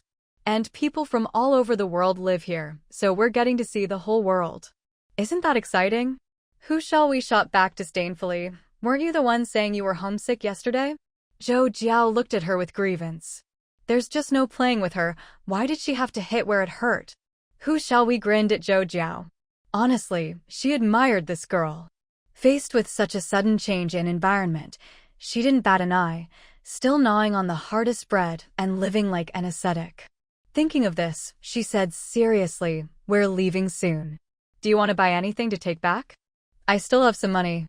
Zhou Jiao gave her a grateful look. She had never lacked money, but the gesture touched her. She shook her head and smiled. No, things here are too expensive. Who Shall We sighed inwardly. The prices really were outrageous. In Beijing, top-grade cabbage cost just over 2 cents a jean, and 4th-grade vegetables sometimes didn't even cost a cent. Even a meal at a restaurant was just over 5 yuan, already considered extravagant. But here, even the barely edible cheese fondue was ridiculously expensive, several times the price back home. All right, let's not sit around. Let's go meet up with the others. Seeing her pulling a long face, Zhou Jiao laughed and tugged her up, and the 2 headed out. Zhou Jiao knew exactly what was on the minds of Who Shall We and their other companions. No matter how much they tried to hide it, deep down they envied and longed for this kind of life. But if it really came to staying, none of them would agree. Aside from family back home, they simply couldn't adapt. This country was even harder to survive in than the Soviet Union. Too many languages made communication impossible. The food was completely different and hard to accept. And the locals were extremely xenophobic. Just look at how the Chinese lived here, and you'd know what it meant to be second-class citizens. Having seen the outside world, Zhou Jiao was even less inclined to linger in a foreign land. Home was best. Her own country was best. Still, thinking back on the past few months, she felt it had all been worthwhile. Besides the material gains, her soul had been cleansed, and she'd gained many insights. Who shall we looked at the cars on the street and the shops lining the sidewalks inside. If only our country could develop like this one day. It will. It'll be even better than here. Who shall we linked arms with Zhou Jiao, and the two exchanged a smile. The summer weather in this country wasn't too hot. The two girls, in short sleeves and long pants, stood out among the sea of colorful skirts on the sidewalk. Occasionally, blonde, blue-eyed young men would shrug at them, but fortunately, none came over to strike up a conversation. Who shall we disliked how foreigners bared their chests and legs, while Zhou Jiao, as an outlier, was even more careful not to give anyone reason to comment on her appearance. A black car pulled up ahead on their left. Zhou Jiao glanced at it, but didn't pay much attention, thinking someone was just stopping to shop. She lowered her head and continued chatting with Who shall we. A middle-aged Asian man got out of the car and walked toward them with a smile. Who shall we warily pulled Zhou Jiao a step forward. If you looked closely, you'd see her right hand was already clenched into a fist. "Excuse me, miss, are you Chinese?" Zhou Jiao sized him up, glanced at the black car and cursed inwardly. "Miss? Your whole family are Mrs." But she still smiled and nodded. The man immediately switched from French to Mandarin with a standard Jiangnan accent. "May I invite you to talk in the car?" Noticing their angry expressions, he quickly added, "Don't misunderstand, there's an elderly lady in the car who wants to see you." Zhou Jiao frowned. Who is this? She wouldn't even get out of the car and expected Zhou Jiao to come over? What a big shot. It had been a long time since anyone had dared talk to her like that. She really wasn't used to it. Seeing her expression, the man hurriedly said, "Or, if you'd rather, you can." Just then, a petite elderly lady with silver hair got out of the car. Zhou Jiao shook her head at the man. "No need for me to go over, she's coming." "Who shall we?" asked worriedly. "Do you know her?" "Nope," Zhou Jiao replied while watching the elderly lady approach. The closer she got, the more shocked the woman looked. Zhou Jiao pursed her lips thoughtfully. Another acquaintance of her grandmother. "Little girl, what's your relationship with Gu Mingzhu? Is she still alive? Where is she now?" Zhou Jiao looked at the old lady in front of her, feeling a headache coming on. What was with that look of shock? Shouldn't she be happy instead? "Don't be afraid, little girl. Is your surname Gu?" Zhou Jiao shook her head. She had no idea what this person wanted, so she didn't dare tell her the truth. Now that the woman was standing right in front of her, Zhou Jiao finally noticed that she was a wealthy old lady, practically dripping with riches. Just look at the jewelry she was wearing. Every piece was top quality. She probably doesn't have any bad intentions toward me. The old lady scrutinized Zhou Jiao, frowning and muttering to herself, "She really does look like Gu Mingzhu, exactly the same. I can't be mistaken." Zhou Jiao exchanged a wry glance with Who shall we and shook her head with a bitter smile. "Is your surname Zhou? Wait, let me think. 18 or 19, you must be the granddaughter." "Yes." "Little girl, is your grandfather Zhou Jinyu?" Zhou Jiao couldn't help but laugh and nodded. The old lady smiled in delight. "I knew it. How could I be wrong? How are they doing now? When your grandfather brought your grandmother back to China, I even treated them to a meal and tried to persuade them not to go back. When you see your grandmother, tell her I'm Hulisha, she'll definitely remember me." At these words, Zhou Jiao's expression dimmed and she fell silent for a moment before shaking her head. "My grandparents have already passed away. They've been gone for a long time. If only they hadn't returned to China back then, or had left again later, maybe they could have lived as elegantly and freely as this old lady before her." The old lady looked at her with disappointment for a long time, then muttered, "So those old men didn't lie to me. They really are gone, separated by life and death. Not many who returned to China survived. I told them at the time to stay at the university and not leave. Watching the old lady look like she might collapse at any moment, Zhou Jiao shifted her gaze to the middle-aged man beside her and felt relieved to see him supporting the old lady. The old lady waved her hand. "Child, who else is in your family? Where are you living now?" As she spoke, she subtly sized Zhou Jiao up. She continued, "If you have any difficulties in life, I can help. Don't be shy, your grandmother even supported me with living expenses for a semester back then."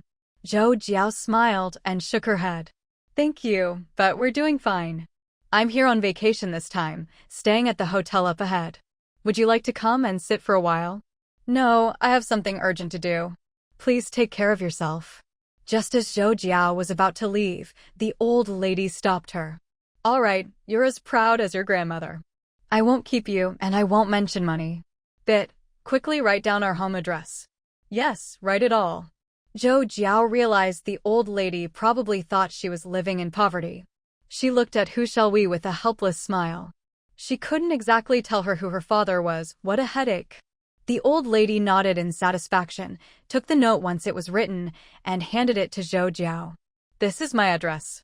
If you ever need anything, come find me. Give me your address too. Your grandmother lent me money back then, and I have to pay it back to you, or I'll never feel at ease." Zhou Jiao took the note, glanced at it, quickly rolled it up, and said, "All right, if I need anything, I'll definitely come to you. But that money wasn't mine to lend, so I can't take it. I have classmates waiting for me, so I'll be going now." With that, she grabbed Hu Xiaowei's hand, smiled, took a few steps back, waved at the old lady, and then turned and ran off. Keep in touch? She must be crazy. Any overseas connections were absolutely out of the question. After walking a good distance, Zhou Jiao shoved the note into Hu Xiaowei's hand. "I didn't even look at this. You give it to the team leader." "Gosh, just how much do I look like my grandmother? This makes 4 people now." Hu Xiaowei laughed at Zhou Jiao's lingering anxiety. "You don't need to be so nervous. Wouldn't it be great if you could keep in touch with these people?" Zhou Jiao shook her head seriously. "No way. My father's identity is sensitive. Who knows what kind of people they really are or what their motives might be. I'd better hand this over to the organization. There's no room for carelessness here." Hearing this, Hu Xiaowei's smile faded and she replied solemnly, "You're right. I'm not as vigilant as you. I've really let my guard down lately." Zhou Jiao rolled her eyes and patted her on the shoulder, pulling her along. This girl actually took her seriously. Zhou Jiao was just trying to avoid trouble, not out of any sense of duty. She actually wanted to chat with these old folks about her grandparents. Maybe they even had some of her elders' old works or keepsakes. Zhou Jiao sighed inwardly. She didn't know if she'd ever have the chance to contact the people whose addresses she'd secretly memorized, or if, by the time things changed for the better, these old folks would even still be alive. Her birth parents, that was her father's only regret. But she was forced by reality to compromise. She didn't even dare secretly send a letter to any of these elders, for fear something might go wrong. She really couldn't afford to take that risk. When they got back to a European-style house, Zhou Jiao saw another colleague standing on the lawn from a distance, a baby-faced man in his 30s. She'd heard he'd spent years abroad and accomplished a lot. She wondered if he had a family, how his parents were doing. Zhou Jiao felt sorry for him. Her own father had endured even worse back in the day. These unsung heroes were the real ones. "Xiao Shou, come with me." "Xiao Hu, go upstairs, the team leader wants to see you." Zhou Jiao nodded silently, glanced at Hu Xiaowei, and hurried after the baby-faced man. So much for gentlemanly manners, he didn't even wait for her.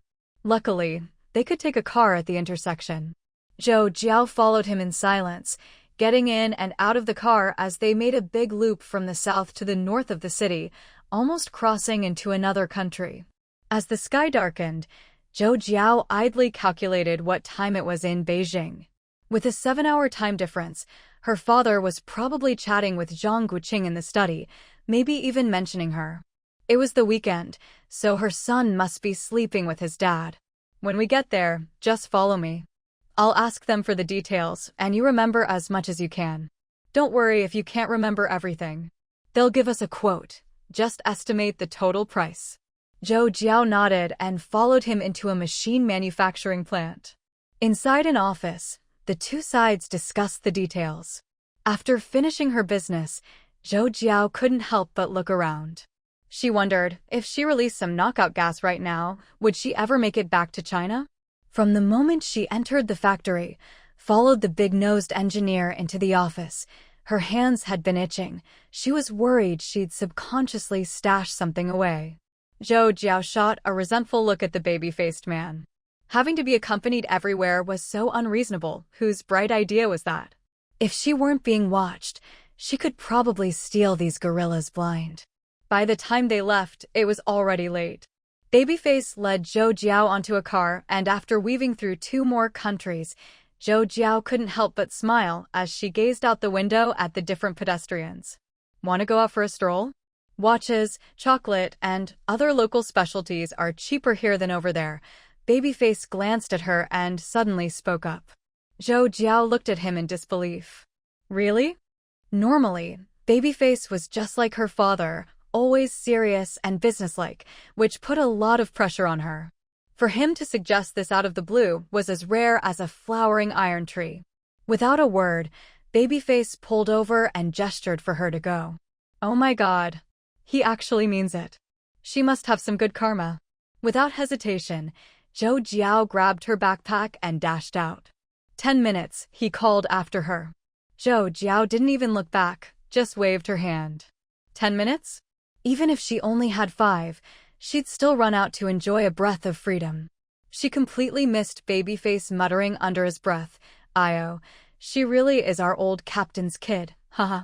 Little girl thinks she doesn't care for shopping, but I knew she was itching to go. That little foxtail is showing. Bet she'll buy chocolate this time." Zhou Jiao had no idea that this Babyface, who'd been with her for so long, was actually one of her father's soldiers, one of those leaders she resented so much. She hurried in and out of several shops, finally savoring the joy of shopping without ration tickets or long lines. But unfortunately, even though she wasn't short on cash, she didn't dare go on a shopping spree. She hadn't forgotten that an Asian going on a buying frenzy among a crowd of blonde-haired, blue-eyed locals would draw a lot of attention. This wasn't the future. Yellow-skinned people were supposed to be poor. 10 minutes later, Zhou Jiao returned to the car, grinning and carrying a small bag of medicine. Babyface looked at her in surprise, then shook his head with a laugh. Why didn't you buy something to eat? The handmade chocolate here is great, all kinds of flavors. Could Zhou Jiao admit she'd already secretly stocked up on plenty of watches, coffee, wine, handmade chocolate, condensed milk, cheese, and all sorts of good stuff from this country? She just smiled and shook her head. Too expensive. She wasn't lying. All the money from the 2 savings books at Wang Millionaire's house had been exchanged for local currency, and she'd blown through it all in half a month. Babyface nodded knowingly and reminded her, if we stop over in the Soviet Union on the way back, it's more cost-effective to shop there. Prices are much lower than here. Okay. Of course Zhou Jiao knew that. She never missed out on local specialties wherever she went, especially abroad. She'd be a fool not to loot as much as she could, and she'd already borrowed quite a few things. The Soviets had taken so many resources from the Northeast, so she was just getting revenge for her fellow countrymen. That place was full of good stuff, and the people were lazy as anything. She'd heard that on many farms, they wouldn't even bother to harvest ripe wheat before winter. What a waste. In her opinion, they were just too well-fed. By taking some flour and other goods, she was actually doing them a favor. Less stuff meant they'd have to work harder. As for all those trainloads of coal she'd collected from who knows where, she figured she was just doing justice, giving those people a wake-up call so they'd stop forcing her compatriots to tighten their belts to pay off debts. Thinking of those debts, Zhou Jiao wished she could go back and loot the place clean, but her storage space was just too small. She'd packed and repacked it until it was about to burst before she finally stopped. She wondered if the last half of the gold old lady Lin had given her, which she donated, had finally paid off. She couldn't bear to take that loss in silence. Babyface was cool as ever after that one comment. He didn't say another word. Zhou Jiao seriously suspected he was still single. Otherwise, why wouldn't such a pretty girl like her get hit on? Oh, come on, where's your face? Watching a couple walk past the car window, Zhou Jiao followed them with her eyes, full of envy, until they disappeared from view. Her biggest regret this trip was not having Zhang Guoqing with her. If he were here, he'd have helped her get a car to take home, maybe even some high-precision equipment, and probably would have accompanied her for a spin around the black market. Without her man to back her up, she didn't dare take risks. She had to keep her head down. Business trips just weren't the same. Everything was inconvenient. One day, the two of them would join forces and take on the world. When they got back to their residence, Hu Xiaowei was sitting in the courtyard, gazing up at the stars. Zhou Jiao walked over, patted her on the shoulder, and teased, "Is the moon rounder here than back home?" Hu Xiaowei burst out laughing and patted the grass beside her. "Sit down. After tomorrow night, we'll be leaving. Let's enjoy our last night in a foreign land." Zhou Jiao sat down as she was told, hugging her knees and gazing into the distance. She sighed softly, "We're finally going home. It's already daylight back there." "Not yet. There's a 7-hour time difference. It's only 3 or 4 in the morning over there. Give it another 2 hours, and we'll be able to drink soybean juice and have breakfast." Zhou Jiao looked up at the stars. By now, her man would be getting up to go to school. She'd been gone so long, the supplies she'd left behind must have run out ages ago. How much weight had they lost? Was her son dreaming of her? Was everyone at home doing well? Want to go buy some fish tomorrow morning? I love your braised fish. Zhou Jiao nodded. Sure, let's get plenty. Fish is about the only thing that's affordable here. Hu Xiaowei laughed so hard she almost doubled over. Zhou Jiao gave her a helpless pat. What a cheerful girl. Her sense of humor was way too easy. Seriously, are you really a Beijing native? With how witty the old-timers are in the capital, wouldn't you be laughing yourself breathless? Born and raised, Hu Xiaowei replied, winking at her. A mix of north and south. Zhou Jiao looked her up and down in understanding. No wonder she was so petite, definitely a southern girl. Hu Xiaowei shot her a glare and snorted, "You're not much better. No one believes you're from the north either." Zhou Jiao quickly tried to smooth things over. Right. People always ask me, little girl, where in the south are you from? What kind of look is that? After she finished, she saw Hu Xiaowei laughing again and could only roll her eyes at the sky.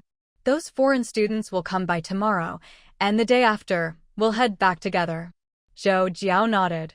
Are those local Tujia girls going to bring a ton of stuff again? Last time they came with bags of masks and kites. Don't tell me they're bringing bags of watches this time. They'd probably like to, but I doubt they can manage it. The two of them chatted idly for another hour before heading back to their rooms. If you asked Zhou Jiao what she liked most about this place, it was the European-style furniture in the rooms, especially the soft sofas. She'd often passed by a furniture store on the street and felt tempted, but the items were too conspicuous. She could only sigh in regret. Her mom would have loved this style. The next morning, when Babyface heard Zhou Jiao wanted to make fish, he personally took her and Hu Xiaowei to the market.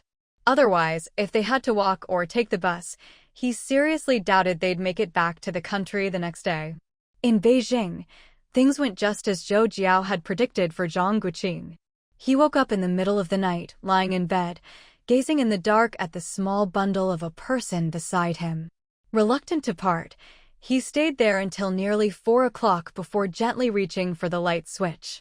Bathed in the soft glow, he looked at his son's sleeping face and couldn't help but kiss the boy's hair. He figured it would be several days before he could come home again after returning to school. Moving quietly, Zhang Guoqing tucked the towel blanket over his son's belly, made sure the mosquito net was secure, and went to the side room to wash up. After one last look at the boy sleeping on the king bed, he picked up his luggage and quietly closed the door behind him. Aunt Chin, as always, had breakfast ready for him at 4 every Monday morning so he could eat before heading back to school. After he left, she'd keep an ear out in case the child woke up. Zhang Guoqing quickly finished his noodles. Seeing Aunt Chin yawning, he hurriedly said, "Auntie, go get some more sleep. Pingyan won't wake up until at least 6. No need. I can't sleep even if I lie down." You'd better get going. Zhang Guoqing reminded her, there's plenty of food at home. Make sure you eat something. Go on, it's almost 4:30. If you wait any longer, you'll run into people on your way out. Zhang Guoqing grinned and nodded, pushing his bike out the door. Aunt Chen's concern was spot on. If he ran into certain people, not only would it waste time chatting, but if someone asked whether he was going to the Lin families, that would be truly awkward. Riding through the night, Zhang Guoqing pedaled along, thinking that summer break was already more than half over. Couldn't the teachers at school give them a bit of a breather? He glanced at the tall crops in the fields outside the city. If they didn't get a break soon, they'd be sent to the countryside for farm support again. Summer farm work was exhausting. He hoped his wife wouldn't come back only to find herself put to work. By the time he arrived at the dormitory building, dawn was already breaking. That's summer for you. In winter, it would still be pitch dark at this hour. He put his luggage away in the dorm, grabbed his wash basin and toiletries, and headed to the communal bathroom. He had just finished showering when he heard Wan Dayong's loud voice. Peeking out with his wash basin, he saw his friends all standing outside his dorm room. He chuckled. Why are you all up so early today? Wan Dayong looked him over. You heard about the Lin family, right? Zhang Guoqing knew what he meant and nodded as he opened the door. Come in and we'll talk. Nothing happened in my class while I was gone, right? The group filed in and closed the door. Wan Dayong shook his head. With old Fan around, nothing went wrong. By the way, what's the deal with Da Yi and his great-grandmas? Zhang Guoqing replied with a straight face, picked up some old ladies on the way here. They all knew each other's family situations, so everyone just stifled their laughter. It wasn't something they could talk about openly, just something to secretly enjoy. Ding Dada grinned, just as we expected. They said he took leave to go home, so we figured he must have gone with you. When's he showing up? Zhang Guoqing motioned them over, and they all huddled together. He whispered, he's coming tonight. We agreed to split up on the way back. If we're free tonight, let's have a get-together. He's already prepared to be fleeced, so guys, get your knives ready. Everyone burst out laughing. Ding Data's eyes gleamed mischievously. How about we tell him to come the day after tomorrow instead? Wan Dayong and Gung Dashing laughed even harder at that. Suddenly, an idea struck Zhang Guoqing. Wait, don't tell me we get another holiday the day after tomorrow? Smart. Zhang Guoqing immediately changed his tune. Then let's wait until we're home for the get-together. Man, if I'd known, I would have stayed away a few more days. By the way, there aren't any internship assignments for our class, right? Nope. I checked, these next few days are free. So, what should we do? Maybe go out of town? What do you all think? Gung Dashing said, I'm easy, just let me know where and when. Ding Dada grinned at Wan Dayong. After all this hard work, I need to relax. I'll go with whatever you say. Zhang Guoqing looked at their eager faces and laughed. I just got off the train, don't make me get back on. It's so hot, there's nowhere good to go. My grandpa and the others are heading to the seaside soon. Are you going with your father-in-law's family? Zhang Guoqing shook his head. Not this year. The three exchanged knowing glances and snickered. Obviously, he was waiting for his wife to come back before making any plans, as if they didn't know. They chatted idly in the room for a while before someone knocked on the door.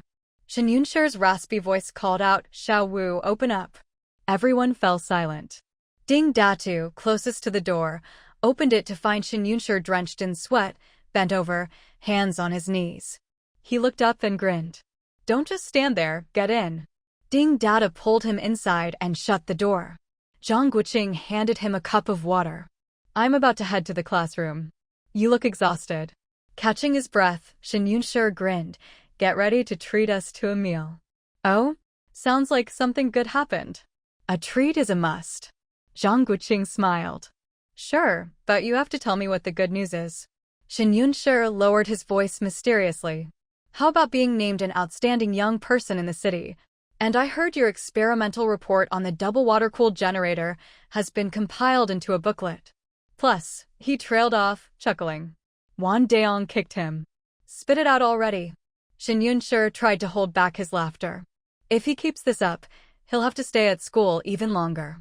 The others burst out laughing. Serves him right. They all knew Zhang Guoqing was desperate to graduate and start working. He'd even secretly asked the department head if he could graduate early. Zhang Guoqing just smiled and changed the subject. Nothing happened in our class while I was gone, right? Nope. Apart from the big lectures, we've all been holed up in the lab these past couple of days.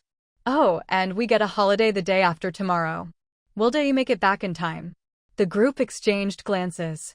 Zhang Guoqing nodded. I got to Beijing last night. His mom said he'd be back today, probably tonight. He looked at everyone. Shall we talk as we walk? Sure. You need to check in with your counselor, too. Wonder what's for breakfast today, let's go find out. They all headed out. Only then did Shen Yunshi notice something odd. He eyed Zhang Guoqing curiously. You're not wearing a black armband or anything?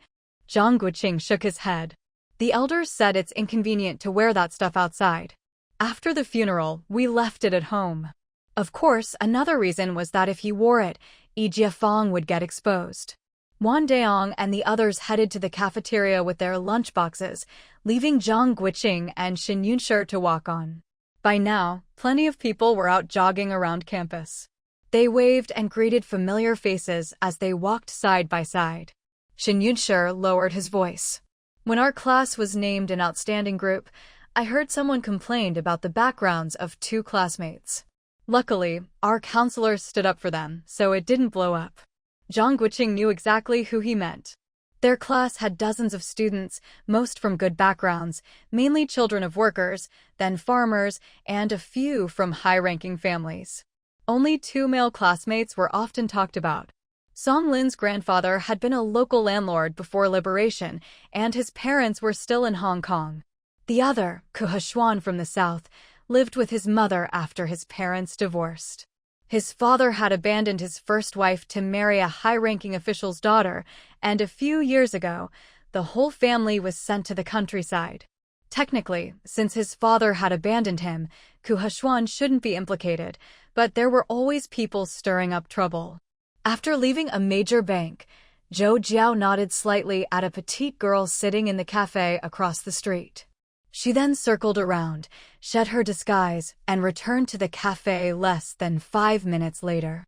Walking briskly through a country renowned as the City of Peace, Zhou Jiao felt no temptation at all, no matter how much chocolate or condensed milk cheese she passed by. She was homesick. They'd passed through 2 countries during this trip, and Zhou Jiao had taken the opportunity to withdraw almost all the money from several bank books. Now, even if she could never go abroad again, her money wouldn't be swallowed up by foreigners, which made her quite satisfied. You can't judge a book by its cover. This girl had all sorts of tricks up her sleeve, but Zhou Jiao wasn't surprised anymore.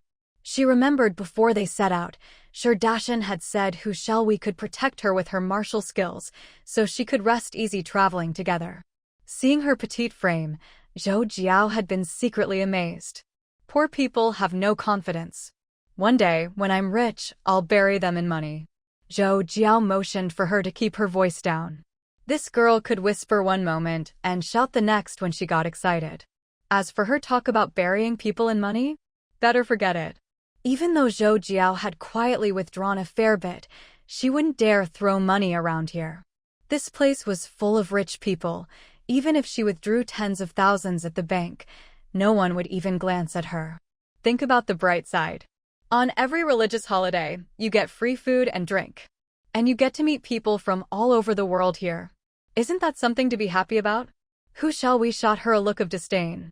Weren't you the one saying you were homesick yesterday? Nope. As Zhou Jiao replied, she studied the slowly approaching old lady. The closer the woman got, the more shocked she looked. Zhou Jiao pursed her lips thoughtfully. Another one of her grandmother's old acquaintances. Young lady, what is your relationship with Gu Mingzhu? Is she still alive? Where is she now? The old lady looked at her with disappointment, then muttered to herself after a long pause, so those old men didn't lie to me. They really are gone, separated by life and death. Not many who returned to China survived. I told them at the time to stay at the university and not leave. Seeing the old lady looking unsteady, Zhou Jiao focused her gaze on the middle-aged man beside her. When she saw him supporting the old lady, she felt relieved. When they left, it was already late. Babyface led Zhou Jiao to a car and they drove around 2 more countries. Zhou Jiao was delighted, watching the different pedestrians outside the window, a smile spreading across her face. 10 minutes. Zhou Jiao didn't even look back, just waved her hand behind her. 10 minutes? Even if she only had 5, she'd still rush out to enjoy a breath of freedom. She didn't notice Babyface muttering under his breath, "Io, she really is the old captain's kid, heh. Little girl, you thought you didn't care about shopping, but I knew you were holding it in. Little fox, your tail's showing. Bet she'll buy chocolate this time." But unfortunately, even though she wasn't short on money, she didn't dare go on a shopping spree. She hadn't forgotten that an Asian going on a buying frenzy among a crowd of blonde-haired, blue-eyed locals would draw a lot of attention. This wasn't the future. Yellow-skinned people were generally assumed to be poor. Okay. She'd heard that on many farms, if the wheat wasn't harvested before winter, they'd just leave it to rot. What a waste. In her opinion, they were just spoiled.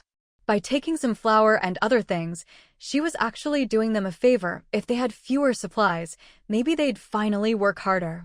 As for all those trainloads of coal she'd somehow managed to collect, she figured she was just doing the right thing, helping wake those people up, so they'd stop making their own people tighten their belts to pay off debts. Who shall we? Burst out laughing. Zhou Jiao patted her, exasperated. You really do love to laugh. Your sense of humor is way too easy. Are you really a Beijing native? Who shall we teased? If you were, with all those witty folks in the capital, you'd be laughing yourself breathless every day. The next morning, when Babyface heard Zhou Jiao wanted to cook fish, he personally took her and who shall we to the market. Otherwise, if they had to walk or take the bus, he really worried they wouldn't make it back to China the next day. In the capital, things went just as Zhou Jiao had predicted. Zhang Guoqing woke up in the early hours, lying in bed in the dark, gazing at the small figure beside him, reluctant to part. He forced himself to stay until nearly 4 o'clock before quietly flicking on the light. Bathed in the glow, he looked at his son's sleeping face and couldn't help but kiss the boy's hair. He knew that after returning to school this time, it would probably be several days before he could come home again. Moving gently, Zhang Guoqing tucked the towel blanket over his son's belly, adjusted the mosquito net, and after washing up in the side room, took one last look at the boy on the Kang bed before picking up his luggage and quietly heading out. As always, Aunt Chin had prepared breakfast for him at 4 in the morning every Monday, so he could eat before heading back to school. After he left, she would keep an ear out in case the child woke up. Riding through the night, Zhang Guoqing mused that summer vacation was already more than half over. Would the teachers ever give them a real break? Glancing at the tall crops in the fields outside the city, he thought about how, after this, they'd be sent to the countryside for farm work again. The summer busy season was exhausting. Would he still have to work after his wife came back? Zhang Guoqing beckoned them over, and they huddled together. He whispered, "He'll come tonight." We agreed to act separately. If nothing's up tonight, let's have a get-together. He's already prepared to be fleeced, so get your knives ready. Everyone burst out laughing. Smart. Zhang Guoqing immediately changed his mind. Then let's wait until we're home for the get-together. Man, if I'd known, I'd have stayed away a few more days. By the way, are there any internship tasks for our class? Nope. I checked. Next up is free time. So, what should we do? Want to travel? What do you all think? Gung Dashing laughed. I'm easy. Just let me know where. Ding Data looked at Wan Daong and smiled. After working so hard, I need to relax. I'll go with whatever you say. Oh? Sounds like good news. Treating is a must. Their class had dozens of students, most from good backgrounds, mainly workers' children, then farmers, and a few high-ranking cadres' kids. Only 2 boys were often talked about, Song Lin, whose grandfather had been a local landlord before liberation and whose parents still hadn't returned from Hong Kong, and Ke Xuan from the south, who'd followed his mother after his parents divorced. His father had remarried a high official's daughter and had been sent down to the countryside with his in-laws a few years back. Technically, since Ke's father had abandoned him, his father's issues shouldn't affect him, but there were always people eager to stir up trouble. Strolling along the path to the classroom, he looked around at the ancient campus, where birds sang among fragrant flowers, green trees cast cool shade, and the teaching buildings stood in harmonious order. The place was vibrant yet elegant and tranquil, but he didn't know how much longer this peaceful life could last. Perhaps it was time to remind Song Lin that he should leave. Not every effort and perseverance brings reward. Sometimes, leaving is for the sake of a better future. These past couple of days, their moods have been a bit off, especially Song Lin, who's been burying himself in his books and barely saying a word. No one's been able to cheer them up, so during big lectures, we just try to keep the two of them in the middle, someone said. Zhang Guoqing nodded lightly. Let's talk about it when we get back. When they entered their classroom, a few students were discussing something with their books in hand, and Song Lin was among them. It was lunchtime, and Zhang Guoqing could tell at a glance that these bookworms were probably debating some experimental question. Seeing Zhang Guoqing and his companion enter, their eyes lit up and they were about to speak. Shen Yunshi quickly raised his hand to stop them. What are you immortals? Go eat. Class starts soon. How about we eat first and then continue our discussion? Shen Yunshi pulled out his lunchbox from the drawer and tapped it. Let's go. If we're late, there won't be anything good left. Song Lin and two other students handed over their lunchboxes and meal tickets. No one refused. They were all used to helping each other out, especially lately, when everyone had been helping Song Lin get his meals. Zhang Guoqing waved at them and strolled over to sit with the remaining students. Class monitor, do you know if the train tickets have been booked? Can you check for us? I want to leave early the day after tomorrow. Zhang Guoqing smiled. Sure, I'll find out in a bit. Are you all heading home? Everyone nodded. Zhang Guoqing looked at Song Lin. This gentle, scholarly boy had always seemed melancholy to him, rarely smiling. Now he looked even more troubled. After some small talk, one student stood up. You guys sit for a bit. I'm going to check if they ate my breakfast. Why aren't they back yet? Another student laughed and followed him out. I'll go with you. Looks like it's crowded today. We'll help out. Zhang Guoqing watched them leave, then turned to study Song Lin. He wondered how to broach the subject if Song Lin misunderstood and thought he was being asked to leave for dragging down the class. That would be bad. After a moment's hesitation, Zhang Guoqing decided he couldn't miss the chance. Once the others came back, it wouldn't be convenient to talk. He glanced at Song Lin, who looked like he wanted to say something. Xiao Wu, am I dragging everyone down? Song Lin asked. See? The kid really did think that. Zhang Guoqing gave him a reassuring smile. You're not dragging anyone down. We're all classmates. We're happy to help when we can. We just worry sometimes things are out of our control. He frowned and glanced outside, surprised to hear footsteps approaching so soon. He looked back at the poor kid. Zhang Guoqing lowered his voice. During the break, try to find your parents. Song Lin's eyes widened. He pressed his lips together and silently looked at Zhang Guoqing's serious face. Zhang Guoqing glanced at the students appearing outside the door, then gave Song Lin a meaningful look. Their eyes met. He immediately turned to the incoming students and said, "This weather is so stuffy. Wasn't it cloudy this morning? Looks like a heavy rain's coming." Heh. Beijing summers are as fickle as a child's face. Storms come out of nowhere. Zhang Guoqing smiled. Exactly. If it doesn't rain today, it'll pour in a couple of days. Be sure to bring your umbrellas, just in case. Song Lin's eyes flickered. He clenched his fists and looked at Zhang Guoqing's back, quietly murmuring, I can never thank you enough. He recalled his grandfather's words, he really should leave, and couldn't keep hesitating. A sword honed for 10 years, its edge yet to be tested. He was full of unwillingness, but knew he had to bow to reality. He'd struggled for years to fit into society and the group, but outside of the class, it was never easy. Who was Zhang Guoqing? After years as classmates, Song Lin felt he understood his class monitor well. Zhang Guoqing would never exaggerate. If he was giving a warning, things must be serious, or he wouldn't risk saying anything. Song Lin pondered Zhang Guoqing's words. A heavy rain in a few days, huh? He sighed inwardly, taking one last, lingering look at the classroom. Zhang Guoqing listened to the sounds behind him and smiled silently. He'd never expected thanks. He was just following his heart. He also thought that with a family as established as Songlin's, it shouldn't be hard to get their grandson out. Otherwise, his advice would have been pointless. After reporting back from his leave, Zhang Guoqing threw himself into student council and class meetings and didn't say much more to Songlin. Occasionally, he saw Songlin looking calm and acting normal, which made him happy for him. When Jiafeng returned to school, the rain had just cleared. His clothes were soaked and he looked exhausted, a bit dispirited. Before he could even change, Zhang Guoqing told him to report his return to the teacher.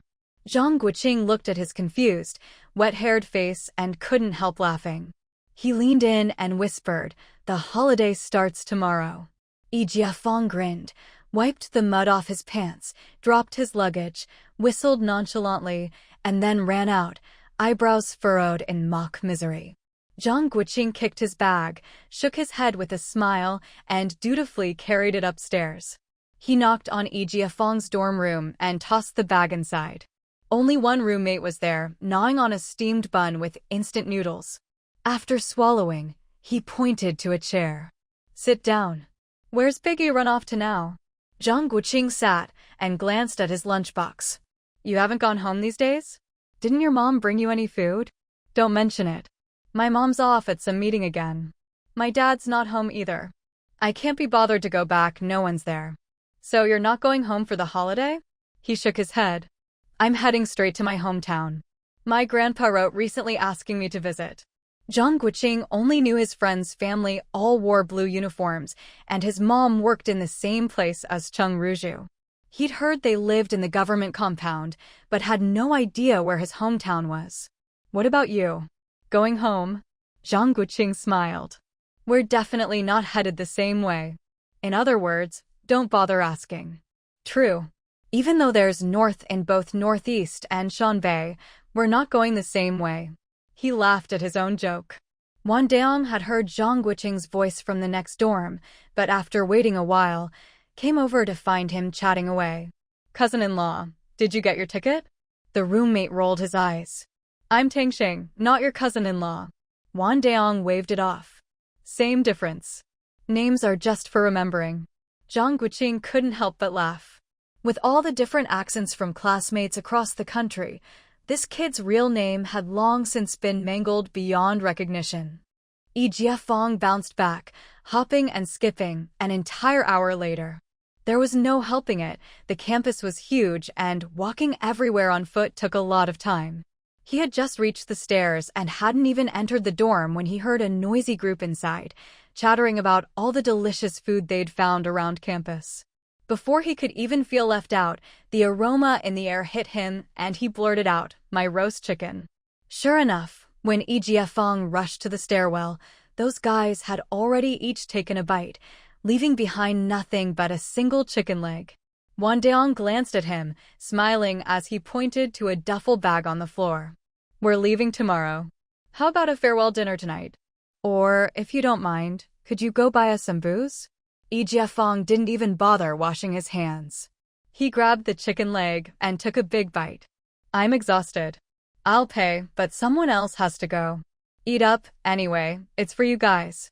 Ding Data protested. "You think you can fob us off with just this little bit?" "No way. Yeah, tomorrow after we get our food coupons, you're taking us out for a meal. Are we even brothers? Or are you just stabbing us in the back?" "We're only reminding you because we're brothers. If you can't dodge it, you might as well just lie down and take it." Zhang Guoqing watched them horse around, smiling as he tossed his keys to Ding Datu. "I brought some stuff too. Go find it yourself." Ding Data cheered and dashed off, shouting, "Everyone, go check your rooms. Let's eat up all the leftovers before we go home." For a moment, everyone really did run back to rummage through their things, digging out all sorts of odds and ends. Truthfully, even when all their food was pooled together, it wasn't much. But none of the 10 or so guys really cared if they had enough to eat. The point was just to have fun together. "You're really something, hiding canned meat and not saying a word. Can I just say I couldn't bear to eat it myself?" "Forget it, I'll help you prove your innocence. Tomorrow's lunch is on you." "I'll do it too, I can prove it." "Get lost." I'd rather be wrongly accused. Whose eggs are these? How do you eat them raw? Watch your mouth, don't let people get the wrong idea. On such a summer night, with the holidays coming and everyone about to head home, the guys let loose and played around. Their laughter rang out so loudly that even the professors passing by the dorms couldn't help but sigh. Youth is wonderful. When it was time to sleep, everyone cleaned up the mess, washed up, and got ready for bed. Zhang Guoqing headed upstairs and, seeing a few guys trailing behind, shook his head in amusement. He teased, "What, you all planning to huddle together for warmth?" Jiafeng shushed him, "Let's get upstairs first." It was the height of summer, which had its perks. As soon as they came in, they expertly found the straw mats, spread them on the floor, and flopped down, even bringing their own sheets.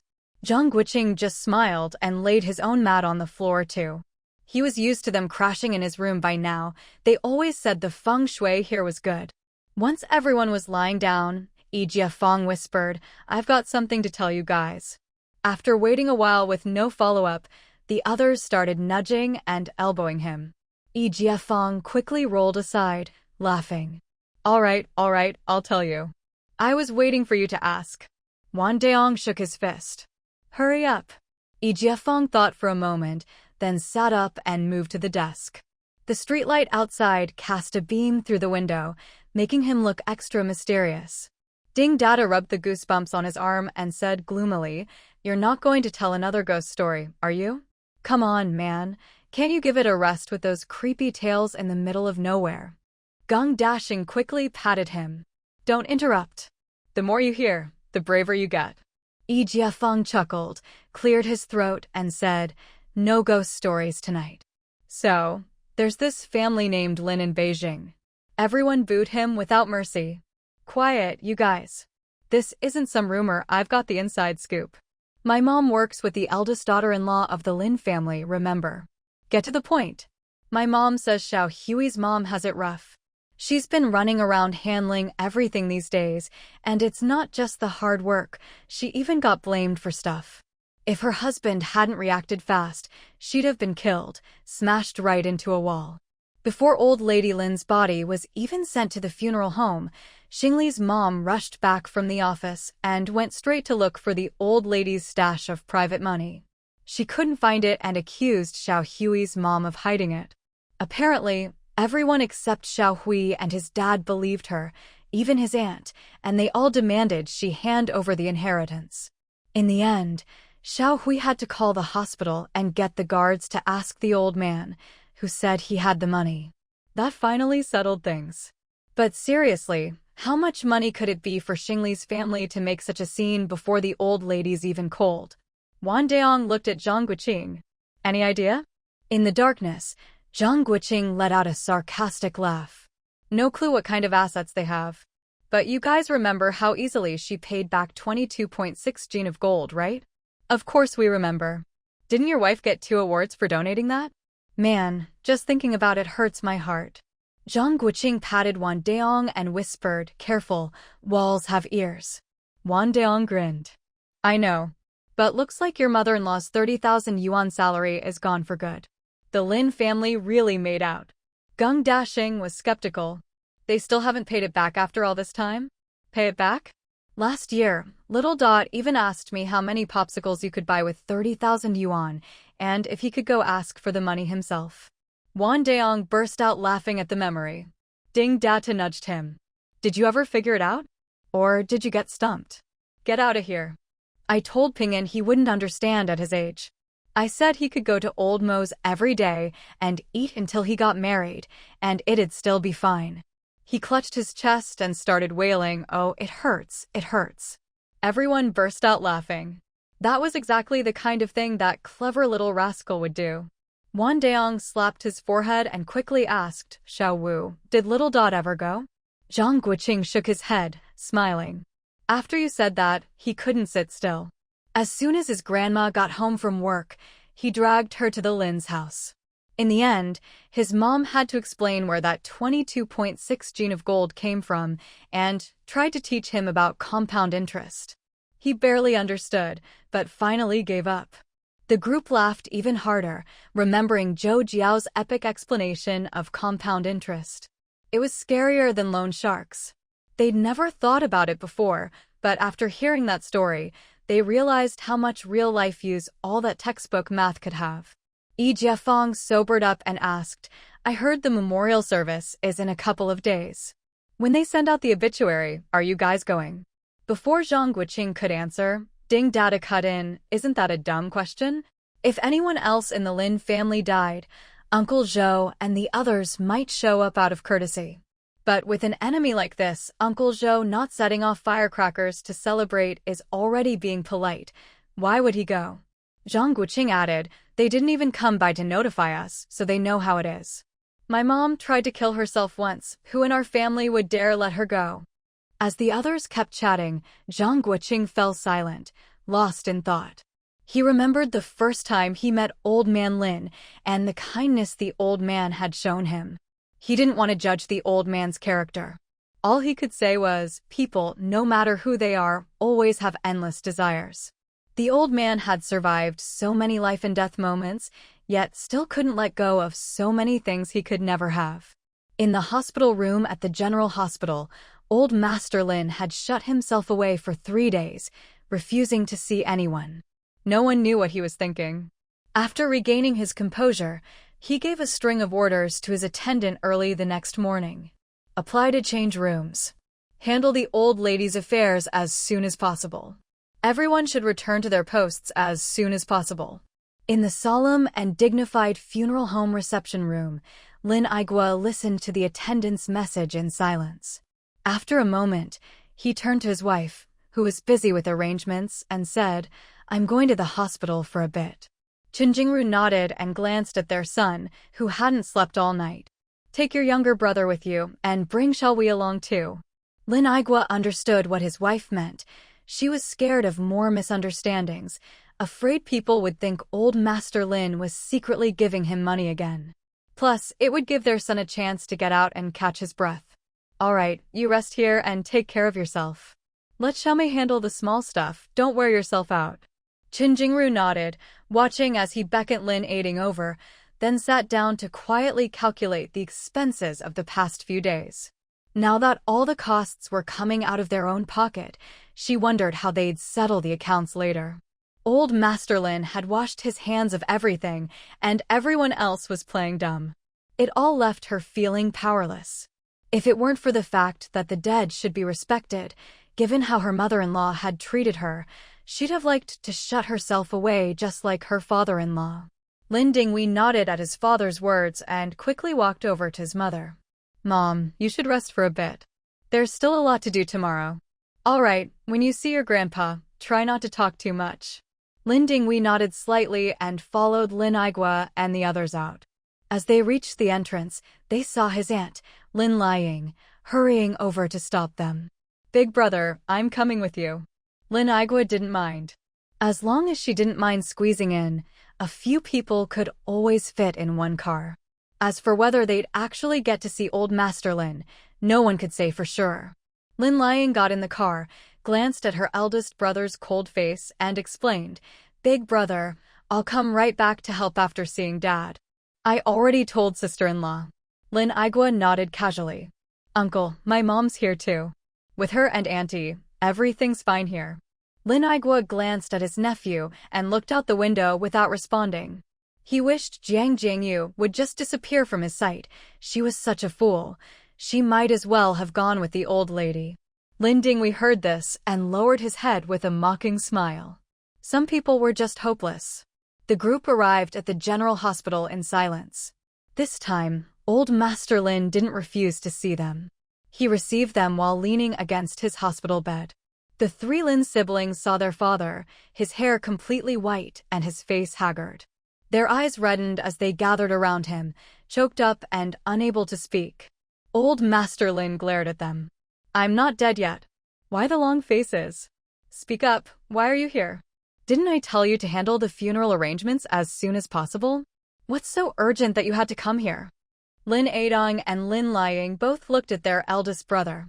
Other than visiting their father, they weren't sure what important matters he had to discuss.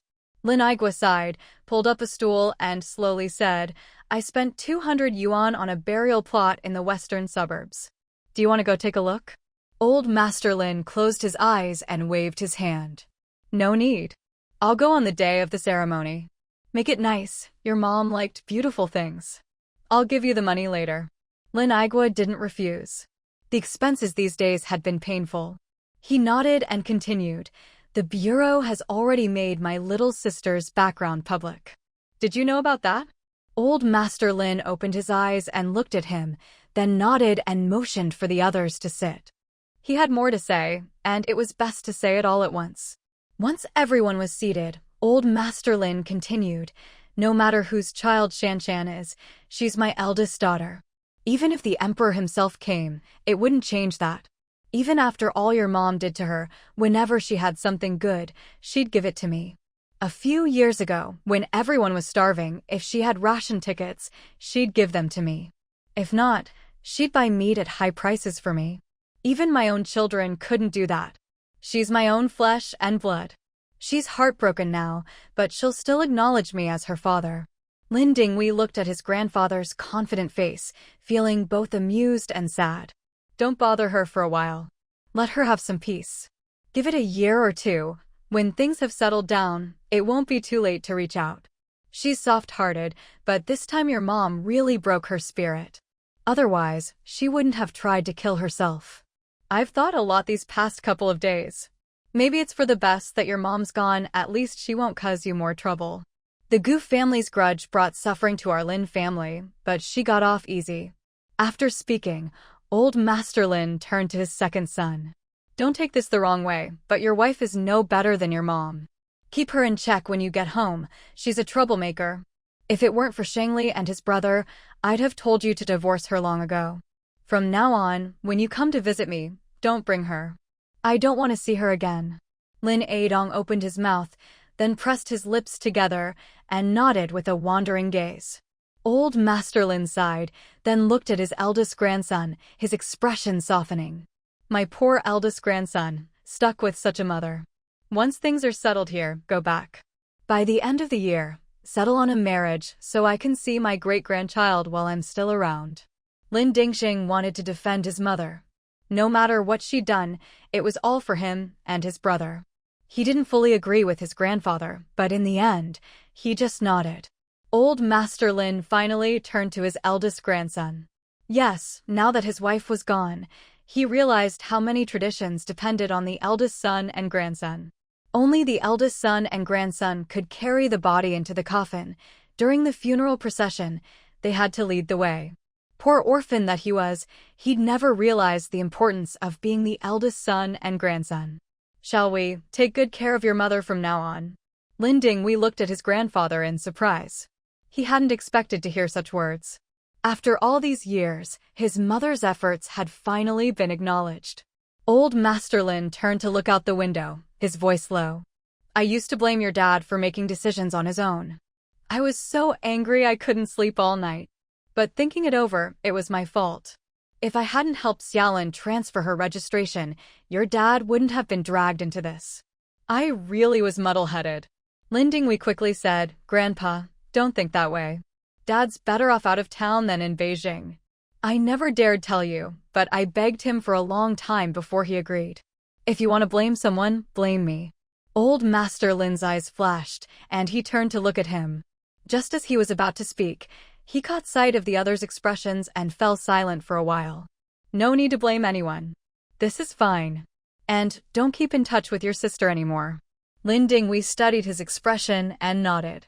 Old Master Lin took a bankbook from his bedside drawer and handed it to Lin Aigua. There's 2,000 yuan here. I was saving it to pay Shanshan back, but use it for your mom's funeral first. Lin Aigua shook his head. No need, I still have some savings. Old Master Lin forced the bankbook into his hand and sighed. Take it. All those supplements for your mom these years must have drained your savings. Lin Aigua gripped the bankbook. Thinking it over, he didn't refuse again. He really didn't have much left, and he still needed to buy a house for his son. He didn't ask where the money came from. He figured Old Master Lin had quietly exchanged a lot of money over the years. Since you've found a burial plot, Let's hold the ceremony tomorrow. Your mom didn't leave with much dignity, so don't make a big show of it. Keep it simple, and then get back to your own lives." The two brothers exchanged a glance and nodded knowingly at old Master Lin. They'd discussed it privately. Besides close family and friends, not many people would come to the memorial. It was best to let the old lady be laid to rest as soon as possible. After settling the old man down to rest, Lin Aigua and his group left the hospital. The whole way, no one spoke a word.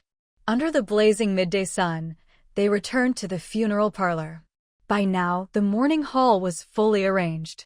Aside from Chen Jingru and her sister-in-law, who ignored each other and minded their own business, Li Jianjun had also come to lend a hand.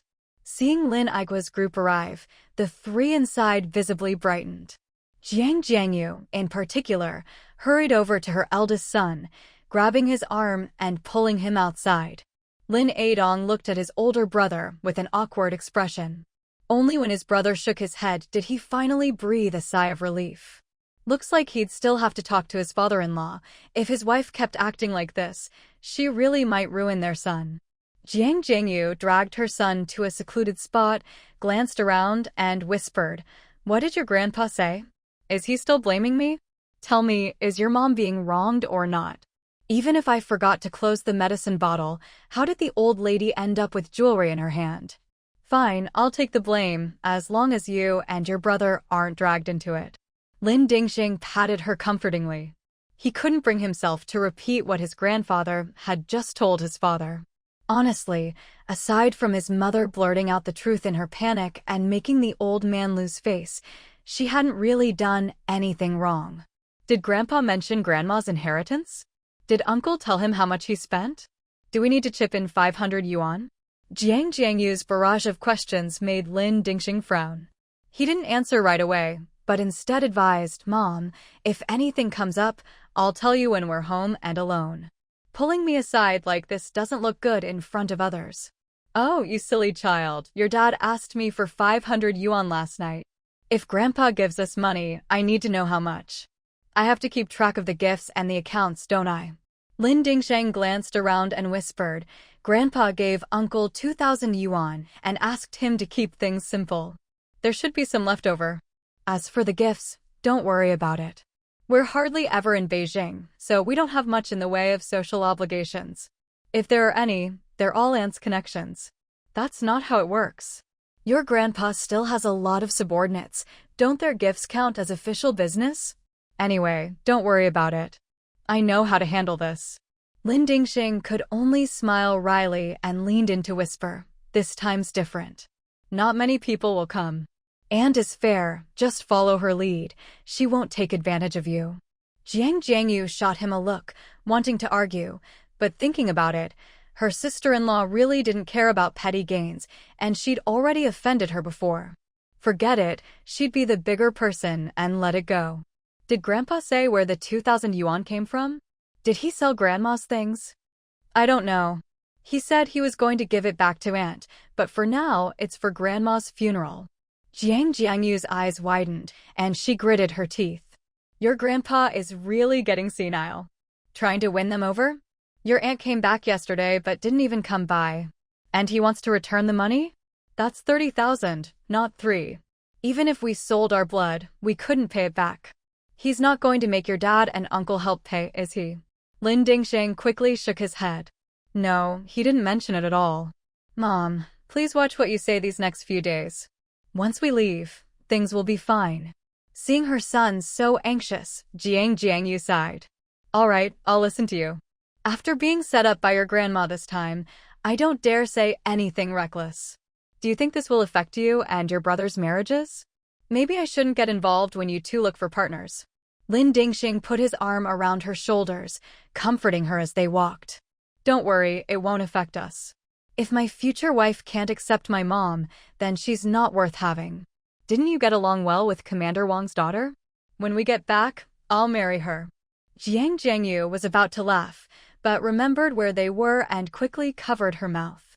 No, you should marry someone you like. I'm not important. When I'm old, I'll still be with your dad. As long as you and your brother are happy, I'll thank the heavens. Hearing this, Lin Dingxing clenched his fist. No matter what Grandpa said, he'd never give up on his mom. No matter how unreliable she was, everything she did was for him. Mother and son returned to the morning hall. Lin Dingxing let go of her and went over to Qin Jingru. Aunt, my mom said Uncle's been covering all the expenses these days, and she's not sure if her 500 yuan is enough. She's embarrassed to ask, so I told her to hold on to the money for now. Once everything is settled, our family can discuss it together. Qin Jingru patted him. It's fine. You've been busy for days, go rest with Shelwei and your brother. There's still a lot to do tomorrow. Lin Dingxing looked at her gratefully. Aunt, my mom just speaks without thinking. Don't take her words to heart. She's too embarrassed to talk to you now, worried you're still upset. Qin Jingru gave a slight smile. I know what she's like. Now go rest while you can. I'll go find Shelwei and the others. If you need help, just call me. Qin Jingru nodded, watching him head into the lounge and stand there in a daze for a while. She never expected someone like Jiang Jiangyu to have two sons who'd stand up for her. At the center of the morning hall, the portrait showed a gentle, kindly smile. Everything seemed both real and unreal. Just like everything Qin Jingru had witnessed, she didn't know how long this filial piety would last, nor did she want to think too deeply about it. Soon, she'd be leaving this place, and it was best to forget everything and keep it all at a distance. By evening, an elderly woman in plain clothes, her feet bound, entered the morning hall, supported by Lin Xuelin and her husband. The moment Lin Aigua saw her, he knew who she was. If anyone wondered why the old lady of their family had suffered so many years of illness, this woman was undoubtedly the main culprit. He frowned, watching his sister-in-law step forward to block her, then lowered his head to continue his work. To say he didn't resent her for what happened to his mother would be a lie. But his mother had personally written that no one was to pursue the matter. He'd thought it through.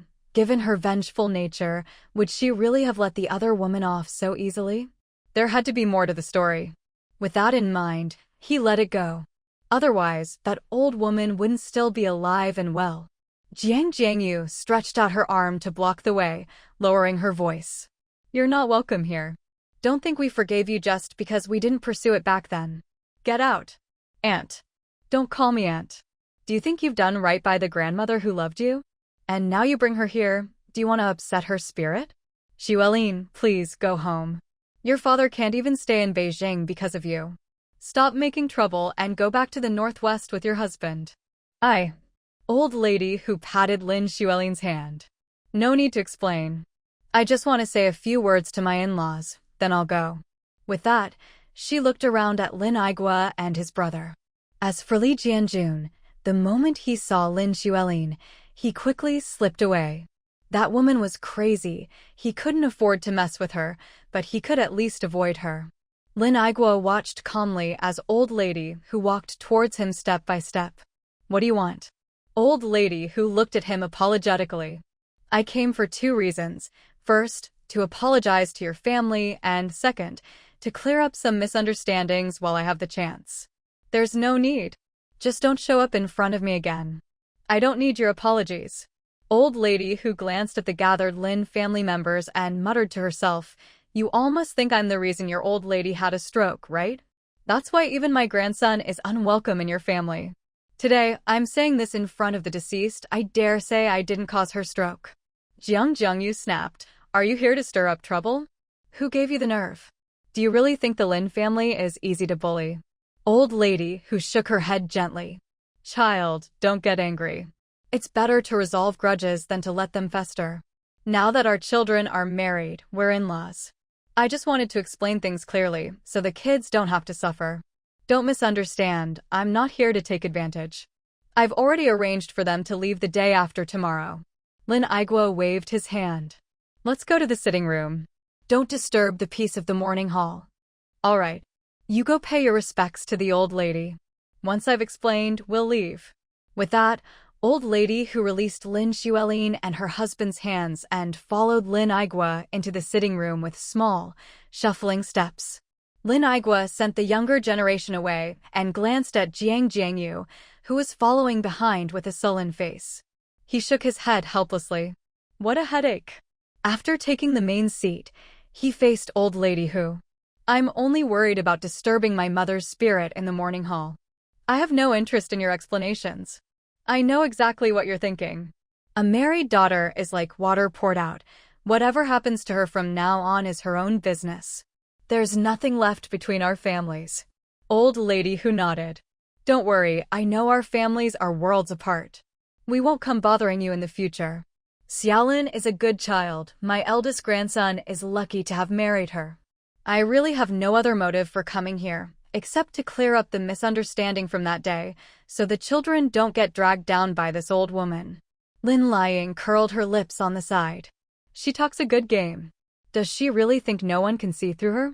If she wants to use a roundabout way, she should at least do it better. Qin Jingru glanced nervously at her husband.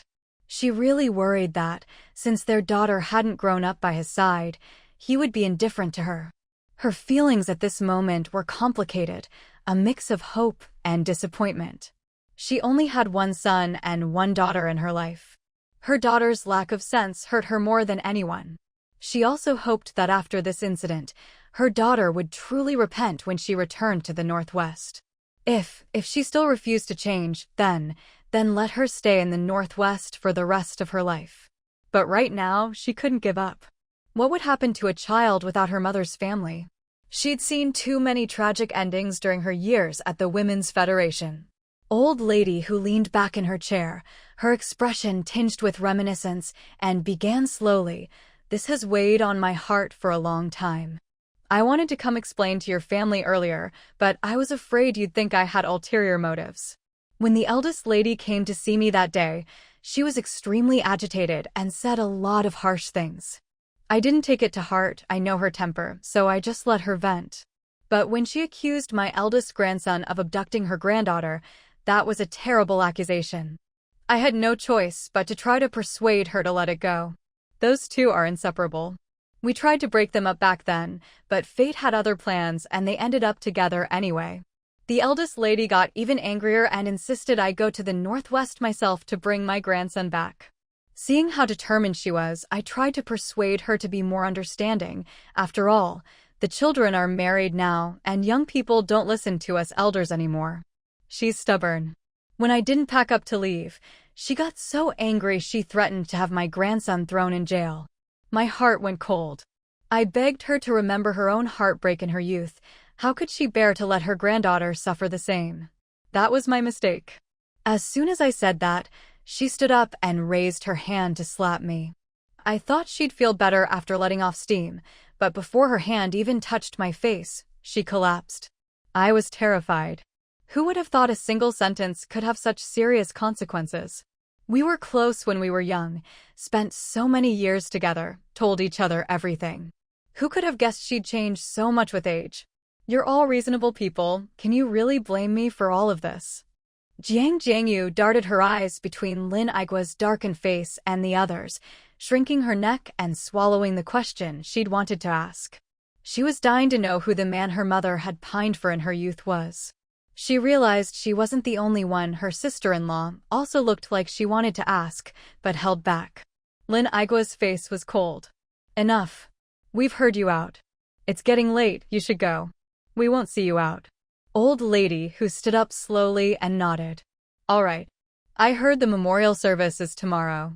I won't attend the eldest lady's final send-off, but could Xiaolin and her husband come tomorrow to pay their respects? Lin Aigua snorted coldly and warned, Old lady Hu, did my uncle ever appear to you in a dream?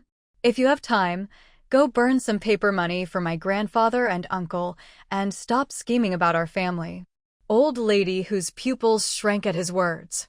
She hadn't expected this brat from the Lin family to know about her secret past. Trying to steal a chicken only to lose the rice, how ironic. She clenched her fists and said softly, You really misunderstand. Now that I've explained, I'll be leaving.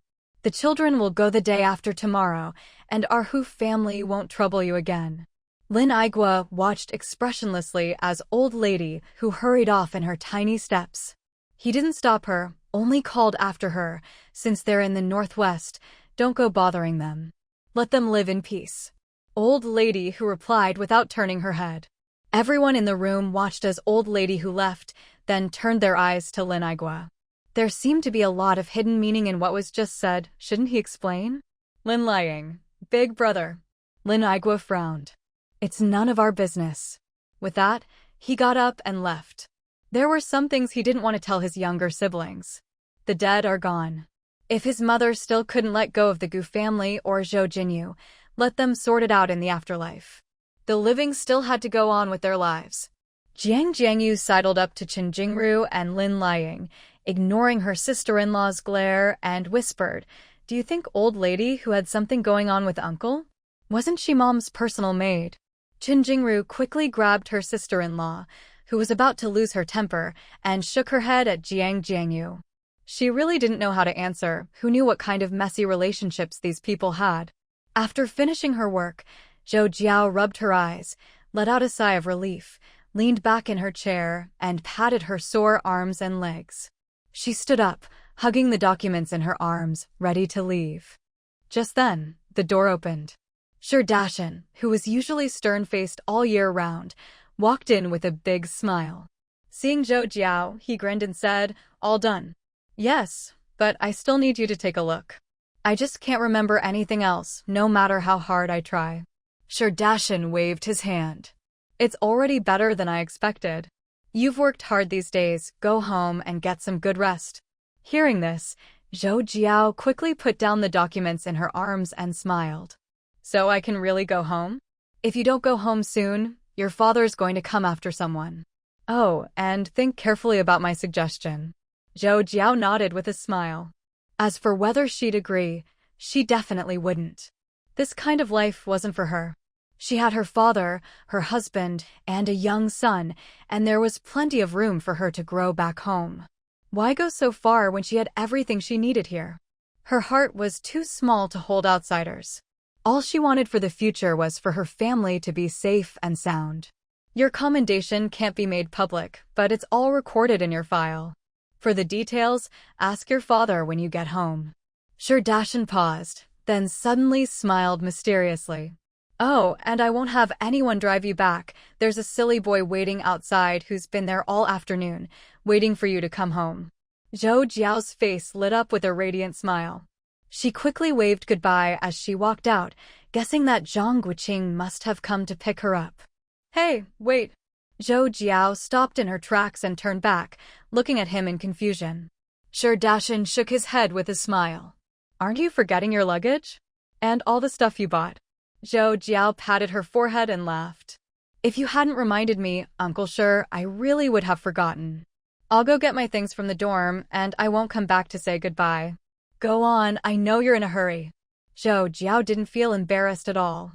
She figured that if anyone else hadn't seen their family for months, they'd have run off even faster than her. She was already being pretty steady. Back in her dorm, Zhou Jiao grabbed her things. Seeing the room empty, she thought about the months she'd spent with her roommate and decided to leave a note for Who Shall We, inviting her to visit her at school when she had time. She tidied herself up in the small mirror, saw that she was still as beautiful as ever, then happily picked up her luggage and hurried downstairs, making her way quickly to the main gate. From a distance, Zhang Guoqing watched her walk to the gatehouse. He hopped on his bike and pedaled quickly to the gate, propping his bike up as she came out. Overcome with excitement, he rushed forward, picked her up, and spun her around. "There are people watching, put me down." Zhou Jiao protested. Zhang Guoqing glanced at the teasing looks from the guards at the gate, reluctantly set his wife down, and discreetly checked her weight. Not too bad, she hadn't lost too much weight. "Hey, Xiaowu, your father-in-law's here." Zhang Guoqing instinctively looked back, only to realize he'd been tricked. He playfully pretended to kick the guard's leg. "Haha. All right, I surrender. Why didn't you come in earlier? We were betting on how long you could hold out. You did great, really. I lost big time. Haha. He came to intercept you, of course he wouldn't come in. But your father-in-law really didn't show up today, didn't you check in advance?" Could Zhang Guoqing admit the real reason? He let them think what they wanted.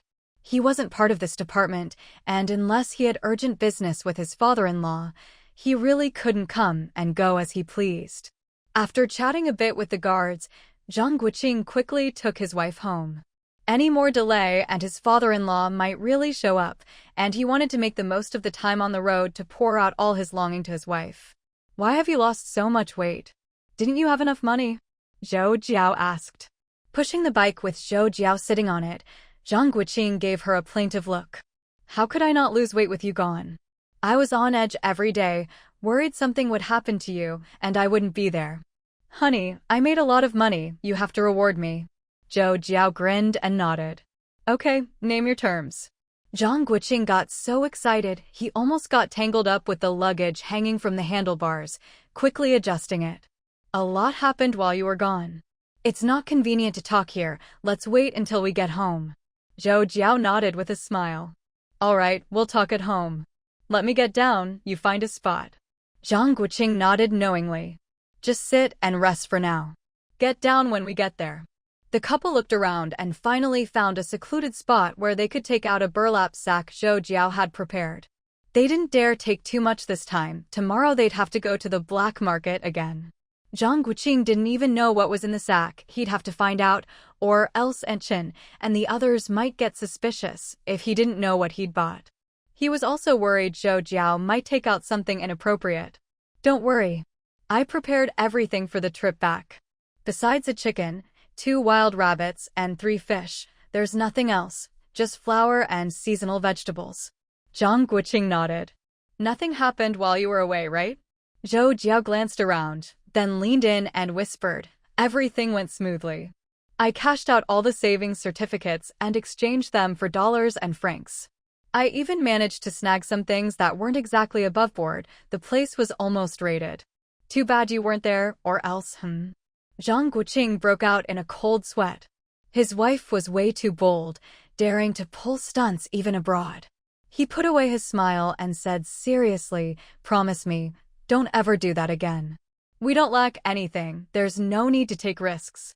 Human desire is endless, you need to reflect on that, honey." Zhou Jiao wanted to say she'd been very careful, but seeing the worry in his eyes, she said earnestly, "If you're not with me, I won't touch that stuff again." Zhang Guoqing reached out to pat her head, wanting to hug her, but then remembered where they were and rolled his eyes, making Zhou Jiao burst out laughing. "Laugh all you want, just wait until tonight. I'll make you beg for mercy." Seeing him grit his teeth, Zhou Jiao laughed even harder, deliberately throwing him a flirty look and whispering, "I'll be waiting." "Crazy, you're driving me crazy." Zhou Jiao giggled and hurried ahead. If they kept talking, her father would be off work soon, and her son would be anxiously waiting. Zhang Guoqing pushed the bike and caught up, saying, "Let me tell you a few things first, we'll go into detail tonight. While you were gone, old man Zhou was killed during a break-in by some thugs, Gu Rui committed suicide, and old Lin moved out of the compound to the retirement home a few days ago." He watched Zhou Jiao's shocked expression and continued, "Also, Mom isn't Gu Rui's biological daughter. When she gave birth to you, Gu Rui secretly gave her sterilization drugs. When the truth came out, Mom tried to kill herself in the suburbs, but luckily she was saved." Zhou Jiao stopped in her tracks, stood there thinking for a while, then started walking again, quietly asking, "Anything else?" "A lot, a whole lot. It's too much to explain all at once. You'd better read my diary when we get home, I've written everything down in detail. Who I talked to each day, what I ate, even how many times I went to the bathroom, it's all there. And how much I missed you, I wrote it all down." Zhang Guoqing teased her as they walked. If she wasn't bound to find out eventually, he really wouldn't want her to know about all this mess, it would only ruin her good mood.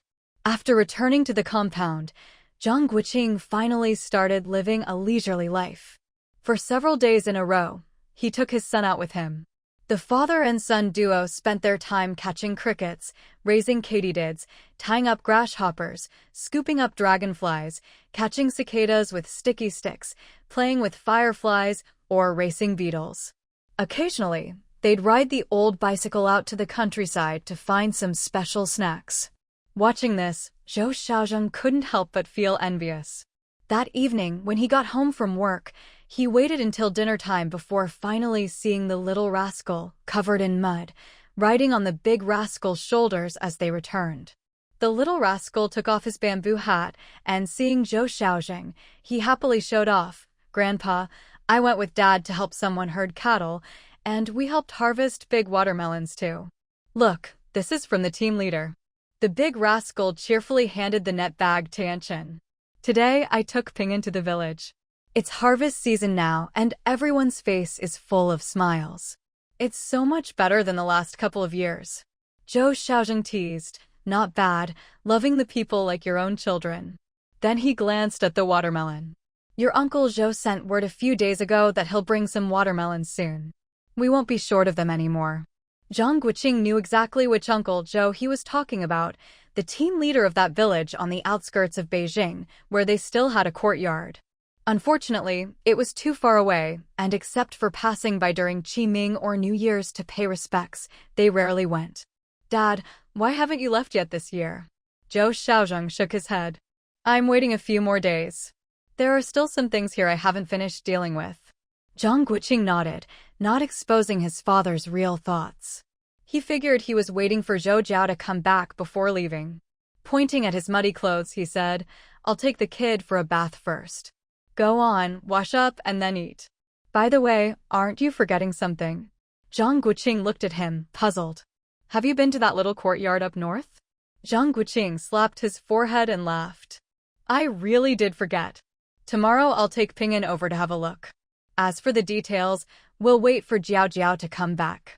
Zhou Jiao caught the hidden meaning and nodded. "No rush, go when you have time." He waved them off to go bathe. After dinner, the family moved to the stone table in the courtyard to enjoy the cool evening. Even after lighting mosquito coils, they were still plagued by bugs. In the end, Ping'an, feeling sorry for his grandma, ran inside to fetch the medicinal powder his mom had prepared and burned it in the yard, then brought out a scented sachet for her. Lin Lishan happily enjoyed her grandson's thoughtfulness, following him around with a palm fan, fanning him as she went. This delighted old lady Cheng, who had come over to visit. Seeing the old couple arrive together, Zhang Guoqing hurried inside to bring out a rocking chair for her. Apparently, this was her favorite rattan chair, bought in Haisher and shipped over. They used to have two at home, but one had already been given to the Cheng family. "Don't fuss, come sit and rest. It's fine, you just lie back and watch the stars." At the stone table, Old Cheng and Zhou Jiao had already set up a chessboard and started their battle under the dim light. Everyone did their own thing. The old ladies chatted. Ping'an ran to tell Aunt Chen to cut up the watermelon. Not long after the watermelon was served, Cheng Xijin and his wife also came over with a bucket of mung bean soup to enjoy the cool evening, making things even livelier. Zhang Guoqing took a sip of the soup and raised his eyebrows. Had the sugar ration increased this month? How come he didn't know? The ration book was still in his hands. "Don't drink too much, there's saccharin in it." Ping'an blinked. "Great-grandma, there's only a little bit, not much. It's fine." Zhang Guoqing suddenly came to his senses, looking up at the sky, wondering when his wife would come home. His heart and his stomach were both longing for her. "I traded some cloth coupons for sugar coupons. Sister-in-law, take some home with you later." "All right, I won't stand on ceremony." "That's right. Otherwise, how could I shamelessly come over and mooch off you?" A gentle breeze blew, the family chatted, and the courtyard was filled with laughter. Only when the lights-out bugle sounded did everyone reluctantly head off to rest. The next morning, after seeing Zhou Jiao and his wife off to work, Zhang Guoqing looked up at the sky, worried it might rain, and decided to leave the bicycle behind. Getting off the bus, Zhang Guoqing put his son down and took his hand. The two strolled leisurely down the street, planning to check out the little courtyard and the surrounding area. Following the house numbers, they stopped at the entrance to an alley. Zhang Guoqing looked around with satisfaction. Unlike other narrow, noisy alleys packed with courtyard houses, this one had an old locust tree at the entrance and a small bookstall nearby. The whole alley was 7 or 8 meters wide, with enough space to park at the door. It was clean and spacious, and the neighbors all wore warm smiles. Birdsong and the sound of pigeon whistles filled the air, lively and melodious. The children's chatter as they read comic books and children's newspapers at the bookstall added to the peaceful, harmonious atmosphere. Zhang Guoqing looked down at Ping'an, who was grinning from ear to ear. Even though they hadn't seen the courtyard yet, the surroundings had already won the child over. "Dad, look at the numbers. We should turn left up ahead." Zhang Guoqing nodded with a smile. Just as old lady Cheng had said, after walking less than 200 meters and turning left, the last courtyard was theirs. Each small courtyard along the way had its gates wide open. Even those with screen walls offered a glimpse inside: stone tables and benches, grape arbors, and the occasional loofah vine climbing up. Father and son stopped in front of the last courtyard, a house of gray bricks and tiles. The double doors were painted red, with marks where door knockers had once been. Zhang Guoqing took out a ring of keys from his pocket, chose one, and unlocked the door with a click. With a push, the doors creaked open. Inside was a screen wall, carved with a rare Manchu character for fortune. Entering the courtyard, it was clear this had once been a single-entry Sihiyuan from the Qing dynasty. The courtyard faced south. The north house had 3 rooms, 2 bright, 1 dark. The east and west wings had 2 rooms each, and the south house had 3. The brickwork reached the roof, with ridged tiles. Brick-paved paths connected the rooms, each with its own steps. Now, except for the main house, the east and west wings, and the side rooms, which were intact, the decorative brick and stone carvings in the corners had all been removed. But from the beam structure, the dagong brackets, the wooden frames, and the gray tiles, you could still see the elegance and fine craftsmanship of the past, even if the whole building looked a bit worn with age. Father and son stood in the study of the south house. Opening the wooden lattice window, they could see the lake in the distance. The breeze swept away the summer heat, a perfect place for health and living. "Dad, are we going to live here from now on?" Zhang Guoqing shook his head with a smile. "We'll still live with Grandpa. We can come here for a couple of nights now and then, or when your grandparents visit, they can stay here." "Good idea. I still like living in the compound. All my buddies are there." Zhang Guoqing couldn't help but laugh. Looks like he was right not to tell the kid the whole truth. If Grandpa moves to the new compound later and both of them have to work far away, this place could be a good spot to rest. After closing the window, Zhang Guoqing took his son's hand and, before leaving, glanced one last time at the wall. In the end, he didn't open the secret room, not because he didn't trust his son to keep a secret, but because he was afraid that exposing gold and silver to the child would make him greedy and sap his drive. He never wanted his child to know about the family's vast wealth too early. If someone had endless money and a prestigious background, what would they strive for? Sometimes, too comfortable a life can dull a person's fighting spirit. Especially with a storm on the horizon, there was no room for such complacency. After making a round of all the rooms, Zhang Guoqing found that old lady Cheng must have already had someone carefully clean up the place. Except for a thin layer of newly settled dust, even the storage room was spotless. The small courtyard, though not large, had everything one could need. The main house and the side rooms to the left and right all had kong beds, and the south room, which served as a living room and later a study, was furnished with simple furniture. On the left side of the yard stood a tall jujube tree, with the entrance to the cellar beneath it. In the middle of the courtyard was a pomegranate tree, its branches heavy with fruit. At this moment, Ping'an was circling the pomegranate tree, looking up at it. There's an old saying in Beijing: canopy, fish tank, pomegranate tree. It refers to the unique summer scenery in a Beijing Sihiyuan. In the old days, large family compounds often planted pomegranate trees, symbolizing many children and grandchildren, and placed fish tanks around for decoration. Every summer, a canopy would be set up to block the scorching sun, and people would stroll leisurely between the pomegranate trees and fish tanks, a truly pleasant scene. Now, the canopies are gone and the remaining fish tanks have been put to other uses. Zhang Guoqing figured that the reason all three of their family's courtyards still had pomegranate and other fruit trees was probably because fresh fruit was hard to come by these days, so everyone kept them around to satisfy their cravings. "Dad, there are some here too," Ping'an called out. Zhang Guoqing smiled knowingly. "When the fruit ripens in a while, Grandma Wu and the others from the big courtyard will bring some over. When the time comes, I'll bring you here to pick some yourself." Ping'an beamed with joy and skipped over to the jujube tree. The half-green, half-red fruits hung thick on the branches, weighing them down, a sight that brought happiness to anyone who saw it. "Dad, can we pick the jujubes now?" In July, they turn red. In August, they fall off the branches. "No rush to pick them now, we have to wait a bit longer. Be careful not to get stung by caterpillars." Ping'an nodded eagerly. He was determined to come back in a while, and he wasn't worried about his friends sneaking in to eat them. He'd noticed on the way in that almost every yard in the neighborhood had a jujube tree. People passing through the alley could see the trees from outside the courtyard walls, and some even grew out past the walls. His family's tree was well behaved, growing inward, no good fruit wasted on outsiders. Zhang Guoqing chuckled. Climbing walls, picking jujubes, playing soccer in the alley, he'd let his son enjoy all of it. When he grew old, these would be precious memories. "Dad, what should we do next?" "Let's go home. We'll come back when your mom gets back." Ping'an ran over and jumped into his arms, looking up with a grin. "Dad, can you still take me out to play today?" Zhang Guoqing looked at him, amused. What a way to ask, so tactful, he almost couldn't say no. As they walked out, he laughed, "Of course. You picked the place. I knew you were the best, Dad."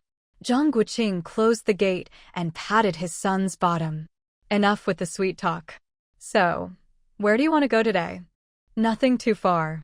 Can't we go to the countryside?" Ping'an looked disappointed and poked his dad. "When Mom comes back, let's go hunting. Grandma Chen says I'm getting skinny." Zhang Guoqing burst out laughing. "Skinny? This little rascal just wanted an excuse to go out and have fun." "Dad, all right, as long as your mom agrees, we can go anywhere you want." "You don't sound very sincere." Just then, an energetic old man with a head of white hair came out from the neighboring yard, curiously eyeing the father and son. Hearing the child's innocent words, he couldn't help but laugh out loud. Zhang Guoqing stopped and set Ping'an down. "Hello, sir." "Son, say hello to your great-grandpa." "Hello, great-grandpa." The old man grinned. "Hello, little one. Are you two moving in? Need any help?" "My family's big, just holler if you need anything." Zhang Guoqing shook his head with a smile. "Thank you, sir, but my wife's away on a business trip, so we'll have to wait a bit." "Where are you off to?" "Just out for a stroll." "Are you heading out now?" Zhang Guoqing nodded. "Then you'd better hurry. If you wait, it'll get even hotter, and the kid will suffer." Zhang Guoqing picked Ping'an up again, and after saying goodbye, they could still hear the old man warmly inviting them to visit next time. What a friendly old fellow. Back home, both father and son were drenched in sweat. Only after a shower and a change of clothes did they finally feel refreshed. Aunt Chen saw them return to the living room and brought over 2 bowls of mung bean soup. "Drink this to cool off. After you left this morning, Day and the others came by looking for you. They said to contact them when you get back." "Dad, you're really busy," Ping'an teased. Aunt Chen laughed. "You're not much better. Just now, Xuanji and the others came by looking for you too. Is it time for your get-together?" Zhang Guoqing chimed in. "Son, do you want Dad to sponsor some liquor for your gathering this time?" Ping'an giggled. "I didn't get drunk last time, I just fell asleep." "Whose turn is it to host this time?" "Fatia's house. But her mom scolded her, so we have to wait a bit. Her mom won't give her pocket money now. Once her grandma comes back, she won't be afraid anymore." Their little get-togethers were always full of surprises and fun. They started with plain water, then finally saved up enough for the soda they'd been longing for. That time, the kids were over the moon. A month or two later, they planned another gathering for the weekend, each chipping in a few cents. But when they counted the money, it was only about 20 cents. What to do? The kids sat in a circle and discussed. They unanimously decided to buy a bottle of Beijing orange soda for 20 cents so everyone could have a taste, and use the leftover money to buy popsicles. "Great idea. That day, they all gathered at Grandpa Mo's house. His 6-year-old great-granddaughter, Mo Xiaobei, was a bold little girl. Seeing that one bottle of soda wasn't enough, she sneaked into the study and stole an opened bottle of white liquor. Following her lead, the kids grabbed a small bucket. Into it went the soda, popsicles, and the white liquor. Not only that, a chubby 5- or 6-year-old girl ran home and stole a bottle of honey from her mom, pouring it in too, all the while telling everyone to keep it a secret. The kids were thrilled finally. They could drink alcohol like adults. Each had a cup. Though it burned a bit, the cool, sweet taste was irresistible. They ended up getting drunk. Except for Ping'an, who only had a small cup, the 6 or 7 kids finished off more than a pound of white liquor. When Grandma Mo came home with the maid, she found 5 or 6 kids sprawled across the living room, faces flushed, fast asleep, and 2 others dancing and singing with a bedsheet. Grandma Mo smelled the alcohol and immediately knew what had happened, laughing so hard she called the neighbors over to watch the spectacle. After that, the kids didn't have another get-together for a long time. But now that summer vacation was in full swing, they were itching for more mischief. Zhang Guoqing couldn't help but feel a little envious of their antics. A happy childhood should be like this. These silly stories would become their fondest memories as they grew up. The phone rang shrilly. Before Zhang Guoqing could say anything, Ping'an had already darted over to the sofa, picked up the receiver, and pressed it to his ear. "Hello, who's calling?" "I'm calling for you, of course," came the cheerful laugh of Yijia Fong from the other end. "Uncle, what do you need me for? Want to go catch some fish? A few days ago, I went to Hohai with my dad and only caught some tiny shrimp. Were there any fish?" "There aren't any." "Then you tell me where to go." "Is your dad home?" "He's home." "Uncle, just come over and we'll figure it out together." Yijia Fong chuckled. "All right, I'll come over after lunch and we'll make a plan." Ping'an hung up and ran over to Zhang Guoqing, blinking his big eyes at him. His grandma always said he was cutest when he did that, and she'd want to give him anything. His dad probably felt the same way. Zhang Guoqing looked at him, amused. "If you have something to say, just say it." "Dad, can you take me with you wherever you're going? I'm a good boy, really good." Zhang Guoqing scooped him up. "Then give Dad a kiss, good boy." "That tickles, tickles." In the kitchen, Aunt Chen heard the laughter from the living room and couldn't help but laugh along. It really was a big kid taking care of a little kid. She wondered when Jiao Jiao would be back. When Zhou Xiaozheng came home from work, he hadn't even entered the living room before he heard the laughter inside. The corners of his mouth lifted in a smile, his eyes full of warmth. "Dad, you're back? Son, hurry and help your grandpa." "Yes, sir," Ping'an replied, scampering off to fetch slippers.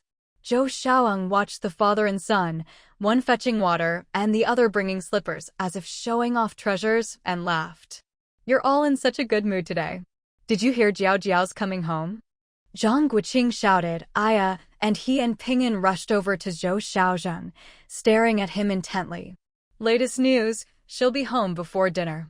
Oh, Mom's coming home." Zhou Xiaozheng watched as the father and son hugged each other and spun around in joy. Actually, his daughter had already been back for 3 days, but she'd been so busy drawing up plans that even he hadn't seen her. Now, finally, the whole family could be together. Zhang Guoqing didn't think much of it, assuming his wife was still on the plane. "Oh right, Dad, you all eat first. I need to head out for a bit." Zhou Xiaozheng shot him a look. "Eat first. Do whatever you want after you've eaten." Zhang Guoqing hesitated, then nodded. "All right. I'll go hurry Aunt Chen. Ping'an, go call your grandma and see if she's on her way." Zhou Xiaozheng saw how anxious he was to get to the kitchen and shook his head with a smile, waving at Ping'an. "No need to call, your grandma will be back soon. Do you know why your dad's going out? To buy an old hen. Every time he goes to the countryside, he asks who has an old hen for sale, but people always want to keep them for eggs. He also wants to buy meat and asks if anyone's having a wedding. He told me in secret that foreigners only eat bread and milk, so Mom must be as skinny as a piece of paper by now." After Ping'an finished, he waved at his grandpa to crouch down. Zhou Xiaozhang cooperated, amused, and Ping'an whispered in his ear. Dad said he heard that business travel expenses are really limited, and someone always has to accompany you. Mom is always careful and would never dare to spend extra. Even if she had money, she couldn't spend it, so she must be both hungry and upset, and thinking of us all the time. She's definitely had a hard time. Zhou Xiaozhan patted his head. Why hadn't he thought of that? With his daughter's personality, she really would be that frugal. He'd wanted her to enjoy herself, but it had probably been tough on her. Don't worry, Grandpa. Mom's really smart. Zhou Xiaozhang smiled at his grandson's reassurance. This kid really was clever. He could always tell when Zhou's mood changed. Grandpa, let me help you with your bath. I can scrub your back. Zhou Xiaozhang took his little hand. All right. But in summer, we don't need to scrub backs. When winter comes, I'll take you to the bathhouse. When Aunt Shen set out lunch, Lin Lishan finally came home a little late. Hearing her daughter was back, she was overjoyed and kept asking Aunt Shen what supplies they had at home. Zhang Guoqing quickly advised, Mom, eat first. I've already prepared everything. Just come home early this afternoon, and tonight our family can have a big dinner together. I'll just pop by for a bit this afternoon and come right back. Zhang, now that Jiao's back, are we all moving back home? It's too tiring for you to keep running back and forth like this. I might have to travel for work again soon. We'll see. Zhang Guoqing saw it was getting late and quickly shoveled down a few bites while listening. He still needed to go out and buy a few things as a cover, otherwise, it wouldn't be easy to take things out when Zhou Jiao got back. Dad, you all eat slowly. I'll head out now. Zhou Xiaozhang nodded. Be careful on the road. Will do. Lin Lishan watched her son-in-law leave in a hurry and asked, puzzled, why is he going out now? Even if he's shopping, it's too early. The sun's blazing outside. Young people have their own ideas. Seeing this, Lin Lishan didn't say anything more. He'd already left, no point in stopping him. Meanwhile, Zhang Guoqing pushed his bike out the door and wandered over to Sherdashan's workplace. During lunch, he'd calmed down and realized his wife was probably only coming home because she'd finished her work. He scoped out the area and found a small eatery along the route she'd have to take. He ordered a bowl of noodles and sat there, killing time. The place wasn't busy. After all, anyone who could eat at the work canteen wouldn't want to spend money eating out. There were just two old men, not bothering to go home at noon, sipping cheap liquor and chatting enthusiastically about which alley had which big shots and what those people might be eating. Zhang Guoqing listened, chuckling to himself. Beijing locals were famous for their wit and storytelling. Listening to the old men talk about everything from the present day to ancient times, and which alley used to be the residence of which high official, he actually learned a lot. With an audience, the two old men became even more animated, telling stories from the Qing dynasty, secret histories from different reigns, and tales of palace maids and eunuchs fleeing with bundles when the dynasty fell. Growing up in the shadow of the imperial city really made a difference.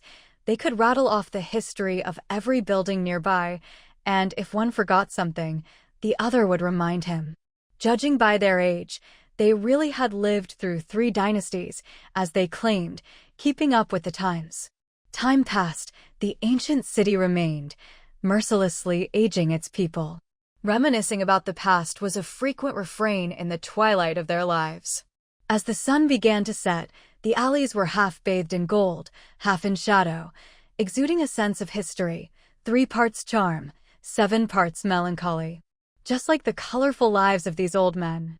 Seeing it was getting late, Zhang Guoqing said goodbye, pushed his old bicycle closer to the workplace, and positioned himself so he could be the first to see Zhou Jiao walk out the front gate. Time seemed to slow down. His heart pounded like it had when he was waiting for his first love at the street corner. The thought that absence makes the heart grow fonder brought a silly, lovesick smile to Zhang Guoqing's face. In the early morning, the courtyard was shrouded in mist, the first light of dawn gently illuminating the scene. A cool breeze carried the fragrance of flowers from the corner of the wall, instantly refreshing the mind and spirit. Zhou Jiao walked down the steps and smiled as she watched the small figure practicing horse stance in the yard. She didn't care much about whether her child was especially intelligent. What mattered most to her was his character. There are many precocious children, but why do so few stand out in the end? They're often too clever for their own good, lacking the perseverance and determination of the foolish old man who moved mountains. The fact that Ping'an had persisted for so long made Zhou Jiao feel gratified. Her son would need to keep a low profile and endure loneliness for a long stretch of his future path. Learning to enjoy solitude depended on willpower. Zhou Jiao stood for a while, saw that he was as focused as ever, and didn't disturb him. She went into the kitchen, where Aunt Chen was already sweating over the stove. Zhou Jiao smiled gratefully at her. Strictly speaking, Aunt Chen didn't need to work this hard. With her father's position, their family could have had a cook, leaving Aunt Chen to just handle the housework. Outsiders, not knowing the real situation, thought her father refused to cook because there weren't many people at home, and praised him for being upright and not liking extravagance. But in truth, her father just didn't like having too many outsiders in the house. As a result, Aunt Chen ended up working harder. That's why Zhou Jiao always helped in the kitchen whenever she had time, and never let Aunt Chen wash her undergarments. She truly liked this and wanted to lighten her load, hoping she'd be happy to stay with their family. When Aunt Chen saw her come in, her face broke into a wide smile. She glanced outside and said, "Why aren't you resting a bit longer? Is plain rice porridge okay for breakfast?" "Of course. When I'm away, I miss your cooking the most, Auntie." Aunt Chen laughed heartily. "Nowhere's as comfortable as home. You always lose weight when you're away. I'll make your favorite dishes for lunch and give you a good meal." Zhou Jiao nodded with a smile. "I'm almost done here. Go on, it's hot in here." "It's fine, I'll keep you company for a bit." "Auntie, have you been home lately? Now that I'm back, do you want to go visit your family? I just went home recently with your mom and them to Haishur and bought a lot of things. You should go keep your child company, he'll be running off again soon." Zhou Jiao smiled helplessly. She'd heard that her son had recently taken to collecting sticks and leaves every day and bringing them home. She didn't even know how to describe her feelings about it. Standing at the kitchen door, she watched her child practicing his punches with great seriousness. A strange look flashed across her eyes as she gazed at him in a daze. Ping'an finished his routine and exhaled slowly. His little face lit up with a happy smile when he saw Zhou Jiao not far away, and he ran over to her. Zhou Jiao squatted down, about to pick him up, and asked, "Baby, aren't you tired from all this?" Ping'an looked at the sweat on himself and shook his head with a grin. "Mom, I'm dirty. Take me to bathe. I'm not tired at all. My archery's improved too, but it's a pity I can't go out to practice." Zhou Jiao caught the hint in his words and looked at him, amused. "Mom, if you're busy, it's okay." Oh, he even knows how to retreat in order to advance. Zhou Jiao couldn't help but laugh. "Is there somewhere you want to go?" Ping'an leaned in and whispered, "Grandpa said I haven't been back to our old home in a long time. He wants us to go back for the new year. But it's too cold then, I don't want to travel. Can we go now instead?" Facing her child's hopeful gaze, Zhou Jiao felt a lot of pressure.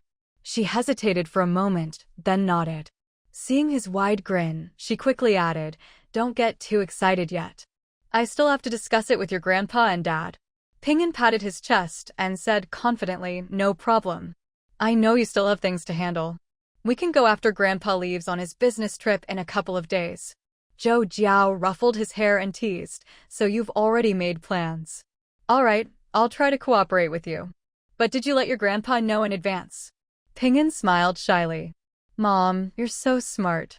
Grandpa and Grandma both said they miss me. I slipped a little note to Grandpa when Dad wasn't looking, but I didn't say when we'd go back, just told him to wait for me. You're such a good and filial child. Your grandparents will be so happy to see you. I think I'm a good kid too."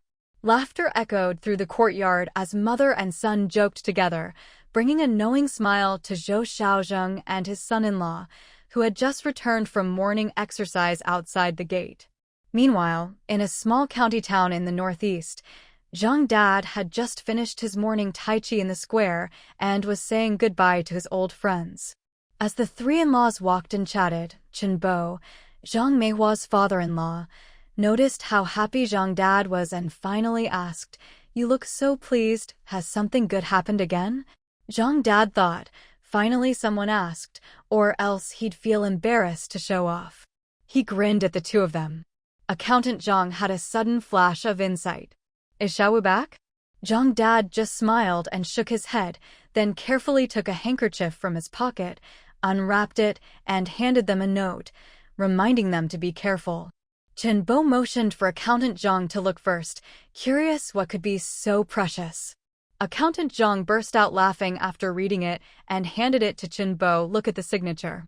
Zhang Dad asked, "Well, my Ping'an wrote this for me. How old do you think he is? Isn't his handwriting beautiful? His grandma says it's even better than the print in books." Accountant Zhang knew Zhang Dad was fishing for compliments and nodded enthusiastically. "Xiaowu told me the boy's even practicing archery now. Our family's skills aren't lost after all. I'm going to burn some incense for my father today. He'd be so happy to see there's someone to carry on." Chen Bo did some quick math and asked, "He'll be 5 after this October, right?" Seeing Zhang Dad nod, he smiled, just like his dad. "Xiaowu could hunt at 8. This one's not far behind, no, he'll be even more accomplished. You can tell from his handwriting he's practiced a lot. In olden days, children from big families started learning at 3. Your grandson must have too. He'll be a real scholar and warrior." Accountant Zhang chimed in, "That's right, like father, like son." "So, are they coming back at the end of the year? Are you going to the capital these days?" He'd heard from his youngest that Xiaowu's kid had sent 2 letters urging his parents to bring the younger generation for a visit. If they went now, they'd have to stay until the end of the year. Zhang Dad shook his head, smiling. "No, it's too hot in the capital right now. You old rascal." Accountant Zhang shook his head, laughing. Chen Bo advised, "If the child wants you to go, you should stay there for a while. I heard from Zuolin that Xiaowu and his wife have plenty of space. You don't have to stay with your in-laws, so why be so fussy?" Zhang Dad just smiled. He'd never worried about having nowhere to stay in the capital. His youngest son would never let his parents be uncomfortable. But what was the point of going? The kids were busy with school. They'd just be in the way. Besides, he needed to stay home to keep an eye on his other 2 sons. Zhang's father carefully put away the slip of paper. He'd have to take it back to the village and show it to his older and younger brothers, let them see that even at such a young age, his grandson was already a cultured person. At the intersection, the 3 in-laws said their goodbyes and headed home in different directions. Halfway home, Zhang's father saw someone carrying breakfast. After a moment's thought, he turned back and bought 2 sticks of fried dough. He chatted with the restaurant chef for a bit before finally heading home. He hadn't even reached his doorstep when Wang, dashing from next door, heard him greeting someone and hurried out to wave him over. Zhang's father's eyes lit up. He strode over, grinning from ear to ear. "Brother Zhang, come over with Brother Chen tonight." "Brother, you're amazing." Wang dashing gave him a thumbs up, laughing heartily, but still modest. "It's nothing, just some leftovers. As long as you don't mind." "Oh, there you go being modest again." Zhang's father didn't see it that way. Meat coupons were so scarce these days, without connections, you couldn't even get pork offal. He'd been waiting months just for this. If he hadn't promised his second son not to go up the mountain, he wouldn't be so short on meat. Good thing his wife had raised plenty of chickens, otherwise, relying on those rations, life would be tough. "I'll go have breakfast first. See you at the factory later." Zhang's father nodded with a smile, watched him go inside, then strolled into his own yard, swinging the 2 sticks of fried dough. He thought to himself, if there's a lot, I'll braise extra and send some to Brother Guoqing in the provincial capital. I'll bring some vegetables too. Zhang's mother had already lined the pot with steamed cornbread, just waiting for her husband to come back so they could eat and head to the village together. Hearing sounds from the yard, she quickly set out 2 vegetarian dishes and grabbed a plate of cornbread. Standing at the kitchen door, she saw the fried dough in his hand, but didn't say much. Normally, she'd complain about him wasting money. But since fried dough wasn't something they had often, and it left an oily sheen in the soup, she happily took it from him. Zhang's father entered the kitchen, glanced at the stewed dishes on the table, and joked, "You really thought of everything."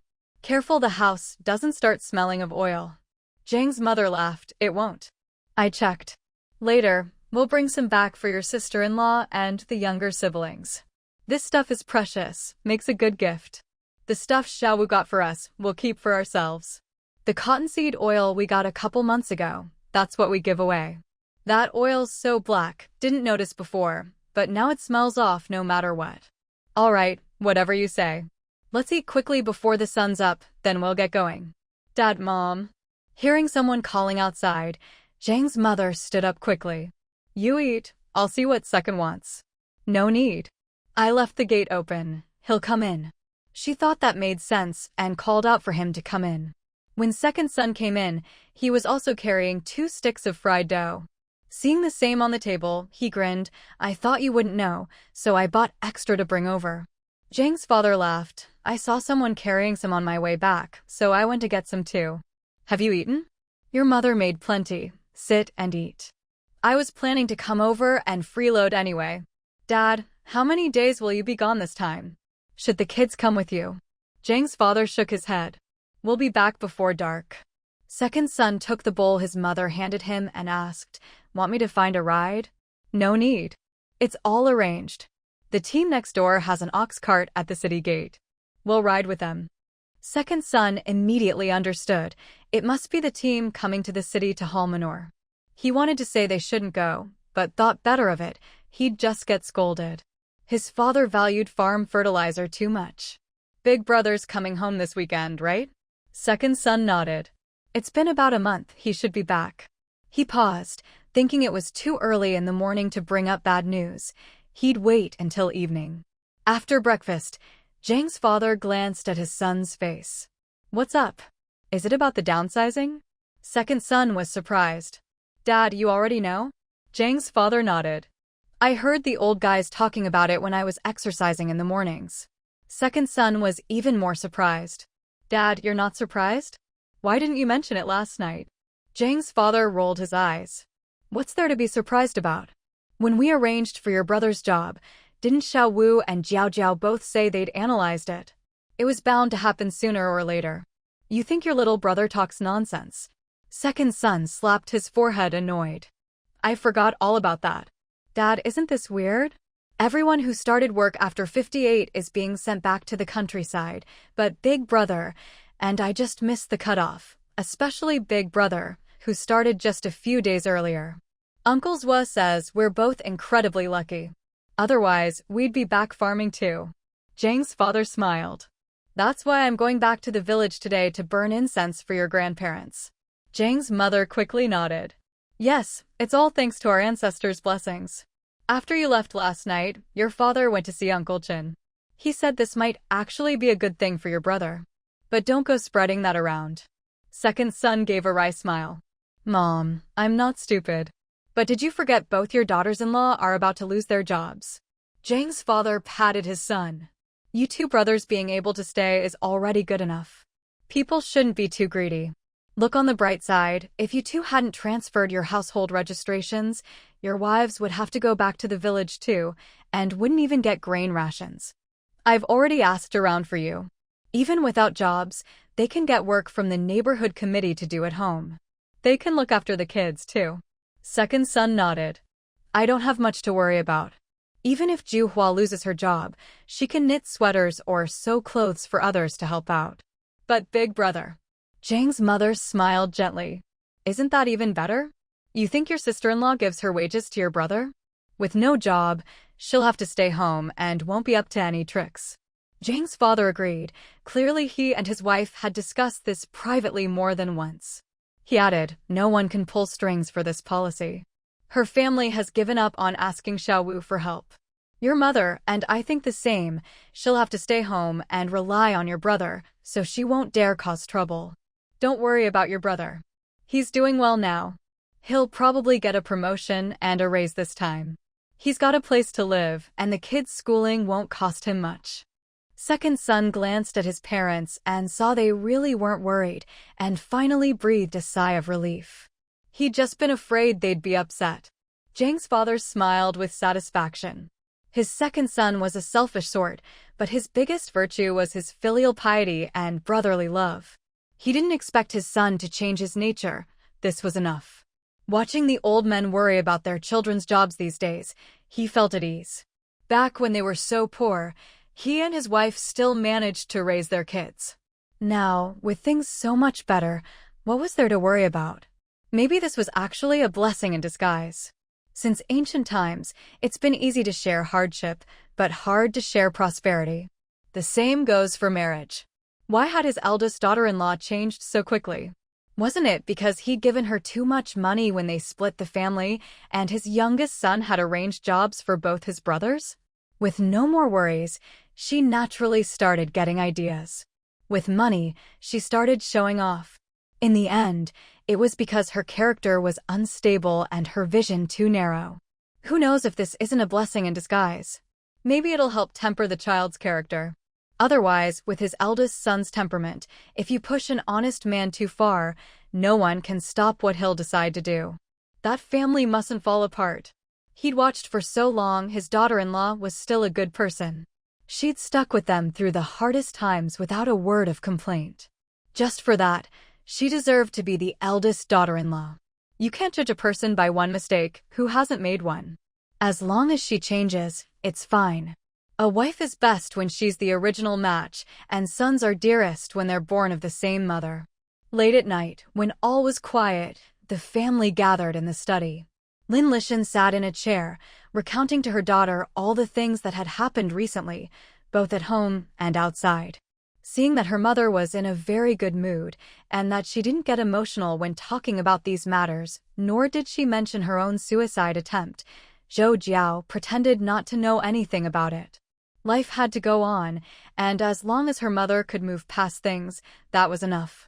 Zhou Xiaoyang glanced at Ping'an, who was yawning, then at his little hand clutching his mother's clothes tightly. Smiling, he shook his head. Let's get some rest. We can talk more tomorrow. Zhang Guoqing looked at his wife, then clapped his hands at Ping'an. Let your mom chat with Grandpa and the others. I'll take you to wash up and wait for Mom, okay? Ping'an tilted his head. We'll sleep together? Yes. All right then. I still have a lot to talk to Mom about. Zhang Guoqing picked up the child and said with a smile, I'll keep him company for now. Dad, don't stay up too late either, get some rest. Lin Lishan also stood up. You two keep chatting. I'll go see if Aunt Shin has finished preparing the late-night snack. The child can eat before bed. Zhou Xiaozheng nodded. Watching them close the door behind them, he asked, Is there good news you want to tell me? Zhou Jiao grinned, linking her arm through his, and whispered, Dad, look at the floor. As she spoke, there was now a large wooden chest, over a meter long, in front of them. Zhou Jiao lifted the lid. I took advantage of a bank transaction to withdraw all the foreign savings books in 4 or 5 major cities. Inside here are also the documents and jewelry from Grandma's safe deposit box. There were always people around me outside, so I haven't had a chance to look through them carefully yet. Zhou Xiaozhong glanced at the US dollars, pounds, and francs inside, completely unfazed by his daughter's initiative. Did you run into any trouble? No, I was very careful every time. Most of the money was withdrawn in the City of Peace. Luckily, Grandma was smart enough to open a safe deposit box in that country, otherwise it wouldn't have gone so smoothly. The financial system there is very advanced, and there are plenty of wealthy people. After I finished my transaction, the bank manager checked my credentials and didn't ask a single unnecessary question. Very efficient. I went straight in, and by the time I came out, he'd already settled all the money for me. It was very fast. My colleague who was with me didn't notice anything unusual at all, just sat in the cafe outside. Zhou Xiaoyang ignored the chest full of cash, pulled out a black travel backpack from inside, and motioned for her to put the big chest away first. Zhou Jiao stowed it away in her space, sticking close to her father as he took out several small and large wooden boxes and struggled to open them one by one, making her feel a bit embarrassed. She'd grabbed everything in a hurry and hadn't organized it at all. Luckily, she had her space, otherwise it would have taken up so much room. After father and daughter finished checking, they exchanged wry smiles. Among the documents, Aside from 2 property deeds, there wasn't even a letter left behind. But thinking about it, it made sense. Her father hadn't even been born back then. Zhou Jiao said apologetically, "Dad, this time I ran into 4 of Grandpa and Grandma's old friends. They're all either rich or powerful. They gave me their addresses, but I didn't dare contact them. I handed all the notes over to my colleague to give to the team leader, but I memorized the addresses." Zhou Xiaozheng put down the documents in his hand and asked softly, "You're worried about their backgrounds?" Zhou Jiao nodded seriously. Zhou Xiaozheng patted her head. "That's the right way to think. Anyone who knew your grandparents is probably doing well now. There's no way they haven't heard news from back home." "That's what I thought too. What if they're with the enemy, or have their eyes on the Gu family's assets? The situation at home is still unstable. We should wait and see." Zhou Xiaozheng nodded in agreement. That was definitely possible. In the past few years, which of his parents' old friends hadn't kept in touch with people abroad? If they really cared, those elders overseas would have written long ago. That they happened to run into his daughter this time, whether by chance or not, it was best to keep a distance.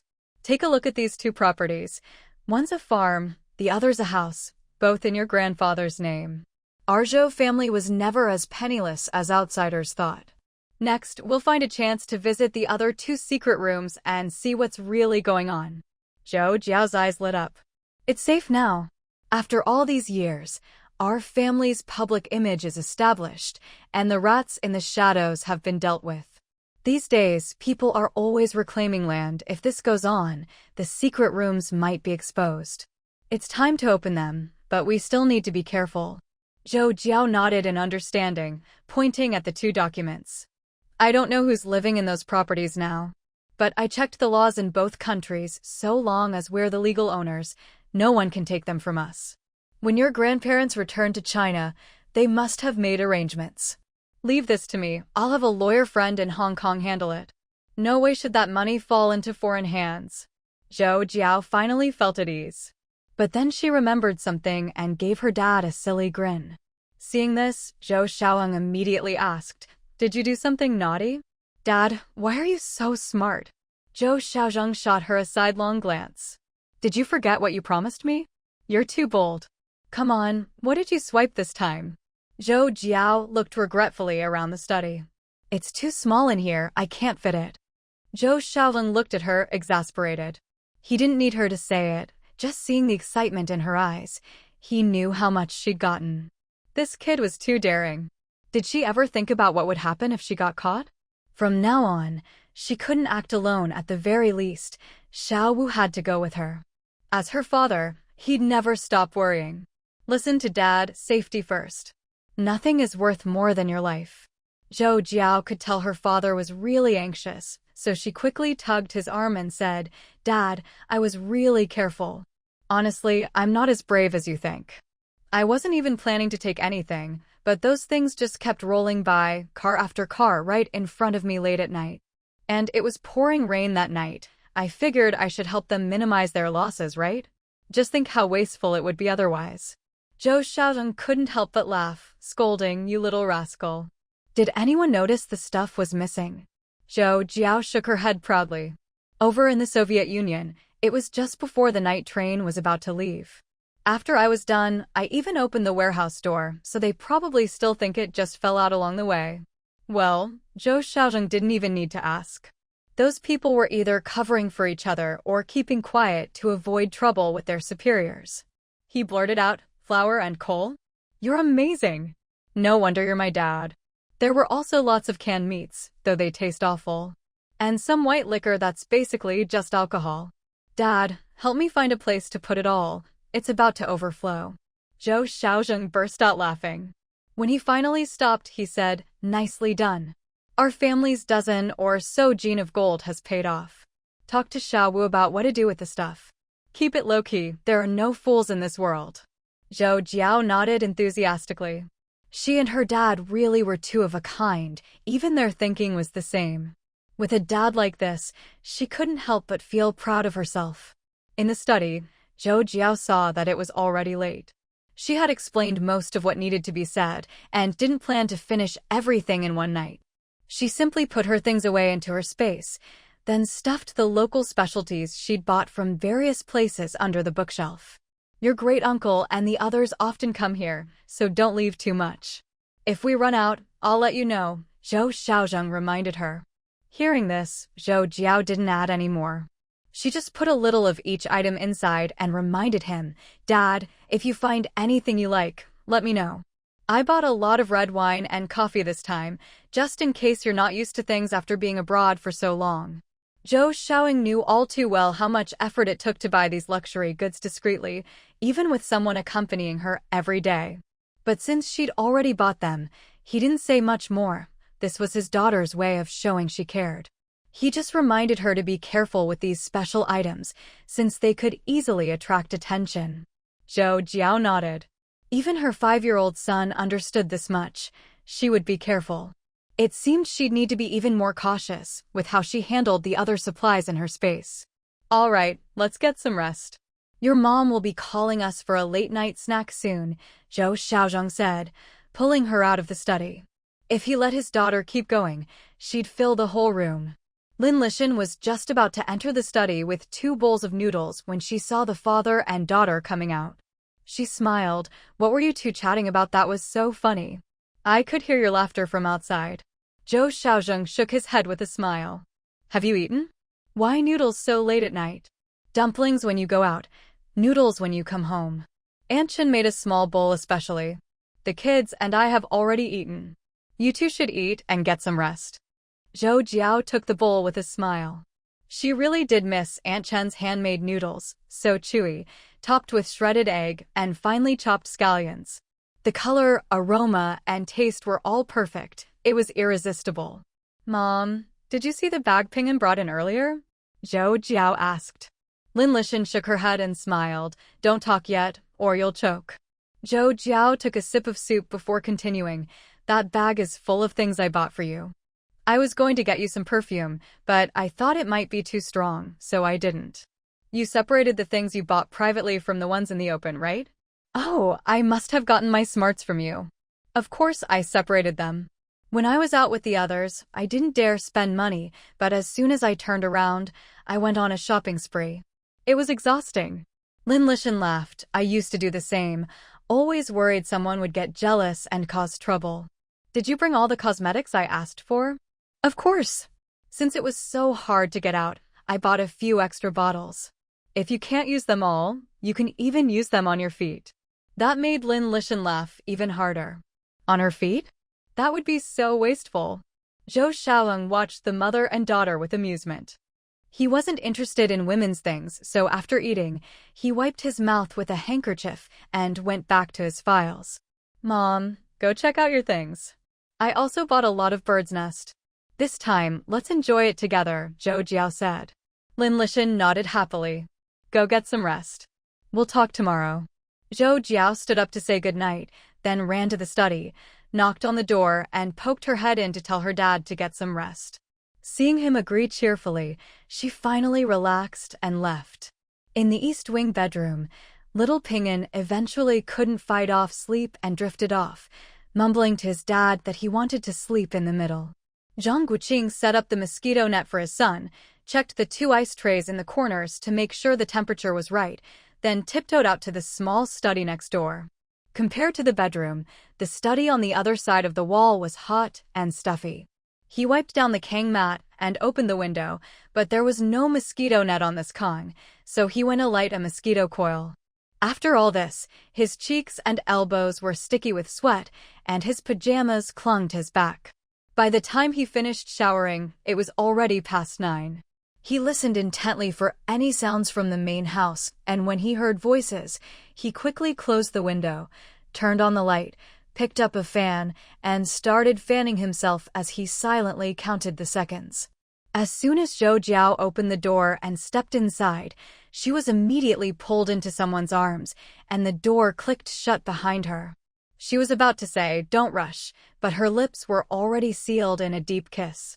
Zhang Guoqing greedily drank in her familiar scent, his hands quickly removing the last barriers between them, caressing her smooth, cool skin with a contented sigh. Zhou Jiao clung tightly to his neck, her whole body soft in his arms. She smiled sweetly at him, making Zhang Guoqing gaze at her in a daze. "Wife, I missed you so much." "I missed you too. So much." Zhang Guoqing let out a happy low laugh. He lifted her up, wrapping her legs around his waist, and kissed her deeply. His aching longing could only be soothed by her touch. After their passionate reunion, Zhang Guoqing looked at his sleeping wife in his arms on the kang, kissed the corner of her lips, and glanced at their son sleeping nearby, a silent smile spreading across his face. In the early hours, Zhou Jiao, half awake, felt her hands and feet held tightly. She woke with a start, but the familiar scent reminded her she was home. She carefully shifted her limbs, only to be hugged even tighter. She couldn't help but smile. No matter how gentle and harmless his smile, this man's possessiveness ran deep. Zhou Jiao closed her eyes again, listening to the breathing of her husband and child, her thoughts drifting far away. At the first sound of the morning bugle, Zhang Guoqing opened his eyes and looked at his wife in his arms, smiling contentedly. He kissed her hair and didn't dare move, afraid to disturb her sweet dreams. "You're awake." Zhou Jiao blinked at him with a smile. "Did our son make you promise something last night? Just hold me a little longer. I had so much to ask you last night, but you..." Zhou Jiao rolled her eyes at him. "Tell me what's been going on lately." Zhang Guoqing glanced at their son, then whispered, "Can't sleep? Let's wash up first, then talk." "Okay.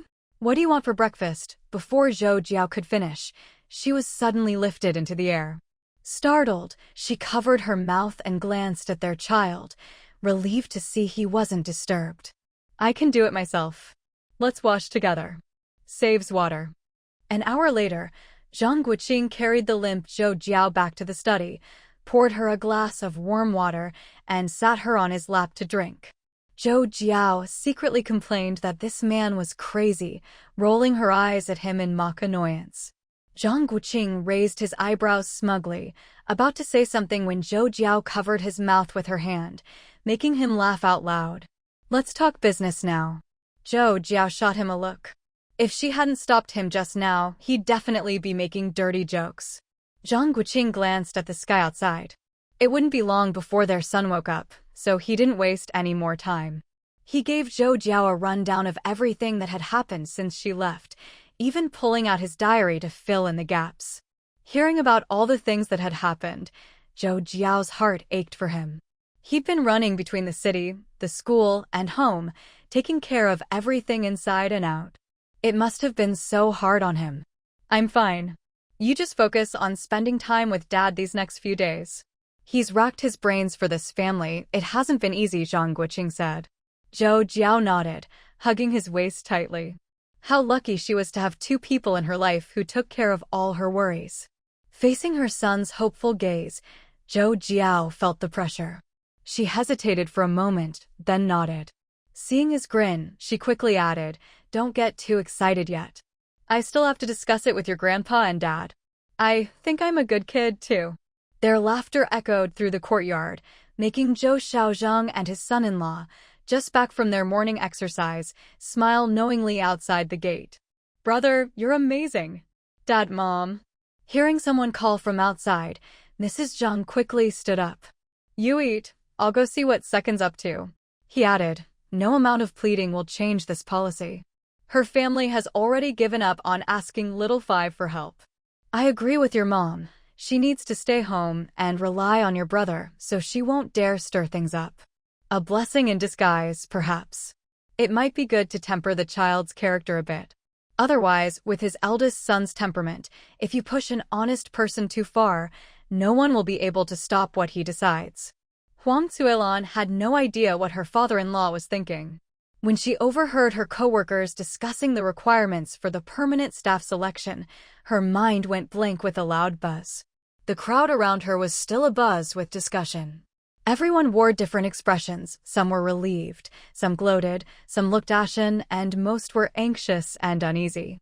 This news was like a thunderclap shattering the usual calm. Soon, every corner of the textile factory was filled with voices of speculation. Even though the final list hadn't been decided, everyone knew it was only a matter of time. This concerned their futures, their families. No one could stay calm. Many of the temporary workers started gathering and, without anyone leading, waves of people began heading to the union office. At times like this, you could really see how many employees the county textile factory had: a dense crowd, including some who just came to watch the commotion. Aunt Zhou, as the union chairwoman, had expected this reaction as soon as the notice came down. She quickly sent someone to fetch the factory director and other leaders. She herself stepped outside, frowned at the crowd, and called out loudly, "Where are the workshop supervisors?" Unfortunately, no one answered, or maybe someone did, but their voices were drowned out by the noisy crowd. All she could hear were waves of sobbing complaints. Did she sympathize? Of course Aunt Zhou did. But she couldn't show it. She knew better than anyone that there was no room for maneuver in this matter. The most she could do was try to secure some benefits for everyone.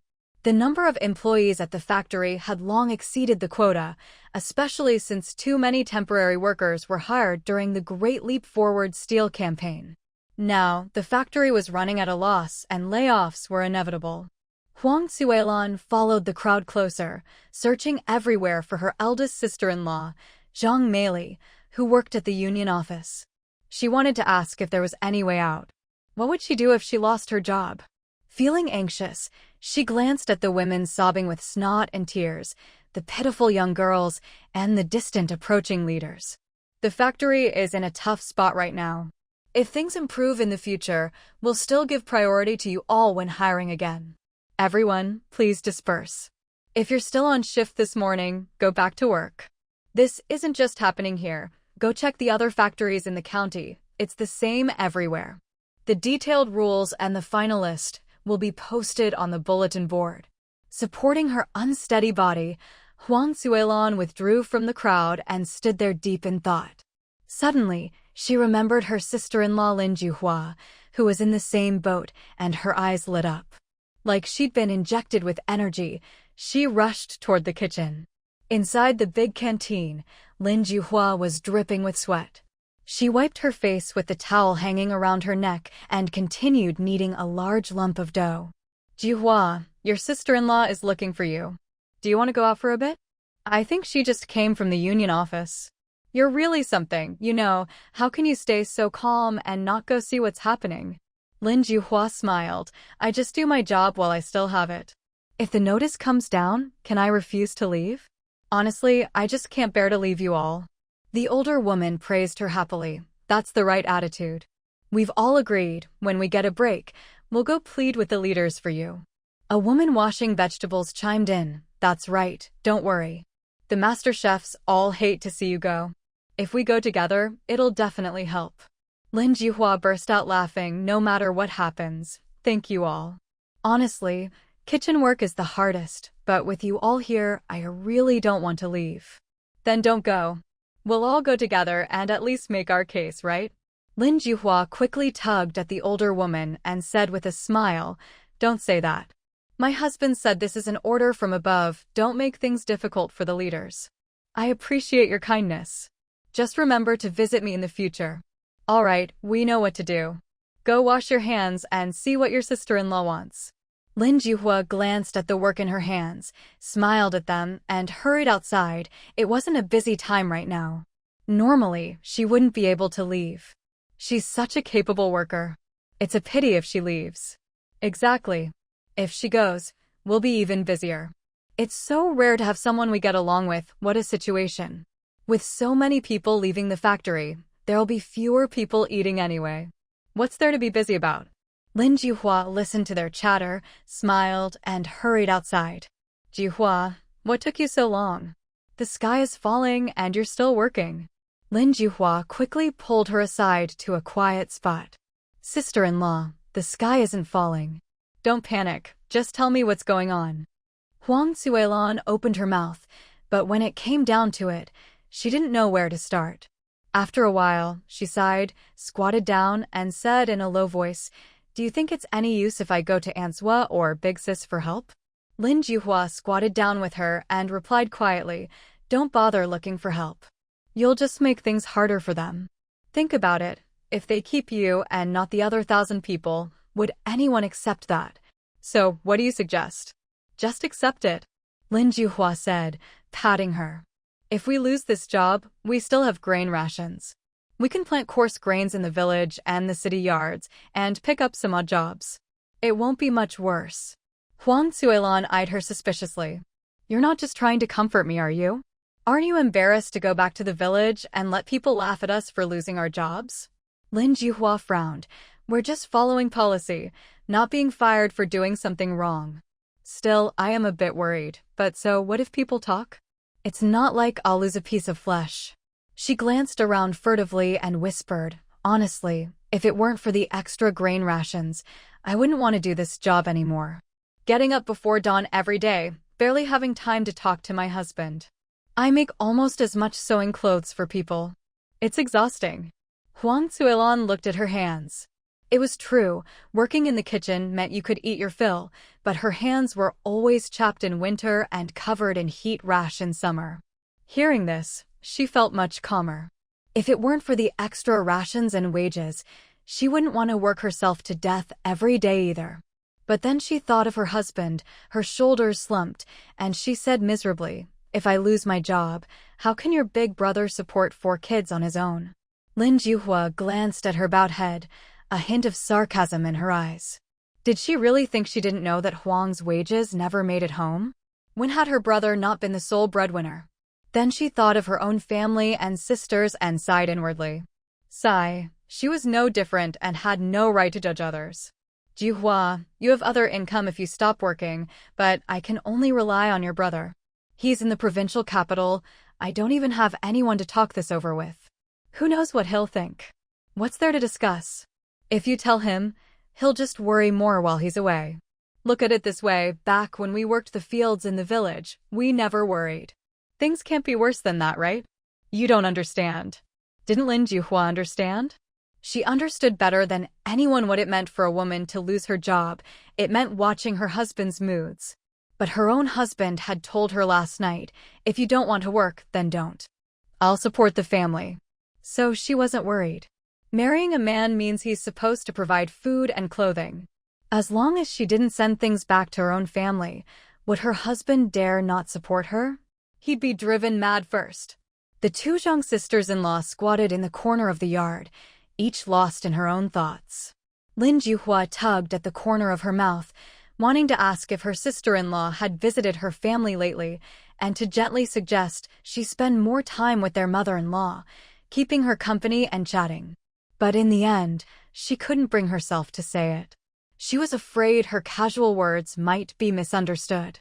This eldest sister-in-law had helped her so much before. She truly wanted the best for her. Women, life isn't easy for us. Juhua, what do you think about me transferring my household registration to the village and working in the fields with everyone to earn work points? Lin Juhua blurted out in shock, Sister-in-law, are you crazy? Realizing she'd spoken too harshly, she patted her own mouth, then softened her tone and looked at her sister-in-law kindly. How much can you even earn in a year from work points? Don't rush, just hear me out. Huang Zuelan paused, then nodded. Not even 360 jin, and that's counting the raw grain. In the best years, after accounting for losses at harvest and milling, you're left with maybe 250 jin of finished grain. By the time it gets to us, it's not even 360 jin, right? Now think about the basic grain rations in the city. Even if you do nothing, how much do you get? Why do so many people want to come to the city? You think they're stupid? And most importantly, have you thought about how much faster you'll age working in the fields? After one autumn harvest, you'll be as tanned as a ghost. You'll end up looking older than mom. What do you think Big Brother will think of that? As Lin Juhua spoke, she watched Huang Zuelan's expression. Seeing her wavering, she breathed a sigh of relief, but still felt uneasy and decided to drive the point home. Otherwise, if someone talked her sister-in-law into going to support rural construction, she'd really have to get used to a new sister-in-law. She didn't want a stranger joining the Zhang family. The 3 sisters-in-law got along well, no messy drama. She spoke from the heart. Back when I worked in the village and my husband was in the city, there was one time Zhou Jiao came home. The moment she saw me, she got upset. Do you know what she said? Huang Zuelan shook her head. Lin Juhua smiled. She said, "Second sister-in-law, we women need to take care of ourselves. Don't treat yourself like a man. You want to ease second brother's burden by working hard in the fields, and that's admirable, but things often turn out the opposite. He'll remember your hard work at first, but over time, he'll start taking it for granted. If you end up with a heartless man, after 10 years you'll be a country woman, and he'll be someone important. Even if he doesn't look down on you, his friends might think you're not good enough for him. If some woman starts pestering him, you'll really become the cast-off wife and not even a worthy one. Wouldn't that make you angry? Everyone has pride. Not just men, even we women want to marry a decent man, someone we can be proud of when people ask about him. How much more so for men? They get out more than we do, meet all kinds of people, some well-meaning, some looking to stir up trouble. If his wife embarrasses him, once or twice he might not care, but if it happens often, how could he not mind? So, go fix yourself up. Don't let it get to the point where you go out with second brother and someone calls you auntie as a surprise." Mom was there at the time and laughed out loud, saying Zhao Jiao was talking nonsense, but later she told me privately that Zhao Jiao was right and I should take it easy with the work. Huang Zuelan smiled faintly. Mom is a good person. Of course. If it were someone else, they'd let their daughter-in-law work herself to death as long as their son looked good. Why do you think Mom and Dad have been running off to the provincial capital so much these past months? It's because of my husband. Mom worries about him. Lin Juhua was so exasperated, she wanted to knock her on the head. She glared. What's there to worry about with Big Brother in the provincial capital? With Uncle Guang there, who would dare mess with him? Why don't you think about how frugal Mom is? She pinches every penny. Even now, she eats coarse grains and won't touch the good stuff. Zhao Jiao left her a big tub of oil, but she just dips her chopsticks in it. I wonder how long that oil will last. She laughed heartily. Her mother-in-law was really something, never enjoying her blessings, even roping her husband into hiding things from Xiao Wu and his wife. Huang Zuelan could tell this chatterbox was getting off topic again. Seeing it was getting late, she reminded her, "You still haven't said why Mom and Dad keep going to the provincial capital."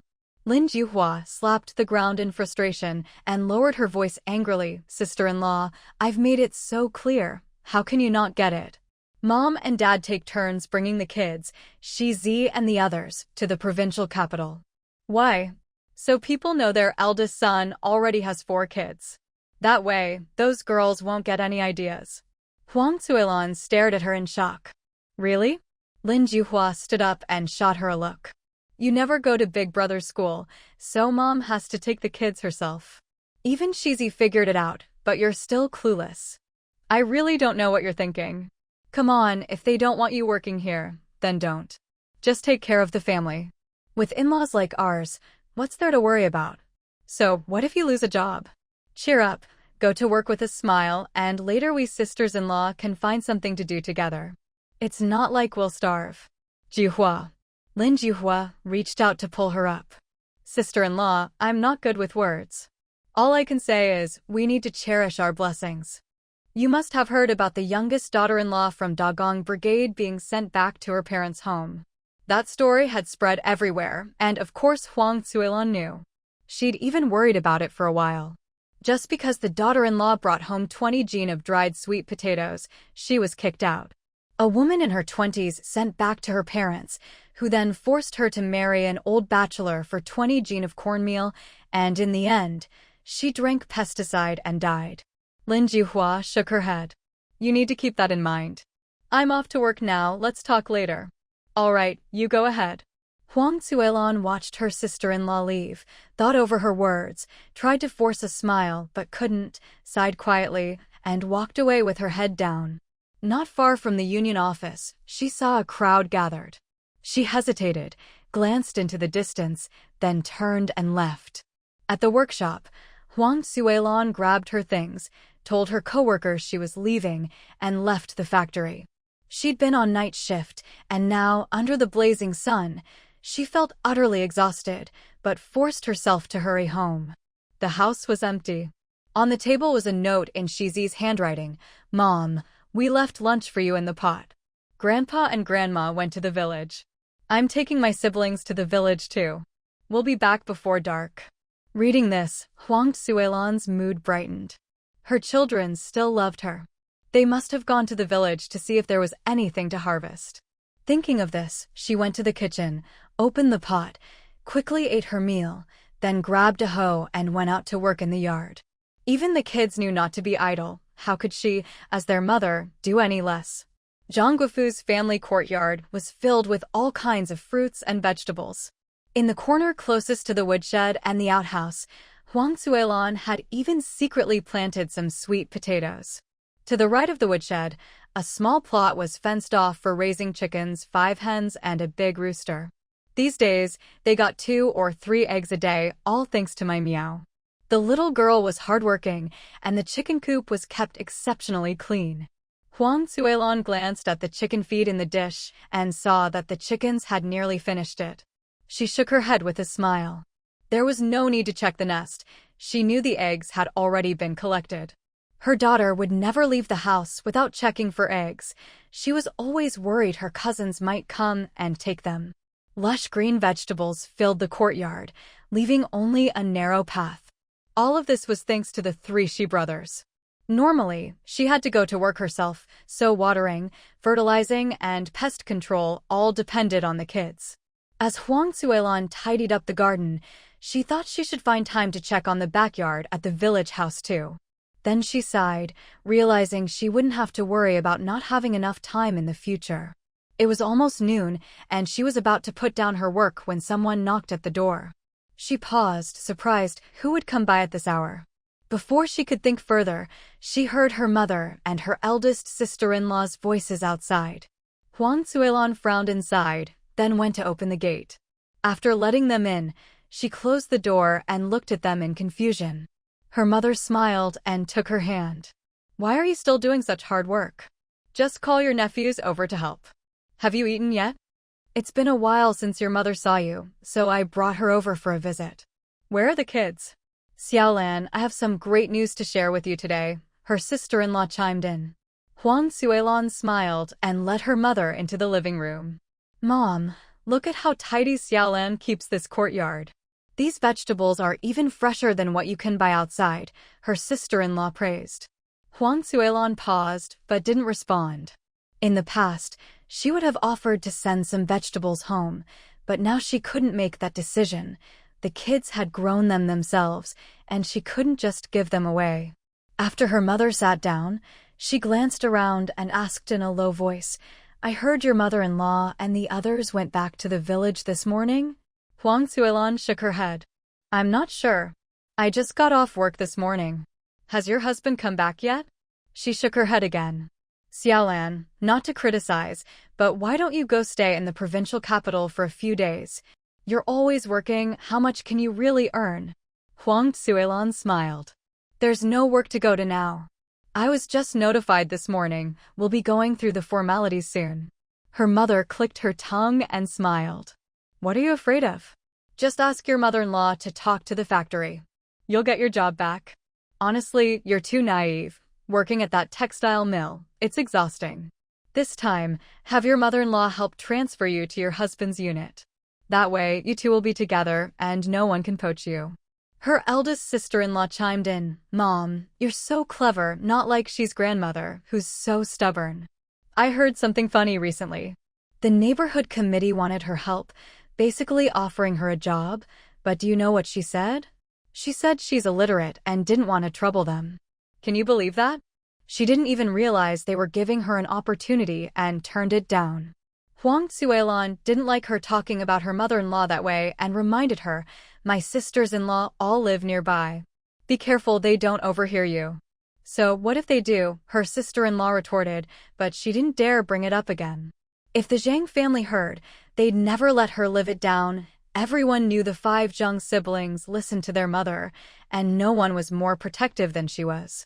Huang Xuelan knew her sister-in-law was just putting on a tough front and ignored her, quietly saying to her mother, "This time, both my sister-in-law and I are being laid off." There was no discussion at all. "My mother-in-law isn't the type to go begging for favors." "Really lost your job? What will you do?" Your mother-in-law won't just stand by. Go talk to her, maybe she can help. Huang Cuilan didn't respond.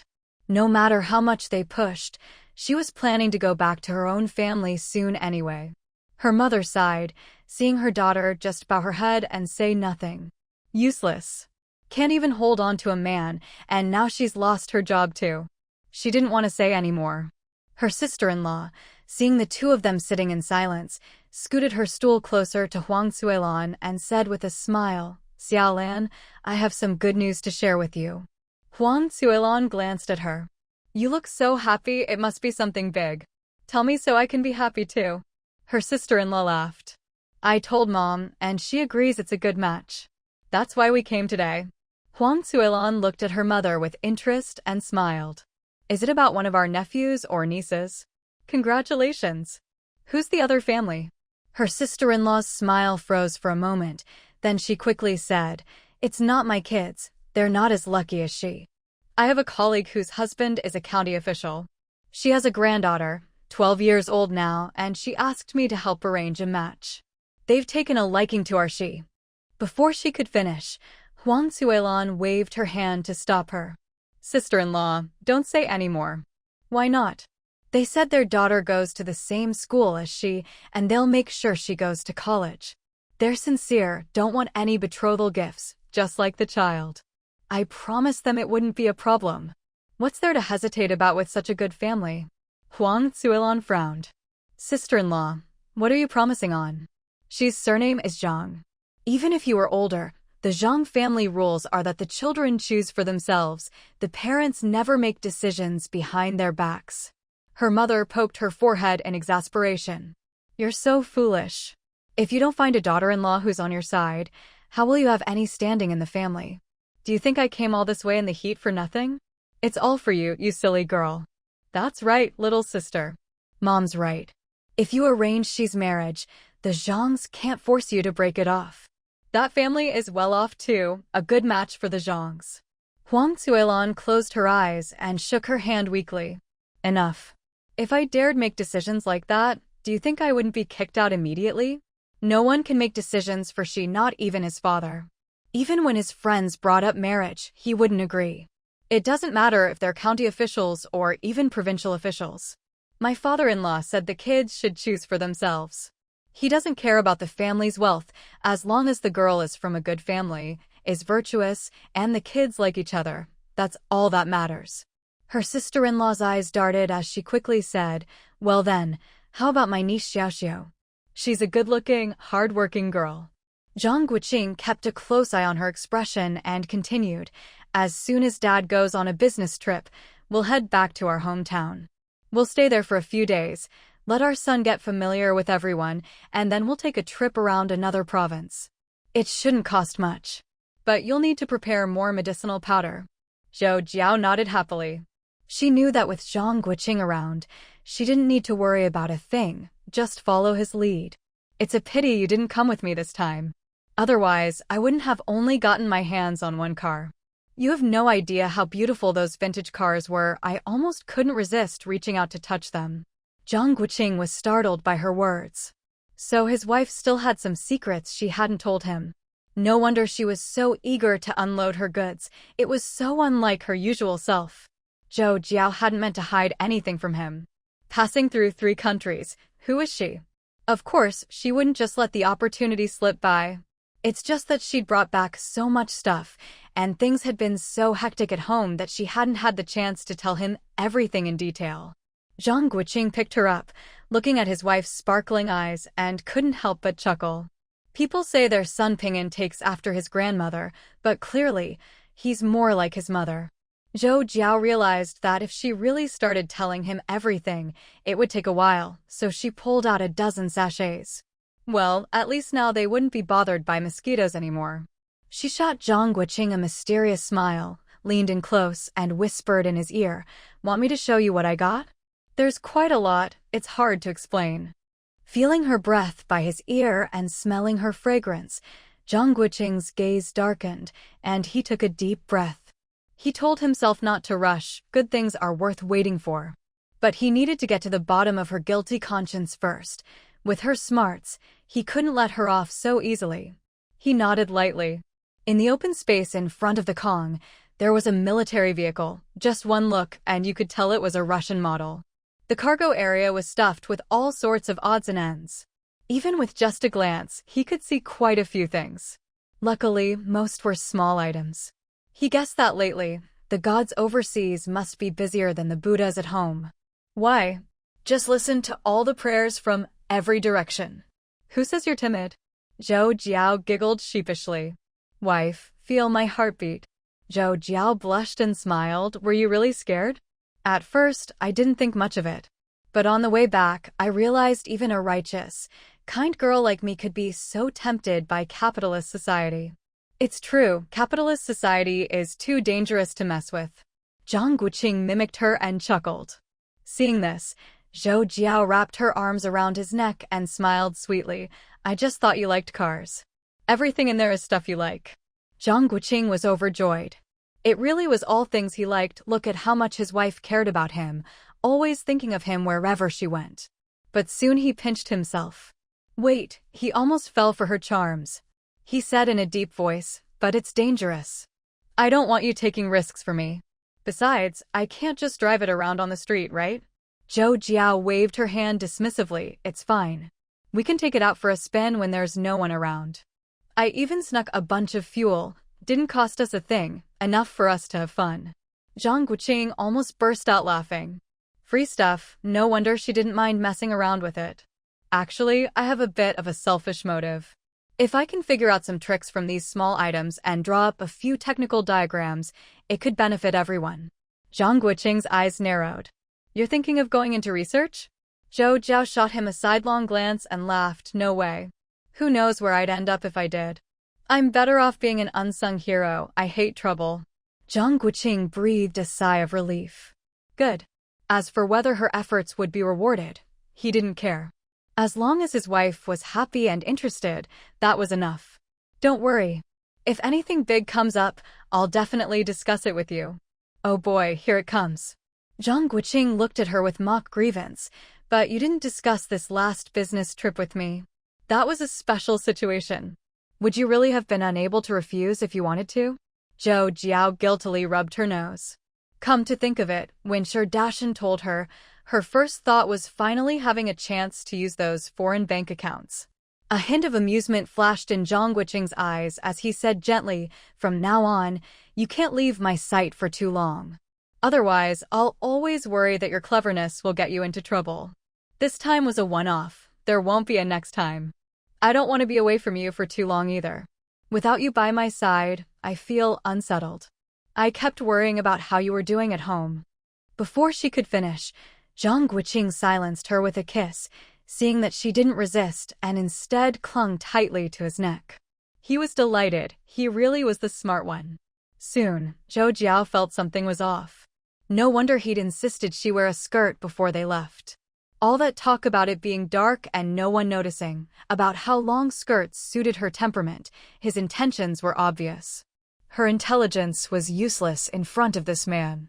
Zhang Guoqing saw her roll her eyes at him, but since she didn't actually push him away, he grinned, gently nibbled her earlobe, and whispered, Baby, here you can shout as loud as you want, no one will hear. Zhou Jiao grabbed him threateningly. Say that again. Zhang Guoqing glanced down, then looked up at her with a mysterious smile. Just you wait. Gidge, I was wrong. Let's go home. Our son's waiting for us. Nice try. Our son's still watching a movie. Sure, don't waste your energy. Outside, a few silly birds perched in the pomegranate tree stared at the two overlapping, moving shadows in the window, chirping in confusion. Inside the bedroom, Zhou Jiao clung tightly to her husband's neck, gasping as she pleaded, Guh. Turn off the light. In the dark, I might trip. Haha, you're so full of it. Stop for a second so I can put the car away. Without stopping, Zhang Guoqing carried her to the center of the room. Once she'd put away the soft items, he casually turned off the light and pulled open the curtains. Moonlight streamed in, illuminating the glowing skin in his arms, making his heart flutter. In the night, the chorus of croaking frogs, the crisp calls of birds in the trees, the faint strains of music from a neighbor's radio, and the sweet sounds of his wife in his arms, all of it made Zhang Guoqing feel like he was in a dream.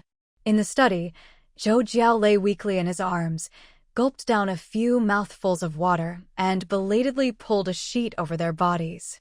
Zhang Guoqing's hands roamed along her curves as he leaned in and whispered, "Baby, you did great tonight. Keep up the good work."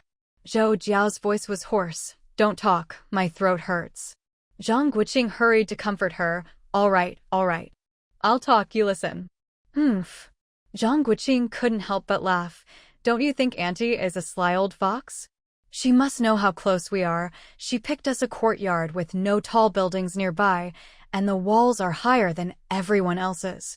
Zhou Jiao shot him a fierce glare. "Shameless. In the future, our second son's nickname has to be Pomegranate. We plant the seed under the pomegranate tree, and when it bears fruit, we'll call him Pomegranate, don't you think?" Zhou Jiao was too tired to argue, gritting her teeth. "No, it should be full yard." Zhang Guoqing didn't dare laugh out loud at that. He knew his wife was blaming him for being too wild tonight. But with such a beautiful night, how could he help himself? It was late into the night, and even the radio next door had finally stopped its racket. Zhang Guoqing didn't dare tease his wife any longer. If they stayed out any later, his father-in-law might come looking for them. After washing up and tidying the mess, the couple stepped out of the courtyard hand in hand. Bathed in moonlight, they walked out of the alley and onto the main street, where quite a few people were still outside enjoying the cool night air. If this were back in their hometown, the whole village would be pitch black by now. He wondered if his parents were really doing as well as they claimed in their letters. Zhang Guoqing had no interest in lingering on the street. He felt sorry for his wife, who was clearly exhausted. Glancing at her legs beneath her long skirt, he patted the back seat of the bicycle. Zhou Jiao shot him a sideways glance, but didn't refuse. She climbed onto the back seat, looked around to make sure no one was paying attention, then gently wrapped her arms around his waist and closed her eyes. Sigh. They were a married couple, yet it felt like they were sneaking around like lovers having an affair. The thought made Zhou Jiao smile wryly. When they got home, they were surprised to find the courtyard still bustling with people. Even Ping'an, who usually went to bed on time, was wide awake, chatting and playing with his friends. Old Lady Chung saw them come in and beamed. "We saved 2 hairy crabs for you. Go wash your hands and come eat." Zhang Guoqing asked curiously, "Where did they come from?" "Xiaoyu's grandpa got them from a friend. Your aunt brought them over earlier this evening, but you two weren't home." Zhou Jiao grumbled. "Auntie is always like this. Whenever she gets something good, she brings it over. Isn't she worried people will gossip about her taking things back to her mother's house?" "Auntie, why didn't you ask her to wait for us?" Before the old lady could reply, Chang's eldest daughter-in-law, Lu Ting, laughed. "Looks like your aunt really dotes on you. She said there were still guests at home, but she'll come see you in a few days." Meanwhile, Zhang Guoqing took 2 lunchboxes out of a black bag and handed 1 roast duck to Aunt Chen to slice up as a snack for the men. Old Master Chung joked, "Your dad said you two would definitely bring back a late-night snack." Looks like he was right. "Is your salary enough this month?" Zhang Guoqing grinned. "It's fine. If it's not enough, I'll just ask my dad for more." Everyone burst out laughing. Chung Sijin nudged Zhou Xiaozheng and teased, "Big brother, you'd better watch your wallet." Zhou Xiaozheng smiled. "No use. Xiao Wu is so chummy with the logistics folks, she could probably collect my salary for me." Everyone roared with laughter again. Aunt Chen brought out the roast duck and set it on the stone table. The men started a new round of drinking and chatting, occasionally feeding bits of meat to the kids. With good food and drink and the weekend ahead, the men were happy to gather together. Old Lady Chung patted Zhou Jiao's hand and asked softly, "You must have waited in line for a long time, right?" She didn't care how much it costs these days. Being able to buy meat at all was already a feat. Money was the least of her concerns. Zhou Jiao smiled and nodded. "I reserved it a few days ago. I was worried they'd run out before I got there." She quickly changed the subject. Too many lies and she'd get caught out. "How are second uncle and his family? Did you notice anything off when you visited?" A couple of days ago, the men started a new round of drinking and chatting, occasionally feeding bits of meat to the kids. With good food and drink and the weekend ahead, the men were happy to gather together. Old Lady Cheng patted Zhou Jiao's hand and asked softly, "You must have waited in line for a long time, right?" She didn't care how much it costs these days. Being able to buy meat at all was already a feat. Money was the least of her concerns. Zhou Jiao smiled and nodded. "I reserved it a few days ago. I was worried they'd run out before I got there." She quickly changed the subject. Too many lies and she'd get caught out. "How are second uncle and his family? Did you notice anything off when you visited?" A couple of days ago, the old lady had visited her younger son's family, but hadn't said much about how they were doing. Now that Zhou Jiao asked, even Lin Lishan and Lu Ting pricked up their ears. The old lady hesitated, smiling and sighing, making the women hold their breath in worry. She finally chuckled. "Don't worry. They're fine in the army camp." Seeing their skeptical looks, she explained, "I took a walk around the nearby villages. That's what put me in a mood." Zhou Jiao asked thoughtfully, "Did you go to see old friends? Are they not doing well?" "You really can't hide anything from you," the old lady sighed, patting her hand. "Life down there is definitely tough." Zhou Jiao fell silent. It was the way things were. She couldn't say anything to contradict it, especially after seeing how people lived abroad. She could only comfort herself that things would get better. What else could she do, besides lying to herself? She couldn't save the world. "Mom, didn't they say last year that farmers could keep private plots? Some of my colleagues have been trading eggs and vegetables with people from the outskirts." The old lady was quiet for a moment, then said softly, "It's different everywhere. In many places, except during busy farming seasons when they get 3 meals a day, people usually only eat twice a day, with wild greens as the staple." Lin Lishan added, "That's true, even in the suburbs. There's a new girl in my troop from the southern outskirts. She said every production team is different. Her grandma's place is just a few miles from her home, but while her family can fill up on coarse grains 3 times a day, her grandma's family only gets 2 meals, both just thin gruel." Lu Ting frowned and glanced at Zhou Jiao, planning to remind her privately. She was thoughtful, since the child hadn't been home for months. Who knew if she'd written to her in-laws? Sometimes, when it's time to show your feelings, you really have to, otherwise, even the best marriage can develop cracks. Clearly, the old lady had considered this too. She said, "Jiao Jiao, have you written to Xiaowu's parents since you got back?" Zhou Jiao, much like her mother, hadn't given it much thought and replied directly, "Not yet." The old lady was just about to remind her when Zhou Jiao continued, "My dad's going on a business trip in a few days, and my mom's heading out to the grassroots. We're planning to take the kids back for a visit. I figured there's no point writing by the time the letter arrives. We'll already be there." The old lady closed her mouth, pursed her lips, and shook her head in exasperation. Why couldn't the girl just say everything at once? She glanced at the amused Lin Lishan and the relieved daughter-in-law, and could only nod. Then she looked over at Zhang Guoqing and said softly, "Make sure to write to your in-laws more often. No matter how much you send them, a few kind words in a letter go a long way." This time Zhou Jiao understood and nodded with a smile. Xiaowu's filial piety to his own parents isn't the same as you being good to your in-laws. Just because he writes home doesn't mean you shouldn't. Invite them over when you can. Ask if they need anything. Do you understand? Especially since you've been away, you should write a few more letters now that you're back. The old lady looked at her, waiting for her to agree. Zhou Jiao nodded obediently. Lin Lishan quickly added, "Auntie, Zhang Ji already asked me to write to the in-laws, and I sent a package too." The old lady beamed, "Well done. Even if Xiaowu's parents aren't the most reliable, for Xiaowu's sake we should look after them. Besides, Xiao Zhang and his wife are both upright people. We should keep in touch so the families grow closer." Even while chatting with his father-in-law and the others, Zhang Guoqing kept an eye on his wife, worried she might be tired. Even though the women spoke quietly, he heard every word. No wonder the Cheng family was so harmonious. Having a wise old lady made all the difference. No wonder the ancients said, "Marry a virtuous wife, and you'll have blessings for 3 generations. Xiaowu. Xiaowu.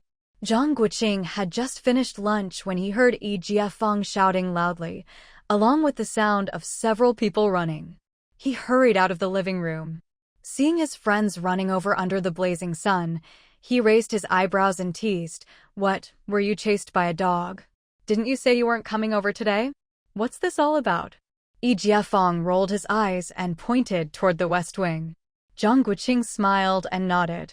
Wang Deong wiped the sweat from his face and said fiercely, "Who knows what crazy idea Dai has now?" As soon as he ran over, he told us all to gather here first. Ding Dada chimed in, "If you don't have a good explanation, watch out, kid." Geng Dashing had already followed Yi Jiafeng inside, but still turned back to say to Zhang Guoqing, "Xiao Wu, get us something to drink, will you?" "Yeah, where's your wife? Ask her to make that crushed ice drink from last time." "Deong, hurry up."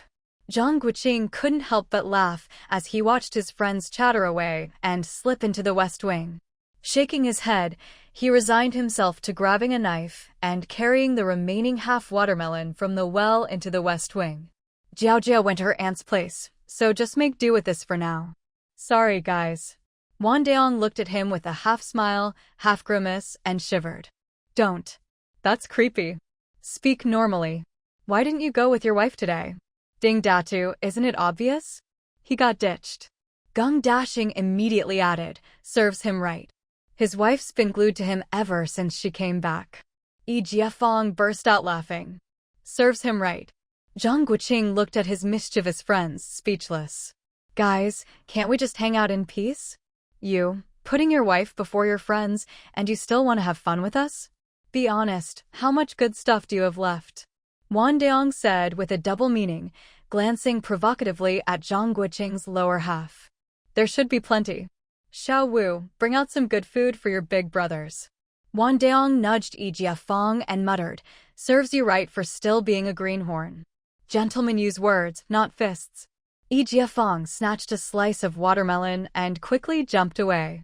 Zhang Guoqing wasn't one to let others joke about his married life, so he changed the subject.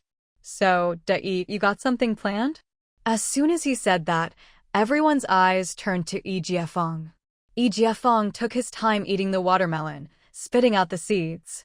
When he saw they were getting impatient, he finally said, "I'm heading back to my hometown for a couple of days. Want me to help you guys get tickets? School starts in just over half a month. Is there really enough time to go back and forth? No money. Not going. Go my ass. You shouldn't go either." Zhang Guoqing listened to their chatter. When Yi Jiafeng looked at him, he shook his head. Luckily, he hadn't mentioned Jiao Jiao's plan to go south to Dai yet, or he'd never hear the end of it. "You guys really not going?" Zhang Guoqing suggested. "Why not just go back for the new year during winter break? Even if you go now, you'll only be able to stay with your grandparents for a day or two before you have to rush back." Yi Jiafeng hesitated, then nodded. "That works. If you guys aren't going, I'll forget it too. I'll let my big brother go back by himself." Zhang Guoqing was secretly pleased. If everything went smoothly, he could go south with him at the end of the year. Having a local guide would make things much easier. To reward his friends, he smiled and said, "I'll be going back to my hometown in a few days. You guys want to come?" To his surprise, they all shook their heads. Curious, he asked, "What's up?" "Got other plans." It was Geng Dashing who spoke the truth. "We asked some folks from the northeast. Even if you go now, it's hard to get meat, and the mountains have already been picked clean.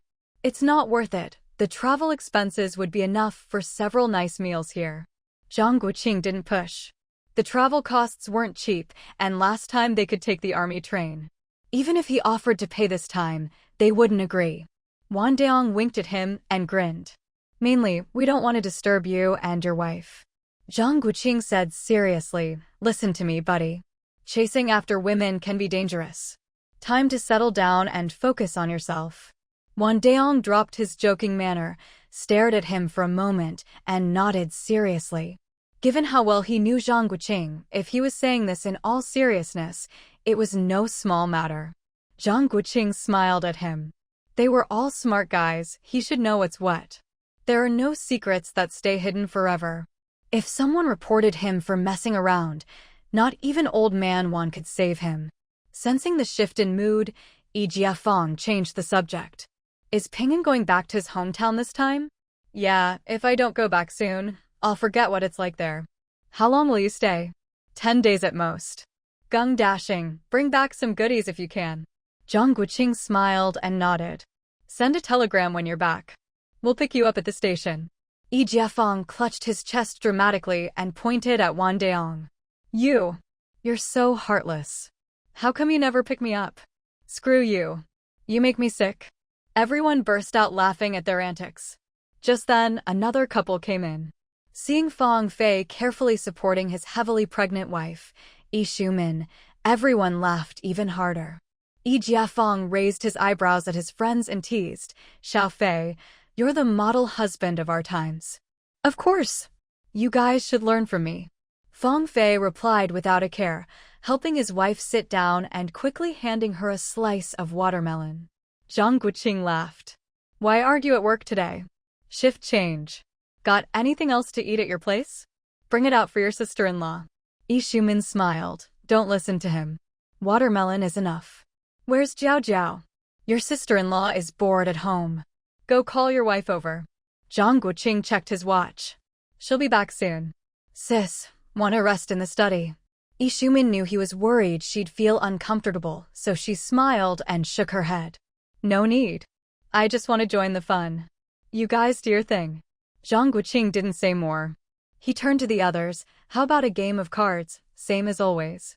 Sure. There's nowhere else to go in this weather anyway. 4 of them started playing while the others crowded around to watch. Once they were settled, Zhang Guoqing slipped out, grabbed a plate of dried meat, and brought it to Yi Shumin. Pregnant women had it tough these days. She was so thin except for her belly. If it were his own wife, he'd give her his own flesh if he could. He shot a look of disdain at Fang Fei, who was engrossed in the game. That guy was definitely getting scolded by his wife tonight. Yi Shumin beamed. Save it for Ping'an. Don't be polite, just eat. Halfway through, his face lit up with joy. Jiao Jiao's back. Yi Shumin watched him dash off, laughing, then glanced at her own husband, who was happily playing cards, her eyes glinting. Still needs some work. Fang Fei suddenly felt a chill, looked up at his wife, and smiled. When she smiled back, he glanced at the dried meat in her hand and breathed a sigh of relief. Must have been my imagination. He looked at his cards, pretty good this round. See, he always had good luck. At noon, the sun was blazing overhead, and even the breeze carried waves of heat. Apart from the constant buzzing of cicadas, even the leaves on the roadside trees seemed to droop in exhaustion. If it were up to Zhou Jiao, she would never have agreed to come home at this hour. Unfortunately, the 2 little troublemakers in front of her insisted on coming back, their stubbornness combining into an unstoppable force. Zhou Jiao finally realized a truth. There really are things in this world that can make her compromise. Looking at her son's sweaty cheeks and elbows, his little vest soaked and sticking to his body, she just couldn't bear it. Watching the 2 little ones carrying bamboo baskets ahead of her, she felt uneasy and called out again, "Babies, let mommy carry them instead." Little Ping'an glanced at the bamboo basket, which was almost as big as he was, then looked at his little cousin on the right. His sun-reddened face broke into a smile as he shook his head. Mom, I'm strong. Yeah, don't worry. I'm here too. That's right. Us men can't let you get tired. You little rascal, stop going on about being a man all the time. People will laugh at you. Ping'an retorted indignantly, who dares laugh? I'll beat them up. Using force isn't right. We should reason with people. Ping'an snorted. This young master just feels sorry for his mother. Who said I use force? I always reason with people. Zhou Jiao couldn't help but smile. These past few days, the child had been calling himself young master all the time. She didn't bother correcting him. If she forced him, he'd only get more curious. Once the novelty wore off in a few days, she'd talk to him about it again. Yes, our Ping'an is the most reasonable. Little uncle, I saved something good for you. At this, his eyes lit up and he grinned. My dad's coming to rescue you.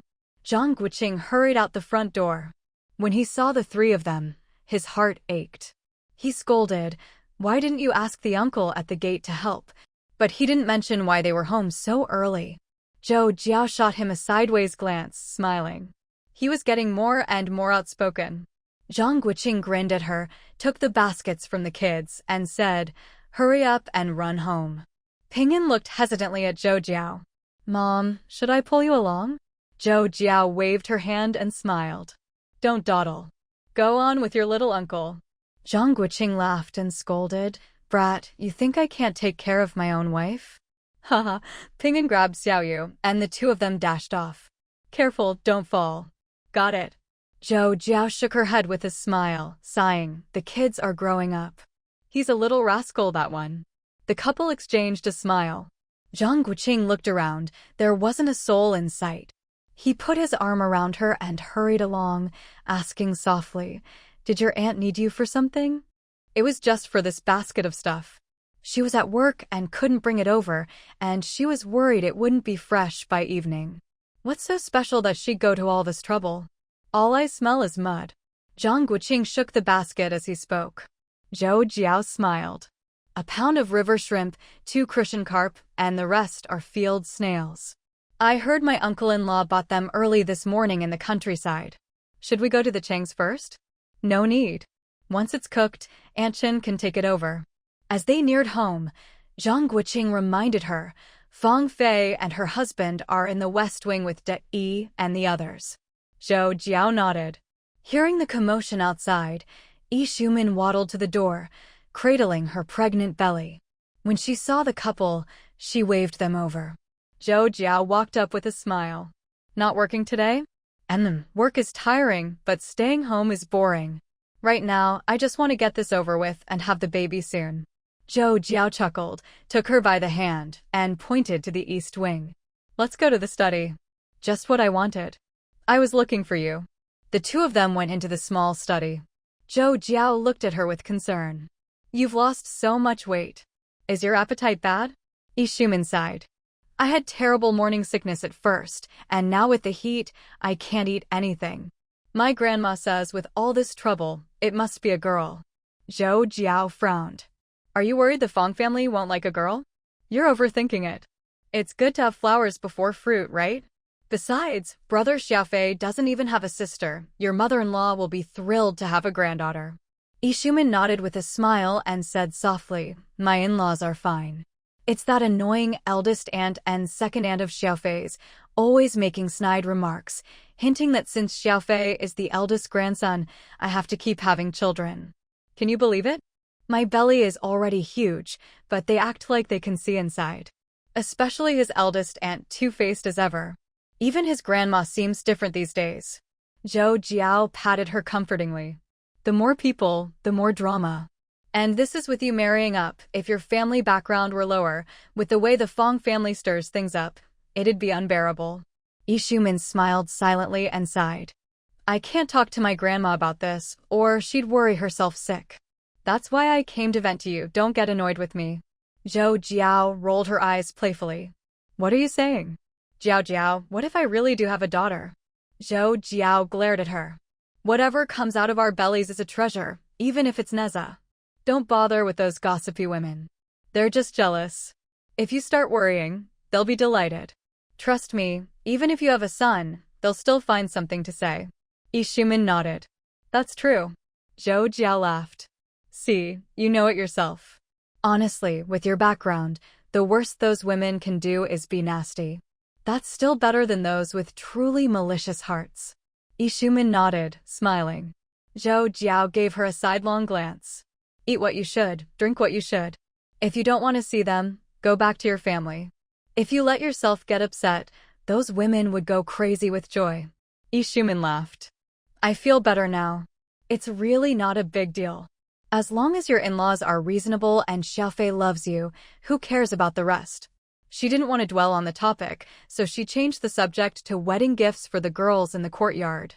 After they finished discussing the gifts, Yi Shumin said gossipily, "You probably don't know, but while you were out, Chu Xiaowan and her husband had a fight." Zhou Jiao looked at her speechlessly. Women could never escape the drama of their own men being eyed by others.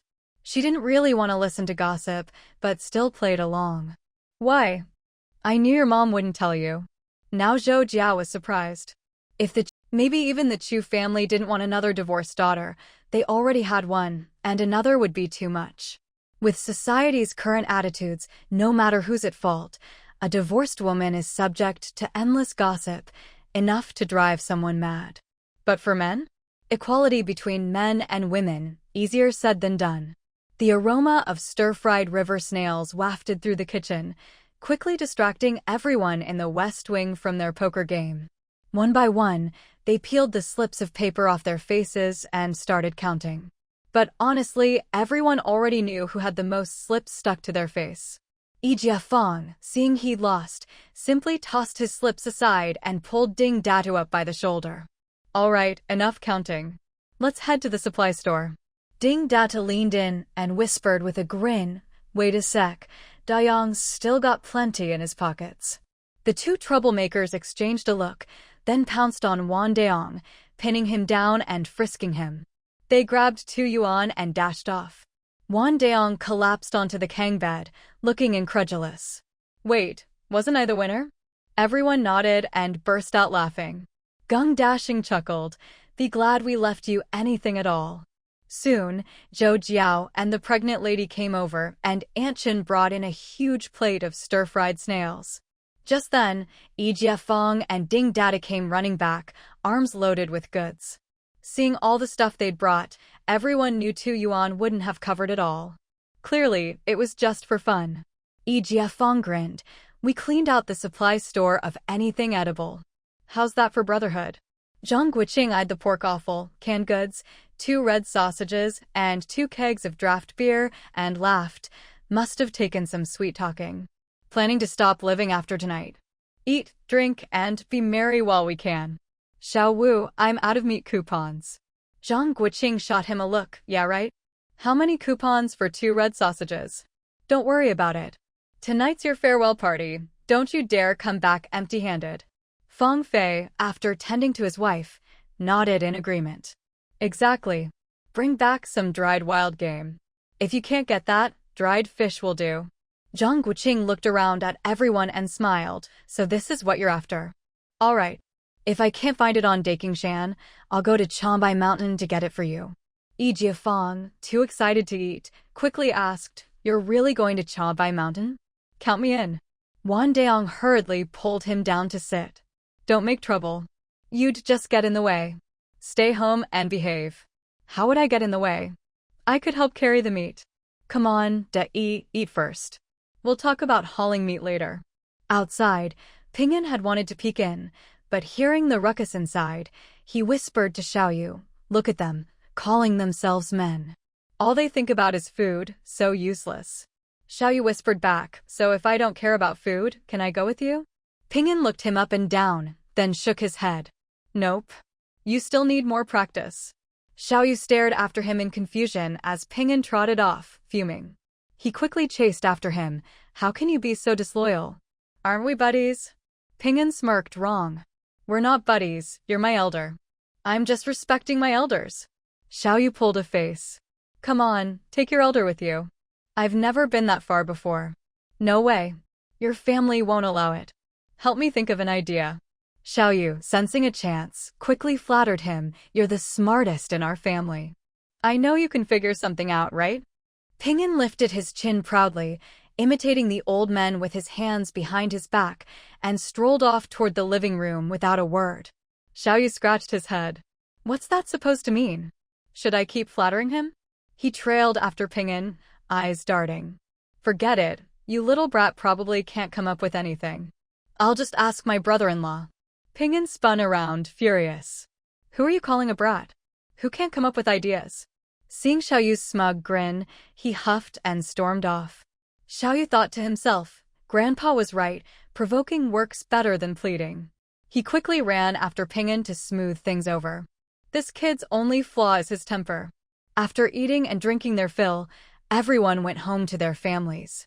Zhang Guoqing and Zhou Jiao returned to the living room, only to find the two kids reading. The couple exchanged a surprised glance. Was the sun rising in the west? Xiaoyu was never this well-behaved. Zhang Guoqing walked over with a smile. Ping'an looked up. Dad, is everyone gone? Yep. Did you two eat? Xiaoyu glanced at Ping'an, then nodded with a grin. Is the children's magazine that interesting? It's all right. Nothing else to do, just bored.